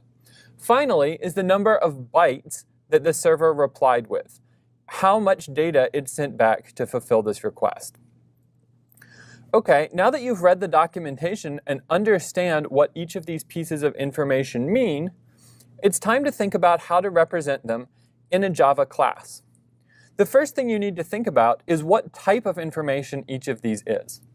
For the IP address, you could use a string since you're interested in just the text of that field. Java does have a built-in class for IP addresses, which would give us some more features if we wanted to actually connect to that address, for example. But we don't need that functionality, and we don't need to worry about the complexity that would introduce right now. We don't need to represent the two fields that we've omitted that have no useful information. We do, however, want to represent the date. You could use a string for that, in which case you would just have its text, or you could use the built-in Java date class, which understands what dates and times are and how they relate to each other. So you could check if one time is before or after another time. For the request, you can just use a string. And for the status and number of bytes, those are both numbers, so you can use an int. Now that we've thought through these types, it's time to turn this into some Java code. Here, you can see the start of a Java class for a log entry. We've declared a public class log entry and written fields based on the types that we just discussed. You should now think, should each of these fields be public or private? Remember that if a field is public, any piece of code can access it, and if a field is private, only code within this particular class can access it. In this particular case, it makes sense to have each of these be private and to design your class to be immutable. Remember from earlier, when we learned about strings, that immutable means you cannot modify an object once you create it. So you're going to write this class so that each of these fields will be set in its constructor, but can only be read. To make anything able to read these fields, you'll write a public getter or accessor method, such as these, which will just return the value of that field, but there will be no way to set the value of the field once it's constructed. Speaking of constructing, you need to write a constructor for this class. There are two ways you could do it. The first is to take in this entire string and then have the constructor pull it apart into each of these individual pieces and fill in the fields or instance variables of the class. The other is to have the constructor take each piece of information separately and simply initialize the fields of the object. We're going to have you do the second one, just making a constructor that looks like this, which is going to fill in the fields based on the information passed in, with each piece being passed separately. Why would you do it this way? Well, this gives you a little more flexibility. If you wanted to create one of these objects from some other source of information, you could do so.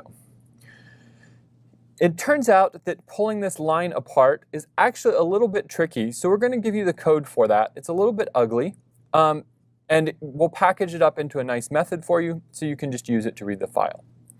Here's the final log entry class with all of the things you just learned about. You would use this to represent one of these log entries as you work with it. So your next task is going to be to use this class, the code we give you to split this up into each separate piece, and put them together to make code that's going to read the entire log file. Hi, so today what we're going to do is we have this log entry class, and I want to show you toString. So the log entry class, notice it has these 5 fields here, IP address and so on. We've got our constructor, and we've got all these methods. And I've written toString down here, and you can see that it returns those 5 fields as one big long string. And what I've done is I've got a tester over here that is creating 2 log entries, LE and LE2. And I've just kind of made up some information for each of them so they're different. And then it prints out the actual object. It prints out LE and it prints out LE2. So let's run it and see what happens when we do this. So I'm going to come over here. Notice I need to compile both of these. I'm going to compile tester, and it actually compiles both of them for me. I'm going to now run tester.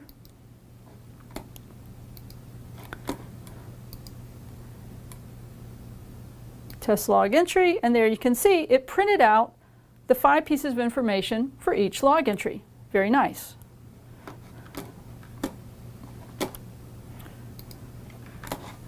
So now what I'm going to do is I'm going to come back to my class, and instead of calling it toString, I'm going to change the name. I'm going to call it getLogInfo. And compile it again and run it.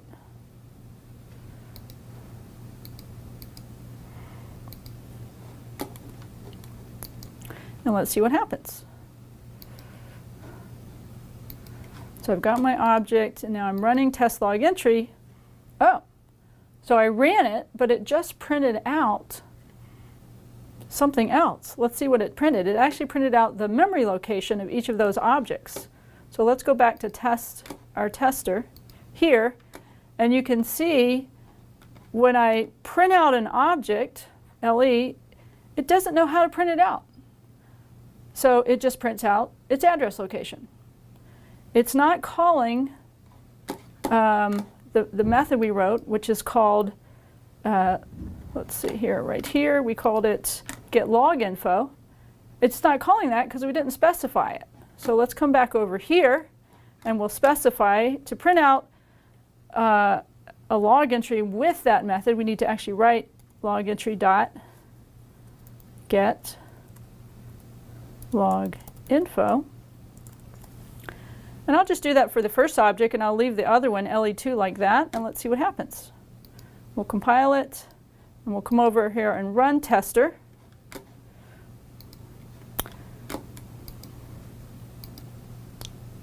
And so you can see what here in for the first object I called getLogInfo, and it calls getLogInfo, and it prints the 5 pieces of information.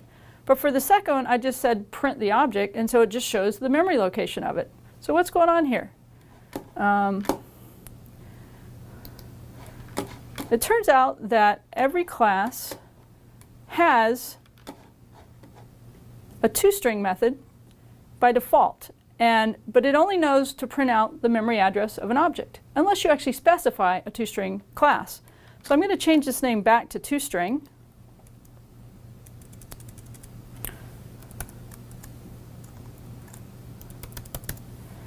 And I'll come back over here in our tester and get rid of this. Because notice, I didn't actually call toString here. I just said print out the object. And again, if I show you what happens here, we don't need the, there we go. So we're just going to print out the object. We're not saying how or anything, but it just knows, go look in my class, and if there's a toString method, that's how I'm specifying how I want to print it out. So again, we call it here.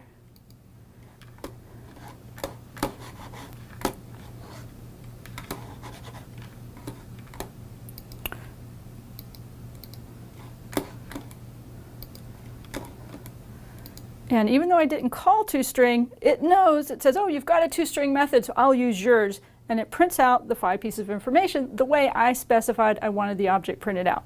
Now I want to show you one more thing. I'm going to come over here. That name toString is very important. It has to be spelled exactly toString with a capital S, because I'm going to show you if you change it to lowercase s, so it says toString, then when I come over here and I run it,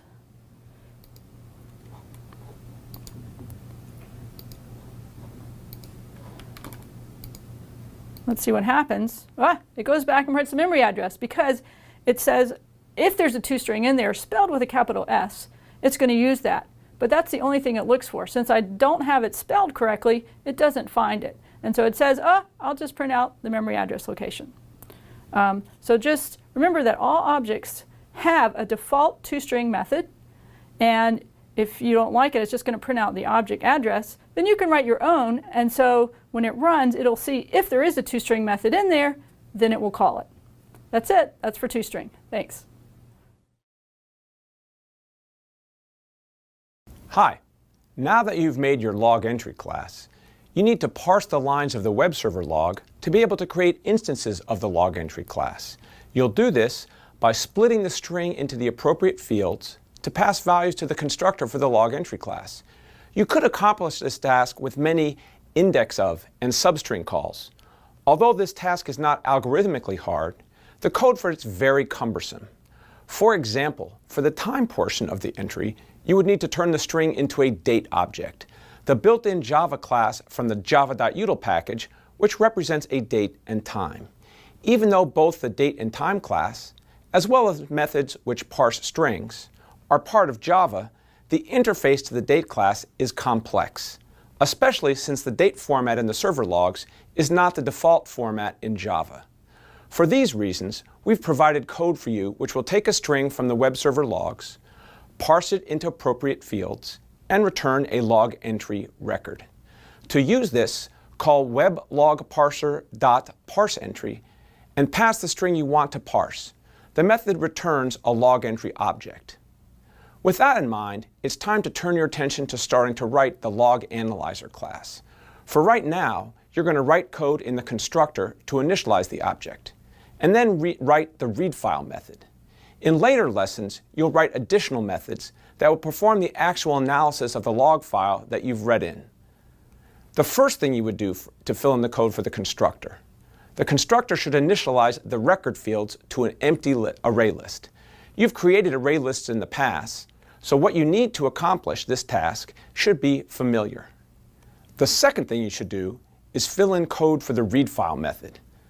This method will determine the file name to read from, and then add log entries to the records field to reflect the information from the file you opened. To accomplish this task, you will want to make a file resource for the requested file. You will then want to iterate over the file resources lines. And for each line, you will use the weblogparser.parseEntry method to convert the line of text into a log entry. Then you'll add that log entry to the records field, which, as you may recall, is an array list. When you've written the constructor and the readFile method, you'll want to test out your code. We've provided a convenient method called printAll, which will print all the log entries you've stored in the instance variable records. Remember the toString method that we taught about? system.out.println will make use of that toString method to represent the log entry as a string. Once all this works, it will be time to start analyzing the data you've read in. Happy coding!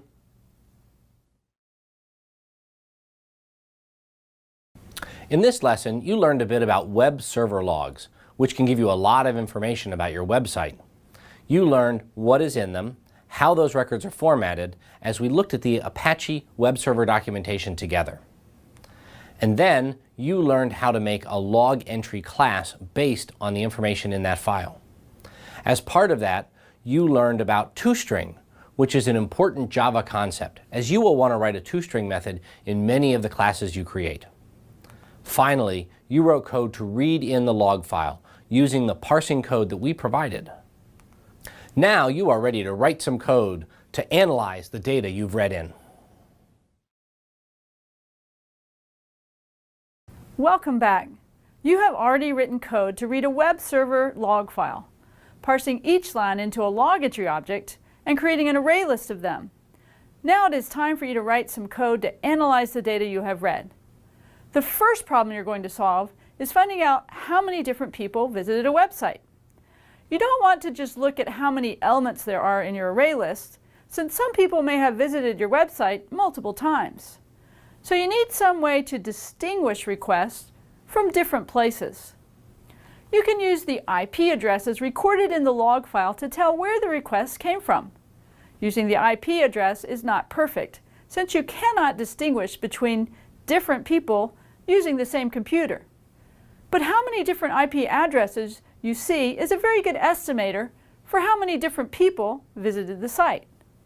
As you might recall from Programming and the Web for Beginners, an IP address is the address of a device on the internet, whether that device is a traditional computer, a mobile phone, or something else.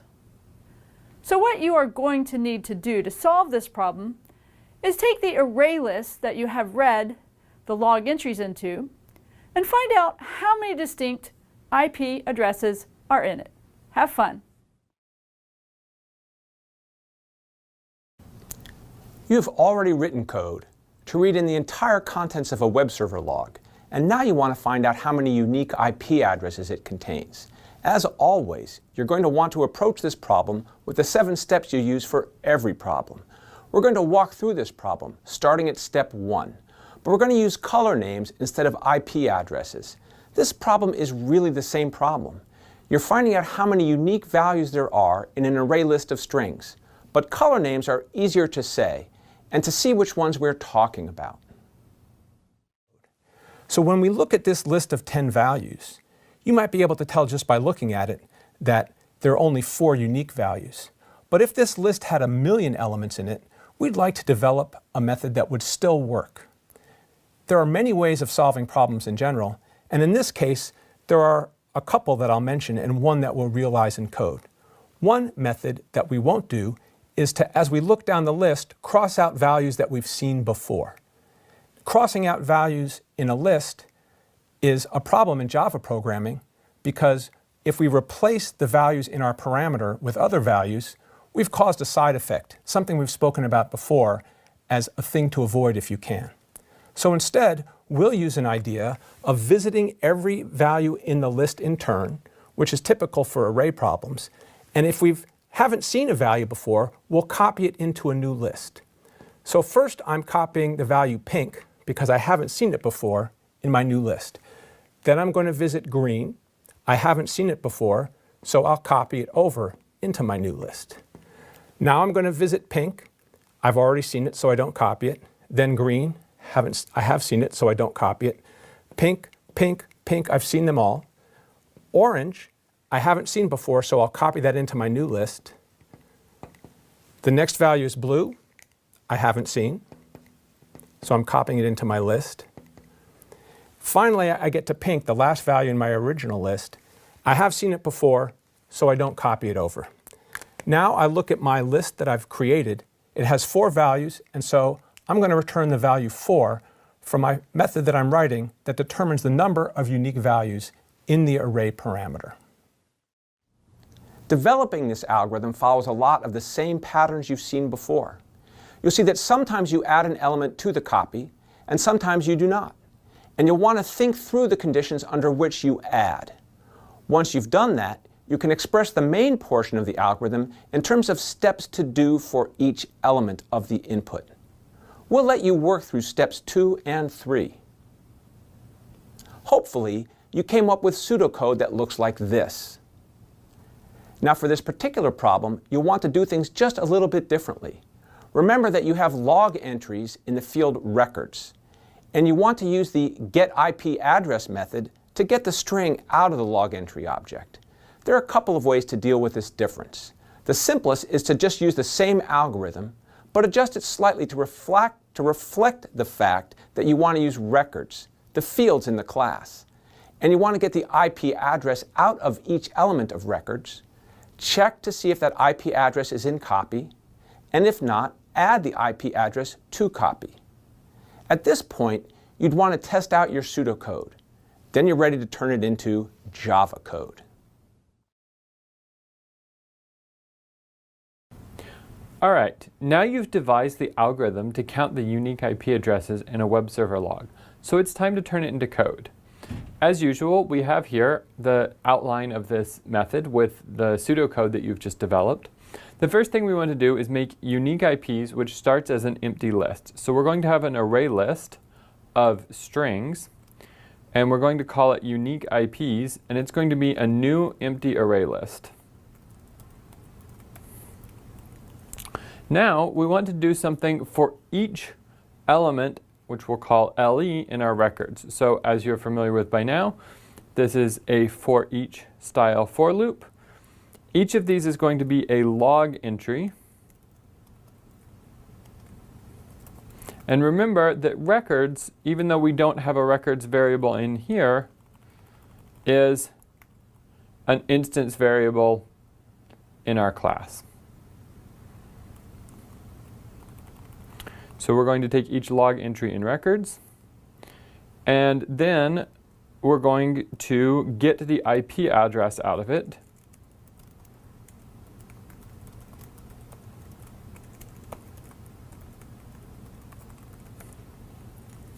And then we want to know if IP address is or is not in unique IPs.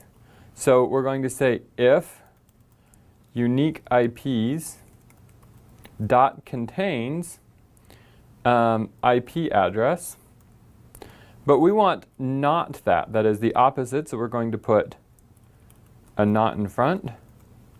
Then we want to add IP address to unique IPs. Unique IPs dot add IP address. Close that. Close that. And then at the end here, it says we want to return unique IPs.size. Now my braces have ended up in slightly weird places. That's probably just because I have some braces in my comments. So I'm going to delete those and then try to make sure my code lines up nicely.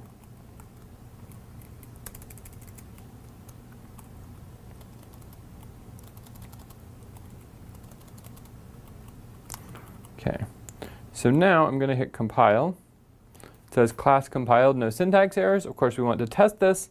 I've already written a tester here, which is going to create a new log analyzer, read in short test log, which is this log file here. It has this IP address. This same IP address appears 3 times. So we've only seen 2 unique IP addresses.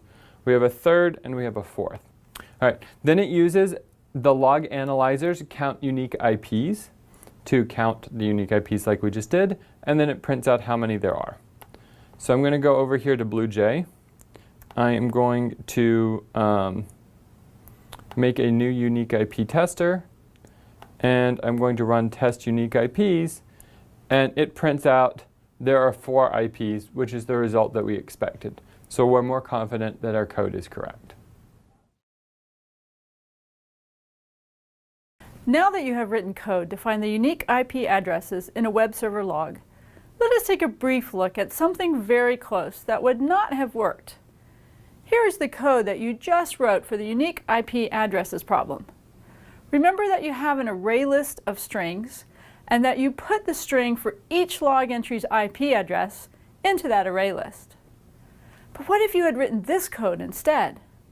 This code is the same as what you wrote, but the array list holds log entries, and the code checks if it has the current log entry, not the log entry's IP address. Likewise, it adds the entire log entry object if it was not already there. If you were to run this code, it would give you the wrong answer. In fact, it would tell you how many total log entries there are, not how many unique IP addresses there are in the log file. Why is that? To understand this problem, think for a moment about how contains would work. In particular, how does contains know if two objects are the same or different? Contains is going to check if they are equal. But what exactly do we mean by equal? Java has two different notions of equality. To illustrate this, consider the situation in which you have three string variables, A, B, and C, which refer to two different string objects. A and B refer to the exact same string object, so they are clearly equal. A and C, however, refer to different string objects with the same logical contents. On the one hand, you could say they are equal because they talk about strings that mean the same thing. On the other, you could say they are not because they are talking about different objects. These are the two different notions of equality that exist in Java. The notion of equality, meaning the exact same object, is what you get when you write equals equals.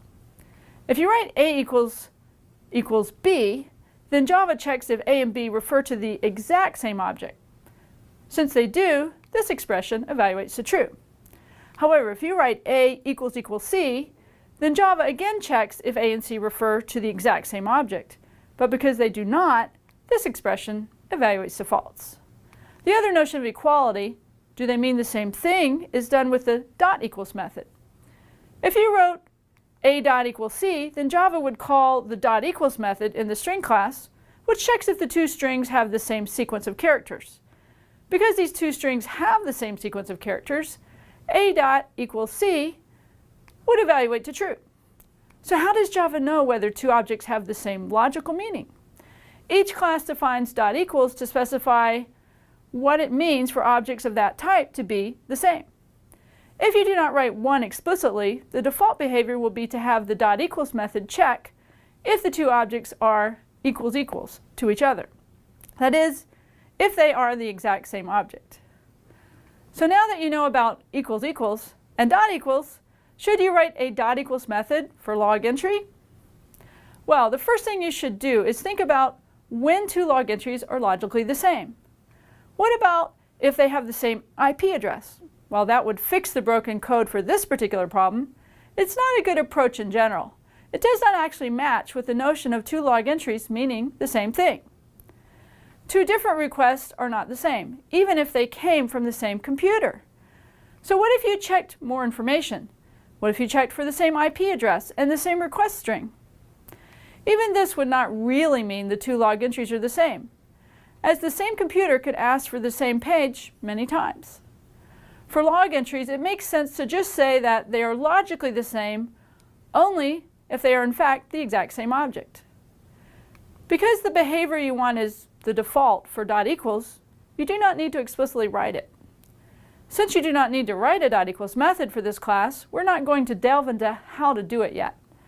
Fully understanding what goes into a dot equals method requires a little bit of knowledge that you will not get until the Principles of Software Design course.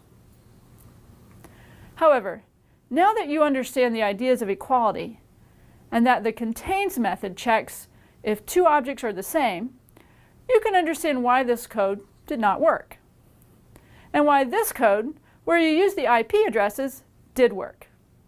Thanks. Great. Now you have completed your first analysis of the web server log file data that you read. You wrote code to figure out how many unique IP addresses there were, which gives you a good idea of how many people visited your site. Doing this gave you some great practice with array lists, which are useful for solving a wide variety of problems. And you also learned about Java's two different notions of equality. Equals equals, which tests if its operands refer to exactly the same object, and the dot equals method, which checks if two objects have the same logical meaning.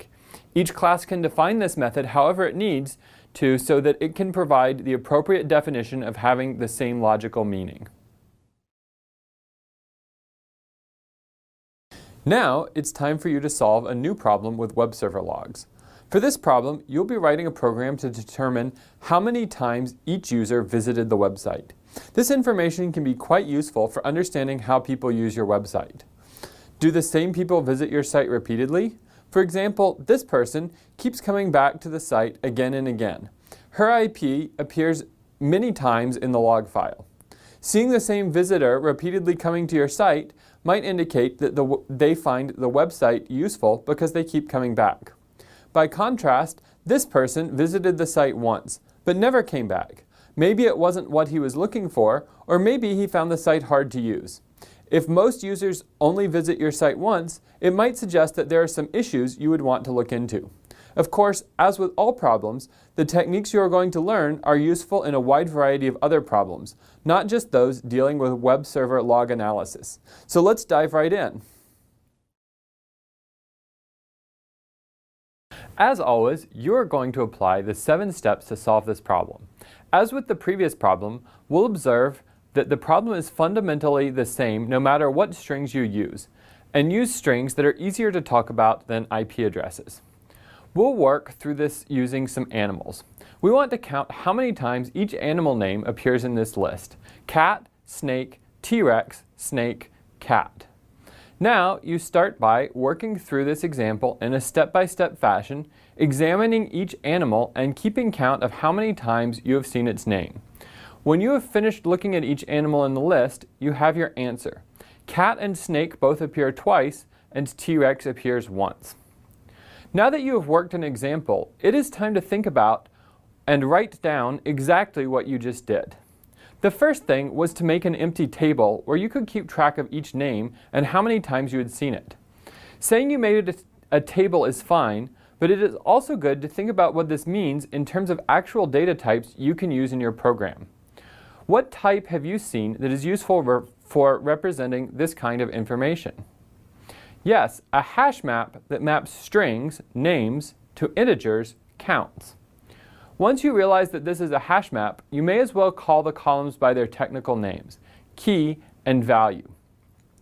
Finally, you would want to give this hash map a name so that you can refer to it easily. We'll call it counts. Next, you looked at the first string in the list, cat. Then you looked for cat in counts and saw it wasn't there. So you put it in with a value of 1. You did a similar step for the second string, snake, which was also not in counts. And for the third string, T-Rex. For the fourth string, snake, things were a little different. When you look in counts, you see snake is already there with a count of 1, so you update the count to be 2. And similarly, for the last string, cat, you find that it already has a count of 1, so you update it to have a count of 2. After all of that, the entire hash map counts is your answer. That leads to these steps for this particular instance of the problem. So now it is time to find patterns and generalize to any instance of the problem. Notice that there are several steps where you did not find the current string in the hash map. In each of these cases, you put it into the hash map with a value of 1. Why 1? Do you always want 1, or should you look for some other pattern? If you think about it for a moment, you will realize that here you always want 1. It is the first occurrence of that name, so you have seen it once. There are also some cases where you already had that particular name in the hash map. In these cases, you updated the value to be 2. Again, you should ask yourself, why did I use 2? Do I always want 2, or is there some other pattern? In this case, you do not always want 2. Instead, you want the old value plus 1. That just happens to always be 2 here because of the specific example you worked. With all of that in mind, you should be able to generalize these steps and come up with an algorithm that looks like this. This algorithm makes an empty hash map, then iterates over each string in the input and checks if that string is already in the hash map. If not, the algorithm puts that string into the hash map with a value of 1, and if it's already there, it updates the value to be 1 more than the old value. After processing all the strings, the answer is the hash map counts. Now, you want to test this algorithm out. tested on the input fish, dog, fish, fish. This algorithm got you the right answer, so you can be more confident that it's correct. Before you turn this into code, we're going to remember that our input is not actually a list of strings, but a list of log entries whose IP addresses you want to process. This slightly adjusted algorithm is basically the same, but we have changed this variable name to LE to stand for log entry, and are iterating over the contents of the Arraylist records, which is an instance variable in the log analyzer class. Then you want to get the IP address out of that log entry and use that as the string that you use to update the hash map. Now it is time to turn this into code. We'd like to find out how many times somebody visits a website. So we're going to look at a log file that has IP addresses and see, for example, for one IP address, how many times did that IP address appear in the file? That's how many times that person visited the website. So we have a program here, a class called log analyzer, and we are going to write the method count visits per IP. So how many times does each IP address visit a page? And what we have in here is we're going to put log entries in an array list. It's called records. So we have a constructor that initializes that array list. We then have read file, which is going to have the file name of the log entries, and that is going to allow you to select a log entry file, and then it just goes through and reads through all the lines and puts them into records. So we're going to focus on writing count visits per IP, and we're going to use a hash map to do that. So the first thing we're going to do is we need to make an empty hash map, and we're going to be mapping a string to an integer. So for each IP address, which is a string, we're going to map that to the count, which is the number of times that IP address appears in the file. So first let's make, let's see,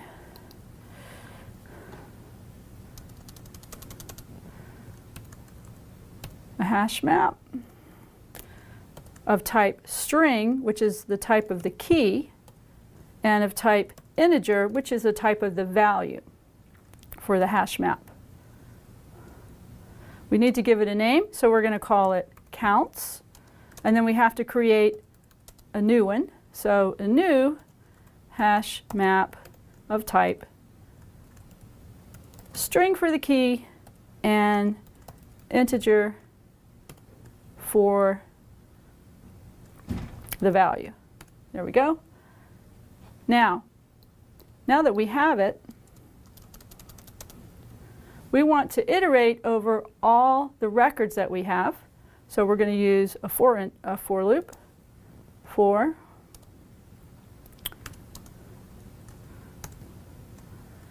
each log entry. We need a variable name, so I'm just going to call that LE. We're going to iterate over the records where we've put all the records from the file. Okay.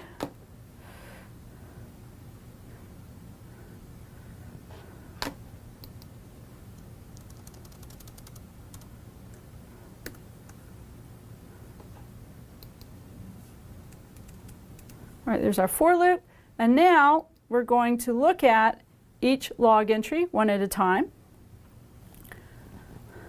So first what we'll do from the log entry is we'll get the IP address.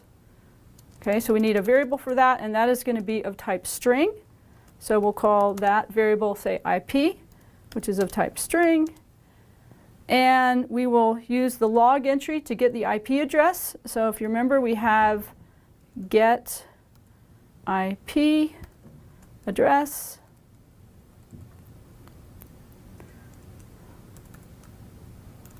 And that should get us the IP address. Now that we have the IP address, we have to see if it's already in our hash map or not. So we'll have to ask a question about that.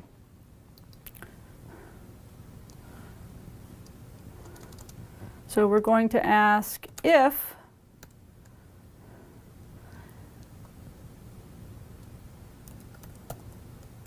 counts dot contains key. Okay, so again, counts is our hash map, and we're using the contains key function. And we will ask if that IP address is in there or not. And I'm actually going to ask first if it's not in there. So we'll put the not there.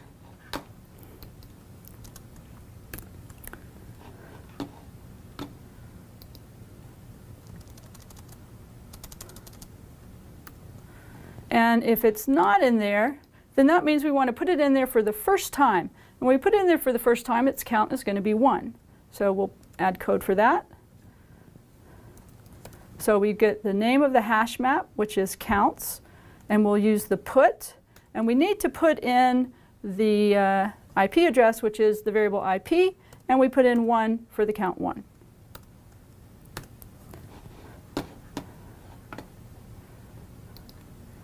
Now, if it's not in there, then we'll want to, if it is in there, then we'll know it's already in there. We need to get the value out, we need to add 1 to it, and we need to put it back in. So we'll do that now.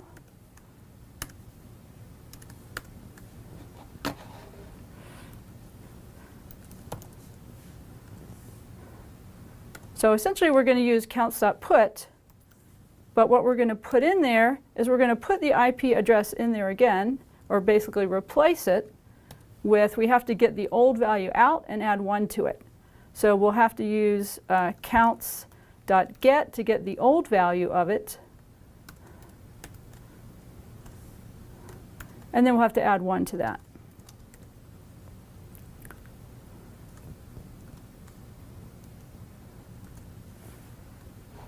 And then what else we have to do? We come down here.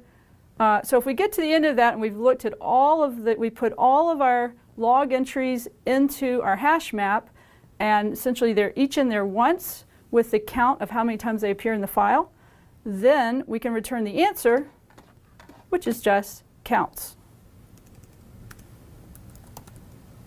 So we'll compile this, and let's see. We got to spell get IP address correctly, so we'll fix that. And we've compiled it with no syntax errors now.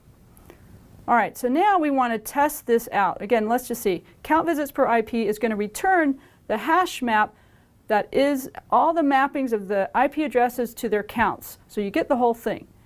We need to test it out now. So in order to test it out, we're going to create another class here, which I've started, called countTester. And what we'll do in here is we'll first create a log analyzer, the class that we just had. So we'll create a log analyzer object. We'll just call it LA, and we have to create a new one.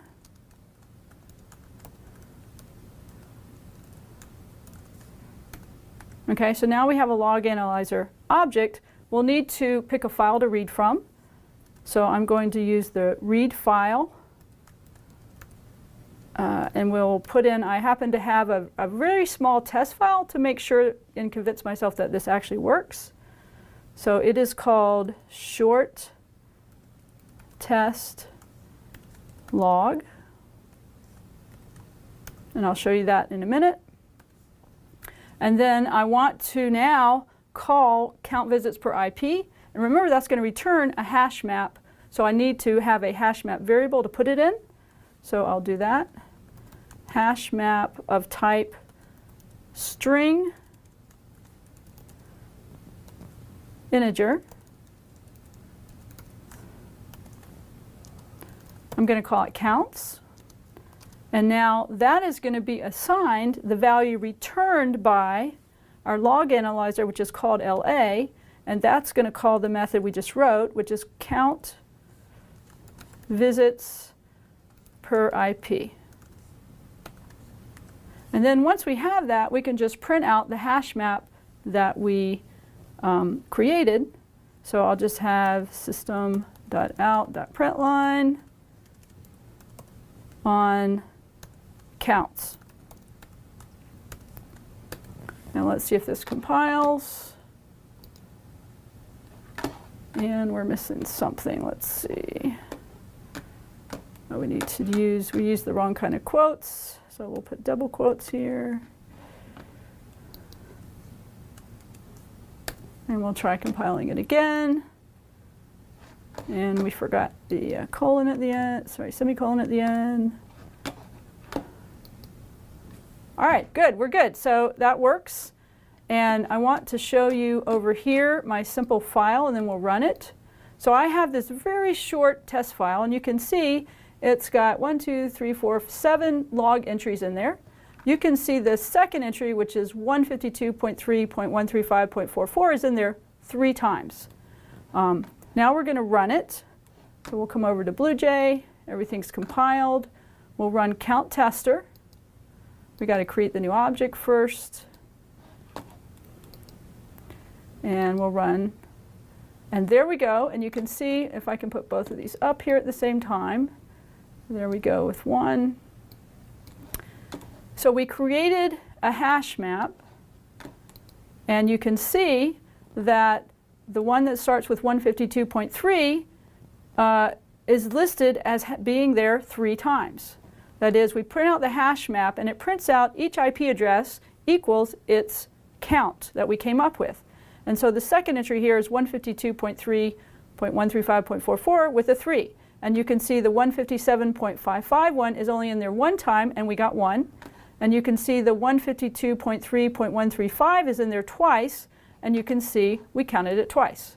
So now I'm more convinced that what we wrote is correct. All right, happy coding. Think back to the problem where you found how many unique IP addresses there were in a web server log. That problem was essentially finding out how many different strings there were. If you look at what you just did, finding how many times each string occurred, you may realize that you have solved a larger problem. The solution to the problem of counting unique strings is already here. You have each unique string in this hash map as a key, and would just need a way to turn it into the answer you want. Your counting algorithm has already done the hard work. You would just need to be able to extract the answer from the hash map. This situation is common in programming. You may write code to solve a more complex problem, and then be able to solve a simpler problem easily by using the more complex algorithm to do the hard work. Recognizing such situations can be quite helpful to becoming a highly productive programmer. In this case, using the hash map from the second problem to solve the first problem is easy. Hash maps have a dot size method, which tells how many key value pairs the hash map has. As each key appears once in the hash map, the result from dot size tells you exactly how many unique keys there were in the input. If you had written count visits per IP first, you could have written count unique IPs with just these 2 lines of code. The first line uses count visits per IP to solve a larger problem. And the second line uses the dot size method in Hashmap to turn the answer from that problem into the answer to this problem. The size of the hash map is exactly the number of unique keys, which is the answer to this problem. Whenever you are programming, try to think of ways to use code you have already written and tested. Thank you. Congratulations, you have solved the problem of counting how many times each user has visited a site. You solved this problem using hash maps, which you learned about previously and should be becoming quite proficient with by now. That proficiency is great, as hash maps are a really useful data structure to solve a lot of different problems. You also saw how you could use the solution to this problem to solve a different problem easily. You could just take the size of the resulting hash map to figure out how many unique IP addresses there are in the log file. Being able to realize when the solution to one problem can be used to solve another is a very useful skill to work on as you develop as a programmer. If you think back to the start of this course, you learned a little bit about cryptography and implemented the Caesar cipher. Now you are going to learn a bit about the Vigenère cipher, which historically is quite important, as it was thought to be unbreakable for hundreds of years. However, as you are going to see and do, the cipher is quite easy to break with a computer. Now, let's see how this cipher works. The key in Vigenère was classically a word. For example, here we picked dice as our key. You write down the word repeatedly to match the message length. Each letter represents a number for how much to shift by. So dice means shift by 3, 8, 2, and 4 repeatedly. In your code program, it would be quite convenient to represent the key as an array of ints. Now, to encrypt, you shift each letter by the amount written under it, much like you did in a Caesar cipher, but each letter gets shifted by a different amount. The first letter is M, which has 3 added to it, so you get P. The second letter is E, which has 8 added to it, so you get M. Then you repeat this process across the entire message.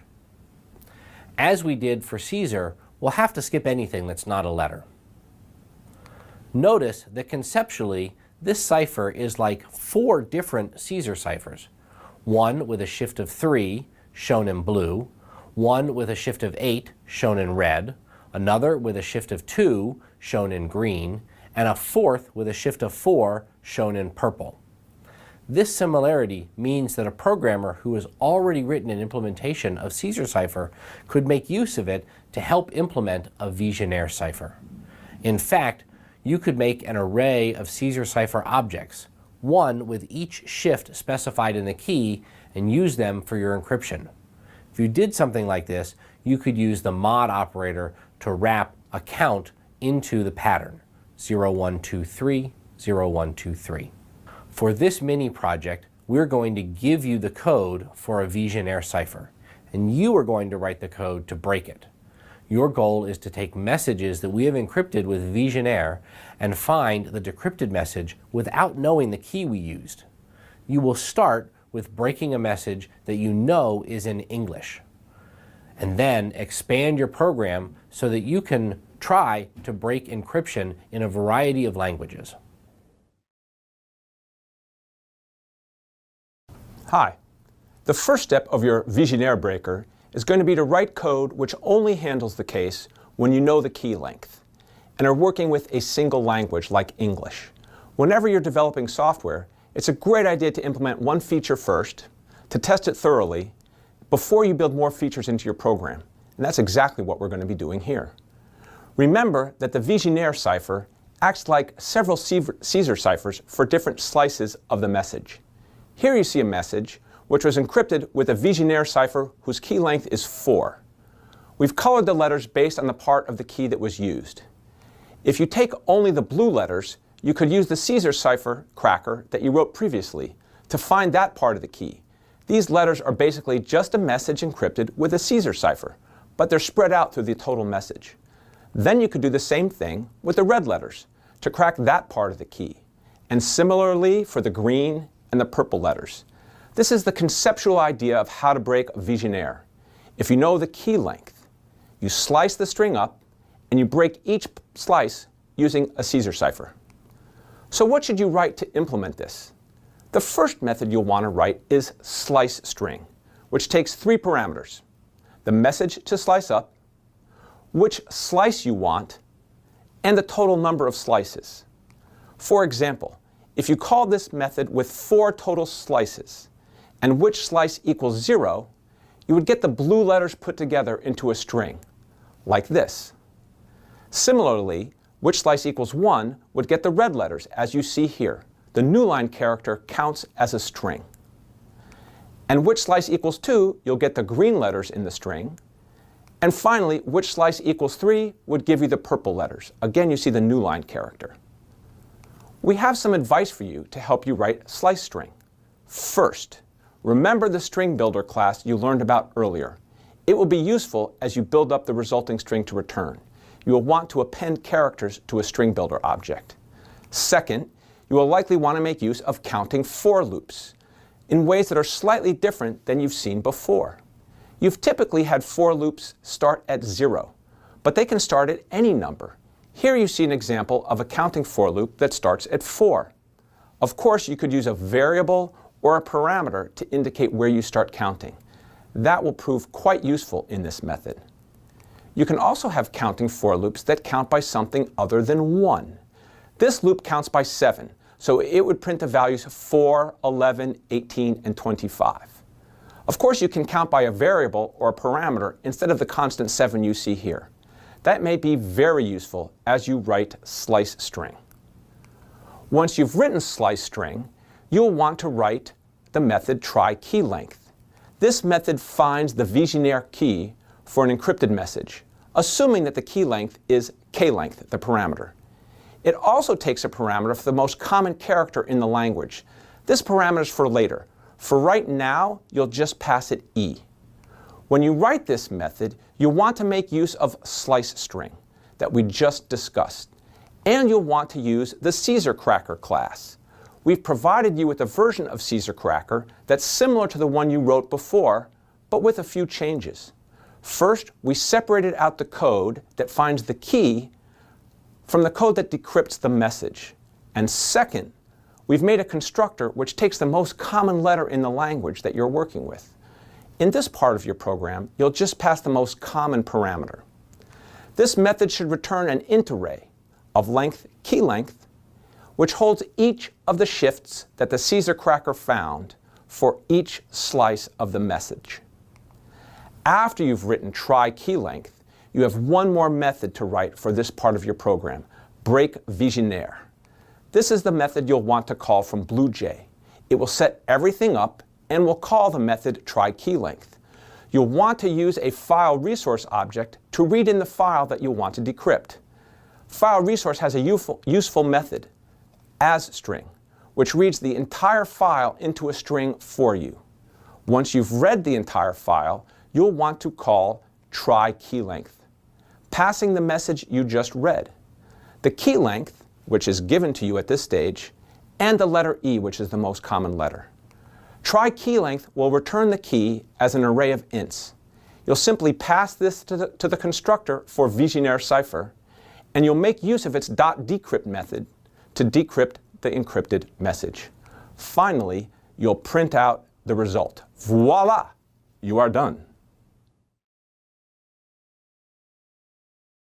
Now, you've written the code to break vigenère if you know the key length. But what do you do if you don't know the key length?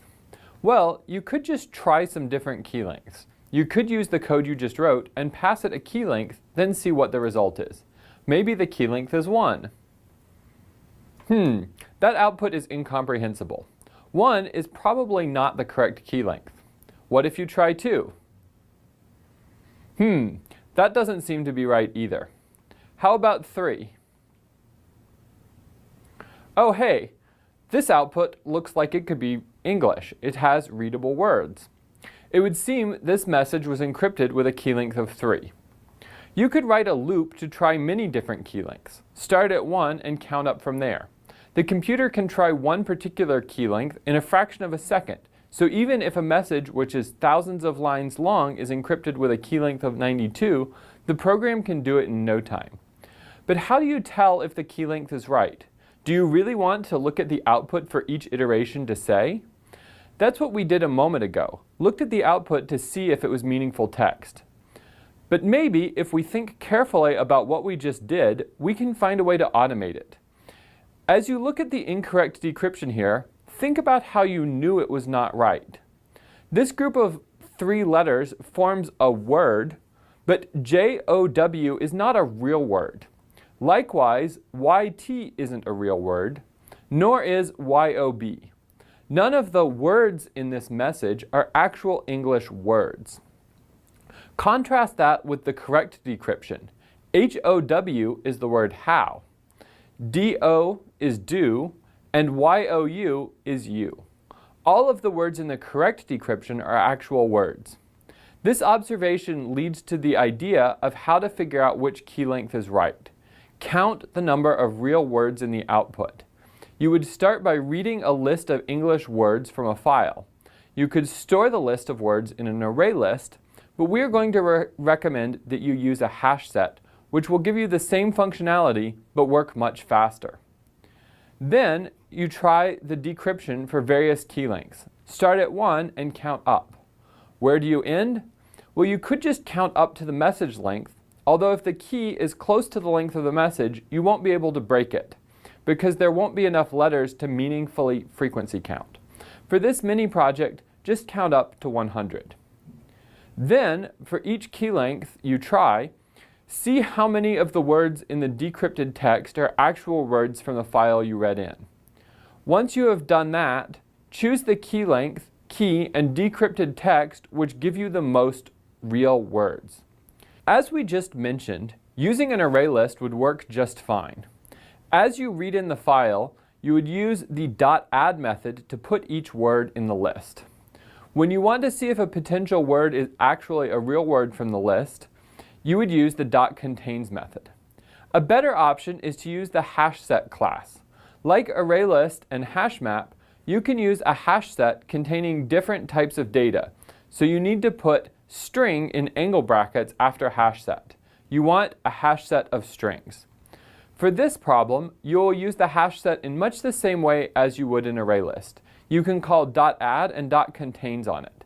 You cannot index into a hash set like you can an Arraylist, but if you wanted to iterate over one, you could do that with a for each loop. That is what has been happening behind the scenes when you iterate over a Hashmap's .keyset. The main advantage is that .contains will be much faster. Instead of searching through every word in the hash set, it can look at only a few words to figure out if it contains the requested information or not. The last thing that we will mention before you start coding is how to split a string up into individual words. You've already seen that string has a .split method. You can use that passing in quote, \, capital W, quote. This asks the split method to divide the string up at every character that is not part of a word, spaces, punctuation, or numbers. Once you have done that, you can iterate over those words with a for each loop like this one. Okay, great. Now you have cracked Visionaire for English messages of unknown key length. But what if the messages were in other languages? What if you did not know the language? Well, you can use the same techniques and just try each language. For each potential language, you would need a list of words in that language and to know the most common character, which is not E for all languages. Then you can try breaking the cipher for each language. You would use the same code you already wrote to find the key length that gives you the most real words in each language. This gives you the best choice for that particular language. Then you just see which language results in the most real words. That is, which language's best decryption is best overall.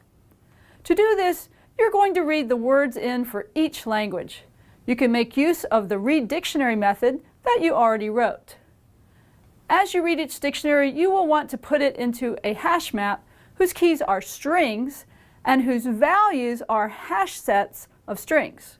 In particular, the key is the name of the language and the value is the dictionary that you read in with read dictionary. Such a hash map would conceptually look like this here. Here you have a table where the keys are the names of languages. The values are then the sets of words in each language. You might think that this type looks a little complex. You have multiple sets of angle brackets nested together. However, it is a great example of an important programming principle. Do you remember the idea of composition? If you took our course, Programming in the Web for Beginners, you learned about it in the context of HTML. The idea that programming languages allow you to put small pieces together to make larger pieces, and that they obey the same rules when you put them together. This principle lets you make and understand large and complex things. In this case, you can understand this complicated looking type by understanding the pieces. So what exactly do you need to make your Visionaire breaker work for unknown languages? You need to write two new methods. One that counts the most common character in hash set of strings, and one that tries the different languages. You also need to modify two old methods. The break Visionaire method, which is what you run from BlueJ, and the break for language method. You need to write the most common car in method to account for the fact that E is not the most common letter in all languages. So you will count the frequency of each letter in the hash set of strings, which is the list of words for that language. You have seen and done many problems with counting how often you find something and figuring out which of something occurs most often. So hopefully you are getting proficient in these skills by now. The other new method will try each language in the key set of the Hashmap language. You will want to use break for language to do the work of trying to break that one particular language. You will want to use .get to get the word list out of the Hashmap to pass into break for language. You will then want to see how many words you ended up with in the string that break for language returns. Fortunately, you already wrote a method that does that. You will then want to pick the best language, the one with the most words, and its decryption. Print them out so that you know what your program found. You will want to make a few changes to break visionaire, the method that you call from BlueJ. Instead of just reading one language's word list, you'll want to read many of them. The other change is that you will want this method to call break for all langs instead of break for language, so that it tries all of the languages that you read in. You will also want to make one small change to break for language. Up to now, you have just passed in E as the most common letter. However, now you will want to use the most common car in method that you just wrote to find the most common letter in the word list and pass that into try key length. So now that you know the plan, it's time for you to devise your algorithms and write your code.